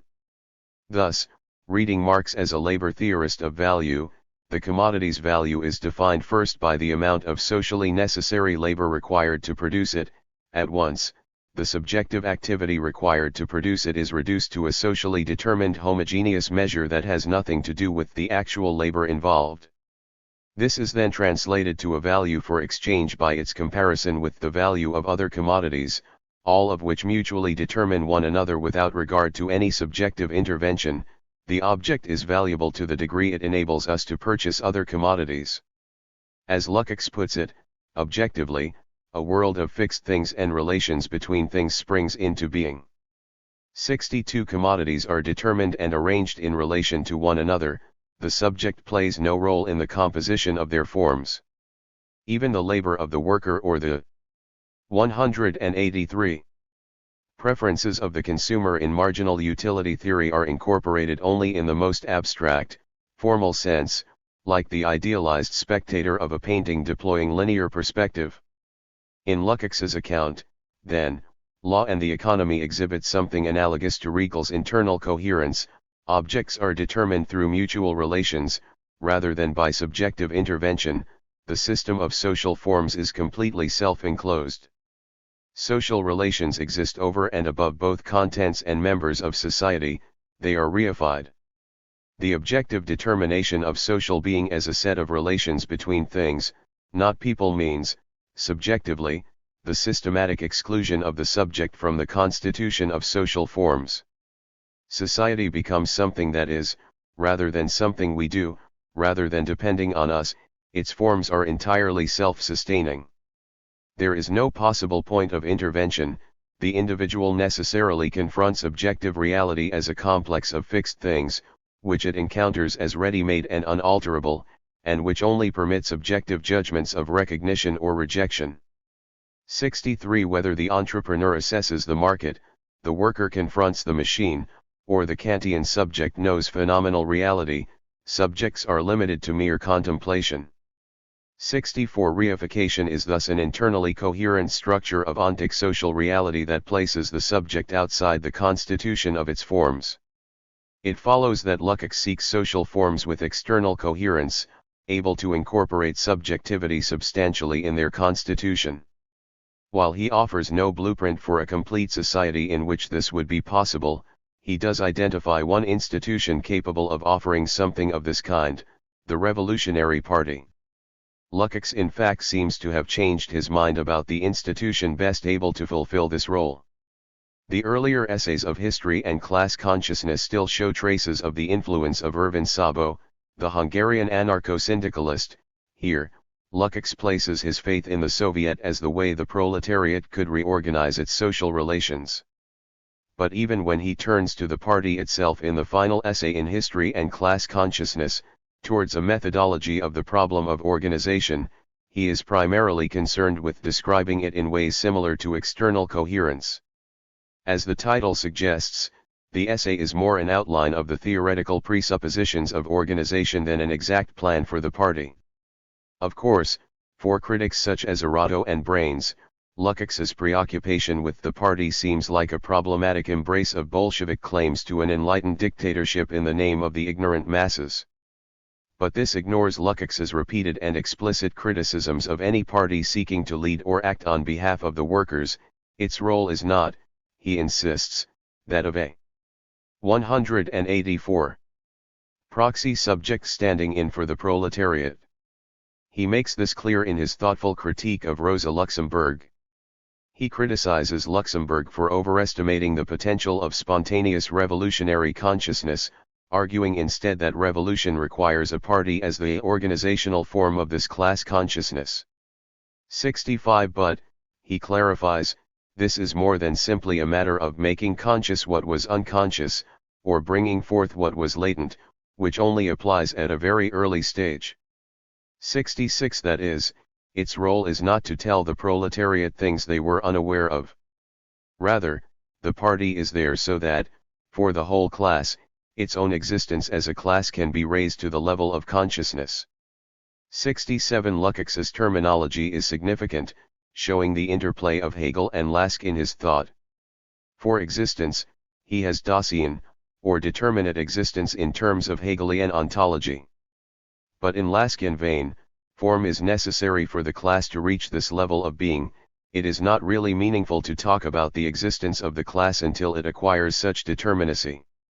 Rather than an agent acting on behalf of workers who may be thought of as a group without them, the party is the validity form of the class, and a necessary component of its existence.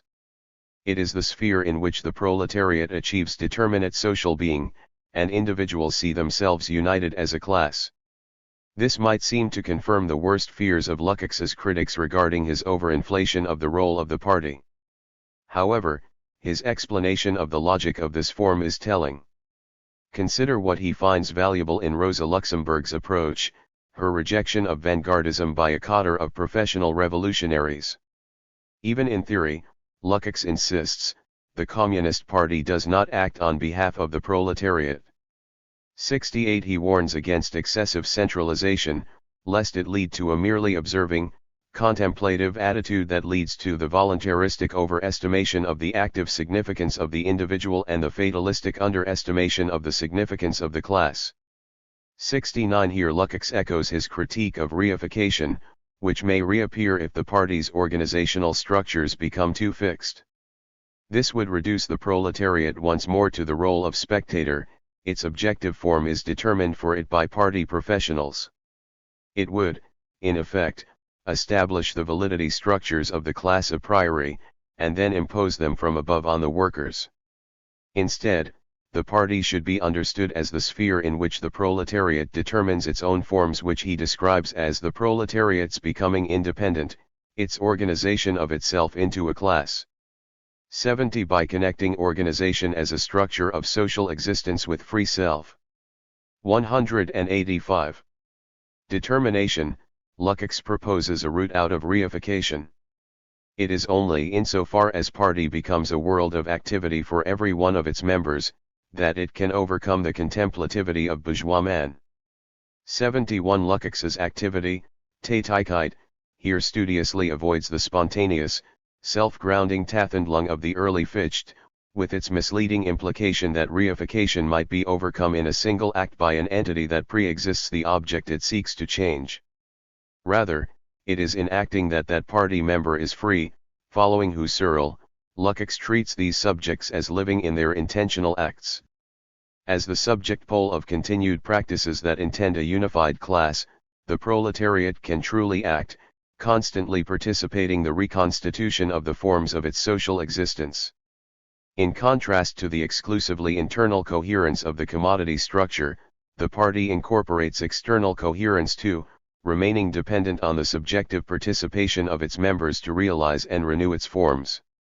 If cultural practices are to be dereified, Lukács implies, they must be manifest as dependent on agents for their constant renewal and reformation. Subjects must be consciously interpellated as co-creator of their determinate social being. The subjectivity Lukács sees in the party, then, provides a useful indication of an agent-inclusive ontic social reality. By understanding a specific social institution as a determinate form of social existence, and opening those forms to constant revaluation and reconstitution, Lukács suggests a practical freedom to ameliorate the alienation and anomie of contemporary society. Organizational work deciding on the forms in which we come together, intersubjectively and consciously constructing the social is, for Lukács, the overcoming of reification. The ontological significance of the party is that it affords the opportunity to participate in the constitution of the forms of social being.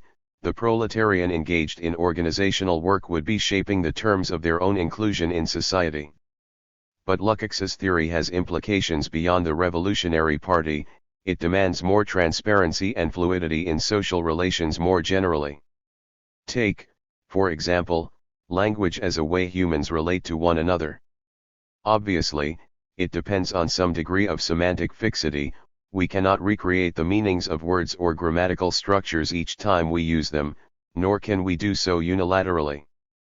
But it is possible, over time, to revise the sediment meanings of words, to replace them with others or to change their meaning. In recent decades, racist or sexist language has become increasingly unacceptable. Gender-neutral pronouns have come to be preferred. Certain words once used as slurs, such as gay, have been 186. Reclaimed as positive terms of identity by those at whom they were once hurled. Gradually, these social relations have been transformed. In line with Lukács's explicit rejection of party centralism, these changes could not be mandated from above.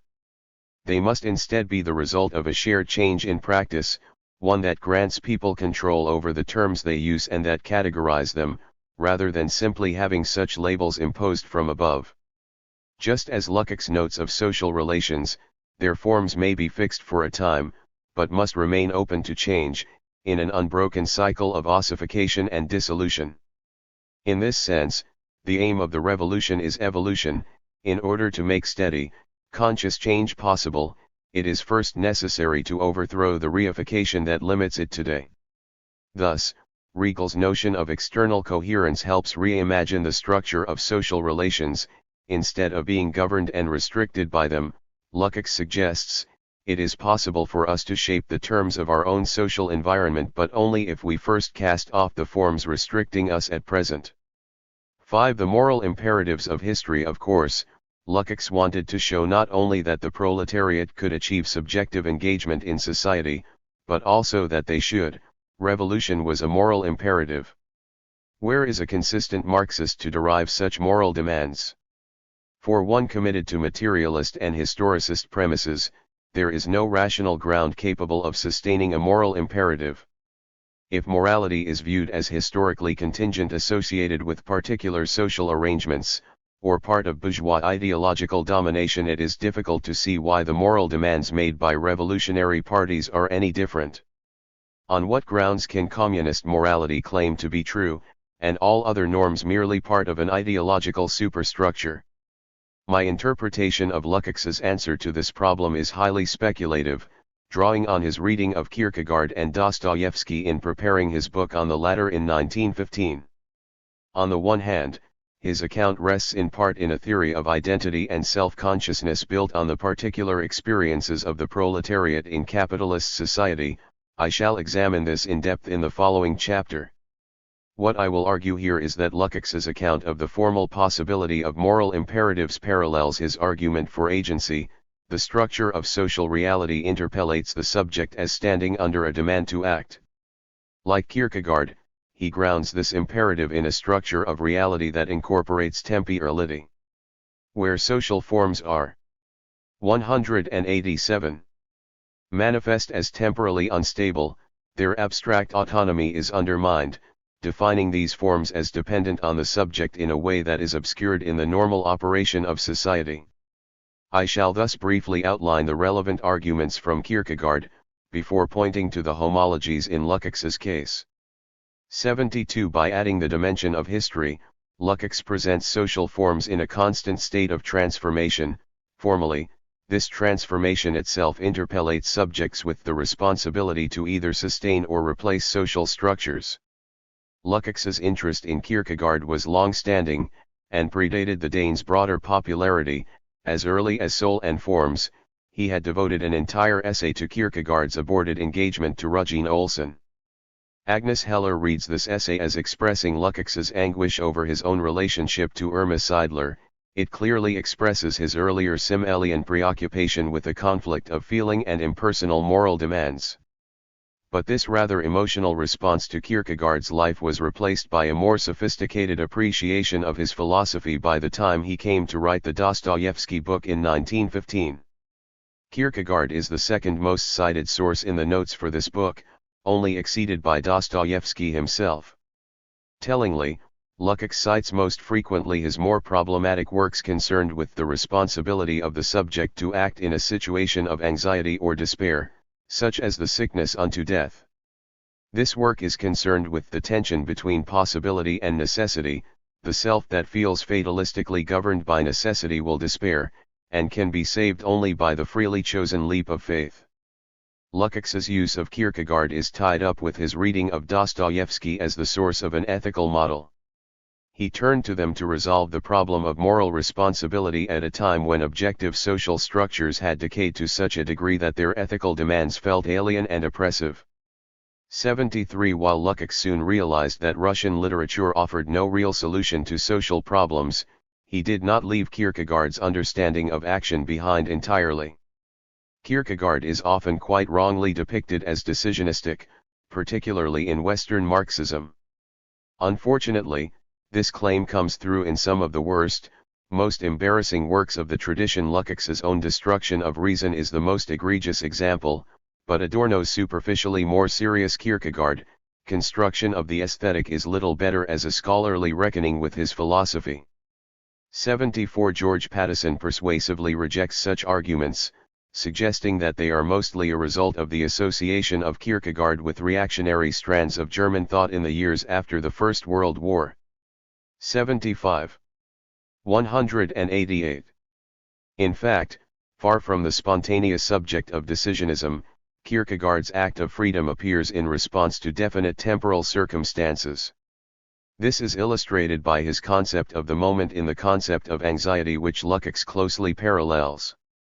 For Kierkegaard, the moment changes our experience of temporality. Typically, we experience time simply as a linear progression. The present is the point traveling along that line where future turns into past. Day by day, we repeat the same patterns of behavior. It does not cross our mind to think whether our situation is alterable. In Kierkegaard's theologically slanted account, it is anxiety, the fear that we might sin, that changes this. Sin means being held accountable, not stumbling thoughtlessly through life. Through sin, we become conscious of eternity, transforming our sense of the flow of time. Thus, the moment is where time constantly intersects eternity and eternity constantly pervades time. It disrupts the temporal flow, casting responsibility on us for matters that had seemed predetermined. 76 It is thus an ambiguity, a point at which anything could happen. At once, this transforms both past and future. We become aware that our situation was not inevitable, but was created by our previous actions, but in consequence feel free towards the future, which is now resignified as the endlessly open possible. Kierkegaard suggests a phenomenology of freedom avant la lettre, rather than an ontological account of free will intervening in a deterministic material world. He explains how the moment of freedom is experienced through a structuring of our sense of time and history that casts the subject as responsible for what happens next. The subject position is changed by altering the temporal structure of reality, rather than being assigned the role of endless and inevitable repetition of the same behavior. The subject is called on to active vocation, at once terrifying and liberating. Kierkegaard's explanation of this agency does not rely on any intrinsic properties of the subject or a metaphysical account of free will as exempt from material determinism. There is no one-sided decisionism at play here, or an entirely spontaneous subject. As Michael Thunison lucidly shows, action is demanded as a moment in a dialectical movement through the stages of anxiety or despair. 77 It is the structure of the moment that demands action, not the unilateral will of the subject. It is this that Lukács draws on in explaining the structural demand for revolutionary action. This is summarized in his analysis of the concept of becoming. 189. Becoming is, on the other hand, the mediation between past and future. But it is a mediation between a concrete, i.e., historical past, and an equally concrete, i.e., also historical future. In that it dissolves itself into a process, the concrete here and now is no longer a transitory, ungraspable moment, a fleeting immediacy, but is rather the moment of the deepest and most far-reaching mediation, the moment of decision, the moment of the birth of the new. As long as people direct their interest, purely contemplatively, towards the past or the future, both ossify into an alien being, and the pernicious chasm of the present remains between subject and object. Only when people are capable of grasping the present as becoming by recognizing within it the tendencies out of whose dialectical opposition they are capable of creating the future, will the present as becoming, become their present. 78. Lukács distinguishes in Kierkegaardian vein between different configurations of the moment. On the one hand, it appears as immediacy slipping away, the thoughtless performance of the endless same; on the other, it is manifest as a moment of decision, a becoming. Of course, Lukács replaces Kierkegaard's theological eternity with materialist historical tendencies to effect this transformation of the moment, but the result is the same. If social forms are temporalized, they become ambiguous and indeterminate. Consequently, the subject is interpellated rather differently. Instead of a passive performer of unalterable actions, they become responsible for the constant reproduction of these social forms. This, of course, is uniquely possible in liberal democratic capitalism. Under feudalism, for example, social relations take on the appearance of being divinely instituted.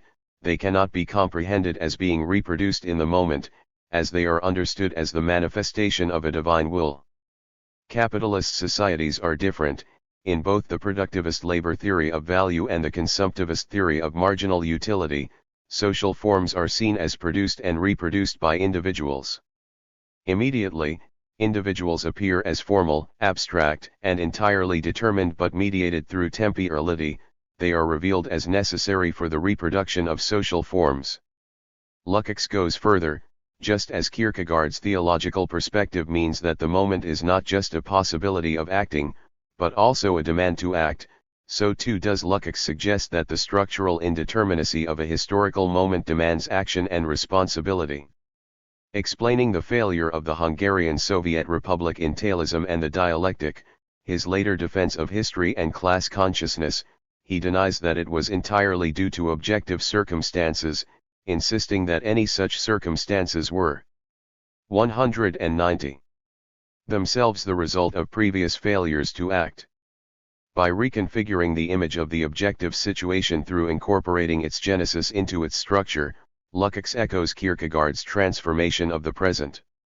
It must be emphasized that Lukács was not simply arguing that an awareness of the historical dimension and mutability of social relations was sufficient to make it seem possible that they be changed. Rather, revolutionary situations, times of crisis, when social practices normally performed unthinkingly become unstable and cannot be reproduced in the same effortless way, in fact produce a demand to act. This is at the heart of his notion of the moment, which has the same sense of indeterminacy as Kierkegaard's. Asking what is a moment, he answers thus: it is a situation whose duration may be longer or shorter, but which is distinguished from the process that leads up to it in that it forces together the essential tendencies of that process, and demands that a decision be taken over the future direction of the process. At a particular point, the situation demands that a decision be taken, and the day after tomorrow might be too late to make that decision. 79. Now, this implies that classic Marxist crisis theory has a place within Lukács's thought, but its role is phenomenological. Under ordinary circumstances, the daily operations of capitalism, the subject is required only to perform the usual operations required by particular social forms. But certain circumstances may destabilize this order. To return to the normally expected forms of interaction would take conscious effort. Such situations, crises in the sense implied by the etymology of the word, as decisive moments or turning points, force a decision. nothing determines that subjects should continue on their conventional paths. It is this structural indeterminacy, not any substantial interests of labor, nor any intrinsic properties of a subject supposed to exist outside those structures, that interpellates the subject as responsible. What is at stake in such moments is precisely the social forms themselves. Destablished, fluid, open to change, they become susceptible in an extreme form to the kind of subjective constitution Riegel describes, and that Lukács finds in the party. For Lukács, I suggest, moral demands are intrinsic to the phenomenology of social reality. Its forms can be configured so as to demand of the subject that they make a decision. Such imperatives are not transhistorical, external to society, nor general. We are not always commanded to refashion society, nor are we subject to moral rules derived from abstract universal norms. They are, rather, generated by a particular historical configuration of social structures, and are addressed to those occupying specific posi. 191. Shins in that situation. This or that group is interpellated as bearing responsibility for action. The call to change society is created within the very social structures that are to be transformed. 6. Conclusion. Lukács's account of the subject depends on his account of social reality. The two are inextricable, in that they must be understood as part of a complete subject-object totality. The separation of subject and object under capitalism or in bourgeois philosophy is thus both real and apparent. It is real in that it forms part of the lived daily reality of individuals in capitalist society. The commodity structure as dominant social form permits only limited forms of interacting with society. But it is merely apparent in the sense that such a separation is not ontologically foundational. Rather, this particular configuration of subject and objectivity is determined by the way ontic reality is structured. For a given reality to make sense as a whole, a certain standpoint is presupposed. Exactly how ontic structures open up or disclose reality towards a particular standpoint interpellates a definite kind of subject. The problem of reification, then, is the particular way it determines the subject. It permits only a formal, abstract, heavily circumscribed interface with social reality. The individual is integrated into social relations only as a universal form, reduced to their similarity to others. Anything specific is, by definition, excluded. It is cast as private rather than public, emotional rather than intellectual, natural rather than social, or irrational rather than rational. The individual is split into an amorphous soul and a rational citizen. Objective social structures cannot help but come into conflict with the soul, because the latter consists of that which they exclude by definition. These very structures, I have suggested, can demand action from the subject when cast in historical perspective. In this regard, Lukács's ontontological account of subjectivity offers a possible grounding for ethical norms. But this raises the question of the specific subject of revolution. Why exactly is the proletariat the agent of revolution? Moreover, if commodity fetishism is to be criticized because of its exclusion of content and particularity from social selfhood, how can this be reincorporated so that social selfhood is more than merely formal? To explain this requires a fuller account of the structure of self-consciousness and, in particular, the role of the Communist Party as the conscious social being of the revolutionary working class. Chapter 6. Self-consciousness and identity. Lukács's theory is preeminently a theory of a revolutionary proletariat. He seeks to explain the rise of a shared and collective subjectivity, and the ways a group of individuals can forge a common identity in order to act together in the transformation of society. It is this that has caused the greatest debate over Lukács's legacy. For many of his critics, it is his apparent reliance on a macro-subject of history that is most problematic about his theory. Whether because they believe he is wrong to identify this macro-subject specifically with labor, or wrong more generally to assume that there could be any underlying essence that unites any group of individuals as a single subject, they find the hopes he vests in the proletariat to be singularly unpersuasive, leaving him susceptible to the dangerous possibilities of a centralized revolutionary party. Even recent sympathetic reappraisals of his theory typically stop short of reviving his faith in the proletariat, in part because his preoccupation with class consciousness to the exclusion of gender or race now seems quaintly anachronistic, but also because the claims he appears to make for the proletariat as identical subject-object seem implausibly overinflated. Neil Larson, for example, reads history and class consciousness as arguing that history itself must offer up, immanently, the subject-slash-object synthesis that is to overcome and exist the antinomial treadmills of reification. Otherwise, in the final analysis, even the critical theory of reification must 202. On its own standards, fall as well. 1. Larson follows Postone in denying the proletariat's candidacy for such a subject, suggesting instead that society itself, the very possibility of the social, should serve the role of subject-object. 2. Timothy Hall rightly rejects Postone's claim that Lukács treats labor as an invariant, rather than a historically mediated category, pointing out that Lukács's analysis extends the commodity form to the thinking of the subject-object relations of bourgeois society in their entirety, and not just labor. 3. But in arguing that what is at stake in the problem of the commodity for Lukács is not simply the extraction of surplus value and the overthrow of class-based forms of social domination, but the very possibility of a meaningful or worthwhile life, Hall deliberately steps away from the problem of class agency, and suggests instead that ontological novelty, and not identity, is the animating principle of his thought. 4. Konstantinos Kavouliakos perhaps comes closest to redeeming Lukács's concept in offering a new reading of the identical subject-object.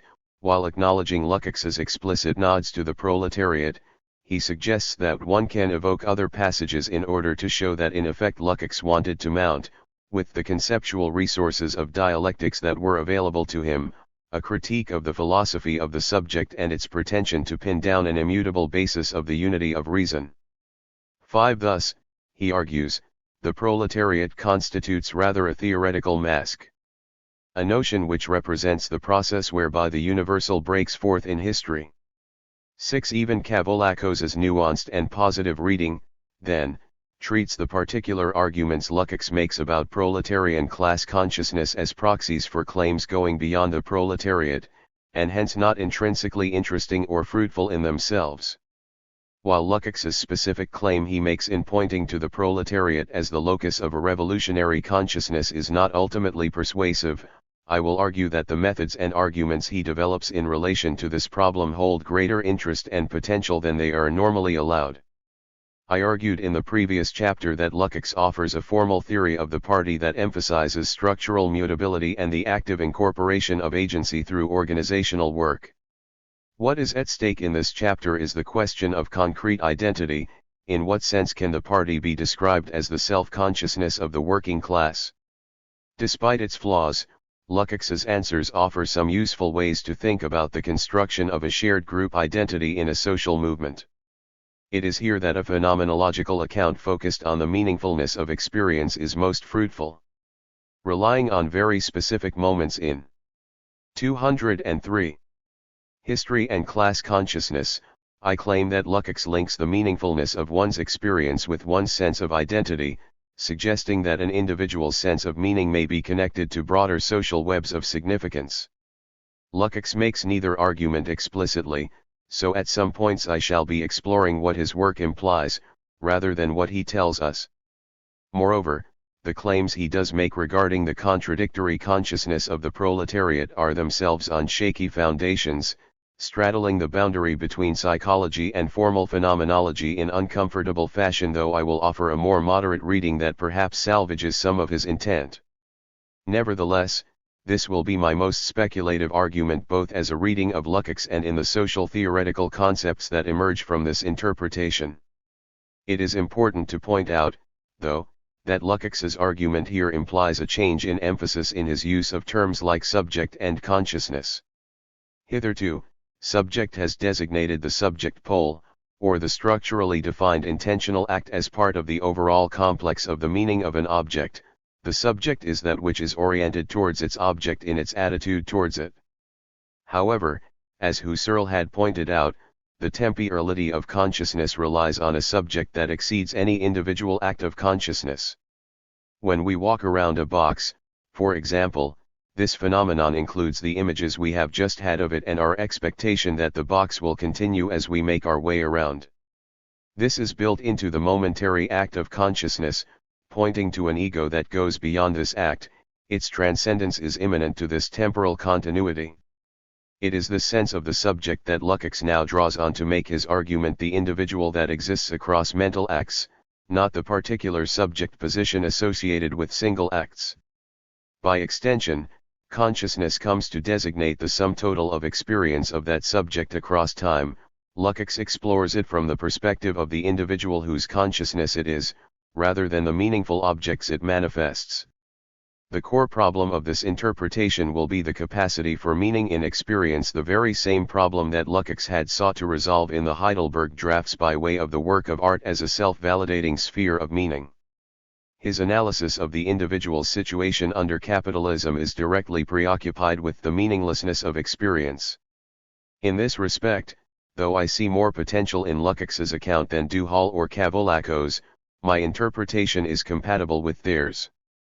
For Hall, it is meaning and its absence in contemporary society that is the 204 guiding concern of Lukács's theory. I will suggest that it is shared meaning brought to explicit form in the party that is the foundation of collective subjectivity. Both Hall and Cavolacos, moreover, reject the notion of the proletariat as some kind of fixed and latent substance.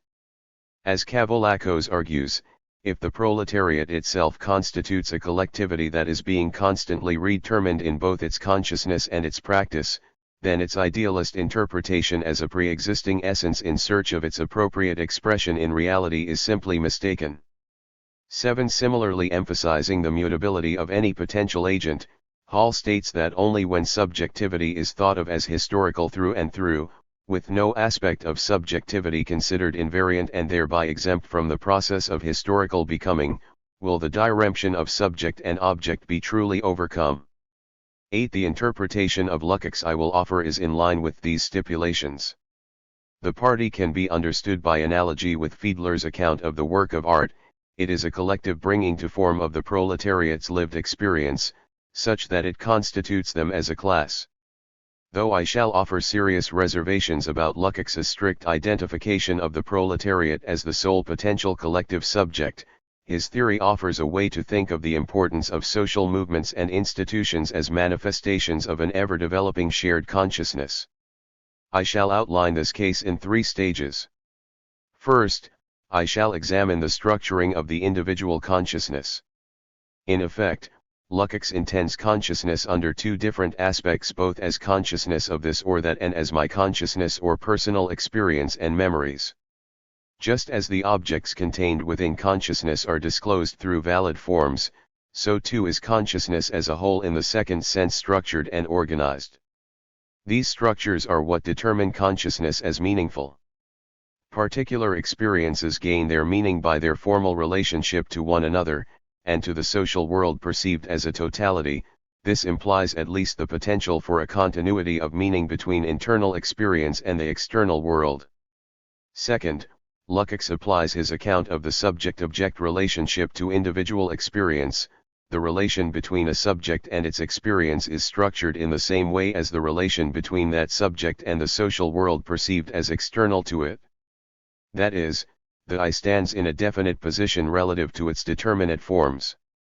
This decides whether or not the I finds continuity or disjuncture between its private or internal experience and its objective social being, or, put differently, whether or not it truly identifies 205 with its social being.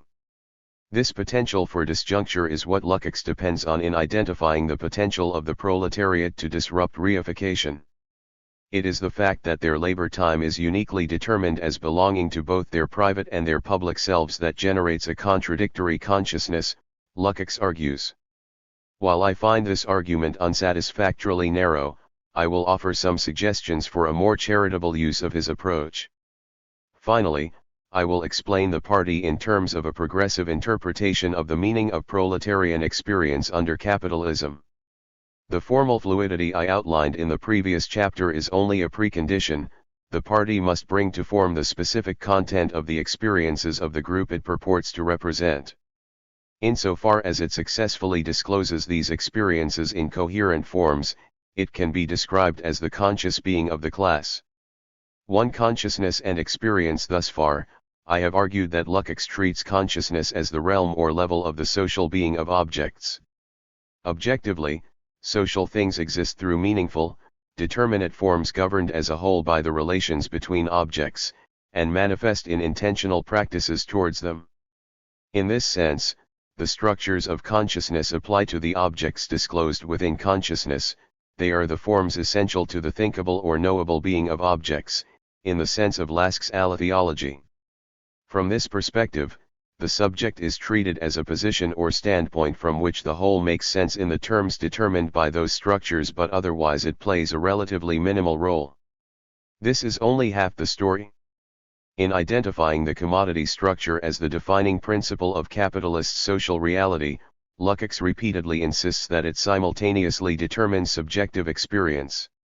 Thus, in his allusion to Riegel, Dilthey, and Dvorak, he notes that the forms they identify determine both the inner and the outer life of humans in that society. 9 Elsewhere, he argues that Marxist method means that history becomes the history of the forms of objectivity which mold humanity's environment and inner world. 10 Inner here designates the sense in which consciousness or experience is personal. Objects are not simply things perceived, but are also the contents of this or that subject's experience. As Vajda has noted, Lukács's explanation here has certain affinities with that made rather later by Husserl in his account of the intersubjective constitution of the life world. 11 The forms of social being are objective. 206. Insofar as they are shared and suprapersonal, but as conscious forms, they also at the same time imply subjects directed towards them in certain ways. Consciousness is also experience, and the forms within which objects are disclosed are, from this other perspective, the forms governing experiences as a whole. The forms that merely coordinate the objects are the direct, immanent forms of consciousness itself. Consequently, Lukács treats the concept of reification as directly applicable to consciousness as such. He repeatedly uses phrases such as the effects of reified consciousness or statements such as the reified structure sinks ever deeper, more fatefully, and constitutively into the consciousness of man. 12 What is noticeable about these formulations is that it is not objects or social institutions that are reified, but consciousness itself as the realm of being that is so structured under the rule of the commodity form. This is most clear in our sense of time. Recall, for Husserl time is one of the fundamental dimensions of the appearance of objects. Both retention and protension rely on an organic continuity of experience, both for objects to be meaningfully composed and for subjects to have a sense of themselves as the ego that transcends this or that act of consciousness. Lukács infers, then, that restructuring temporality will restructure the self. Where the worker's time is sold by the hour, consciousness itself undergoes a fundamental change. The contemplative attitude produced by the commodity structure transforms the basic categories of the immediate attitude of a person to the world. It reduces space and time to a common denominator and brings time down to the level of space. 13 In consequence, Lukács argues, we relate to our own experiences in the same manner. Time thereby loses its qualitative, changing, flowing character. It ossifies into a delimited, quantitatively measurable continuum, filled with quantitatively measurable things. It becomes a space. With such an abstract, measurable time that has become a physical space as its environment, which is at the same time both a prerequisite and a consequence of the economically mechanically divided and specialized production of the object of work, the subject itself must correspondingly be rationally fragmented. 14. Note here the transformation of experience as such through the application of a particular structure to it. It is this that Lukács means in describing the reification of consciousness. The internal structure of the individual's experience as a whole mirrors the external fragmentation of the world of objects. Consciousness as a whole is divided up into discrete experiences. 207.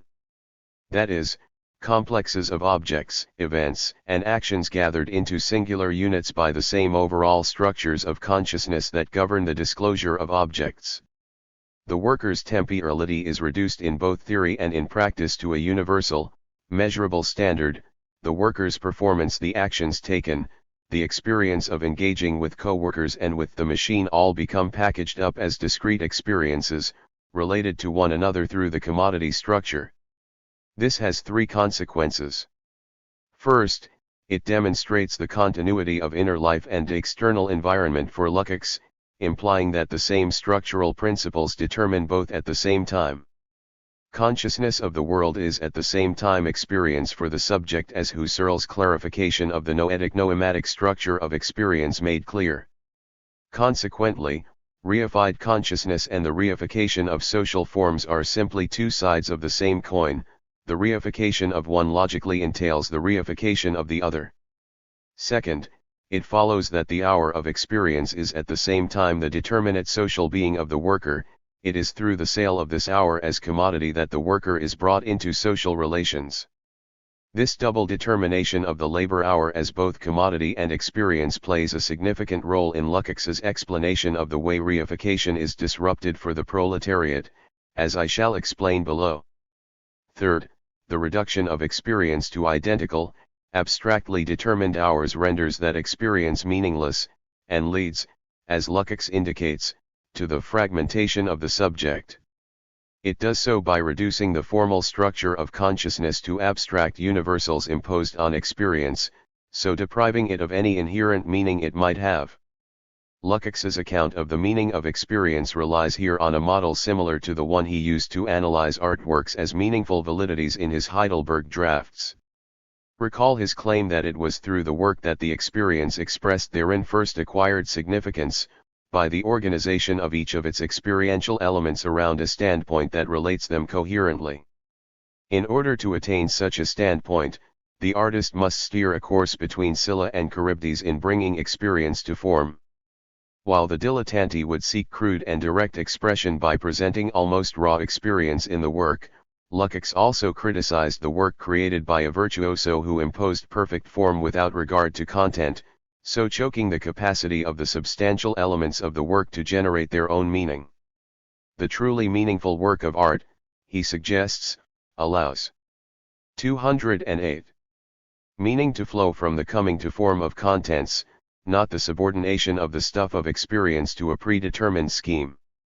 Lukács's critique of the virtuoso is echoed in his diagnosis of the problems reification produces in the individual consciousness. The imposition of an abstract, quantitative form on the temporality of experience, negating any specific contents, is what renders it meaningless. In this case, the experience is the worker's performance at the machine, defined as the repetitive labor performed per hour of wage labor. These actions do not stem from the worker, they are dictated by the machinery of production, categorized only as the addition of a small amount of labor to a product that they never see completed. The performance of one action does not produce the next action along the way. The following act is identical, not a development of the previous one. Consequently, individual experiences are linked only by their homogeneity, rather than as a coherent, developing chain. 15. The result is like the virtuoso's work. The imposition of pure, abstract forms deprives both individual experiences and the whole of any substantial meaning for the experiencing subject. Instead, a living life would be one in which experience was not constrained by forms, imposed post festum on the stuff of experience. 16. This does not imply that experience could be directly meaningful without any standards of coherence. This would be to fall into the trap of dilettantism. But a meaningful life must at least ground its self-interpretation on real experiences. Under pre-capitalist production, for example, the traditional amalgam of empirical work experiences gives the individual's labor such coherence one stage of the work leads to the next. 17. It is the substance of the work performed, rather than a purely formal succession of identical moments, that brings the work-day together. This of course raises the question of the sorts of forms appropriate to a meaningful life. Here, I think, Hall is correct to insist that the model for this is aesthetic reason, in the sense that aesthetic form is both non-subsumptive and putatively rational. Through the interpretation of artworks it becomes possible to derive new discursive forms that exceed and extend existing categories of understanding. 18 Art may not be obviously rational, its capacity for emotional expression seems antithetical to reason. But Hall's implication is that rationality need not designate a priori abstraction or universalism. Artworks have an interpretable, coherent form. There are, bluntly, reasons for the choices the artist makes in both details and the overall scheme of the work. The work coheres, it is valid according to 209. A structure that arises in dialogue with its content rather than being imposed from above. We can easily imagine that a particular aspect of the work might seem incongruous and hence irrational according to its internal standards. Aesthetic rationality describes this more open, polyvocal understanding of reason. It does not reify rationality itself as exclusively abstract, but opens the concept of reason up to transformation. Lukács's critique of the reification of consciousness suggests a similar attitude towards finding one's experience meaningful. But when daily life consists instead of repetitive, abstractly structured, identical moments, both the particular experience and life as a whole are emptied of significance. Of course, the individual's experience is not exclusively internal, it may also generate significance from its relation to a broader social horizon. Lukács's explanation of why this is not the case under the sway of the commodity structure inverts his earlier explanation of the inability of creator and percipient to grasp the artwork as a self-enclosed totality of meaning. His Heidelberg drafts had argued that both artist and audience risked interpreting elements of the work in the context of their own lives, so disrupting its inner harmony. In contrast, the reification essay suggests that the individual's experience becomes problematically self-enclosed and detached from larger networks of meaning that might be found in other social forms of social labor. His complaints that modern factory production tears apart those bonds that had, in the time of organic production, bound individuals together as a community, seem at first glance as though Lukács is pining for a prelapsarian, more natural form of social bond, but the problem is again one of the tyranny of form over content. 19 Capitalist manufacture represents the unity of society in a commodity in which numerous formally identical laborers contribute abstract quantities of labor. In contrast, traditional manufacture has an organic necessity by which related particular operations are unified in the product. It establishes substantial relations between workers who rely on concrete contributions from one another, founding cooperation on real differences in abilities, on matters of content and not only of form. 20 This produces a horizon of socially generated meaning. Society itself appears concretely integrated, while the individual's experience acquires significance in relation to the entirety of that world. Thus, though reversing the direction of his argument here, Lukács draws on the same phenomenological theory of meaning derived from Husserl's mereology that he had used in Heidelberg. Meaning can be generated by the relation of parts and wholes, in this case. 210. It is desirable that the individual's life be so related to social meanings more generally, rather than enclosed in itself. The isolated individual of bourgeois society is denied the chance to enrich their experience through its relation to the broader social world. To the structure of individual identity, the meaningfulness of consciousness as a whole is what, for Lukács, grounds self-consciousness and identity. Rather than assuming the substantial existence of a subject outside of consciousness, one which possesses and is reflected in its experience, Lukács defines the subject in terms of an intra-consciousness relation to its experience as its own. The I emerges as a particular configuration of meaningful experience. The relations between this personal experience and the social world disclosed in consciousness determine the kind of social existence that the individual perceives itself as having. Under capitalism, Lukács implies, this produces a divided self, a public self, from which the I is distant, and a private self, the locus of personal meaning standing outside social relations. It is this division that Lukács relies on in identifying the proletariat as having the potential to surpass reification. The revolutionary role he affords the working class has, of course, been the most contested aspect of his theory, it is often assumed that his argument rests on granting the proletariat a position outside of social relations that offers a better or more accurate perspective on it. On the contrary, I will suggest that his explanation remains entirely immanent to consciousness. It is because their self-consciousness is uniquely dichotomous and contradictory that the proletariat may be the site at which reification begins to crack. While his account is still not entirely persuasive, it offers a more flexible way to think about the possibility for those in disadvantaged sectors of society to see through a dominant understanding of reality. For many of Lukács's critics, his erroneous faith in the proletariat requires him to grant this class a substantial existence outside social relations, for example, as the source of the labor that drives the capitalist economy and hence produces social relations. His account of reification is so total, they suggest, that such an external standpoint is necessary if he is to explain its overcoming. But this apatheticizes the proletariat as deus ex machina, never grounding their standpoint. Such interpretations overlook Lukács's repeated insistence that the subject is located within the meaningful structures of its own experience, directly produced through the 211 structures of consciousness. Unlike the epistemological subject, which possesses and is hence thinkable in principle as distinct from its experience, Lukács's subject does not exist outside that experience, as a perspective on the world. Recall his claim that capitalist models of labor reduce the temporal flow of experience to abstract, precisely measurable, physical space. This same structure means that the subjects must themselves be rationally fragmented too. 21. This claim that the subject is fragmented because its experience is fragmented locates the self within its own experience. Consequently, quoting Marx's statement that time is the space of human development, Lukács states that the categories governing our experiences must appear to the worker as the decisive, qualitative categories of his entire physical, intellectual, moral etc. existence. 22. Lukács's use of the Hegelian Erscheinung is significant here, as opposed to mere shine or appearance. Erscheinung designates a stronger sense of manifestation.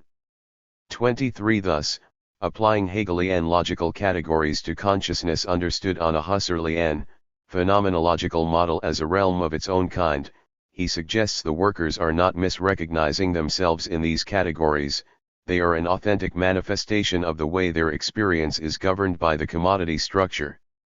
The particular way in which the subject exists in its experiences is, once again, in terms of an intentional stance in this case, towards individual experiences. In analyzing the relations of creator and audience to the experience crystallized in the artwork in his Heidelberg drafts, Lukács described these attitudes in terms of standpoints, albeit ones that, being external to the work as such, prevented grasping it as a self-enclosed totality. He uses the same model to explain the social subject's relation to its experience, and the kinds of meaning that this produces. As he puts it, the commodity relation impresses its structure on the whole consciousness of humans. Their qualities and abilities are no longer bound to the organic unity of the person, but are instead manifest as things, which the person possesses and disposes of just like all the other objects of the external world. 24. Here, reified experience is fragmented in the same way as objects in the social world. Its parts become alienable, viewed as mere property to be manipulated and moved around, and no longer part of one's intimate personal experience. The subject is defined as a particular intentional stance towards this experience. As Lukács explains in a different context, for the reified consciousness, such forms of capital must become the true representation of its social life. For the reified consciousness, it thus necessarily becomes the form in which its actual immediacy is manifest, and 212. Which, as reified consciousness, it does not even attempt to go beyond. 25. This focus on social life, Gesellschaft like Leben, is significant. It points to the distinction between one's public and private being, or, as he puts it in the case of the proletariat, the separation of labor power from the personality of the worker, their transformation into a thing, into an object which they sell in the market. 26. Echoing his Heidelberg-era methodological distinction between the meaning of an element of experience understood within the creator's or audience's life, or within the work as a self-enclosed totality, Lukács defines the meaning of experiences by the whole of which they are part. To the degree that any particular element of experience derives its meaning from its relations within the individual consciousness, as part of a coherent biography, it is the subject's own personal, internal experience, or related to the self. If its meaning is determined instead by its position within social relations, it is public. It is the commodity structure that impoverishes experience when it defines these two wholes as mutually exclusive. It is this absolute separation of public and private that leads, Lukács argues, to the isolation of the individual under capitalism.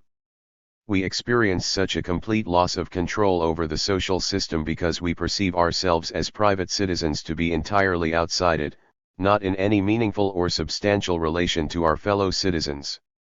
Though our experience is integrated into society, it is only in the most abstract sense, and to the degree that it is intended as separable from us.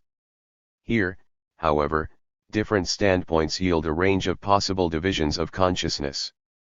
The proletarian, he suggests, is only integrated in the most formal and abstract way into social relations. The worker's social being is pure and unadulterated labor. All that is required is the performance of empty, repetitive work, sold to the capitalist at a set wage for the time it is performed. The social value of the very hours of the worker's experience, their very meaning, is determined solely by impersonal, quantifying structures that have nothing to do with the personal content on which they are imposed, and which treat the quirks and foibles of the individual as mere sources of error. 27. The blank abstraction of their socially determinate existence is entirely separate from their personal narrative. In contrast, the labor performed by, say, journalists or bureaucrats might explicitly incorporate certain personal properties, as Lukács puts it. In other forms of work is hidden behind a facade of mental labor, responsibility, etc. 28. He points rather harshly to journalism, American Samoa, the most contemptible form of such labor, stating that 213. The lack of principles of the journalist, the prostitution of their experiences and beliefs, can only be understood as the pinnacle of capitalist reification. 29. The newspaper leader, writer or opinion columnist, required to deploy their supposedly distinct voice to order in producing an article arguing for the view of their employer, is, in Lukács's eyes, selling their most personally significant elements, their voice, their style, their view, as a commodity. His language telling alludes to the notion of the virtuoso introduced in his Heidelberg drafts, the specialized virtuoso, the vendor of their objectified and reified mental faculties, become not only a passive observer of society, but also takes on a contemplative attitude towards the functioning of their own objectified and reified faculties. 30. These individuals may believe themselves integrated into social relations on the basis of their personal characteristics, the bureaucrat through a sense of honor, the journalist by their convictions, but these elements are all still reduced to the abstraction of the commodity structure, socially determined as little more than empty value. The same dichotomy between public and private being remains, except that the bureaucrat and the journalist surrender even more of themselves to the side of the commodity. It is the particular form of the public/private distinction in the proletariat's experience that disrupts the reification of consciousness. Lukács explains this, in other words, through a contradiction within the meaning structure of consciousness, and not between a reified social system on the one hand and a substantial, spiritualized subject on the other. The contradiction appears by comparison with one other class whose experience is so thoroughly divided between public and private, the bourgeoisie. Like the proletariat, their primary interface with society takes place through the exchange of value-defined commodities. But it is their relation to this commodity, the degree to which it is intended as internal or external to them, and whether or not they are determined as relating actively or contemplatively towards it, that drives these two classes to different perspectives. The capitalist's interaction with society takes the form of money or capital. They are represented socially by the money they advance. 31. This capital is entirely external. In neither form nor content is it intrinsically linked to the private experience of the subject. It appears to the capitalists simply as a means to an end, rather, as Simmel had portrayed money as a social form, as fundamentally outside a subject defined a priori. Consequently, they remain existentially disconnected from any rise or fall in the sum of money. Even if the capitalist loses all their capital, they are seemingly unaffected as private beings, because 214. What is most essential to them as subjects remains untouched. Conversely, they remain external to society, they place their capital within it, and it goes on its merry way, but are never changed by their social interactions. The standpoint from which they understand society, then, produces the contemplative attitude so characteristic of reification. As vendors of labor power, proletarians are in the first instance just as isolated as any other individual exchanging commodities. But, for Lukács, the sale of labor power differs from that of any other commodity because it involves a central phenomenological dimension of subjectivity, time, in the sense that the commodity sold is labor time. The determinate existence of the proletarian, its form within the structure of society, how it knows itself as a social being, is commodified time, temporality reified and treated as an object.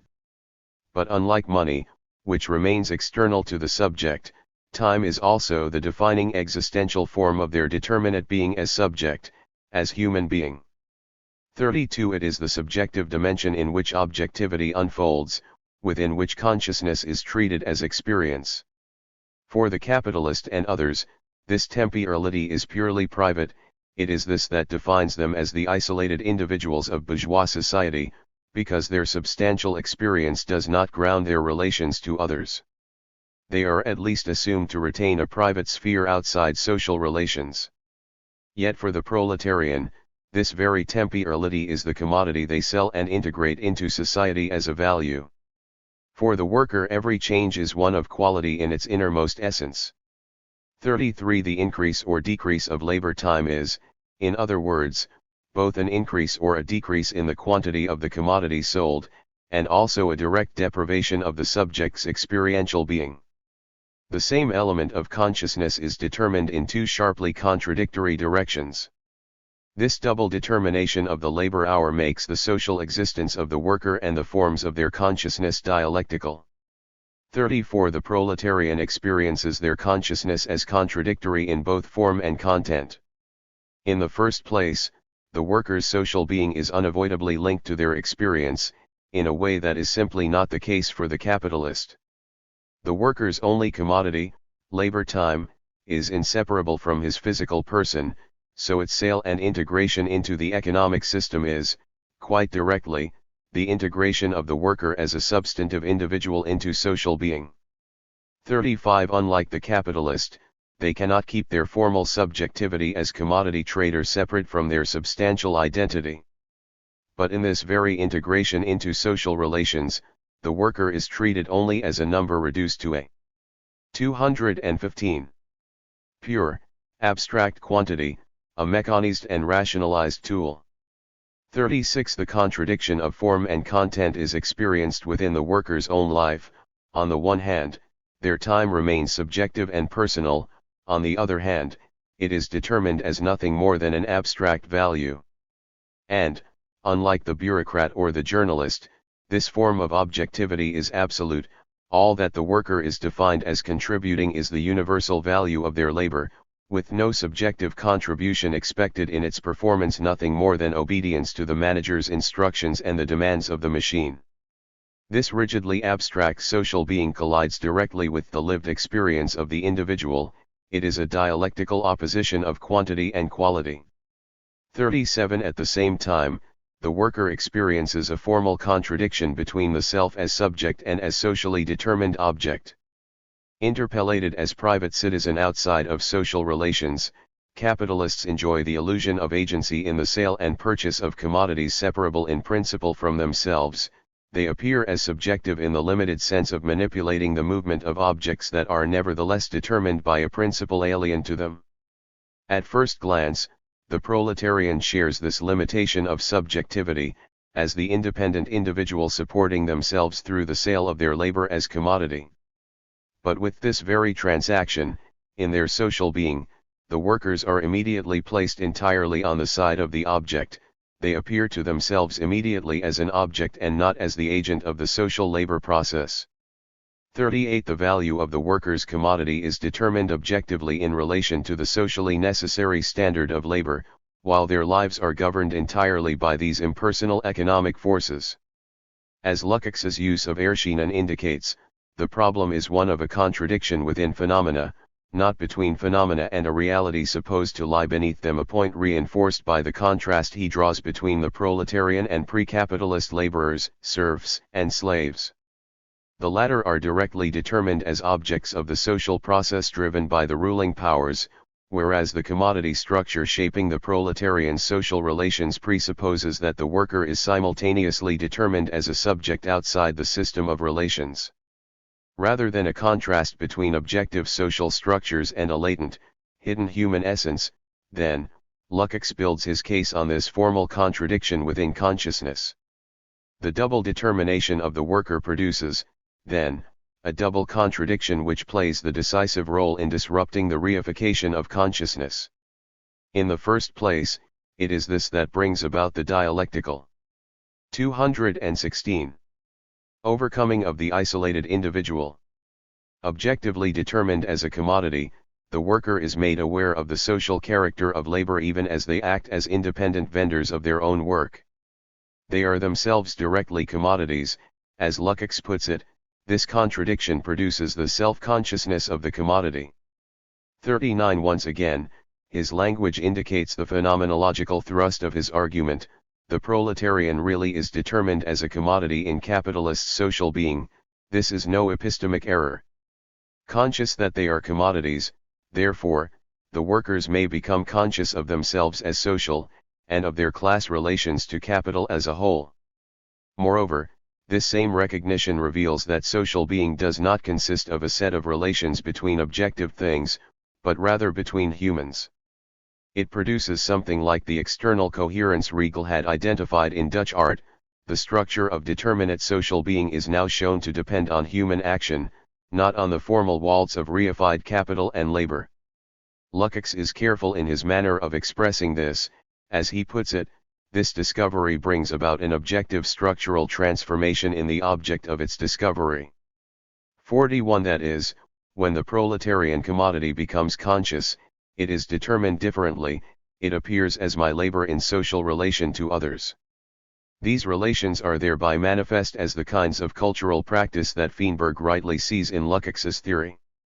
42. Lukács emphatically does not mean here that the object itself changes in the sense that this recognition directly transforms society.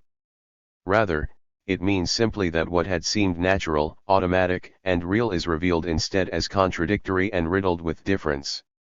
It is at this point that it becomes possible for objective commodity relations to be disclosed as an unbroken production and reproduction of the self-same relation, and for social being to be determined as something we do rather than something we are.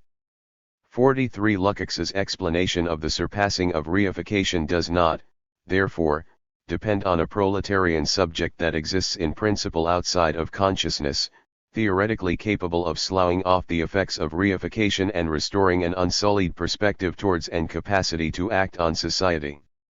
Rather, here, as throughout the reification essay, he determines the subject within consciousness, and in particular in relation to its own experience.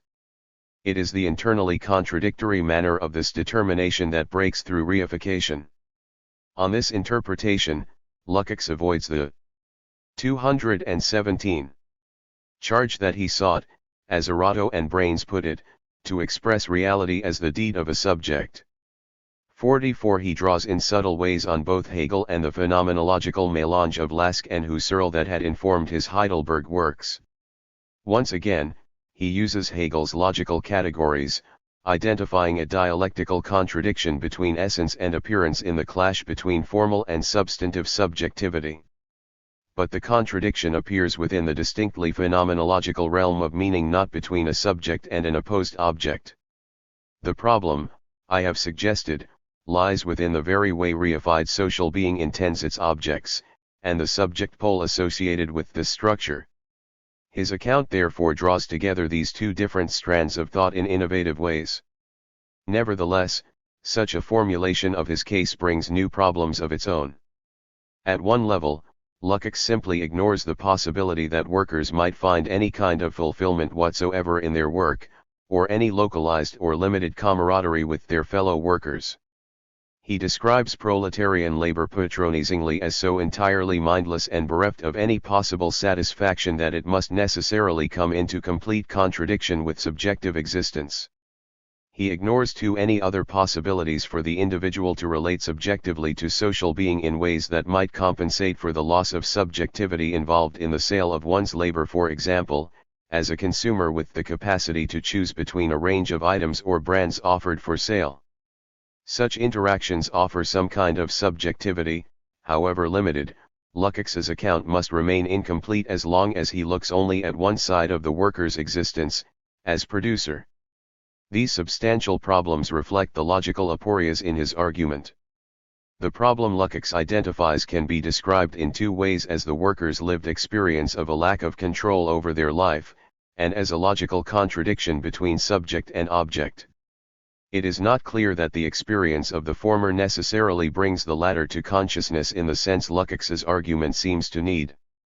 Expressed theoretically, the problem here is, ironically, one of appearance and essence in the Hegelian sense. This suffering might be the necessary manifestation of the contradiction in personal experience, but it does not follow that the rational essence of the contradiction itself is similarly conscious. In this case, reality might still appear as reified, and the suffering and self-division it entails would seem like an eternal existential problem, not the product of 218. A particular set of social relations.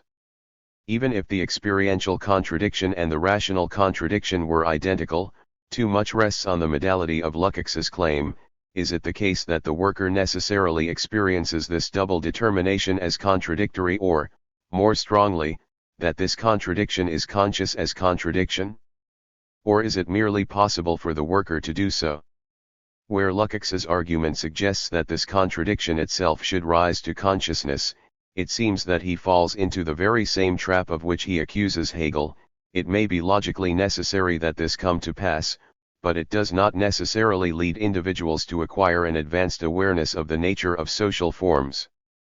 Read stringently, Lukács does not do enough to show that a contradiction internal to experience should necessarily lead to a revolutionary consciousness. His theory under my reinterpretation is still ultimately unsuccessful. This does not mean we need to jettison his general phenomenological analysis of social relations. That general method does not depend on the specific claim that capitalist social relations produce a contradictory and revolutionary consciousness, particularly since the latter argument in fact relies on adducing a second sense of subject and consciousness, as I have explained. But there are still good grounds not to reject the revolutionary portion of his theory tout court.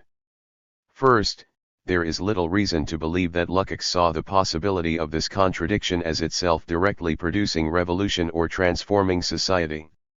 In charging him of idealism, certain of his critics have assumed he sees the emergence of class consciousness itself as immediately overthrowing reification in its entirety.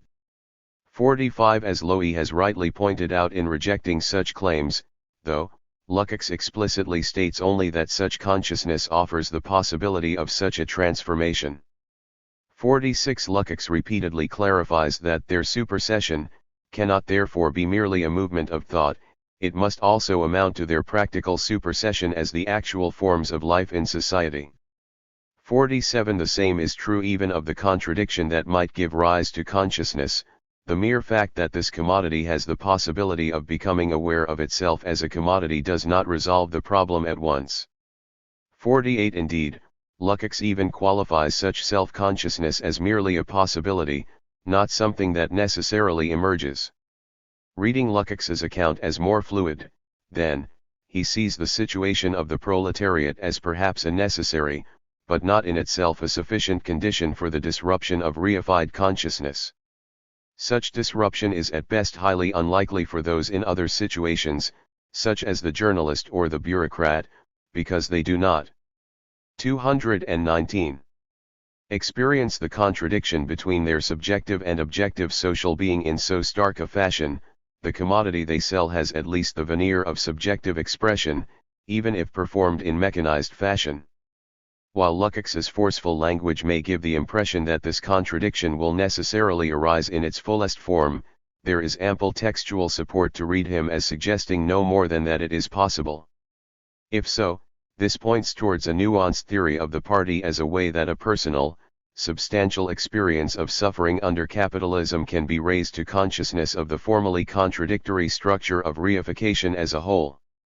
His theory of the party, I shall suggest in the following section, is intended to address precisely this problem. Moreover, even stripped of his arguments for a revolutionary mass party, there is potential in Lukács's suggestion that contradictions within consciousness are what help dominated or sidelined groups emancipate themselves from hegemonic ideologies. At one level, this might help to explain the vexed old problem of why it was so often those of distinctly non-proletarian backgrounds like Lukács himself, son of a banker of immense wealth who most loudly proclaimed the need for a total revolutionary transformation of society in the name of the workers. Michael Lowy's brilliant sociological analysis of Lukács as an exemplar of the social category of intellectuals gives some idea of such an argument. 49 Like the petty bourgeoisie, intellectuals were direct producers, not wage laborers, and they shared the petty bourgeoisie's fear of incipient proletarianization and industrialization, which threatened to cut away their way of life. The intellectual, Lowy suggests, is a producer of ideology, one whose commodity is qualitative values, substantive rather than formal. This would inevitably conflict with the quantifying structures of capitalistic social relations. They too might directly experience capitalist social reality as contradictory, therefore, by virtue of their standpoint upon it. Of course, as Lowy explains, the opposition of many of these intellectuals to bourgeois society took on neo-romantic and potentially reactionary forms. But a less deterministic reading of Lukács's theory, one justified by his continued insistence that such contradictions produce only the possibility of a truly revolutionary consciousness, could include such examples. Contradictions within consciousness do not produce a clear revolutionary consciousness, they only put cracks in the apparently seamless reality of society, as the precondition of further questioning and analysis. Lukács's own account, then, need not be dismissed on the ground that he is not proletarian, while the work 220 ERS may have a particularly raw experience of the contradictions of capitalist society. Other standpoints too may reveal some of the fractures within a given social reality. These standpoints, that of the proletariat or of the intellectuals, do not reveal the absolute truth about society, rather, they are important because it is from these perspectives that social reality loses its appearance of completeness and is disclosed instead as inconsistent. This might be applied outside the specific analysis of capitalistic relations structured by the commodity that are the target of Lukács's own critique. For example, the domination of one part of society by another may continue indefinitely without that producing a consciousness in the dominated part that social structures as a whole need to be transformed. Lukács himself points to the examples of slavery and other dominated classes in earlier forms of society. 50 Those trapped in such positions may be fully aware that their suffering is due to their social position and may seek to improve their individual situations, without necessarily seeking to overturn the structures that place them there. Their situation seems to be the result of an impersonal fate, the will of the gods, or merely the greater power of those oppressing them. So long as their positions are not determined contradictorily, it may be that the majority even embrace the role they are placed in. Thus, though gendered oppression was the norm for the majority of human history, it was not necessarily the case that the majority of women throughout that time sought to overthrow such domination. Because their position was treated as though determined as by nature or divine will, no contradiction was involved in accepting it and living a life in accordance with such norms. As the likes of Phyllis Schlafly illustrate, it was quite possible for women to embrace this position and all that it entailed. But in a society that determines individuals primarily as active subjects, bearers of legal, political, and social rights, the contradiction between subjective and objective social being emerges. There is a clear contradiction between claims of the universal dignity and rights of all humans, and the experience of being objectified by gender, sexuality, race, and so on. The appearance of such a contradiction might thus be expected to give rise over time to more widespread demands for recognition and respect. If this is the case, and I offer this only as a tentative suggestion, this suggests a reinterpretation of Axel Honneth's attempt to reground critical theory on notions of respect and recognition. Honneth's argument assumes certain prerequisite transhistorical forms of personal recognition. When these are violated, he suggests, social movements may emerge demanding such. 221. Respect. 51. In place of Honneth's ultimately universalist approach, relying on certain a priori assumptions about human nature that apply across time, this interpretation of Lukács suggests a more historically grounded expansion of the way we think about such demands. It is when social relations come to determine the individual in contradictory forms, such that their subjective and objective social being are in conflict, that the demand for progressive change may grow too loud to ignore. But such contradictory consciousness is only the precondition of revolutionary consciousness. It indicates the problem, but not yet the solution. 3. Selfhood and social being. In the case of the consciousness of the proletariat at least, Lukács acknowledges that the experience of contradiction alone is only the beginning of the process that culminates in a revolutionary consciousness. An organizational form is necessary if this potential is to be fulfilled, and Lukács places the greatest emphasis on the party as this form. I argued at the end of Chap 4 that such a party must be fluid in its forms, such that its members are determined as co-creators of its structures in a manner analogous to Regel's account of external coherence. But my account there only used the party as a formal example of an emancipatory social structure. Here, I shall seek to explain Lukács's belief in the need for such a party if reification is to be overcome. I shall do so by first considering what might happen in the absence of such a party. Lukács himself considers this problem only briefly, explaining its consequences only in negative terms as a failure to seize the opportunity of revolution. He does not explicitly consider how proletarian experiences of suffering and fragmentation through reification might develop further in concretely harmful ways, such that a reactionary working class movement develops in place of a revolutionary one. However, drawing on some telling comments he makes on the role of the great man figure in bourgeois historiography, I will argue that his theory implies the growth of certain forms of authoritarian populism in response to commodity fetishism if there is no socialist movement in place as the rational form of working class consciousness. Building on this, I shall then argue that the party is the way the proletariat exists consciously, in the sense that it comes to rational form, that is, instead of an immediate, shapeless unity, it comes to validity through its self-organization. Just as Fiedler had presented the work of art as a mode of being in which the raw stuff of existence came to organized and mean. 222.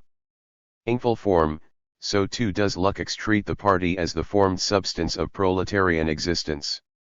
And, just as the artist's formative work is never complete, so too must the party constantly transform its structures at the risk of reverting to reification. There is, then, a gap in Lukács's narrative. While proletarians may subjectively experience the fragmentation and distress of alienation in its rawest form, it does not necessarily follow that they will be conscious of the source of their suffering in the structures of capitalism. Even if they recognize the cause of their deprivation and adopt an anti-capitalist stance, there is no intrinsic reason for this to take a progressive rather than a reactionary form. It is for this reason that Lukács places such emphasis on particular kinds of party organization, and to understand this, it is worth extrapolating from Lukács's argument to understand what might happen in the absence of a party. Notably, his opinion underwent a complete reversal in the years between his conversion to Marxism and the publication of History and Class Consciousness, in Party and Class, marking the inauguration of the Hungarian Council Republic and the practical unification of the Social Democrat and Communist parties in 1919, he had gone as far as to state that the parties have ceased to exist, now there is a unified proletariat. 52. By the reification essay, in contrast, he argues that if one tries to attribute an immediate form of existence to class consciousness, one will unavoidably get caught up in mythology, and mysterious species consciousness, whose relation to and effect on the consciousness of the individual is entirely incomprehensible, appears to be the demiurge governing the process. 53. For this reason, he moderated his general praise of Rosa Luxemburg with the criticism that she only overestimated the organic character of this process, and underestimated the significance of consciously organizatory elements in it. 54. In downplaying the potential role of a party, Luxemburg assumed that the proletariat could themselves spontaneously arrive at a revolutionary consciousness. This, Lukács suggests, leaves the proletariat open to the risk that their struggle will be co-opted and taken over by other elements. He recognizes, therefore, that the proletariat's direct experience of suffering will not necessarily lead to a revolutionary consciousness in the absence of a party, but offers little explicit analysis. He presents it almost exclusively as a practical problem, without systematic connection to his philosophical account of reification. 223. It is, though, possible to extrapolate from his account in ways that, I suggest, help understand mass support for totalitarian or authoritarian movements, such as the various fascist governments of the 1930s or populist leaders such as Trump, Erdogan, Orban, or Duda today. Lukács offers a hint in this direction with a revealing comment on bourgeois historiography. From its reified perspective, he states, it treats history in one of two ways. It explains history either through the great men as self-determining creators of history, or as a process of natural laws of the historical environment.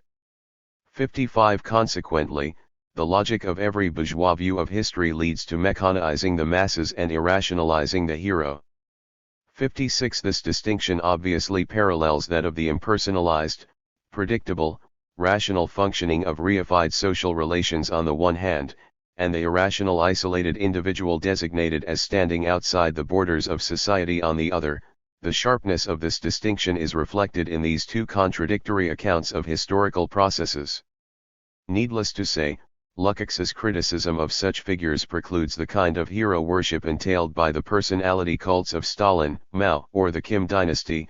Whatever his own later ethical compromises, history and class consciousness itself could only condemn such phenomena. This same insight may partly explain the direction taken by proletarian consciousness in the absence of a party.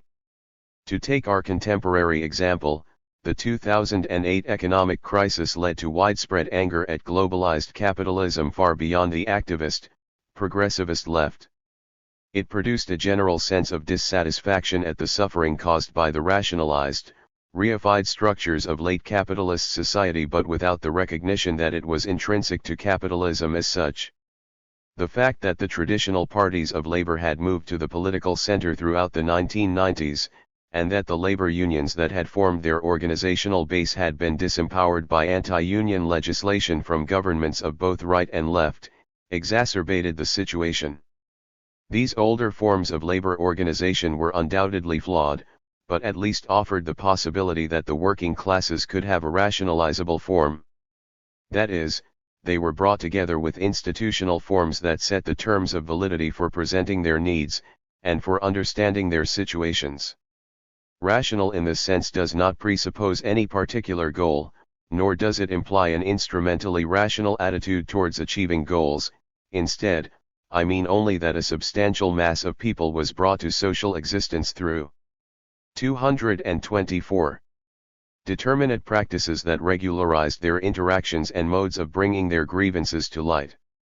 Lacking any coherent organizational form of their own, the working classes since the 1990s directly experienced the problems of capitalism without any way to understand them as a structural feature of a society of isolated individuals. Consequently, it entailed rejection of many individual aspects of the global economy without questioning the foundations of capitalism as such. Their class consciousness was only immediate and hence irrational, rather than passing through practices that would validate and make coherent their complaints. It was directly associated with signifiers crudely stapled together.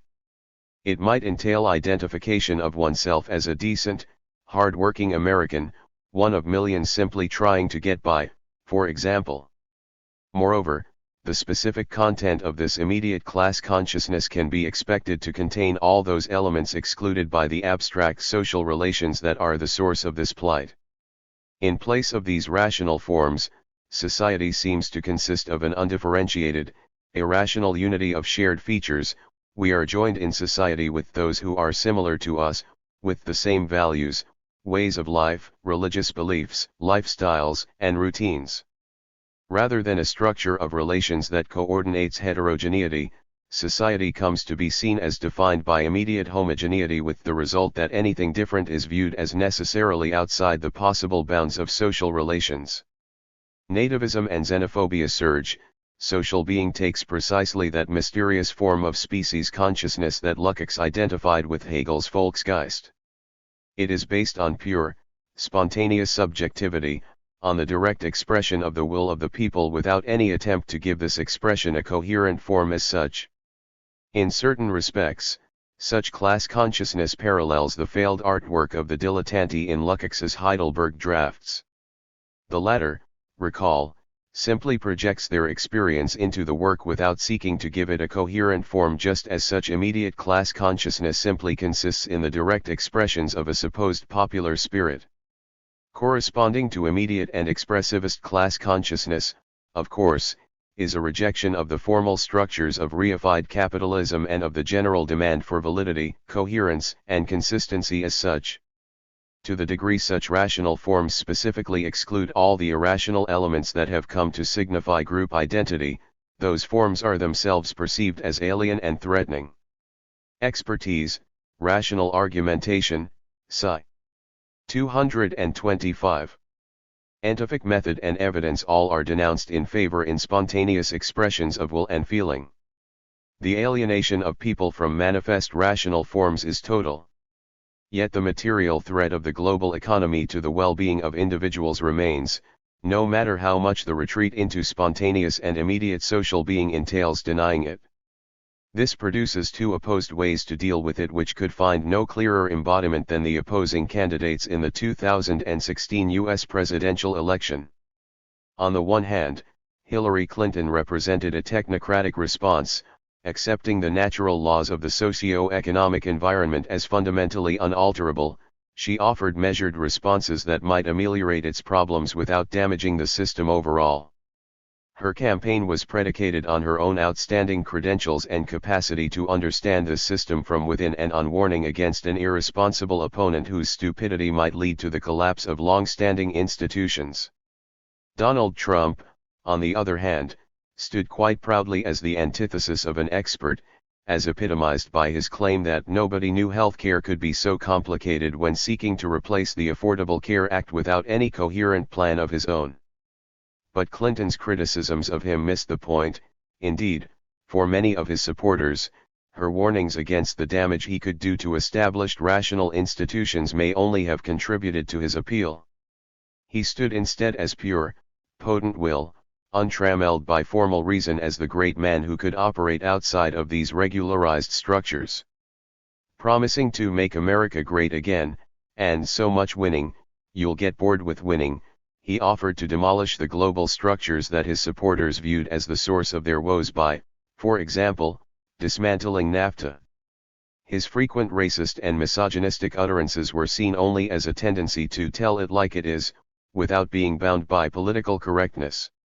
Consequently, his supporters could see in him a champion who might, by sheer strength of character, destroy the same structures that they perceived as the source of their suffering. From the perspective of Lukács's theory of the party, the widespread support enjoyed by the likes of Trump and his ilk across the globe is a consequence of the immediacy of class consciousness, its lack of formed, conscious being. Lukács assigns to the party the task of providing precisely this. It offers a rationalizable structure that discloses the proletariat as a class. His account is continuous with his Fiedlerian understanding of the role of the artist in his Heidelberg drafts. For Fiedler, immediate raw existence was formless, it was only through the artist's never completed task of giving. 226. Form that the artwork came to be. Though it would be too much to argue that Lukács's account of the party is a direct transposition of Fiedler's thought to revolutionary organization, his theory has the same shape as his earlier account of art. The party can be described as the bearer of proletarian class consciousness or as the rational form of the proletariat because it is the formed, organized way in which the proletariat exists. It consists of determinate, coherent practices that act as the validity forms of proletarian behavior. The particular shape of such forms cannot be determined in advance. There is no a priori standard of rationality, but it is nevertheless essential for there to be some mechanisms for organization and formulation of experiences, interests, and demands. As the locus of such self-clarification, the party is rational in contrast to formless, immediate, validity-free group identity. This does not imply that its members are somehow wiser than the masses they purport to represent. As I indicated in Chap 4, Lukács repeatedly rejects any idea that the party acts on behalf of the proletariat. 57. Rational in this case simply means coherently organized, with standards of validity, as opposed to immediate, expressive, and direct. Because such forms entail intentional practice, the party represents more than just knowledge of an objective situation. As Merleau-Ponty rightly states, Lukács does not treat consciousness in the form of an I think. 58. Rather than being a cause of increased class consciousness, the party is that consciousness. It is organizational form of this class consciousness, the way the proletariat has form as a class. 59. Lukács's argument here is ontological, not epistemological. The party is not the conveyor of knowledge as much as it is the conscious manifestation, the determinate social form of the daily life experience and position of the proletariat. It is no mere representation of the proletariat's class position, a diorama for the proletariat to watch and recognize itself in. As he explains, it cannot consist of merely as making the unconscious conscious, or the latent, actual. 60. Instead, following Lask, he treats the coming to form of the proletariat as a qualitative ontological step. Strictly speaking, there is no class without organizational form. Thus, the organizational independence of the Communist Party is necessary, in order that the proletariat can see its own class consciousness, as a historical form, so that, for the whole class, its own existence as a class can be raised to the level of consciousness. 61. Bewusstsein indicates a distinct level of being, or existence within coherent forms. It is not simply knowledge, but the mode in which the class exists through its intentional practices. 227. This argument necessarily precludes the leader figure, whether revolutionary or authoritarian populist. Class consciousness cannot be the possession of an individual mind, whether a proletarian or a leader, because it is manifest in social practices which presuppose others with whom one interacts. Where authoritarian populists claim to represent the group immediately and directly, class existence is by definition social. It entails explaining the relation of the group to the rest of society.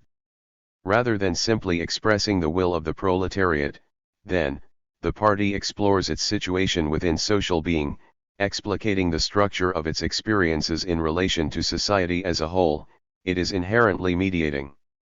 Only the group as a whole can lay claim to such consciousness, because it exists in the explicit and formal organization of the group as such. In the first instance, such organization may be motivated by the achievement of this or that immediate practical goal. Lukács states that class consciousness might equally well emerge from a small, disciplined party interacting with the masses, or from a broad mass movement that gradually coalesces into a communist party. 62. But in the longer term, such goals are of less importance than that the class comes to an explicit form or understanding of its social being. In other words, consciousness as such is more important for the overcoming of reification than any particular objective it helps to attain. Thus, class consciousness can be defined as the determinate social form of the class as a whole rather than of individual members thereof, and therefore as the way the class exists. Lukács's language points to a distinct sense of self-consciousness. It does not indicate knowledge of an opposed object, but instead a mode of being. This rejection of consciousness as knowledge prepares the road for the second step of Lukács's analysis. He insists that this consciousness must be continually performed and carried out. Insisting that freedom is something practical, it is an activity, he declares that the party must become a world of activity for its members. 63. The use of world here is significant. It is not simply that the party should take up great deal of the workers' time. Rather, world indicates the general principle of a reality as a whole, a social world. Whereas commodity fetishism produces a world of passivity, the party constitutes a world in which subjects are fully engaged, and not cast outside as isolated individuals. This world is constituted differently both at the level of individual experience and in relation to the social world. For the individual, the meaning of experience comes to be determined by their own substantial acts, rather than by the abstract standard of the commodity form. It is experience over which they have a say, rather than shaped. 228. By an external principle, it is complete and integrated, rather than fragmented. Moreover, it produces direct, positive continuity between their personal experience and their social being, in contrast to the contradictory determinations of reified experience. This personal activity is at the same time their social being. It has the same meaning both as part of the individual's life, and within the broader context of social relations. It thereby overcomes the isolation of the individual and shows how subject and object are reconciled in a mutually determining whole. It is this that differentiates party existence from normal social being. As active agents, individuals are able to relate to the world in a different way. This is well captured, as I have suggested, by Andrew Feinberg's argument that Lukács's use of class consciousness is closely analogous to anthropological notions of culture. Consciousness for Lukács is vested in practices, not in contemplative knowledge. 64. In particular, such activity is self-directed. It is engaged in the constitution of their collective form, in a bringing to being in the Fiedlerian sense. Just as the work of Fiedler's artist is never done, so too should the workers constantly reshape the party that constitutes their conscious being in an unbroken alternation of ossification, contradiction, and setting in motion in which the party cycles through a series of fixed forms. 65. For Lukács, then, the proletariat needs the institutional form of the party as a place to work on itself, so to speak. As he explained in the Lenin book, collective party activity, debate, interpretation, and self-organization is the practice within which the proletariat can be itself as a class. What it is consciously, through its activity, rather than merely expressing an inherent essence. 66. The party is the systematization of practices by which the class comes to know itself collectively. These practices change the collective subject so formed, and provoke further change. Consequently, it too, is not but is becoming. 67. By giving itself form in the party, the proletariat is raised to a higher ontological level. Lukács's language once again blends consciousness with ontological implications. Rather than Klassenbewusstsein, the party is the proletariat's act of Bewusstwerden. 68. In phenomenological fashion, he implies that it is only as a meaningful complex that the class truly exists, and it should not, therefore, be understood as a simple representation of a class or group that supposedly exists outside consciousness, or could be directly expressed without formal mediation. The objective form of objective reality is overthrown, at least within the ontic world of party work. Social reality is performed and decided upon by all those involved. To work in a party, then. 229. Is for Lukács an emancipatory practice as such, because it entails the constant overcoming of reification by the transformation of the structures of their practices. For conclusion, Lukács's Communist Party may no longer seem plausible as the answer to all problems of social form. If nothing else, his purely economic focus seems rather quaint in a period that has discovered the importance of identity categories such as gender or race as part of the basic structure of society. But his reasons for focusing on this class are more interesting and fruitful than they are normally assumed to be. Rather than locating the revolutionary subject in some undefined Archimedean standpoint outside society in order to understand and act on it, Lukács points to a formal contradiction within the structure of the lived experience of the proletariat. As I have illustrated, he locates the existence of the subject inside its own experience as a structured, meaningful whole. It relates to or intends its experience in ways that define its meaning. Experiences may be private or public, not because of any intrinsic qualities or relation to the subject, but because that is how they are determined within the structure of consciousness. Certain elements of experience are designated as belonging to the subject, while others are defined as social. The reification of consciousness, and in particular, the sale of one's own temporality in the abstract form of labor, is no an epistemological error, it is a fundamental assault on the very self, fragmenting the subject directly. For the proletariat, however, this produces a lived contradiction between one's social and personal being. It is this, he suggests, that disrupts the reification of consciousness, but it can at first only disrupt, not entirely remove or replace it. Overcoming it, I have suggested, is possible only through a specific kind of party that does not seek to represent the proletariat, but instead to provide the locus for its self-organization as the very social being of the class and its members.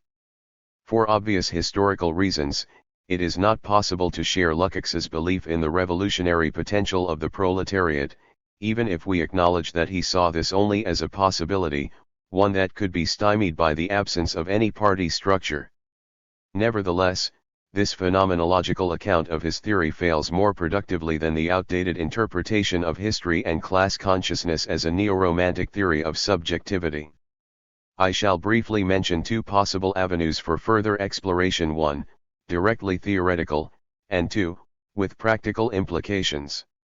230. For progressive movements. I offer these only as suggestions in need of much further elaboration, but they indicate some of the potential richness in Lukács's thought. First, the phenomenological frame of Lukács's argument offers a non-essentializing way to speak about personal and social identity, grounded on similarity of shared experience. What determines the proletariat as a group has nothing to do with characteristics it may be supposed to have outside of consciousness understood in sense of meaning constitutive practices. It lives in its intentional practices, not as a single essence outside of that. Nor is the group united by similarity of its goal. Instead, it is the common meaning of its experience that unifies its members. Their experiences are not only similar, they are subject to the same formal determinants and structures. A common identity that might form the basis of emancipatory claims can therefore be built on the interpretation of these shared experiences as disclosed through self-organization in a party or social institution. Such organization directly shapes the meaning of experience for its individuals, bestowing it with a social significance. This permits the incorporation of a group identity into the individual's sense of their own biography. This in turn produces the group, as it were. It is when the group's existence is raised to the level of consciousness given institutional form that it truly starts to exist as such. But the constant reinterpretability of experience means that such an identity will never remain fixed, by definition. If an organizational form claims to manifest the meaning of a group's experience, it will change that meaning at the very moment of its disclosure. The significance of the experience in isolation is altered by the understanding of its meaning relative to other experiences. This requires new, altered organizational forms which in turn alter the new reality they claim to represent. The phenomenological account of meaningful experience that Lukács suggests therefore points to a fluid and open group identity.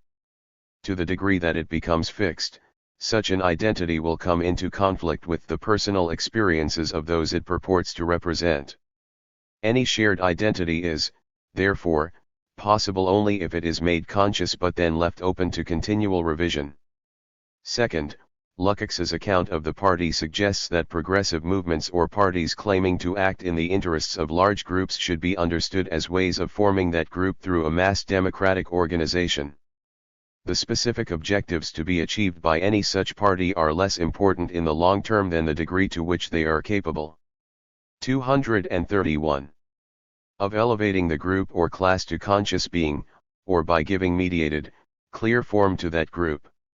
I mean this as a criticism of technocratic social democratic parties that, when in government, prioritize the implementation of specific social and economic policies aimed at ministering to disadvantaged sectors of society, but in doing so become detached from the groups they are supposed to represent.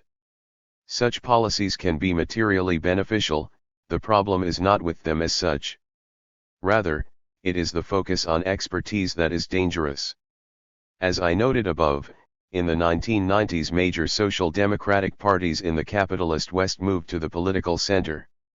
The bureaucratization of their party structure and their takeover by well-meaning technocrats left the working classes disconnected and lacking any manifestation of their social being.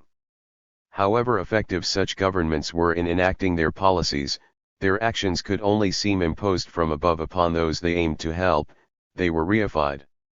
This, I suggest, was a major contributory factor in rise of right-wing populist movements, because social democratic and liberal parties aimed to act for the masses, instead of mediating their common existence in conscious form. The working classes fell back on irrational and immediate being, focused on right-wing authoritarian populist leaders.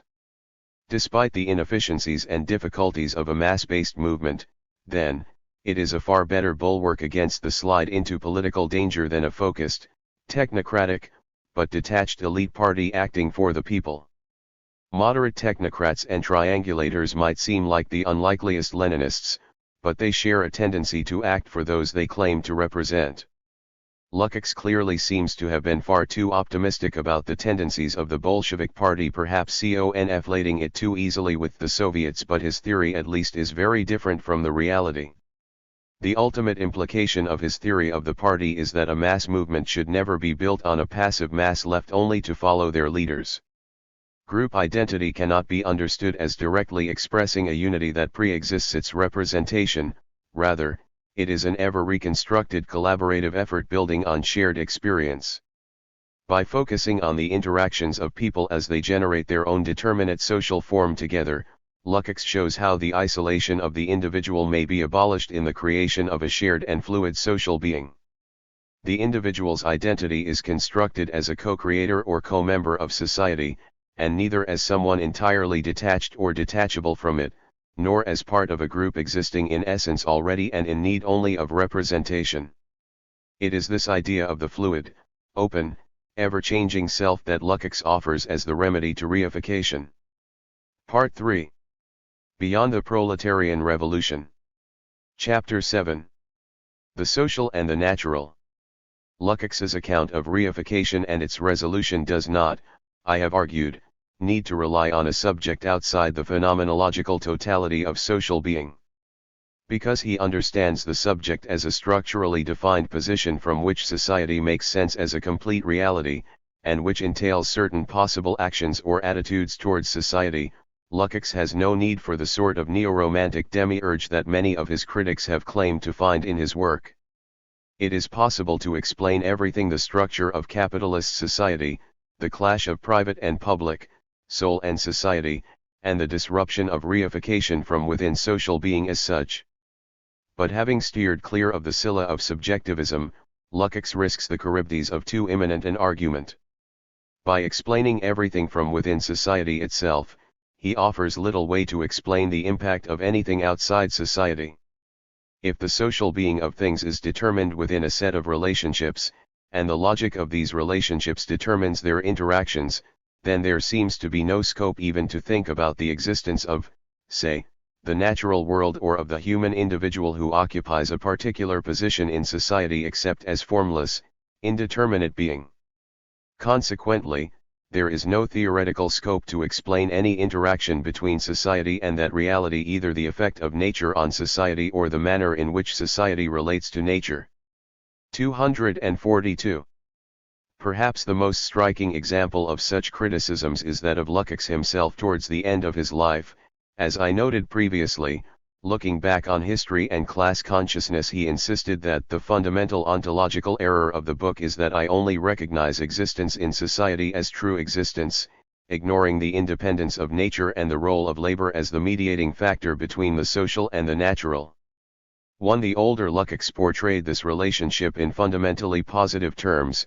The error of history and class consciousness was to ignore that dimension of human flourishing that lies in the domination of nature. Andrew Feinberg offers a rather different perspective. For him, This same omission means that history and class consciousness fails to explain the ways rationalized social and technological systems are at risk of producing a malign domination of nature, both in the sense of the external natural world, and our own natural drives. While Lukács's vision of a post-revolutionary world might bring about social freedom, therefore, it risks restoring the oppression of nature by the social in turn if those systems are not open to transformation. For different reasons, then, both the later Lukács and Feinberg see the omission of nature as a fatal flaw in the argument of history and class consciousness, rather than relying too much on entities or substances existing outside of social relations. The younger Lukács ignores them to the detriment of his argument. These criticisms are significant and persuasive. Nevertheless, I suggest that the phenomenological reading of history and class consciousness offers profitable ways to think about society's relation to nature that are less apparent in the conventional reading of Lukács's theory. The guiding question in this case is the particular designation of or intention towards the world as natural, in opposition to the social. The meaning and extent of the category nature is not pre-given or eternal, but is instead governed by phenomenological social structures. Under capitalism, Lukács suggests, determining something as natural designates it as irrational, non-human, and beyond the bounds of social relations. When we intend objects as natural, we conceive of and behave towards them in a certain fashion. It is this classification that governs the relations of humans as individuals and as society towards those entities that fall within it. A reconfiguration of social forms would not, of course, mean anything like the overcoming of the laws of nature, but instead a different and non-coercive relationship to the material world. 243. To make this argument, I shall begin by examining these two critical perspectives on Lukács's account in history and class consciousness that offered by Lukács himself late in life and supposedly corrected by his ontology of social being, and that of Andrew Feinberg. Lukács's ontology offers too restrictive an account of the relation between society and nature to count as an improvement on history and class consciousness because it depends on a factual claim rather than a methodological paradigm. In contrast, Feinberg's more nuanced account points to the earlier book's relatively scanty account of domination inherent in society's attitude towards the natural, posing serious questions for Lukács's argument. However, I shall then argue that the Reification essay offers sufficient material to show how its ontology of social being might be opened up to the problem of being outside society. First, Lukács describes socially determined objects as phenomenologically divided. The social determination of an entity involves the specific exclusion of particular elements that are thereby deemed as natural. The object exists in a double form as both natural and social, irrational and rational. This indicates that Lukács's interest in nature is with the value-laden socially defined category, not with the material world as such. Second, I shall examine his direct analysis of nature as a principle of reality, echoing the split in individual objects. He finds that it is defined antinomically, as both predictable and chaotic. Here too he is not trying to say anything about the material world, but only the contradictory way it is intended and constituted as a meaningful object. Finally, at the ontological level, Lukács explains this opposition as a contingent feature of capitalistic social reality alone. Only capitalism is so completely self-enclosed so as to define social relations in a way that excludes that which it designates as merely natural. Lukács offers hints of other social forms that are more accepting of externality, pointing to art as a different way to relate to nature. Though Lukács may appear to be describing only social forms of existence and making no allowance for anything outside, this is simply because the commodity form determines capitalist society thus. The commodity structure is unique to the degree to which it closes society off from externalities, and attempts to set itself up as the autopoietic determinant of all social being, and it is this that explains the domination of internal and external nature that it entails too when it defines the natural world as an irrational substance in opposition to society. Lukács implies, the commodity structure presents it as open to use by being brought beneath form. 244. 1. The domination of nature. The later Lukács and Andrew Feinberg may agree that history and class consciousness is wrong to omit extended consideration of nature, but they disagree on why this is wrong. For the later Lukács, it meant that he ignored Marxism's derivation of the organic from inorganic nature and of society from the organic realm through the category of labor. 3. From this perspective, nature is to be understood as the world that humans work over, it is the means to their own development. In contrast, Feinberg presents such an instrumentalizing approach to nature as a problem in itself, both for the external environment and for our own natural drives. I will first consider Lukács's own attempt to remedy the perceived deficiencies of his earlier work in his ontology of social being, but will argue that this work falls behind history and class consciousness in its account of nature. I shall then turn to Feinberg's critique, which offers significant and robust reservations about Lukács's approach. From the outset, the treatment of nature in history and class consciousness was a matter of controversy. Much of this focused on Lukács's critique of Engels's account of the dialectic of nature, for which he was savagely condemned by the defenders of orthodoxy in the 1920s. For Engels had suggested that experiment and industry could resolve the problem epitomized by Kant's noumenon, stating that the chemical substances produced in the bodies of plants and animals remained such things in themselves until organic chemistry began to display them one after the other. 5. Engels's remark is one of the most fatuous statements in the entire Marxist corpus, betraying a staggering misunderstanding of Kant's central concept that is not even remotely accurate. As Lukács explains, even a complete knowledge of all phenomena would still be merely a knowledge of phenomena. 6. But Engels's more important error, Lukács states, was his equation of scientific experimentation with a full notion of praxis, the setting up of experimental conditions that exclude all extraneous irrational elements so as to allow the scientist to be able to observe undisturbed the untrammeled workings of the laws under examination places that scientist in a merely contemplative attitude towards nature. 7. Looking back on his argument in 1967, Lukács stood by his criticism of Engels's interpretation of Kant, but stated that he had been wrong to deny that scientific experimentation counted as praxis. Like any kind of work, scientific experimentation entails setting a teleology something particular to. 245. Conscious, human labor. 8. Consequently, the sprawling ontology of social being on which he worked in his final years sought to remedy this deficit, basing its explanatory model on labor as the defining human form of activity.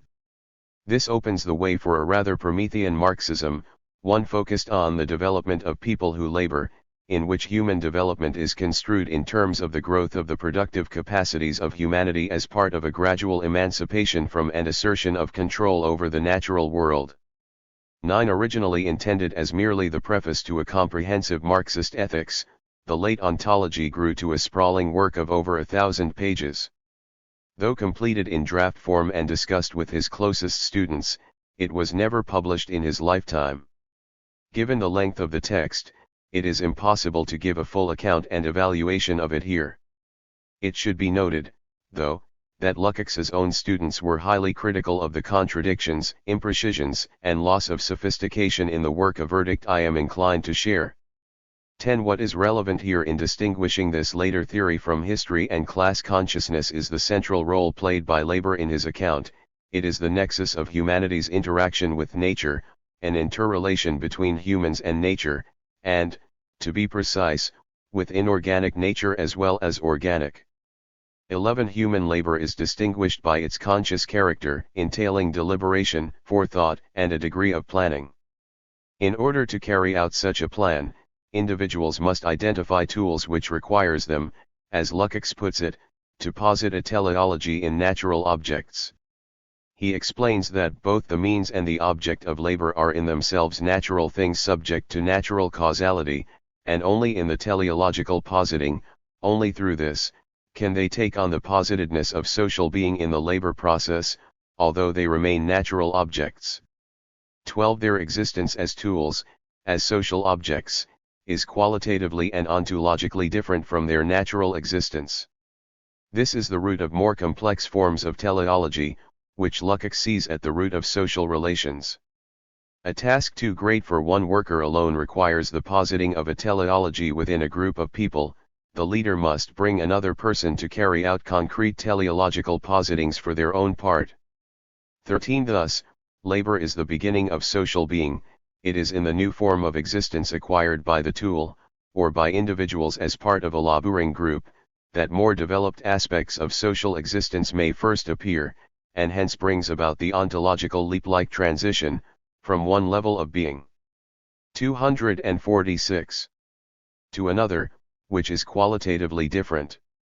14. Whereas the consciousness of animals merely serves biological existence, human consciousness is at least semi-autonomous, more than merely an epiphenomenon in the ontological sense.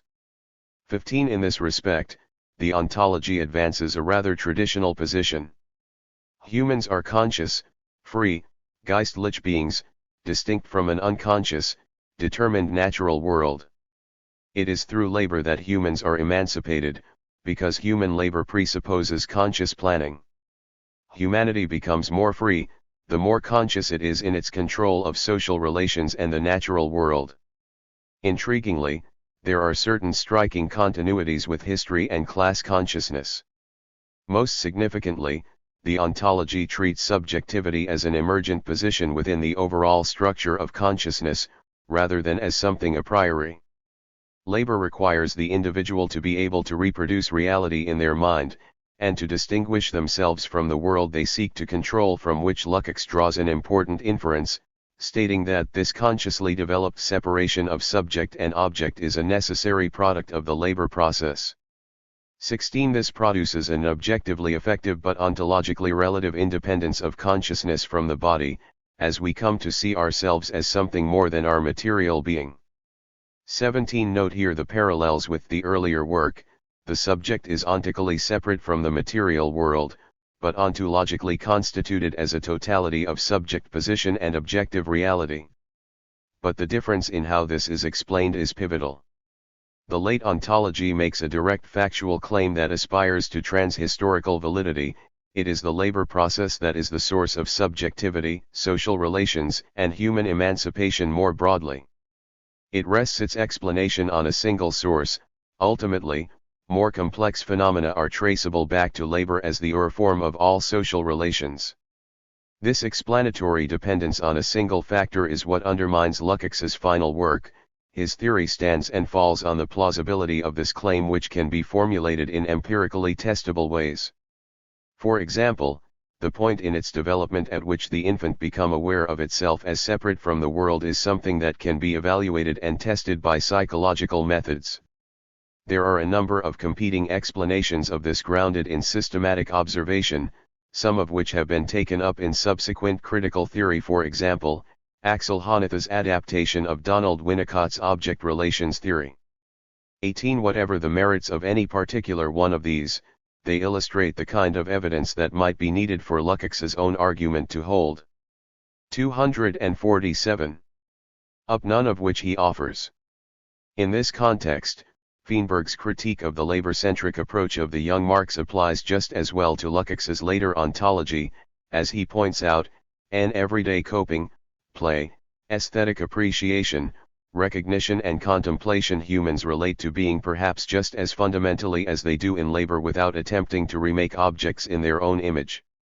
19. Whatever the manifest form of, say, romantic relationships between people or aesthetic relationships between spectator and artwork, there is no real evidence to suggest they developed out of the labor process, let alone to reduce them tout court to the model of teleological positing that Lukács identifies with labor. Because the ontology places such weight on the categorical claim that labor is the single causal source for a range of social phenomena, its entire argument stands and falls with the plausibility of that claim. In contrast, history and class consciousness clearly and explicitly attempts something different from the very outset, indicated by Lukács's famous statement that Marxism could survive even if the latest research had demonstrated the factual inaccuracy of every one of Marx's individual claims, because it refers rather to the method. 20. As I have argued, the central problem for this method is the way reality is construed in different social forms. It offers an interpretive model for understanding the patterns of social relationships, institutions, and cultures, and above all the ontic reality and corresponding subject positions they entail. It does not claim to offer an ultimate causal explanation or source for these patterns that applies across history. Where the ontology offers a single answer to all questions about society, history, and class, consciousness offers new questions about the interpretation of society. Even if Lukács's particular answer to these questions, his claim that the commodity structure was the sole, high predominant form of such relations in contemporary society, is more or less false, the kind of exploration he attempts might still reveal something about social relations. Contemporary social practices might not intend social objects as abstractly valuable commodities, but this does not mean that we can never inquire into the semantics of social practice. Equally, even if the social relations of capitalistic liberal democracies are more complex and offer more subjective engagement than Lukács concedes, this might in fact be revealed by the same kind of analysis that Lukács offers. Statements of fact like that of the ontology may easily be falsified. Methodological questions like those of history and class consciousness cannot be dismissed so quickly, unless they can be shown to be incoherent. 248. However, the relative flexibility of the methodology of history and class consciousness and the weaknesses of the ontology's answers are not enough to invalidate the central point of the criticism of the earlier work, that it concentrates so much on social relations and on the subjective role formally permitted by social practices that it fails to address the relation between the social and that which is outside it, whether the material earth or the biological human. The strongest version of this critique is that offered by Andrew Feenberg, who, however, evaluates this relationship quite differently from the verdict offered in the ontology. From Feenberg's perspective, the sort of control over nature so important to the ontology would itself be a form of repressive domination. It suggests a model of subject-object relations in which the former bends the latter to its will, rather than a genuine interaction. What makes Feenberg's criticism so telling is that he does not reduce Lukács to a materialist version of German idealism, as so many of his critics do. Rather, as I have suggested, Feenberg's interpretation is in many respects compatible with my own in locating subjectivity within social structures instead of outside them.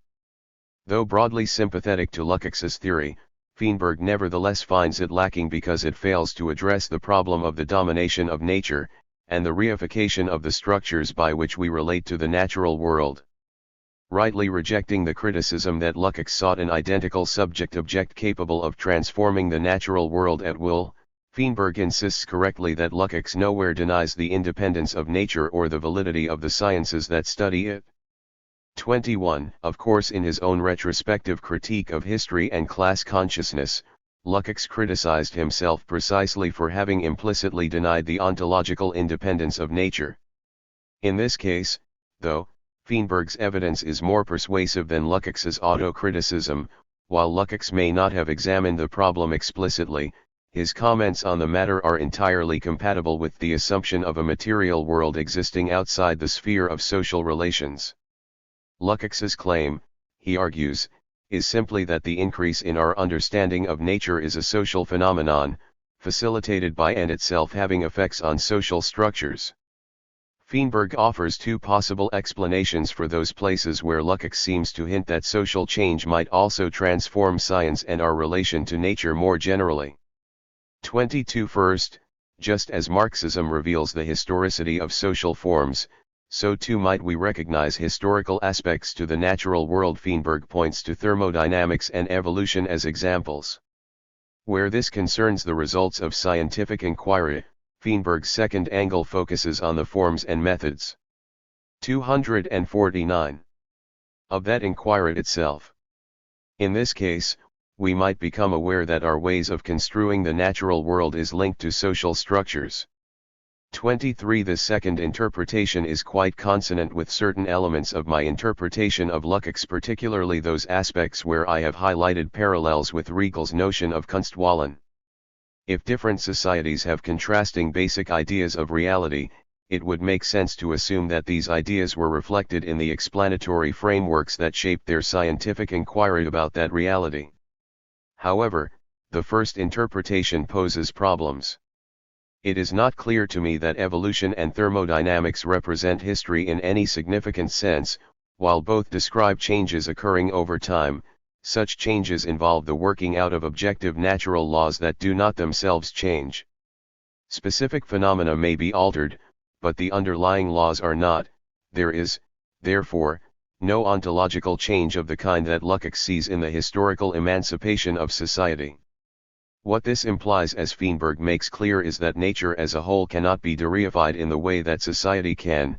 We will always relate to it as a system operating on laws that we cannot alter. As Feinberg sees it, the social totality contains a reified moment, nature, that is not cancelled by self-consciousness, but which rather opens a realm of irreducible facts and theories. Nature may not be deified by human practice on the same terms as society, but its participation in the dialectic reveals it to be fundamentally historical. 24. It is a necessary moment of Lukács's historical dialectic, but one requiring a different kind of practice from that possible in society. While consciousness transforms practice in society, we will always stand in a technical relation to nature. 25. But this means that Lukács fails to analyze the negative effects of such a relation. Feinberg thus reproaches Lukács for the rather small place occupied by technology and social psychology in his argument. 26. Consequently, one of the Frankfurt School's most important improvements on both Marx and Lukács is that they move beyond the domination of human beings in society to the problem of the domination of nature. Lukács addresses the problem of social domination. The concrete content that breaks out of the conceptual straitjacket of reification is the laboring human being, not nature. For the Frankfurt School, this is no minor omission. They argue that the central issue of the 20th century is the domination of nature. This realization requires a certain humility. As a natural being, the conqueror of nature is himself among the conquered. 27. 250. Human liberation must also entail the liberation of nature, taken in Marcusean vein to include naturalistic aspects of humanity such as erotic drives, as well as the natural world more broadly. The form of liberation to which we must aspire is one that also liberates the erotic and imaginative faculties, as well as basing itself on a non-coercive relationship between the human and the natural. Marcuse's work provides a model for this. 28. A critical theory that aims at an adequate account of human emancipation therefore cannot confine itself to social relations, but must also show how a natural reality outside society is to be liberated.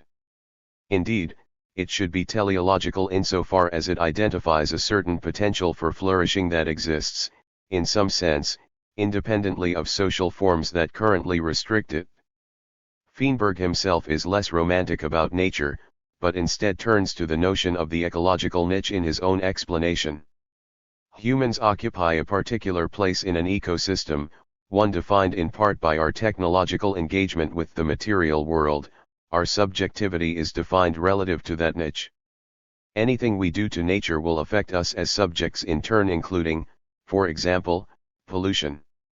Feinberg suggests, therefore, that the apparatuses with which we engage with nature, the way we choose to deploy our scientific knowledge, for example, must themselves be deified by being rendered more open to broader public critique.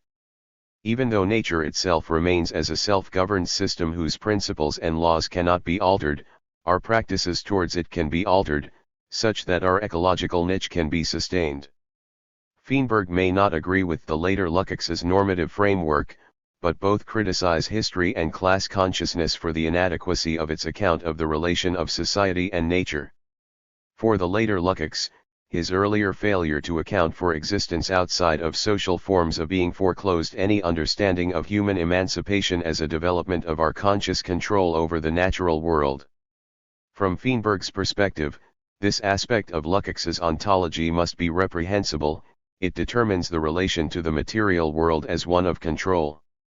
But while history and class consciousness is not so explicit in this regard, Feinberg finds enough in it to suggest that it offers basically the same relation to nature, and one that thus reproduces repression even when purely social forms of domination are overcome. While the weaknesses of the ontology's own model mean that it cannot supplant history and class consciousness, the criticism as reformulated by Feinberg is potentially significant. If Lukács's earlier work does indeed only offer one definition of the relationship of society, 251. This risks reproducing reification in regard to our natural being. Unless Lukács's theory can be shown to offer alternative forms of the relation between society and nature, his account of emancipation risks reproducing the split between the private individual, bearer of its personal and natural qualities, and the social being now more free, perhaps, but effectively oppressing the natural individual to which it corresponds. To the duality of nature and society. Nevertheless, while Lukács touches on these issues only lightly, I suggest he does so sufficiently to indicate ways around this problem. Feinberg is right both in arguing that Lukács fully accepts the existence of a material world outside society about which it is possible to have objective knowledge, and in stating that Lukács pays only scanty attention to the relation between society and the earth outside it. But there is more potential to address these issues in history and class consciousness than Feinberg allows, and to take Lukács's account further. For Feinberg, rationalization and rationalized forms of technology are harmful to the extent that they abstract away from a specific content that is assumed to have some kind of existence before or outside this rationality.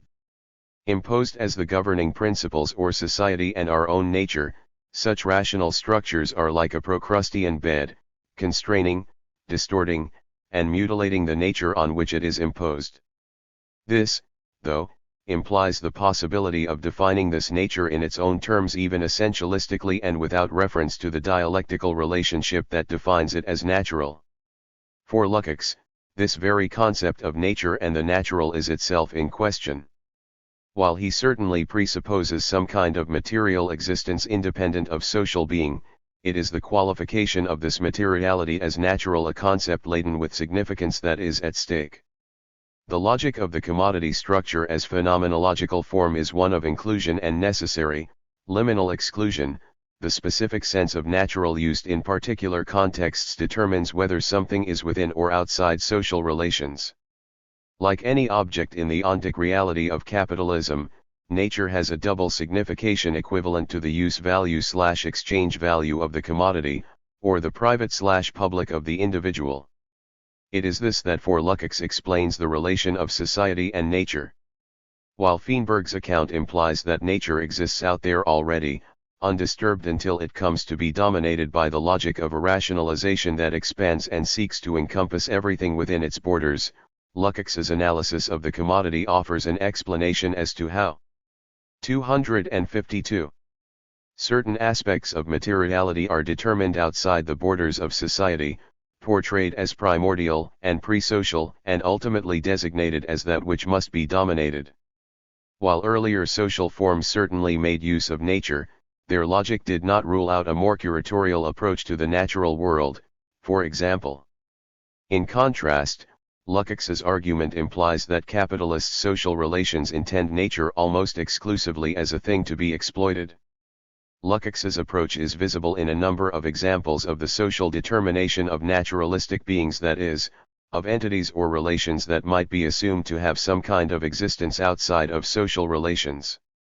But when they appear in society, the forms of such objects are determined by social relations. In each case, the social determination of the object entails a necessary deprivation. All content and particularity must be cut off from the social being of the being concerned. But rather than remaining hidden behind its own intrasocial manifestation, this content remains as a necessary residue. Lukács alludes to a number of examples in passing. While he provides no extended or systematic analysis, such instances provide sufficient evidence to deduce a broader account of the relation between a set of social relations and that which stands outside it. His account rests on the same double sense of subject and consciousness as his account of the contradictions in proletarian consciousness. Subjectivity is, on the one hand, merely the subject pole of the intentional practices that constitute social relations. On the other hand, it is the ego that immanently transcends those intentional acts. While Lukács's analysis in history and class consciousness concentrates mostly on the objective practices and their determination of formal subjectivity, he is in one respect closer to Husserl than Lask. He recognizes that all of these meaning structures point towards a subject that lives in its acts, but transcends any single one of them. These aspects are those, Lukács implies, that are excluded from capitalist social relations.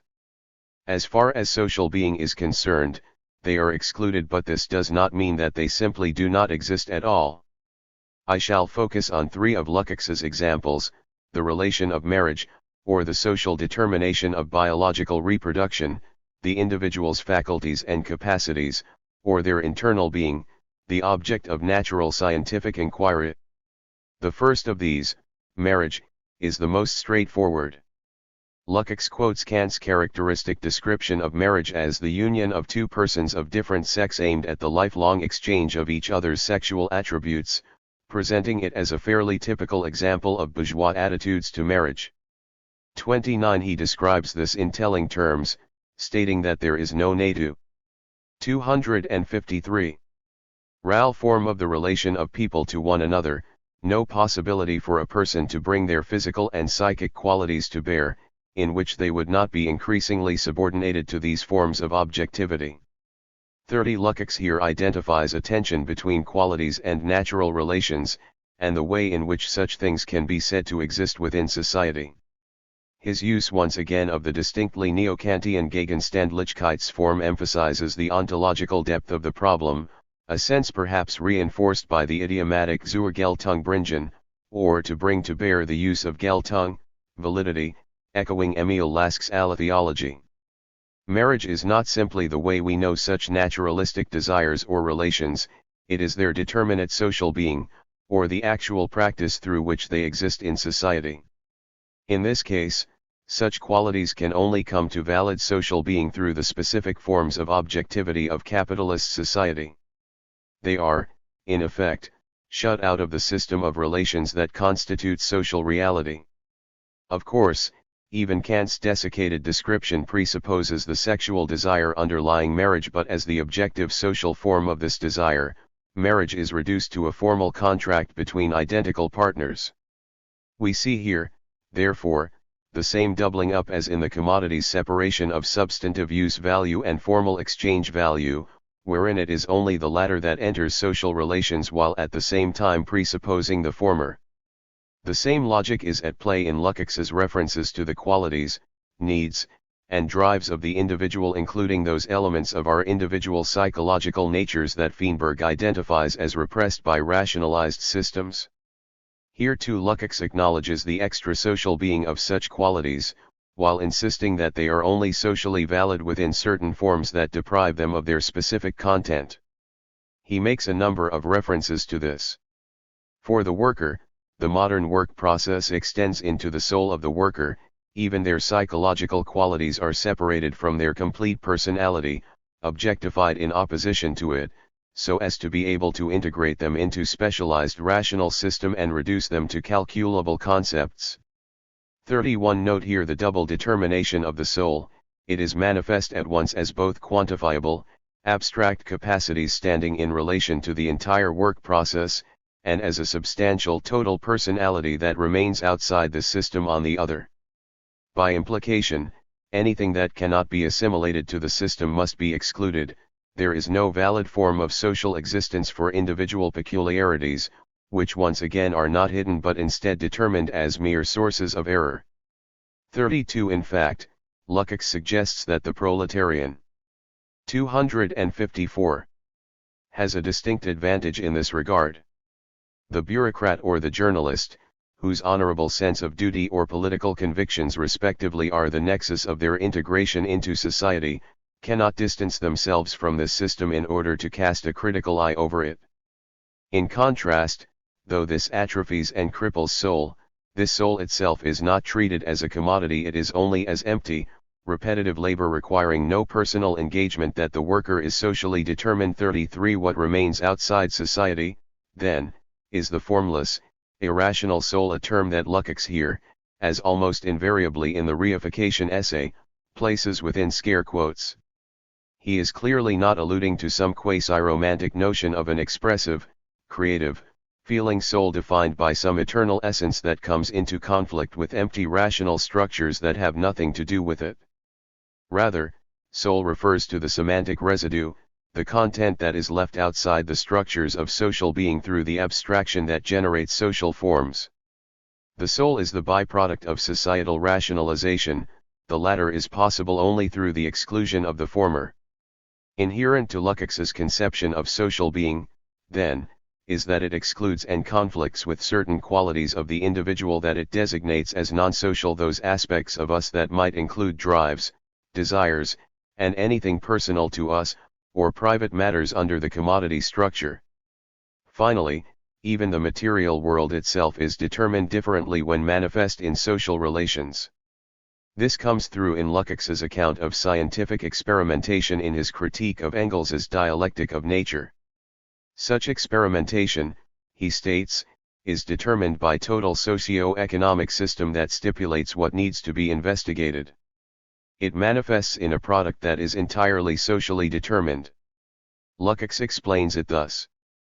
The experimenter creates an artificial, abstract milieu in order to be able to observe undisturbed the untrammeled workings of the laws under examination, removing all the intrusive irrational elements on both the side of the subject and of the object.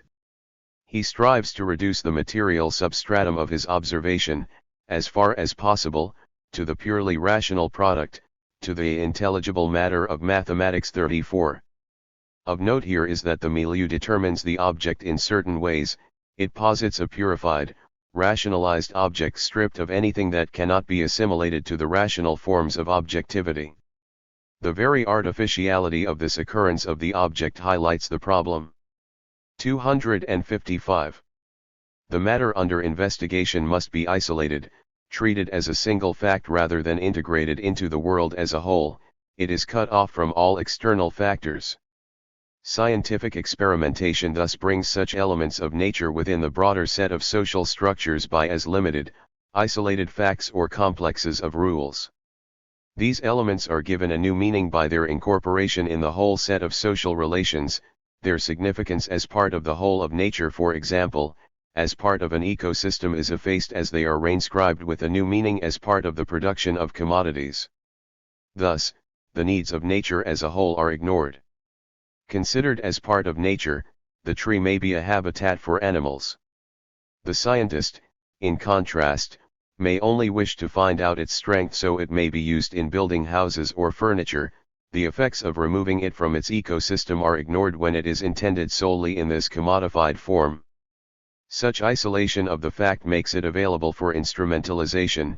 Its role as part of a system of material relations and processes is nullified, leaving it ready for the industrial economic system that produced it within this milieu.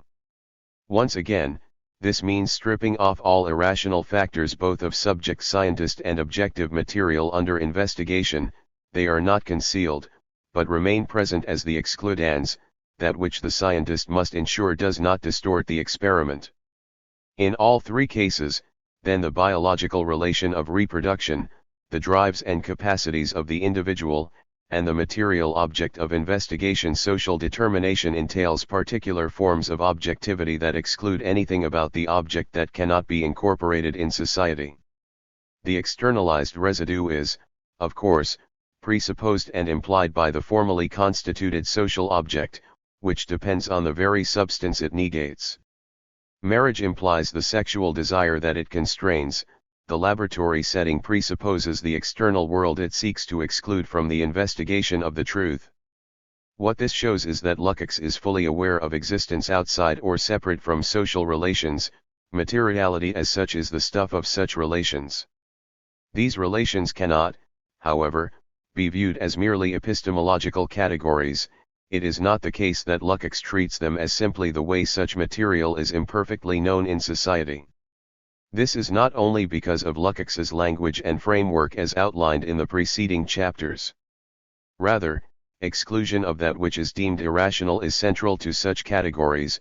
The irrational, particular, and natural are manifest through social being as sources of error, or that which is perpetually expelled from the system of social relations.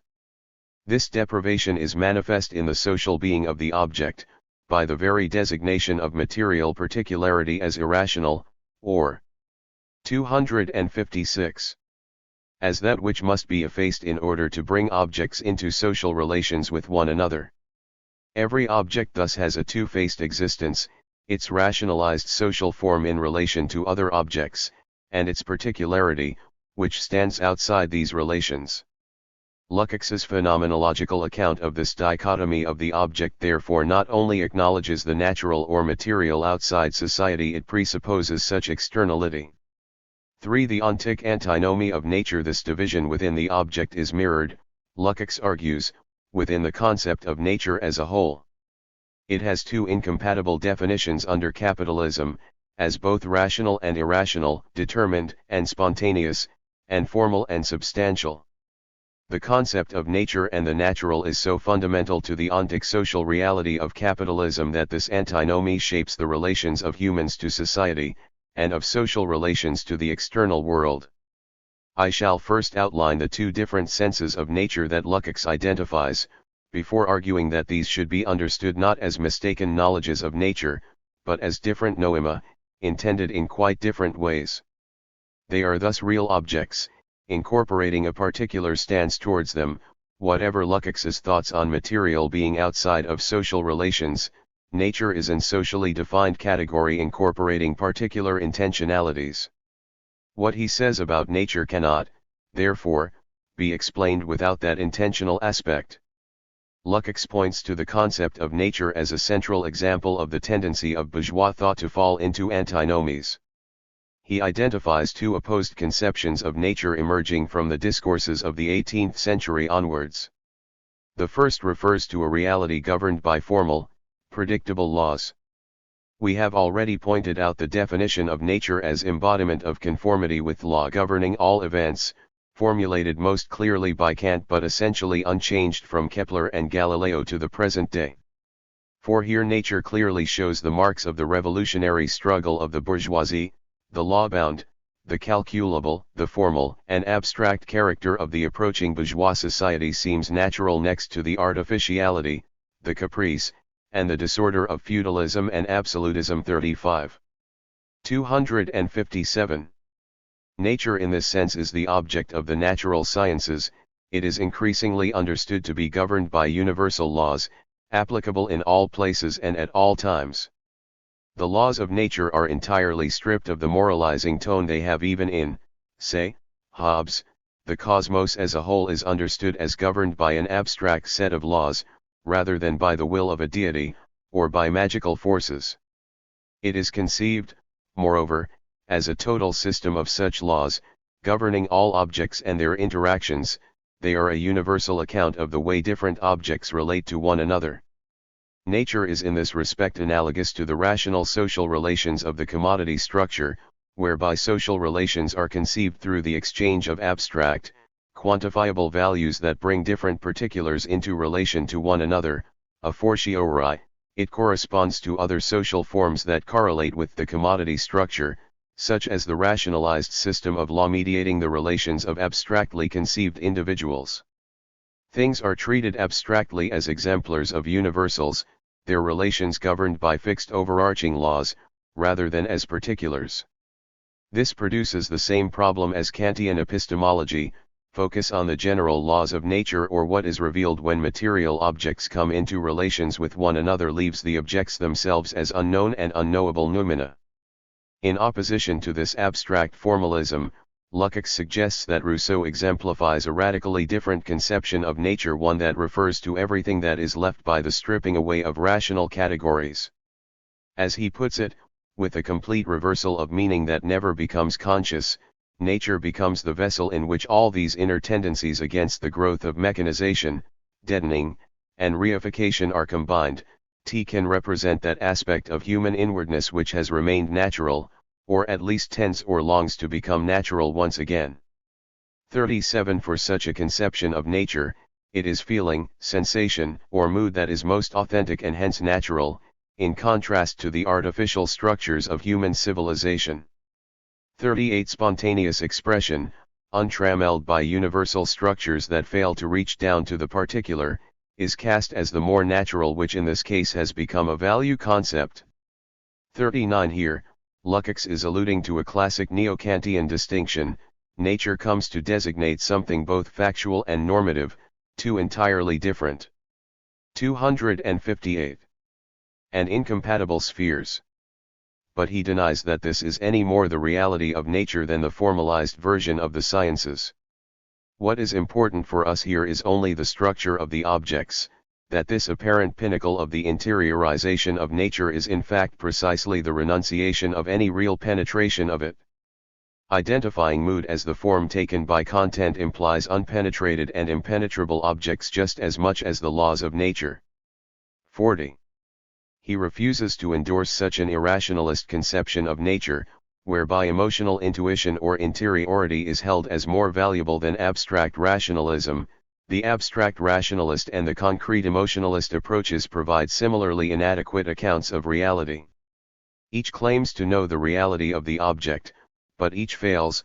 Indeed, it is the very fact that the first aims at form without particular content, which the second aims at particular content unsubsumed by universal form, that makes each appear to be hiding some noumenal entity behind itself.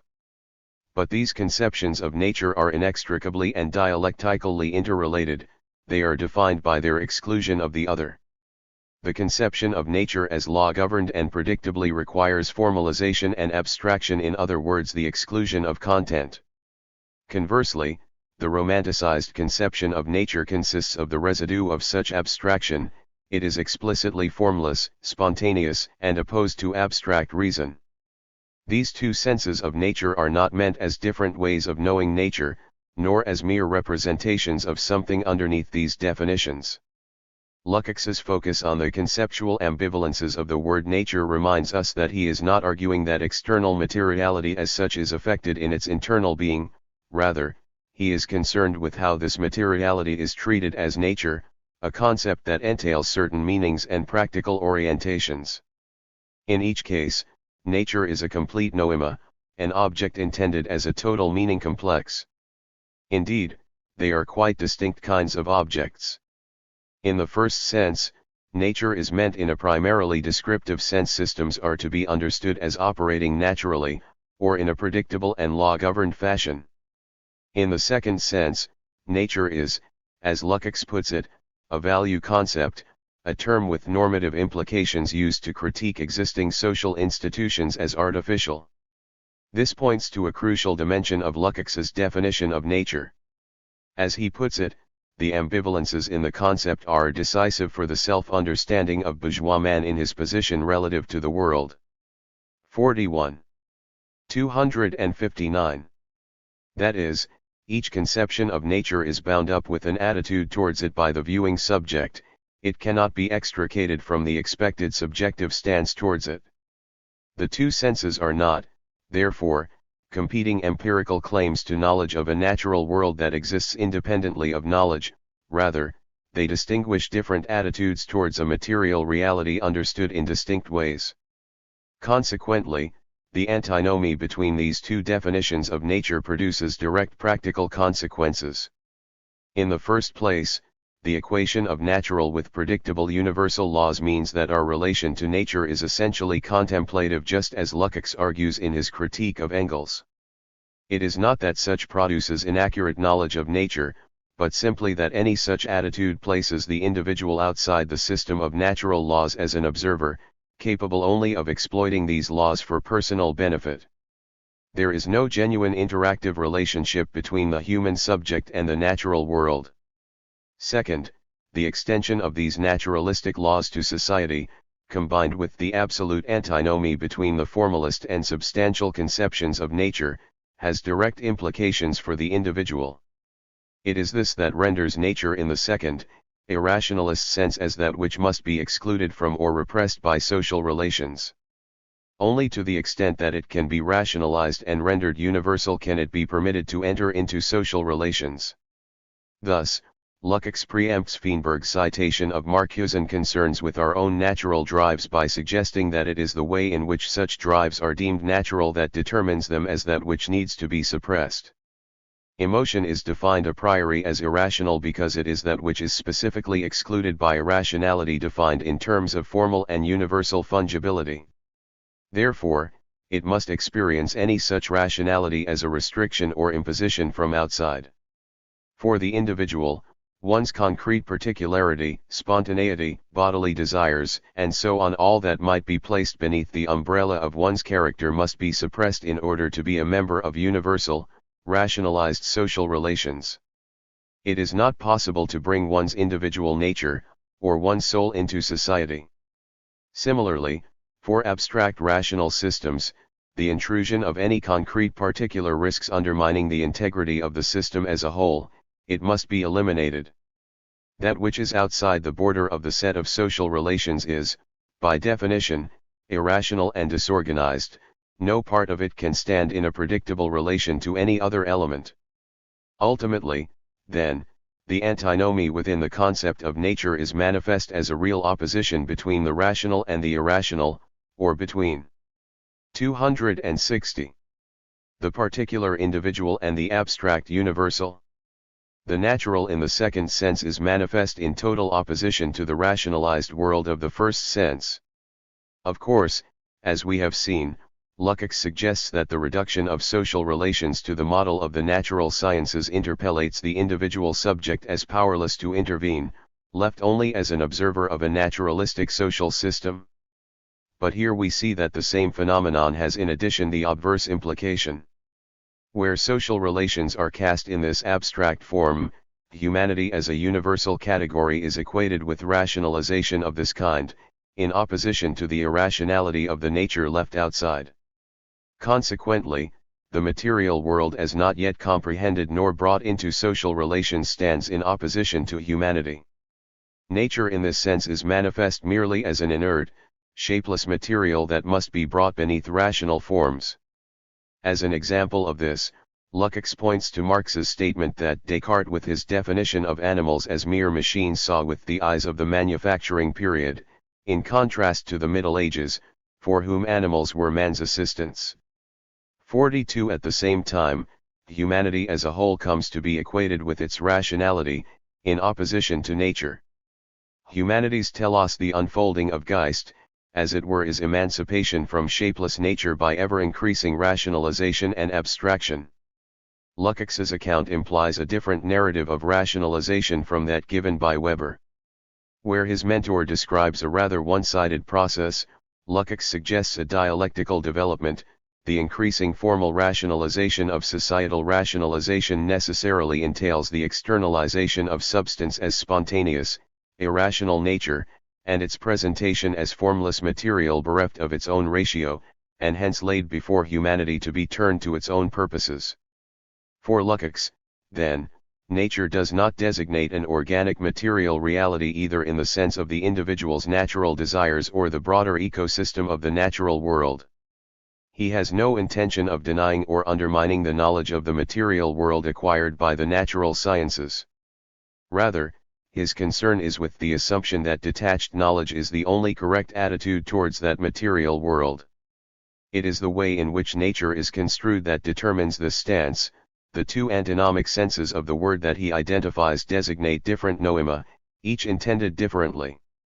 Lukács's second sense of nature, as an irrational, formless substance, includes the sort of nature that Marcuse and Feinberg see as repressed by rationalized or technological systems, but for Lukács, this formlessness is a result of the antinomy within the concept that separates its two senses and determines 261.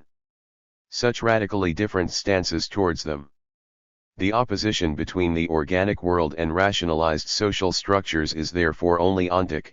If the latter attempt to dominate the former, it is because of a total structure of social reality that determines itself as absolutely distinct from an irrational and substantial nature, and presents the latter as a formless mass to be dominated by being transformed into commodities, regardless of any effects on the broader ecosystem.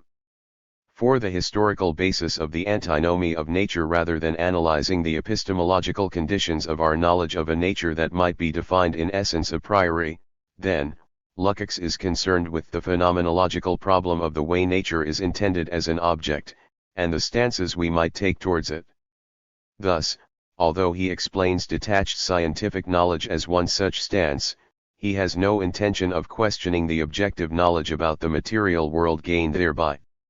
Instead, he explores the conditions that make such an attitude seem like the only possible relation to an external material reality defined as nature, and deduces the consequences from this detached stance towards it.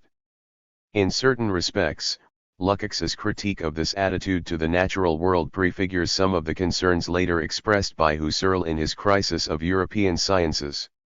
Mihaly Vajda has explored a number of these parallels, pointing out that the two share a skepticism about a supposedly impartial standpoint and the tendency towards total quantification, as well as seeing it as a unique product of the modern era. 43. Where Husserl is most concerned with the natural sciences, Vajda suggests, Lukács's focus is predominantly on the social sciences. 44. Vajda is right to note that Lukács gives relatively little attention to the natural sciences as such, aside from his concern with the idea of nature they assume, but to limit Lukács's critique to the social sciences obscures the way social relations and practices more generally embody such a phenomenologically reifying stance towards the world. The omission is perhaps due to the nature of Vajda's comparison. He juxtaposes history and class consciousness with a later text of Husserl's to point out incidental parallels and points of contact. In contrast, I have sought to emphasize Lukács's earlier engagement with Husserl and suggested that this shaped Lukács's own theory throughout. Drawing Husserl together with Simmel, Weber, and Marx, he suggests that such attitudes are embodied in forms of social being and the practices that manifest them. This is an ontic problem, the structural division of human and natural such that the former is placed in a relation of domination towards the latter is the real principle governing their interrelationship as a whole in practice. But it is only one possible social reality, it is one, Lukács suggests, that stems from the structural principle governing capitalism, the commodity structure. This suggests that the antinomy of nature is a specific problem of capitalist society and thus that the abolition of capitalistic social forms will necessarily result in a different relation to a nature understood in quite different ways. Indeed, Lukács's approving reference to Marx's observation that animals were man's assistants in the Middle Ages indicates his awareness of alternative models of relationship between humans and the natural world. Though he offers few concrete suggestions as to an idealized form of such a relationship, the precise problems he identifies in capitalism's externalization of nature allow us to infer at least what would need to be fixed. I will outline this by outlining the source of the problem in the self-enclosedness of capitalism, before briefly suggesting that Lukács's comments on aesthetics suggest more positive forms of interaction between the social and the natural. Capitalism is unprecedented in the degree to which its social relations are internally defined, Lukács suggests, and it is this that excludes nature so completely. Without seeking to romanticize earlier social forms, Lukács suggests that they were open at least in principle to social relations grounded on something external to society. As he explains, humanity in feudal society could not yet become conscious of itself as a social being, because their social relations themselves often possessed a naturalistic character, and because society itself was far from sufficiently organized through and in its unification of all relations from person to person for it to be manifest in consciousness as the reality of humanity. 45. The relations of personal loyalty between a liege and their vassals, or the transmission of authority by familial inheritance were grounded on something other than an abstractly defined social form. We might also think of the habit of aristocratic Roman families of adopting heirs, such as the Emperor Nerva's adoption of Trajan as his successor, as a further example. In this instance, social relations had to take on the naturalistic form of the family. Of course, this does not mean that such relations have any kind of objective or a priori validity, simply that they were understood as grounded on something outside society. 263. In contrast, the commodity structure at the root of capitalism produces a social order that is purely autonomous, self-enclosed, and based entirely on immanent laws. 46. Note here Lukács's description of capitalism as in sich geschlossen, self-enclosed, the very way he had described the perfect work of art. In his Heidelberg drafts, however, he had eventually concluded that such a work of art remained utopian, it became too detached from experience, and so could not provide the kind of salvation from social problems that might be sought in it. In the case of capitalism, this self-enclosure has a different and far more ruinous consequence. It attempts to exclude from society anything not derived from the a priori rules of validity defined by the commodity. That is, social relations are constituted entirely immanently, on the basis of quantitative comparisons, and are completely independent of the particular human qualities of people. All anthropomorphisms, whether religious, ethical, aesthetic, or of any other nature. 47. Recall, what characterizes the commodity structure as a form of social relations is that it determines the social being of every entity by relating it abstractly to every other entity. Commodities are determined by the universal equivalence of value, while in law, for example, every citizen is determined by a set of universal rights. The social being of any entity is defined only by its connection to other, similarly determined entities, and not by any characteristics it brings to social relations from outside properties that may be understood as adhering to the individual directly, such as their valor, or their familial connections to one another. Capitalism is thus the first entirely self-enclosed, self-validating system of social relations. The only conceivable form of being it allows is that which can be rationalized. 48. It follows that nothing claiming to exist independently of those social relations can be conceived of as entering into society. And this, Lukács suggests, shapes our relation to anything standing outside those relations, including the formless substance of nature that the commodity structure itself externalizes. In the first place, it is impossible for us to have any immediate interaction with this nature. Our subjectivity increasingly interpellated as purely social, we have no direct point of contact with that world outside it. 49. It goes without saying that no society has had a direct relation to nature as such, but what is distinct about capitalism is that capitalism is unique in that it refuses any kind of interaction with nature or valuation of nature on its own terms.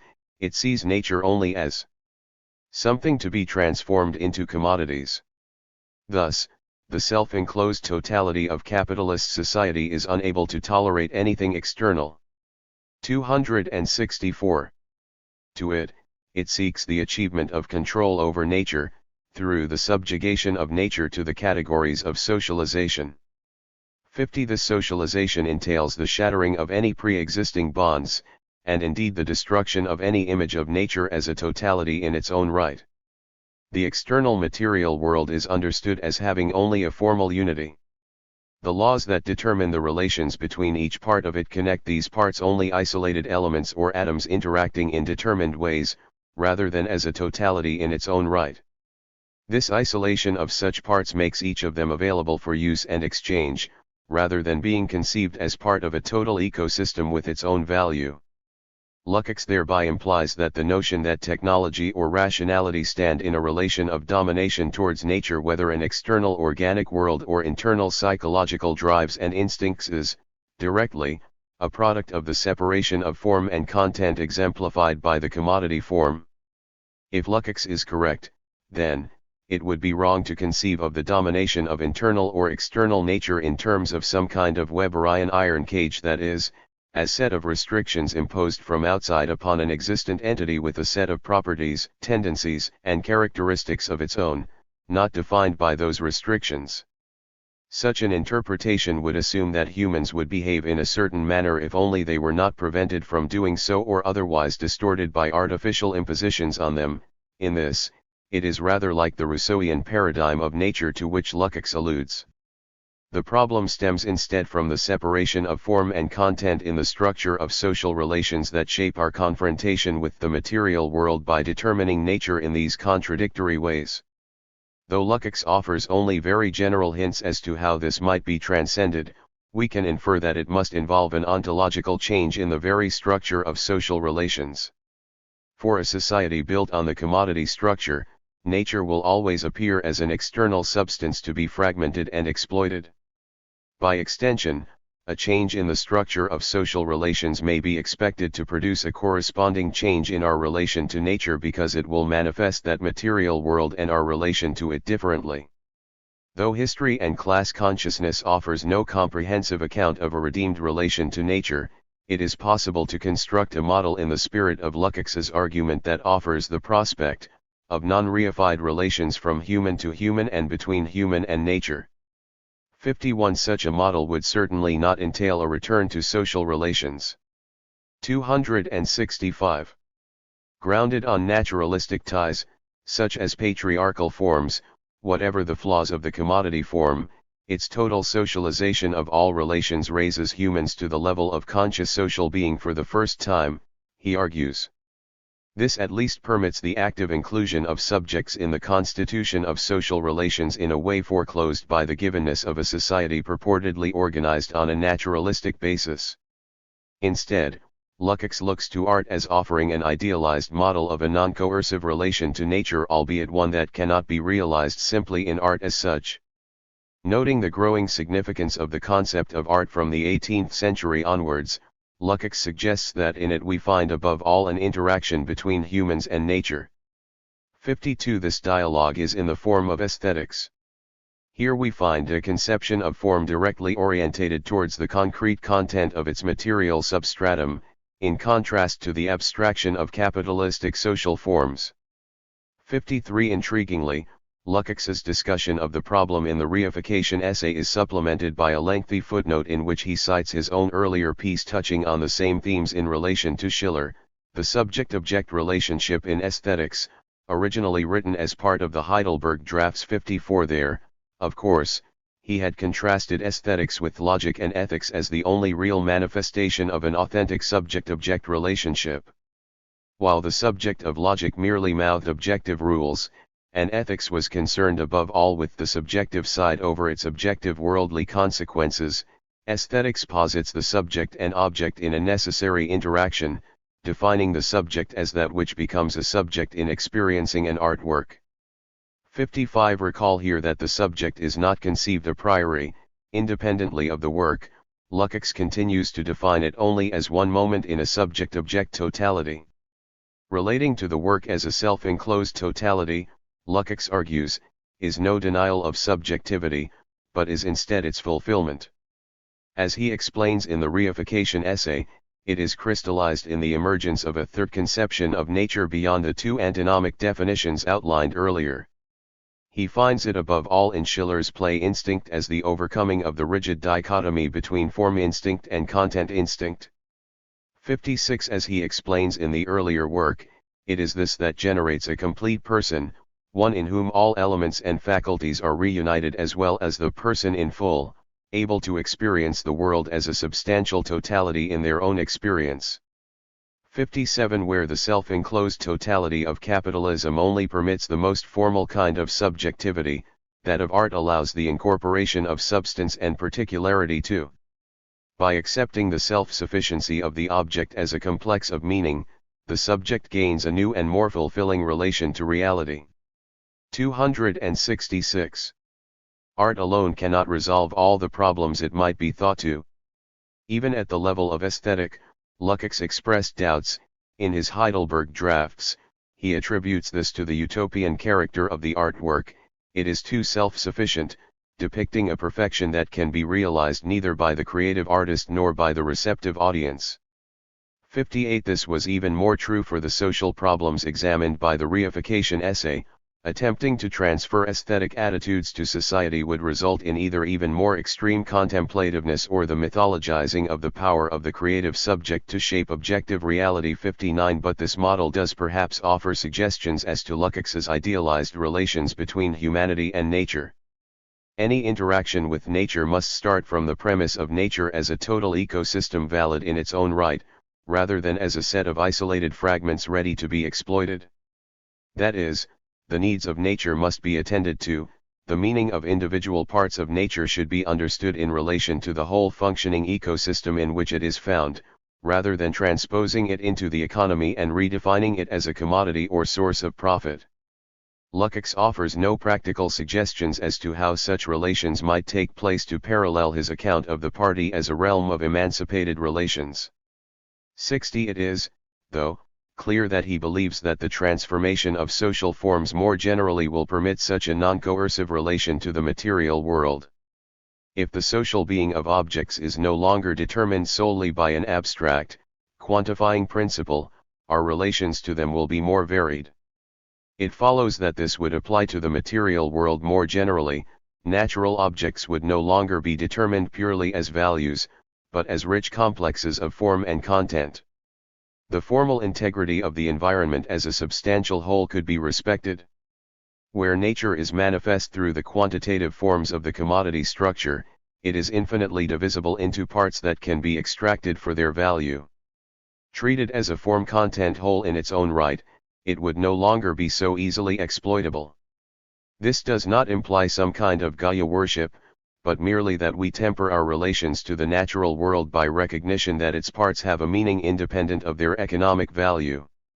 Such a deified determination of the external natural world could be paralleled at the level of the individual. Nature in the irrational, Rousseauian, substantial sense would be an integral part of the social being of individuals, and need no longer be externalized by social relations. Rather than relations built solely on abstract quantitative forms, humans might interact as expressive, emotive individuals with a meaningful history of their own, situated in a number of substantial communal links. These 267 aspects of the self would not be the formless substance that commodity relations exclude, but would instead be manifest in their own significant form emerging, like that of an artwork, out of the substance of the psyche, rather than being imposed on it from without. Indeed, even the attitude of the individual to their own faculties, emotions, and drives might change, instead of relating with Reifeing objectivity to such aspects as commodities that might be sold in the performance of labor, as Lukács identifies under capitalism. We would understand these aspects of ourselves as part of a complex that includes our conscious, subjective aspects. We might even surmise that the subjective seat of consciousness, surveying its own inner drives, could relate to them in something like the way Riegel identifies in the interaction between Rembrandt's paintings and their viewers. The conscious or rational subject would come to understand itself as equal co-constitutor of the self through interaction with the drives that come to consciousness through it. Of course, where Riegel depicted this as the promotion of the viewer to equal status with the image, in this case the reverse would be the case. The subject would no longer view itself as the sovereign exercising domination over its irrational drives, but as a partner with them. What would make this possible is a new relational structure that determines how such drives are manifest, new, deified, more fluid social forms that permit more substantial relations between entities and are more open to active construction by subjects would generate a new relation between the subject and its own psychological interior. Overcoming the abstract, determinist formalism of the commodity structure would not only reduce social domination, it would reincorporate into social relations the psychological and natural substance that commodity fetishism deems an irrational residue to be excluded. It might, in other words, end the domination of society over nature by ending the structurally generated dichotomy between them. 5. Conclusion. Even some of Lukács's most sympathetic readers, such as Andrew Feenberg or Lukács himself later in life, have criticized history and class consciousness for largely disregarding the problem of nature. For the later Lukács, this meant a failure to understand the role of the material world as the object on which humanity labors in order to develop itself more fully. For Feenberg, Lukács's omission meant that he ignores the danger that rationalized and technological systems will remain in place that dominate both external nature and our own internal natural drives. 268. I have argued that such criticisms are misplaced above all, because they accept a certain definition of nature as given. Lukács rejects this. Reading his account phenomenologically, it becomes clear that he sees the problem rather differently. Certain social forms, those based on the commodity structure, determine social reality so as to exclude all substantial content, and to leave it formless and outside the borders of society. It is designated as irrational, lacking any integrity or immanent form of its own, and can be brought into social relations only by the imposition of abstract forms that fragment it into pieces that can be exploited. Lukács identifies this in his account of the antinomy in the concept of nature, contrasting predictable natural laws with the Rousseauian image of a prelapsarian innocence. Because this contrast is rooted in social relations that only permit objects to be manifest in their abstract form, It follows that reconstituted social relations, ones that overcome the form/content dichotomy, offer at least the possibility of a less coercive, less exploitative relationship to internal and external nature. Only within such social forms could nature be determined in a way that overcomes the antinomy by reunifying form and content. My suggestions as to the basic theoretical structure of such relations followed Lukács in modeling them on art and the aesthetic, wherein a more integrated relationship of form and content is essential. Given the sparseness of Lukács's own account, these must remain as no more than tentative speculation about the sort of relationship he envisaged. It is clear, though, that the kind of exploitative relationship he describes in the late ontology would certainly not suffice. In that work, Lukács offers little or no consideration of the natural world as a significant complex in its own right. The subject relates to the object as an inert means to its own self-expression. Both history and class consciousness and the sections of the Heidelberg aesthetics that parallel his revolutionary work offer hints of a more equal relationship, one in which the subject is more fulfilled by recognizing the integrity and self-validation of nature as such. This is, I suggest, closer to the kind of attitude towards the natural that Feenberg hopes for. But Lukács's account goes further than Feenberg allows, I think. What Lukács is able to do is show the dialectical relationship whereby abstractly rational social and technological structures are driven first to exclude and then to dominate an irrational content. The coercion of an irrational nature is not merely a misguided practice that could simply be reduced or ended, but is intrinsic to the logic of the commodity structure, and to the ontic reality of capitalism, for which this opposition is fundamental. It is because the commodity structure places all social relations in 269. This abstract form that it determines the material world as an irrational substance that must be brought into socialized relations. Lukács's solution is not, therefore, the simple removal or reduction of rational structures. Rather, in calling for the reunification of form and content in social relations, he aims at a total transformation of the logic of social being. He certainly does not stand up for irrationalism, as critics such as Colletti or Stedman Jones have suggested. Rather, he is calling for a different form of rationality, one that is itself able to combine form and content properly. Social relations defined by such rationality would no longer need to impose abstract demands on material reality, they would no longer be marked by the domination, the a priorism, and the narrow centralism of capitalistic forms. Instead of removing rationality, then, he calls for rational forms that cultivate and express their content, bringing it to full expression.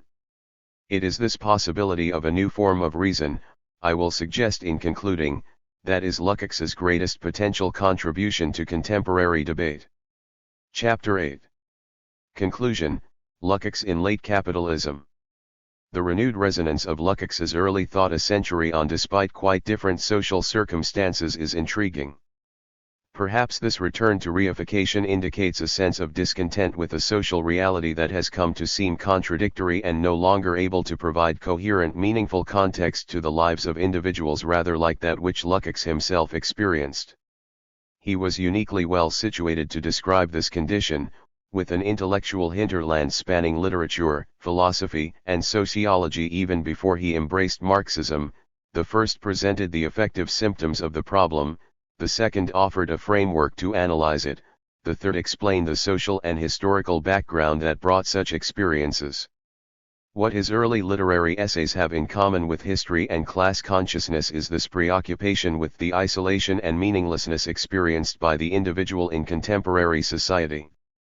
Considering the merits of his revolutionary tract in 1967, Lukács himself pointed to its role in placing alienation at the center of a Marxist critique of capitalism.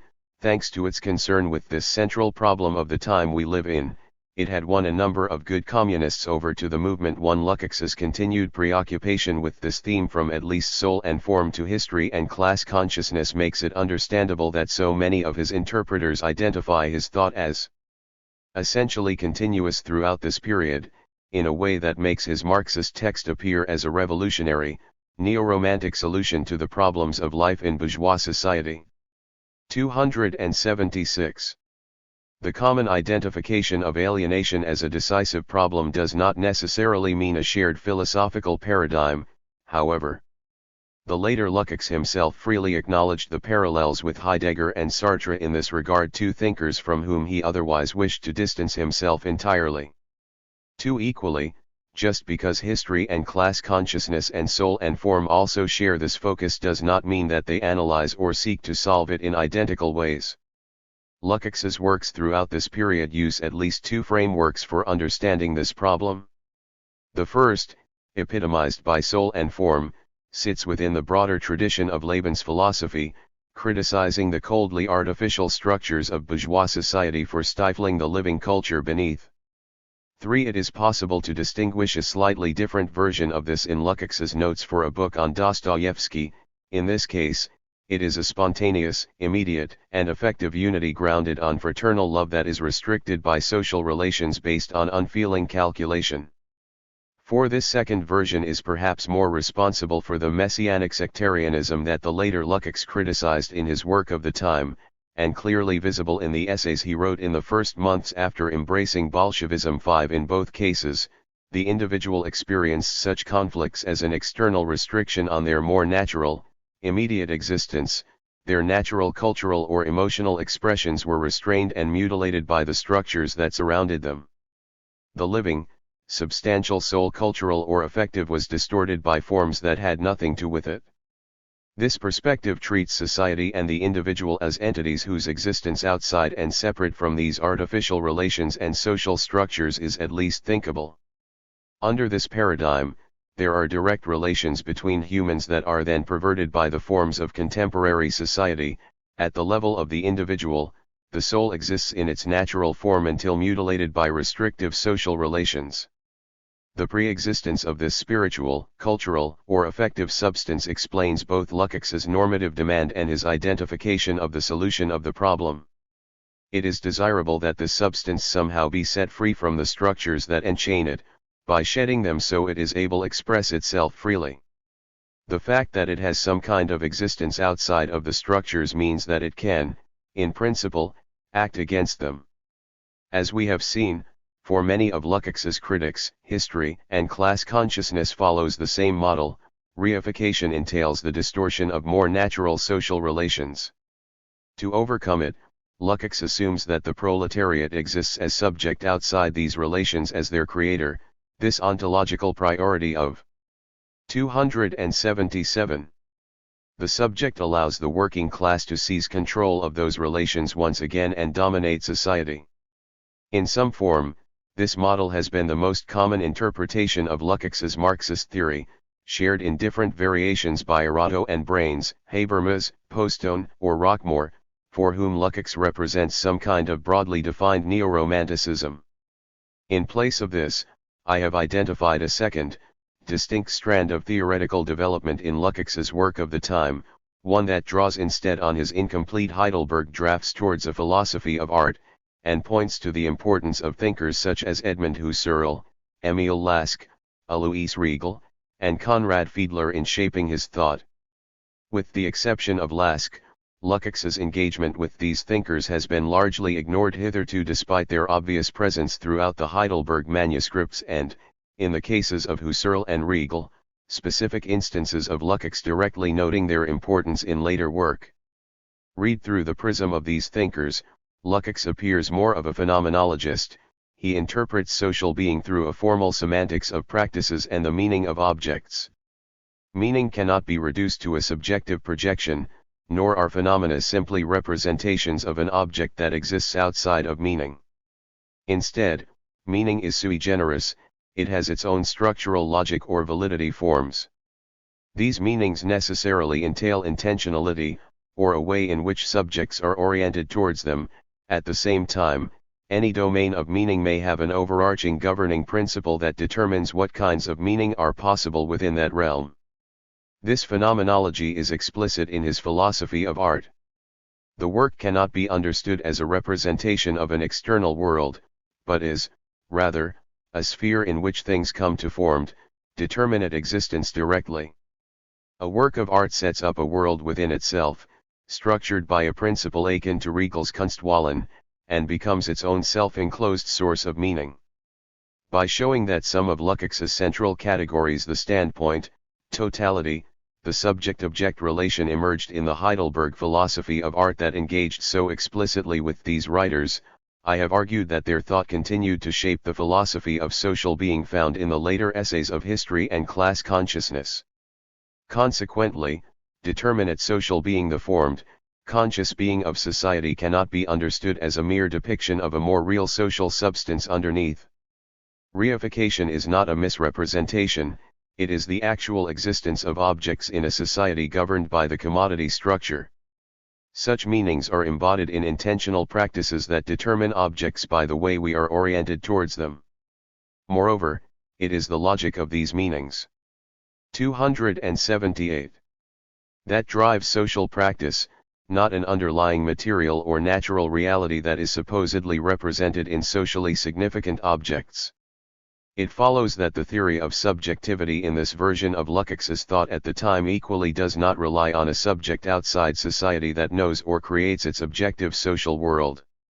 Rather, subjectivity should be understood as a structurally determined attitude or position relative to objectivity, from which social being appears as a reality.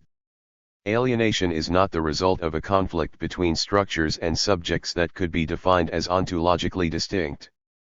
Rather, it is the result of a dichotomy produced by the commodity structure, one that separates the particular, qualitative aspects of subjects and objects from their formal, abstract social being, and so manifests the individual as systematically excluded from and in conflict with these same empty forms. This produces a contradiction within consciousness, within the experience of the proletariat as both subject and object, which disrupts reification's appearance of natural, immutable reality. Michael Lowy is thus entirely right to describe history and class consciousness as the Aufhebung of Lukács's earlier neo-romanticism. He overcomes his earlier preoccupation with the oppression of the subject by objective social structures by showing that the a priori separation of subject and object is only produced by the form of reality governed by the commodity structure. Ultimately, subject and object are related as opposite poles of consciousness, but it is of the essence of capitalism, its Wesen in the Hegelian sense, that it appears in this way, as separate. It is emphatically not the case that the subject retakes possession of an objective world it created, rather, it simply realizes that it was part of the phenomenological totality governing that subject-object reality in the first place. Thus, the overcoming of reification requires the restructuring of social forms so as to offer an active, rather than a contemplative, subjectivity. Drawing on Regel, I suggested that this meant that subjects must be interpellated as co-constitutors of the fluid forms of their social existence by social practices that are more open to incorporating content as a principle of relations, and that exhibit something akin to Regel's external coherence. Lukács is a theorist of praxis for whom this can never mean a one-off act that brings about salvation, but must instead be manifest in continued, fluid, and free forms of social behavior. There is always the danger that reification will return if these forms themselves freeze in such a way that individuals merely act them out without any control over them. Subjectivity, then, is an entirely intrasocial matter, rather than an external. 279. Subject seizing control of an objective world that is separate from it. In this respect, my account is compatible with the likes of Merleau-Ponty, Bernstein, Goldman, and Feinberg. Notwithstanding their differences, these accounts do not see Lukács as relying on a subject of the kind most clearly manifest in epistemology, that of an entity standing over against an objective world that it tries to grasp in thought or deed. Feinberg states that Michael Lowy's more sympathetic treatment had little influence on the image of Lukács in the English-speaking world, and my own book still less. 6. Such neglect is entirely unjustified. Feinberg's application of the anthropological notion of culture to history and class consciousness is a far better explanation of Lukács's theory of subjectivity than those who see it as a fairly vulgar form of idealism. Culture encapsulates the basic point that subjectivity must be realized within social forms, and cannot be conceived outside it. Though I suggested in Chap 6 that Lukács's account of nature is more fertile than Feenberg believes, other than this our accounts are complementary. Where my phenomenological reading breaks new ground, I think, is in restoring all the nuances of consciousness that may be obscured by translating it as culture, and above all in placing the question of the formal structure of consciousness, of social being, and of reality as a system of meaning production at the center of the account, as well as by returning to the existential philosophical dimensions of Lukács's account on their own terms. If my account is valid, then, the standard criticisms of Lukács are simply mistaken. By reading him too narrowly through a fairly crude and inaccurate version of German idealism and romanticism, they reduce his theory to pastiche. Lowy and Feenberg have already offered extensive critiques of these unfortunate attempts to critique Lukács. Their rebuttals are decisive. 7. By pointing to the intellectual milieu and discourses that included Husserl, Lask, Riegel, and Fiedler as largely neglected sources of Lukács's thought, I have significantly complicated the picture offered by less sympathetic critics. This transforms the received image of Lukács's theory, making it more complex and with greater potential for understanding contemporary social problems. In what remains, therefore, I shall briefly offer some qualifications to my account, before suggesting a few ways this new Lukács might be developed further for understanding contemporary issues and perhaps even grounding the normative standards of social critique. 280. 1. Back to Hegel and Marx. I stated at that outset that my interpretation would offer only a very limited consideration of several of the thinkers usually cited as major sources of Lukács's thought. By doing so, I aimed to bring out the importance of quite different figures as clearly as possible. This means that my argument has offered two distinct claims related in a specific fashion. The first, an intellectual historical claim that the discourses represented by Husserl, Lask, Riegel, and Fiedler were significant for Lukács's thought. The second, a philosophical claim about the structure of Lukács's theory itself. These two are not logically interdependent. It is possible to accept the significance of these four influences while denying that Lukács's social thought takes the form I have suggested. Equally, one might accept my interpretation of history and class consciousness while denying that these four played any important role in shaping it. Rather, like any ideal type, this quartet served a heuristic role in helping to pick out certain features of Lukács's Marxian theory that have hitherto gone unnoticed. However, this has required me to downplay or ignore the role of other thinkers. The importance of some of these in Lukács's development still awaits detailed study.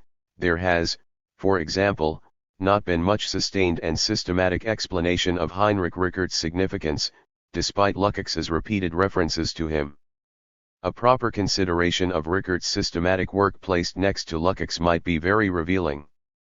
Other sources of his thought have appeared here largely in auxiliary roles, those such as Simmel and Weber, from whom I have taken particular theoretical elements in places without attempting a complete analysis. But there are two figures in particular who merit a little more consideration here: Marx and Hegel. Marx, of course, has been omnipresent in one regard.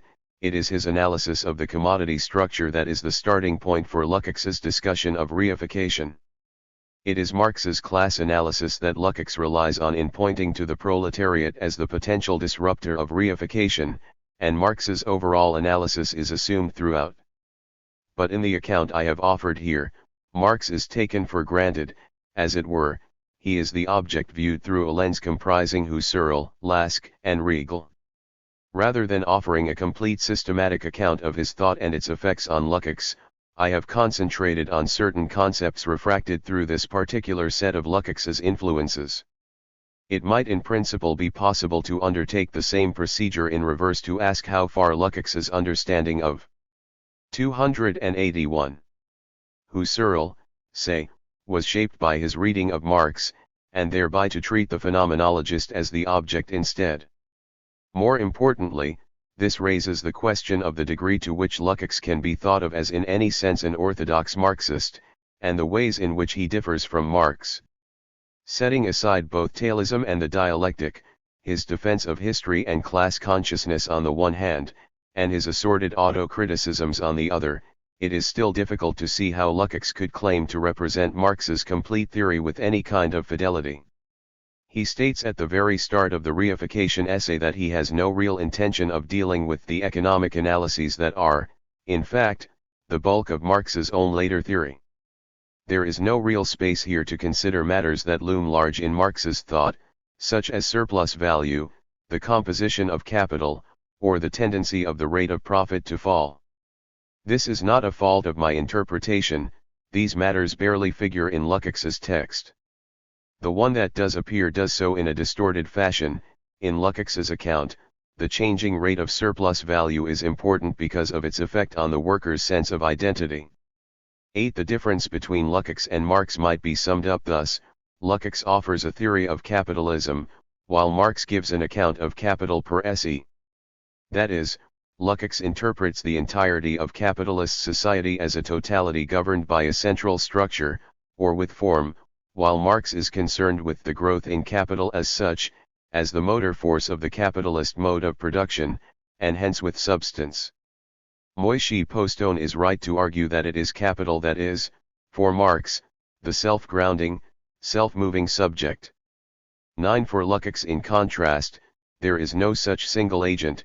He explores the formal structure of practices that constitute different kinds of subjective attitude, identifying capitalism with this formal arrangement. In fact, Lukács's account on this reading is actually less expressive and subjectivist than Postone's version, where Postone's description assumes that capital as such produces society around it. Lukács offers no such genetic account, seeking only to explain the formal construction of meaning found in existing practices, and to unpack their contradictions. The relatively small attention afforded to Hegel in my interpretation of Lukács's argument will, no doubt, be the most obviously controversial part of it. One of the most important effects of history and class consciousness was the recognition of Hegel's profound importance for Marx, and Lukács spends several pages in the preface pointing to exactly this question. While I have discussed in several places the ways in which Lukács's use of Hegel is interwoven with the phenomenological model he 282 developed in Heidelberg, I have not offered a systematic analysis of this aspect of his thought. To be clear, I have no wish to deny the significance of Hegel. Rather, I avoided lengthier consideration of him for two methodological reasons. The first is predicated on the contextualization of Lukács's work. In this relationship, Lukács is a reader, and Hegel is both a text and historical figure laden with symbolic meaning. Hegel appears in Lukács's work in each of these guises. His work is the object of an interpretation that draws on his situation as a classically bourgeois figure to explain his thought. Lukács's Hegel explicitly includes aspects not included in Hegel's own text. But just as Lukács makes Hegel's standpoint clear to explain his worldview, so too is it necessary to account for Lukács's position and his particular perspective on Hegel. As a reader, Lukács is not a neutral observer. The questions he asks of Hegel, the particular tensions he identifies, and the general understanding of Hegel's problematic are all shaped by his own broader reading. He is interrogating Hegel's texts to find answers to the questions posed within his own intellectual milieu. Understanding Lukács's other works, particularly the philosophically rich Heidelberg drafts and the other thinkers who he drew on in developing his thought, helps to clarify the problems he brought to his reading of Hegel. Thus, by bringing out his early engagement with Husserl, Lask, Riegel, and Fiedler, we gain a greater understanding of the standpoint of Lukács himself as he read Hegel, and how this standpoint governs the image of Hegel that emerges explicitly in his work. Of course, the same applies in reverse. As Lukács read more Hegel and Marx, his understanding of Husserl et al. Would itself change in turn. Disentangling these strands, showing how each element changes and is itself changed the others, is an endless task.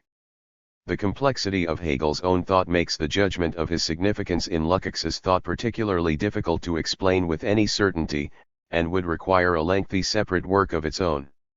However, limiting consideration of Hegel so as to focus on other sources of the text can in fact help pick out more clearly exactly what Lukács did in fact owe to the great idealist by showing what he did not need to take from him. In this case, I suggest, the phenomenological reading I have offered indicates that Lukács did not take any theory of a macro-subject of history from Hegel, as the likes of Eagleton have charged. For many of his critics, Lukács's supposed search for a subject capable of overthrowing reification led him to turn to an allegedly Hegelian ideal subject-object that could simply annul the difference between itself and the 283 objective world it had unconsciously created.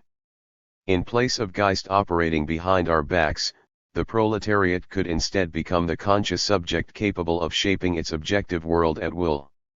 This is a bad interpretation of certain elements of Hegel, and it is a worse one of Lukács. By picking out the phenomenological framework of the latter's thought, I have argued for an entirely different understanding of subjectivity. As Kavoliakos rightly argues, the idealist interpretation of the proletarian subject as a pre-existing essence in search of its appropriate expression in reality is simply mistaken.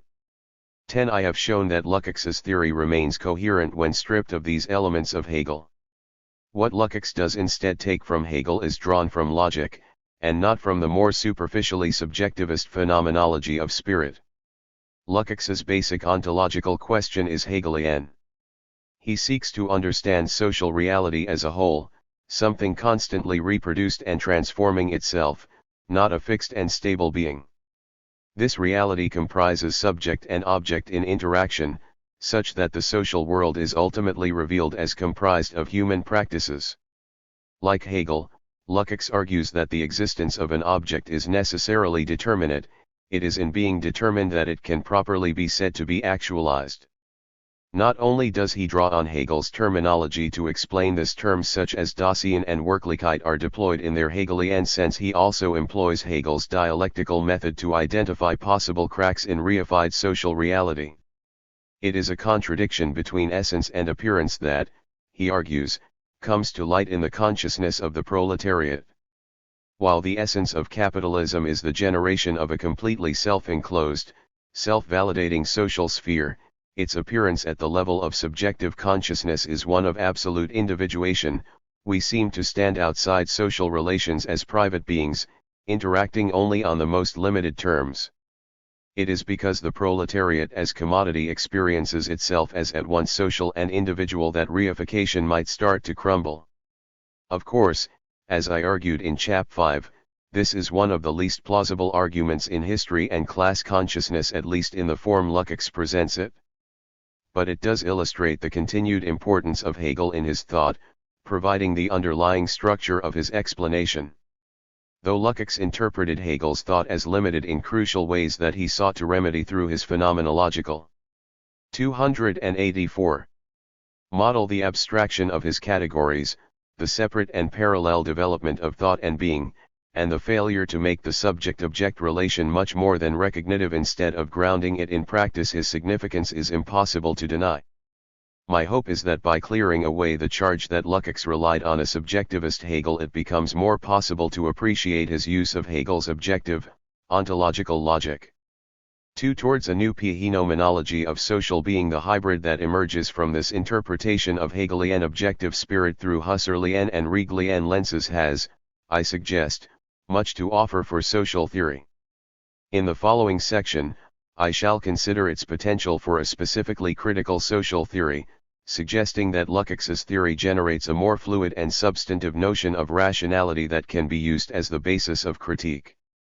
First, it is worth briefly considering what this paradigm offers for a more general understanding of society by comparison with the most prominent phenomenological approaches to society, those of Alfred Schutz and of Peter Berger and Thomas Luckmann. I shall summarize the main points differentiating Lukács from their approach in order to offer some possible advantages of Lukács's paradigm, which I shall then illustrate in its specific application to a single social institution. Obviously, a full and systematic comparison is impossible in these concluding remarks, but this brief survey may indicate some ways this might be developed further. The phenomenology of Schutz and of Berger and Luckmann is social constructionist, explicitly so in the latter instance, which acknowledges its sources in Schutz. That is, they explain society primarily from the perspective of the subject's construction of meaning. In Schutz's major published work, the phenomenology of the social world, he focuses primarily on the subjective meanings of acts, both in the way such meaning emerges and in its role in facilitating interactions. The tenor of his approach is clearest in his account of our relations to others in our society. He distinguishes these relations by the nearness or shared experiences of those involved. At its purest, this is seen in what Schutz calls the face-to-face situation. When we interact directly with someone present in front of us, we are aware that our internal temporal streams are running side by side, as it were, and thus share a meaningful experience directly. 11. This generates a we relationship, one in which two individuals are directly aware of one another's presence, interacting within this shared experience. Schutz. 285. Builds out from there to progressively more distant relationships. He distinguishes our consociates in our immediate circle, our broader circle of contemporaries, our awareness of past members of our society, and our descendants. Social action can be understood by the way we orient our action to the meanings of our own experience and the meanings we infer others may attach to it. For those further from us, our inferences are necessarily more speculative and grounded on meanings we have come to understand as shared across our society. Schutz's approach, then, is very directly on the individual's experience of grasping the social world. Marrying Husserl and Weber, he deploys an interpretive approach that describes social action in terms of the individual's relation to others. Schutz extended his model to explain more objective social institutions in his late Structures of the Life World, but even here his focus remained on analysis of the individual's phenomenological relation to those structures from the first-person perspective. 12. He produced this in collaboration with Thomas Luckmann, who published it posthumously, and who himself developed the theory of social constructionism in association with Peter Berger. As an example of their method, Berger and Luckmann's account of social institutions clearly exhibits the same individualist approach as Schutz. The emergence and apparent fixity of such institutions is explained in terms of the individual's attitudes towards others. Social institutions originate, they suggest, in patterns of habituation. When two subjects regularly interact in order to achieve a certain goal, they learn to repeat the same actions time and again so as to save time spent on deciding how to perform minor tasks. The same process can be seen when entering into a standardized social interaction with a stranger. While one's particular interlocutor may change, the interaction itself takes the same form. Consequently, we habitually treat those we interact with as types. The barista relates to each person who comes to the coffee shop as a customer, with whom there are set forms of interaction, while each customer in turn knows the normal way to order coffee. When they do not, the interaction may fail. There is no structure outside them that causes the correct interactions independently of the knowledge of the social actors involved.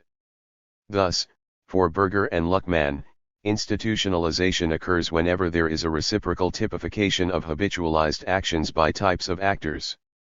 Put differently, any such typification is an institution. 13. The institution, therefore, is rooted in the acts of individuals.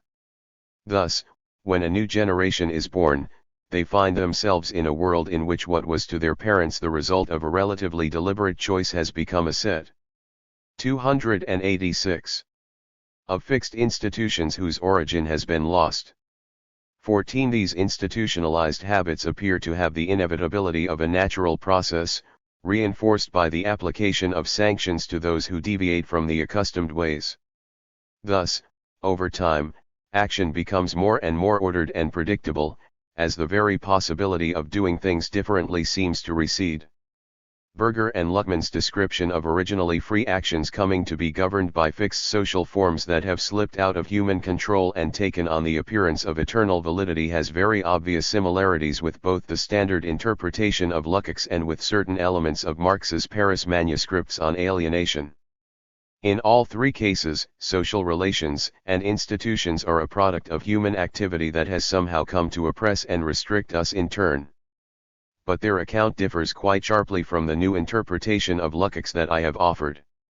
For Berger and Luckmann, any logic that social relations appear to have, or any sense in institutions seem coherent, is really only a projection by the perceiving mind, and perhaps our psychological need to see the world as ordered. As they put it, reflective consciousness superimposes the quality of logic on the institutional order. 16. In contrast, Lukács places this logic on the side of the object, or at any rate, within the principle that governs subject/object relations as such, and which shapes the very nature of objective social being.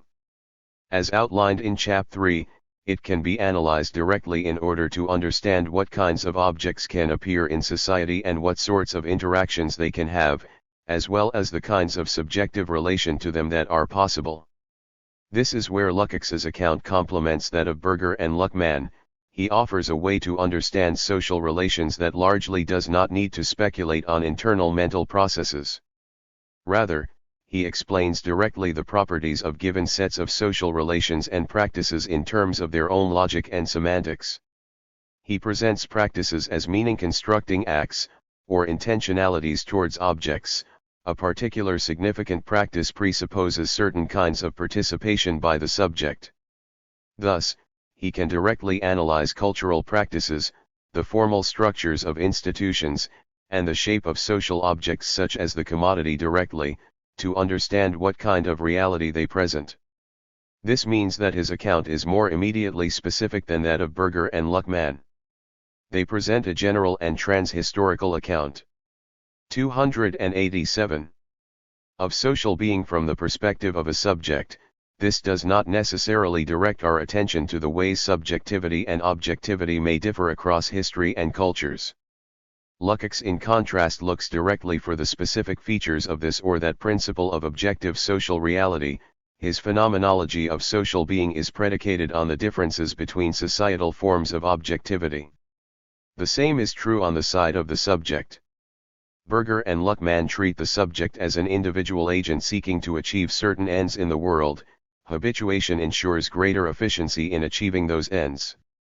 They offer basically one model of the subject's approach to social reality. Lukács's account, in contrast, offers a plurality. The individual may be active or contemplative, or may be either observer or constitutor of social relations. By focusing on the determinative principle structuring subjectivity and objectivity, Lukács's theory offers a range of historically variable forms of subjectivity. This can be illustrated by applying this model to the interpretation of a single social institution, the world of art. Lukács's Heidelberg drafts characterize the work of art, of course, as a self-enclosed totality, that is, as something whose meaning is entirely self-contained and not related to any external standard. To the degree that this is a descriptive rather than a normative claim, it now seems somewhat implausible, as much of the sociology and history of art has revealed. The meaning of even the most canonically great art depends heavily on external knowledge. For example, Michael Baxendale has shown that much Renaissance art presupposed an audience skilled in the merchant's art of gauging, or of estimating the size of irregular volumes of, say, a pile of cloth by mentally breaking it down into regular shapes. 17 artists composed pictures that required these kinds of skills in order to decipher even their formal coherence. Similarly, Clifford Geertz has pointed out the peculiarity of recent Western art in being located specifically in galleries, offered for aesthetic appreciation. As he points out, art and the aesthetic are to be found throughout society in other cultures. 18. Finally, we might try to salvage the claim that art is self-enclosed by recourse to the theory of the aesthetic attitude that can be traced back to Kant. Jerome Stolitz offers the clearest definition. For him, an object is aesthetic if we look at it in a certain way, with an attitude of disinterested attention, that is, we engage with all of its properties as a whole, without any reference to the utility they might have for us individual.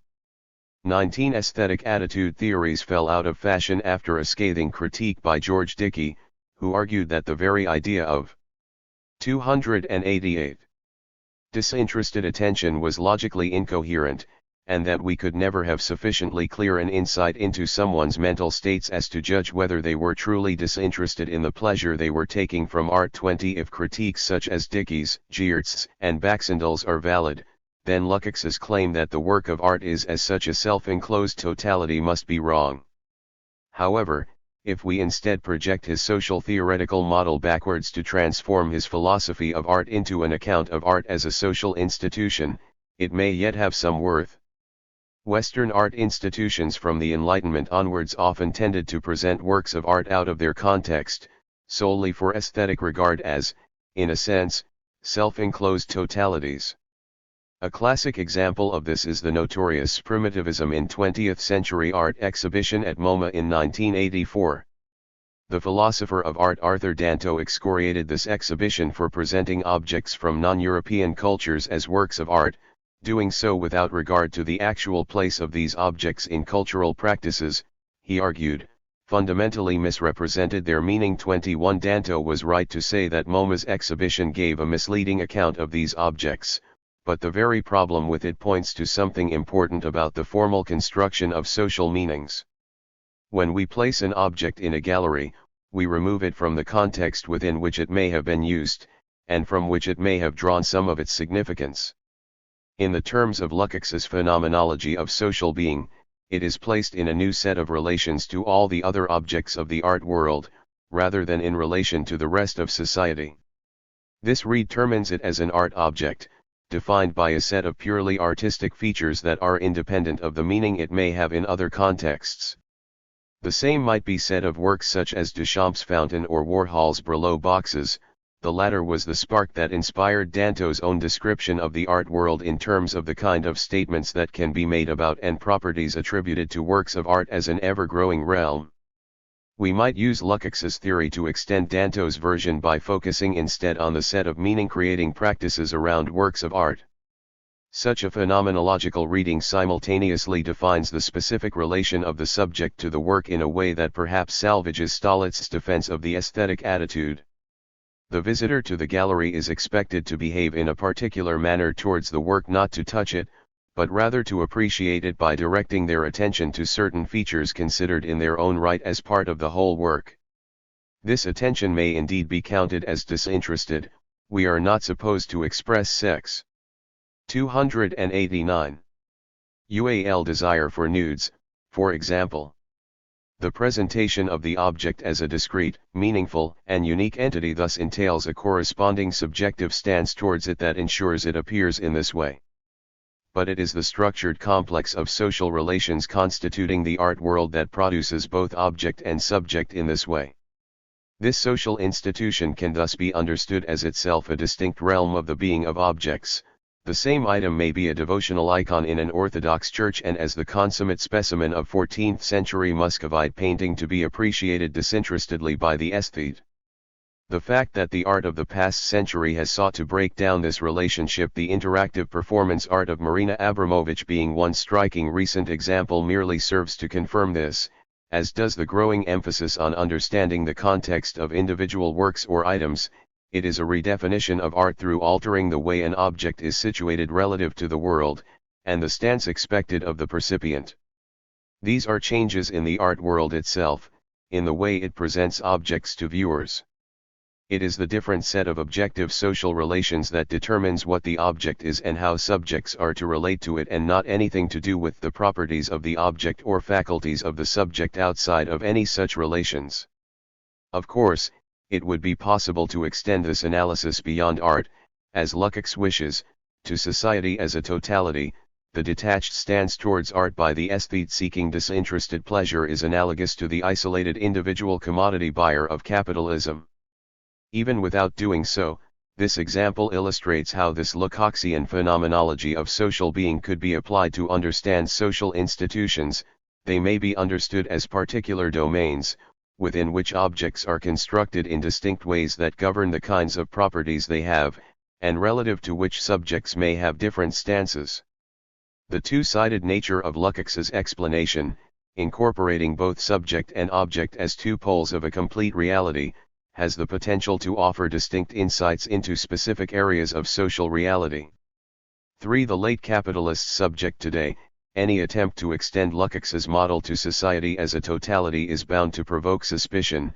In a world more attuned to other dimensions of oppression in gender, race, and beyond, the assertion that society is 290. governed by a single economically derived structure, and that the industrial working class alone is the source of liberty, both seem wildly implausible, particularly given the evidence of racist and misogynistic practices among the supposedly emancipatory proletariat. The descent into totalitarianism of communist states supposedly organized around the proletariat serves as a stark warning against assuming that oppression can take only one form.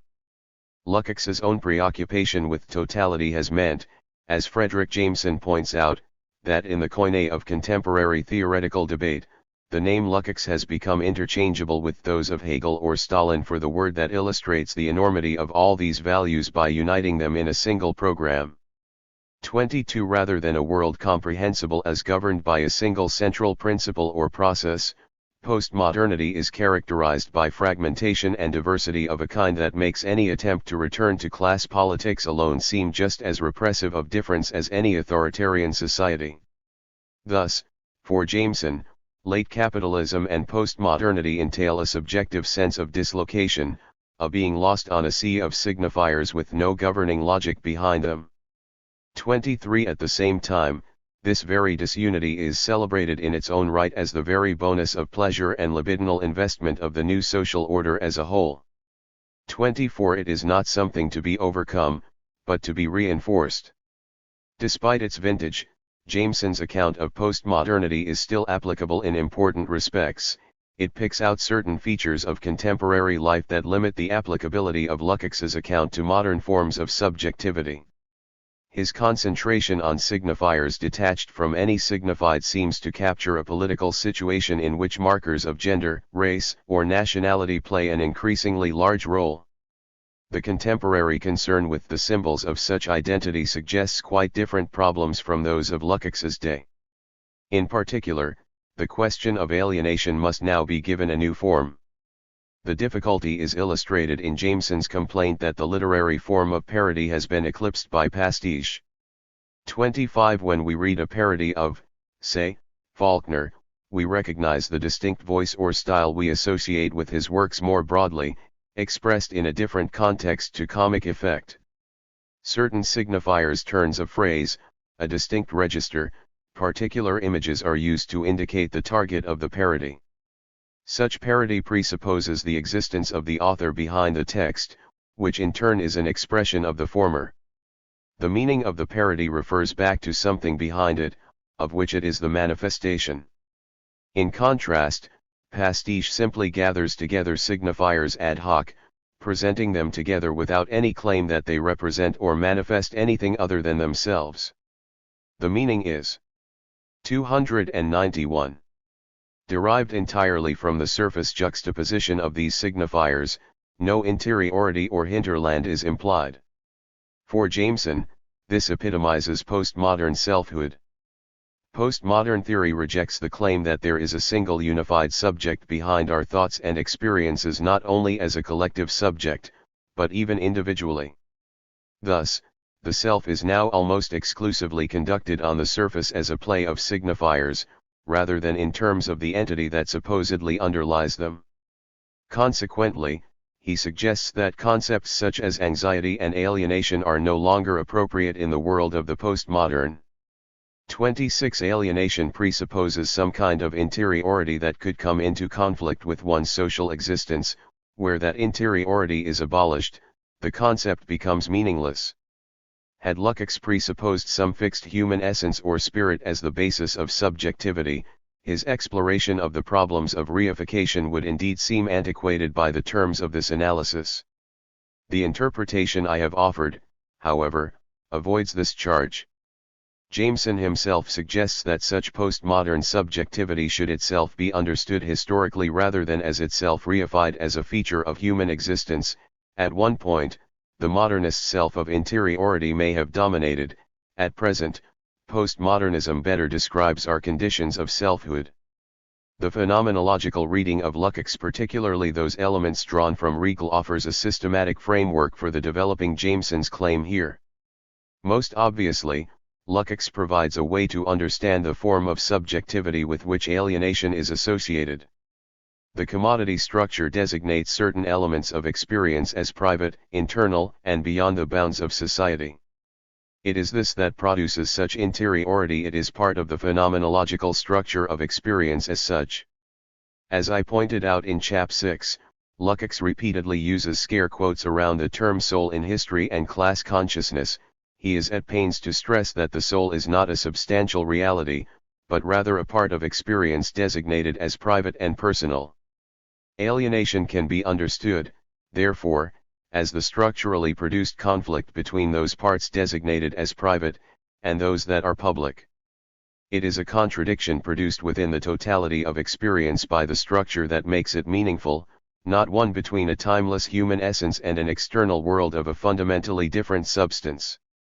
The historicism of Lukács's account, though, suggests that the same method can be applied to other epochs, including our own. In other words, we can look for the analogous structures in contemporary experience too. 292. Understand the relation of the subject to its objective social being. Here I can offer only very preliminary and general remarks towards such an exploration. I shall proceed on the assumption that Jameson's general diagnosis of postmodernity is correct. Objectively, social being is constructed of signifiers defined by their similarity to and difference from one another, and not by any necessary relation to the supposedly signified.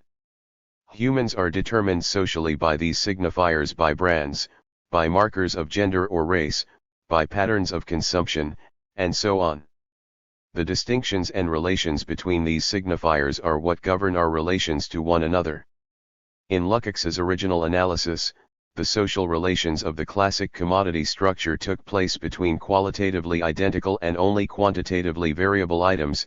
In this regard, postmodern social relations are different, because they are defined by substantial variation. But in another respect, the signifier structure echoes the commodity structure. The value of a commodity was, of course, defined in relation to all other commodities. It is determined by socially necessary labor, not by the actual labor put into it. Similarly, the significance of the signifier is determined in relation to other signifiers. What it means to drink Starbucks coffee is defined in relation to drinking McDonald's coffee or Folgers or directly sourced, single-origin coffee from a local coffee shop.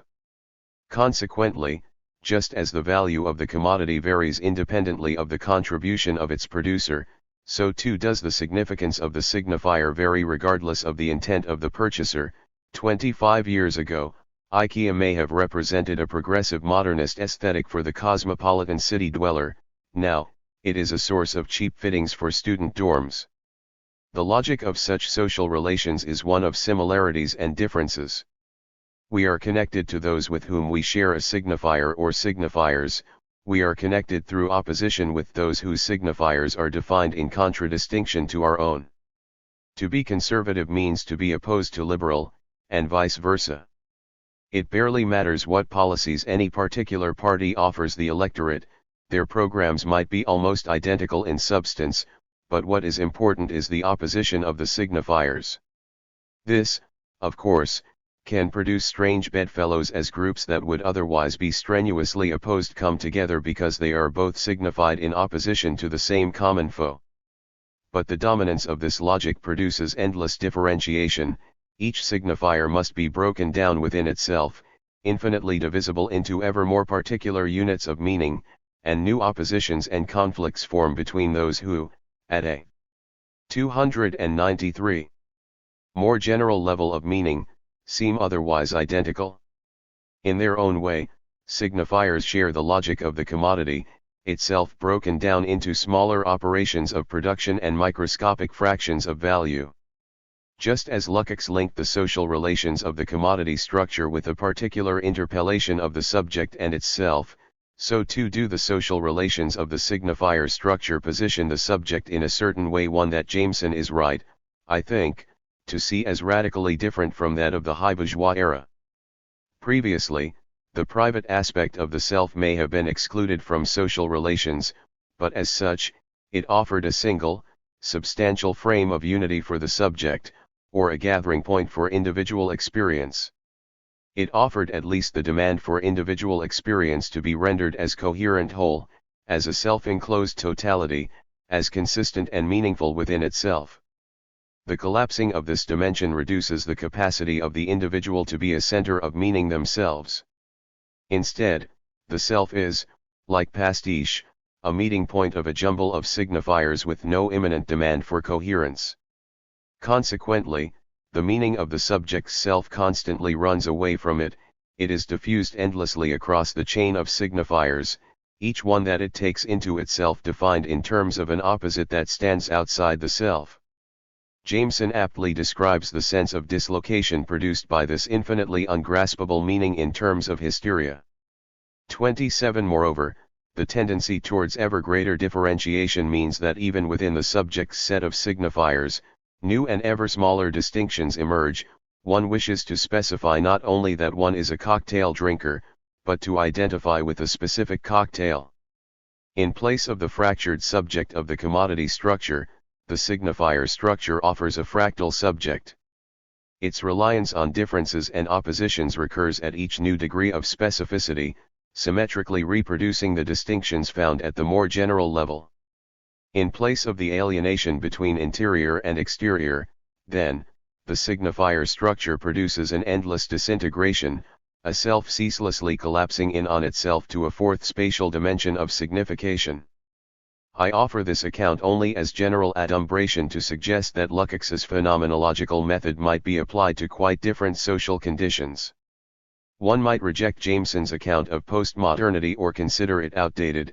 Even if one accepts it, this account is obviously not yet sufficiently detailed.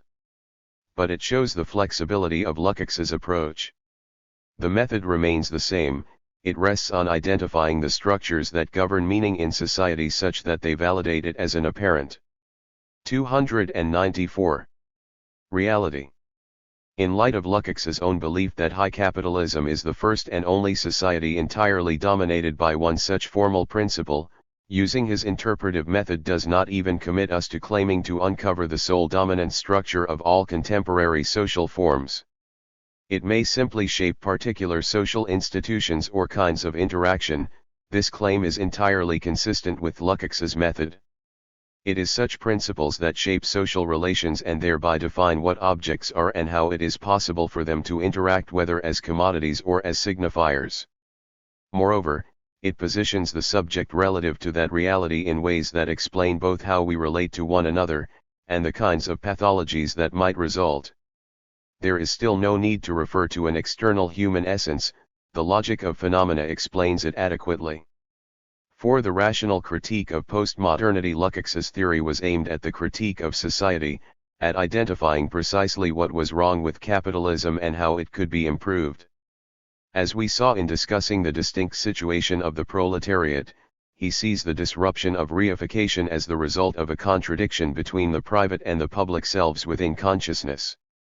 Personal experience is designated, under capitalism, as the self-contained locus of meaning and identity. This illusion is shattered for the proletariat to the degree that the contradictions in the very structure of capitalism are revealed. Yet if the self as center of significance has been abolished in postmodernity and value is instead diffused chaotically across the network of signifiers, this potentially abolishes the standpoint of critique. Any norm used to judge postmodernity would come to it from outside, rather than being self-generated. Just as Lukács rejected any attempt to judge works of art by notions of beauty defined externally to the work and argued that it must instead be the source of its own value standards, so too must it be illegitimate to offer moral critique of a society based on some transcendental standards. Such norms could only appear as oppressive, however emancipatory they might claim to be. In order to offer such a critique, then, it must be possible to explain the imminent generation of such standards. In what must again remain only a preliminary survey of the territory rather than a comprehensive answer, I will conclude by suggesting some ways Lukács's formal phenomenological approach permits this. Of course, one very prominent figure has tried to rescue the notion of critical rationality in the face of postmodern critiques, Jürgen Habermas. 295. Habermas's express goal has been to identify a form of reason sufficiently universal to act as a normative standard for social change, but sufficiently flexible to avoid the identitarian logic of earlier theories. It is impossible to give a full account of his system, which draws on social and political theory, psychology, and philosophy to make its case. In essence, though, his argument rests on the centrality of communicative action in coordinating all social action. Society is impossible without communication, he suggests, whereby individuals seek to persuade others to aid them or join with them in achieving goals. 28. Such communication has its own rationality, he argues. Unlike other forms, it is intersubjective, presupposing the interaction of two or more subjects, rather than the monologic cogitation seen in the likes of Kant. Communicative action aims at reaching understanding, he argues, which in turn presupposes that it takes place in a situation free of coercion or deceit, in which every interested participant is able to offer their view, and consensus is reached only by force of the better argument. Consequently, moral philosophy should restrict itself to outlining the conditions of such a free discourse. Philosophers cannot claim unique insight into substantive questions of the good life, telling people how they ought to live, but can only outline the morally right formal conditions of the discourses within which such questions can be debated by others. 29. Sociologically, Habermas rescues Weber's rationalization hypothesis by pointing to the development of legal and democratic institutions aimed at creating precisely such conditions. He then draws on Durkheim and Parsons to explain how such institutions come to form an automated system of their own. 30. Elsewhere he draws on the moral psychology of Lawrence Kohlberg to argue that the process of individual maturation entails growth towards these moral standards. 31. Both historically and psychologically, then, he argues that his communicative rationality is necessary and universal, and can therefore be demanded of any society. Because he withholds judgment on any substantive good, he believes he avoids any claim that this entails the oppressive imposition of cultural standards. This is not the place to offer a full examination of Habermas's theory, though it is fair to say that it has not exactly won unconditional approval. Martin J., who defends Habermas's paradigm on the whole, offers a succinct overview of some of the main strands of such critique. Habermas has variously been accused of excessive universalism, insufficient Kantian transcendentalism, bloodless cognitivism, abandonment of dialectical reason, a lack of conative force, a one-dimensional understanding of language solely as communication. 296. Privileging the conscious over the unconscious mind, the overextension of German or European models to a species-wide project, and a naivete about the very possibility of ever achieving anything like the ideal standards he puts forward. 32. A lengthy charge sheet indeed.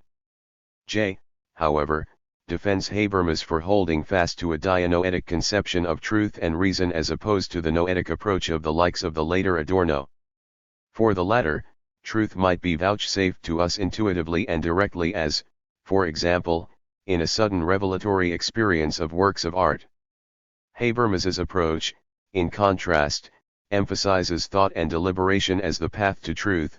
He finds this in the intersubjective processes of communication, rather than the single subject reasoning for itself. Lukács's theory, as I have interpreted it, may provide a way to remedy some of the deficiencies critics have found in Habermas's thought, while retaining its dianoetic character. Curiously, Habermas is arguably closer in many ways to the radical revolutionary Lukács than to his own teachers, Adorno and Horkheimer. Lukács's faith in rationality only grew as he aged. Indeed, this faith turned into crude polemic by the time of the destruction of reason. The work of both theorists draws on Neo-Kantianism, Lukács's direct involvement with the likes of Rickert and Lask, and Habermas's insistence on the priority of validity over value as the source of the right.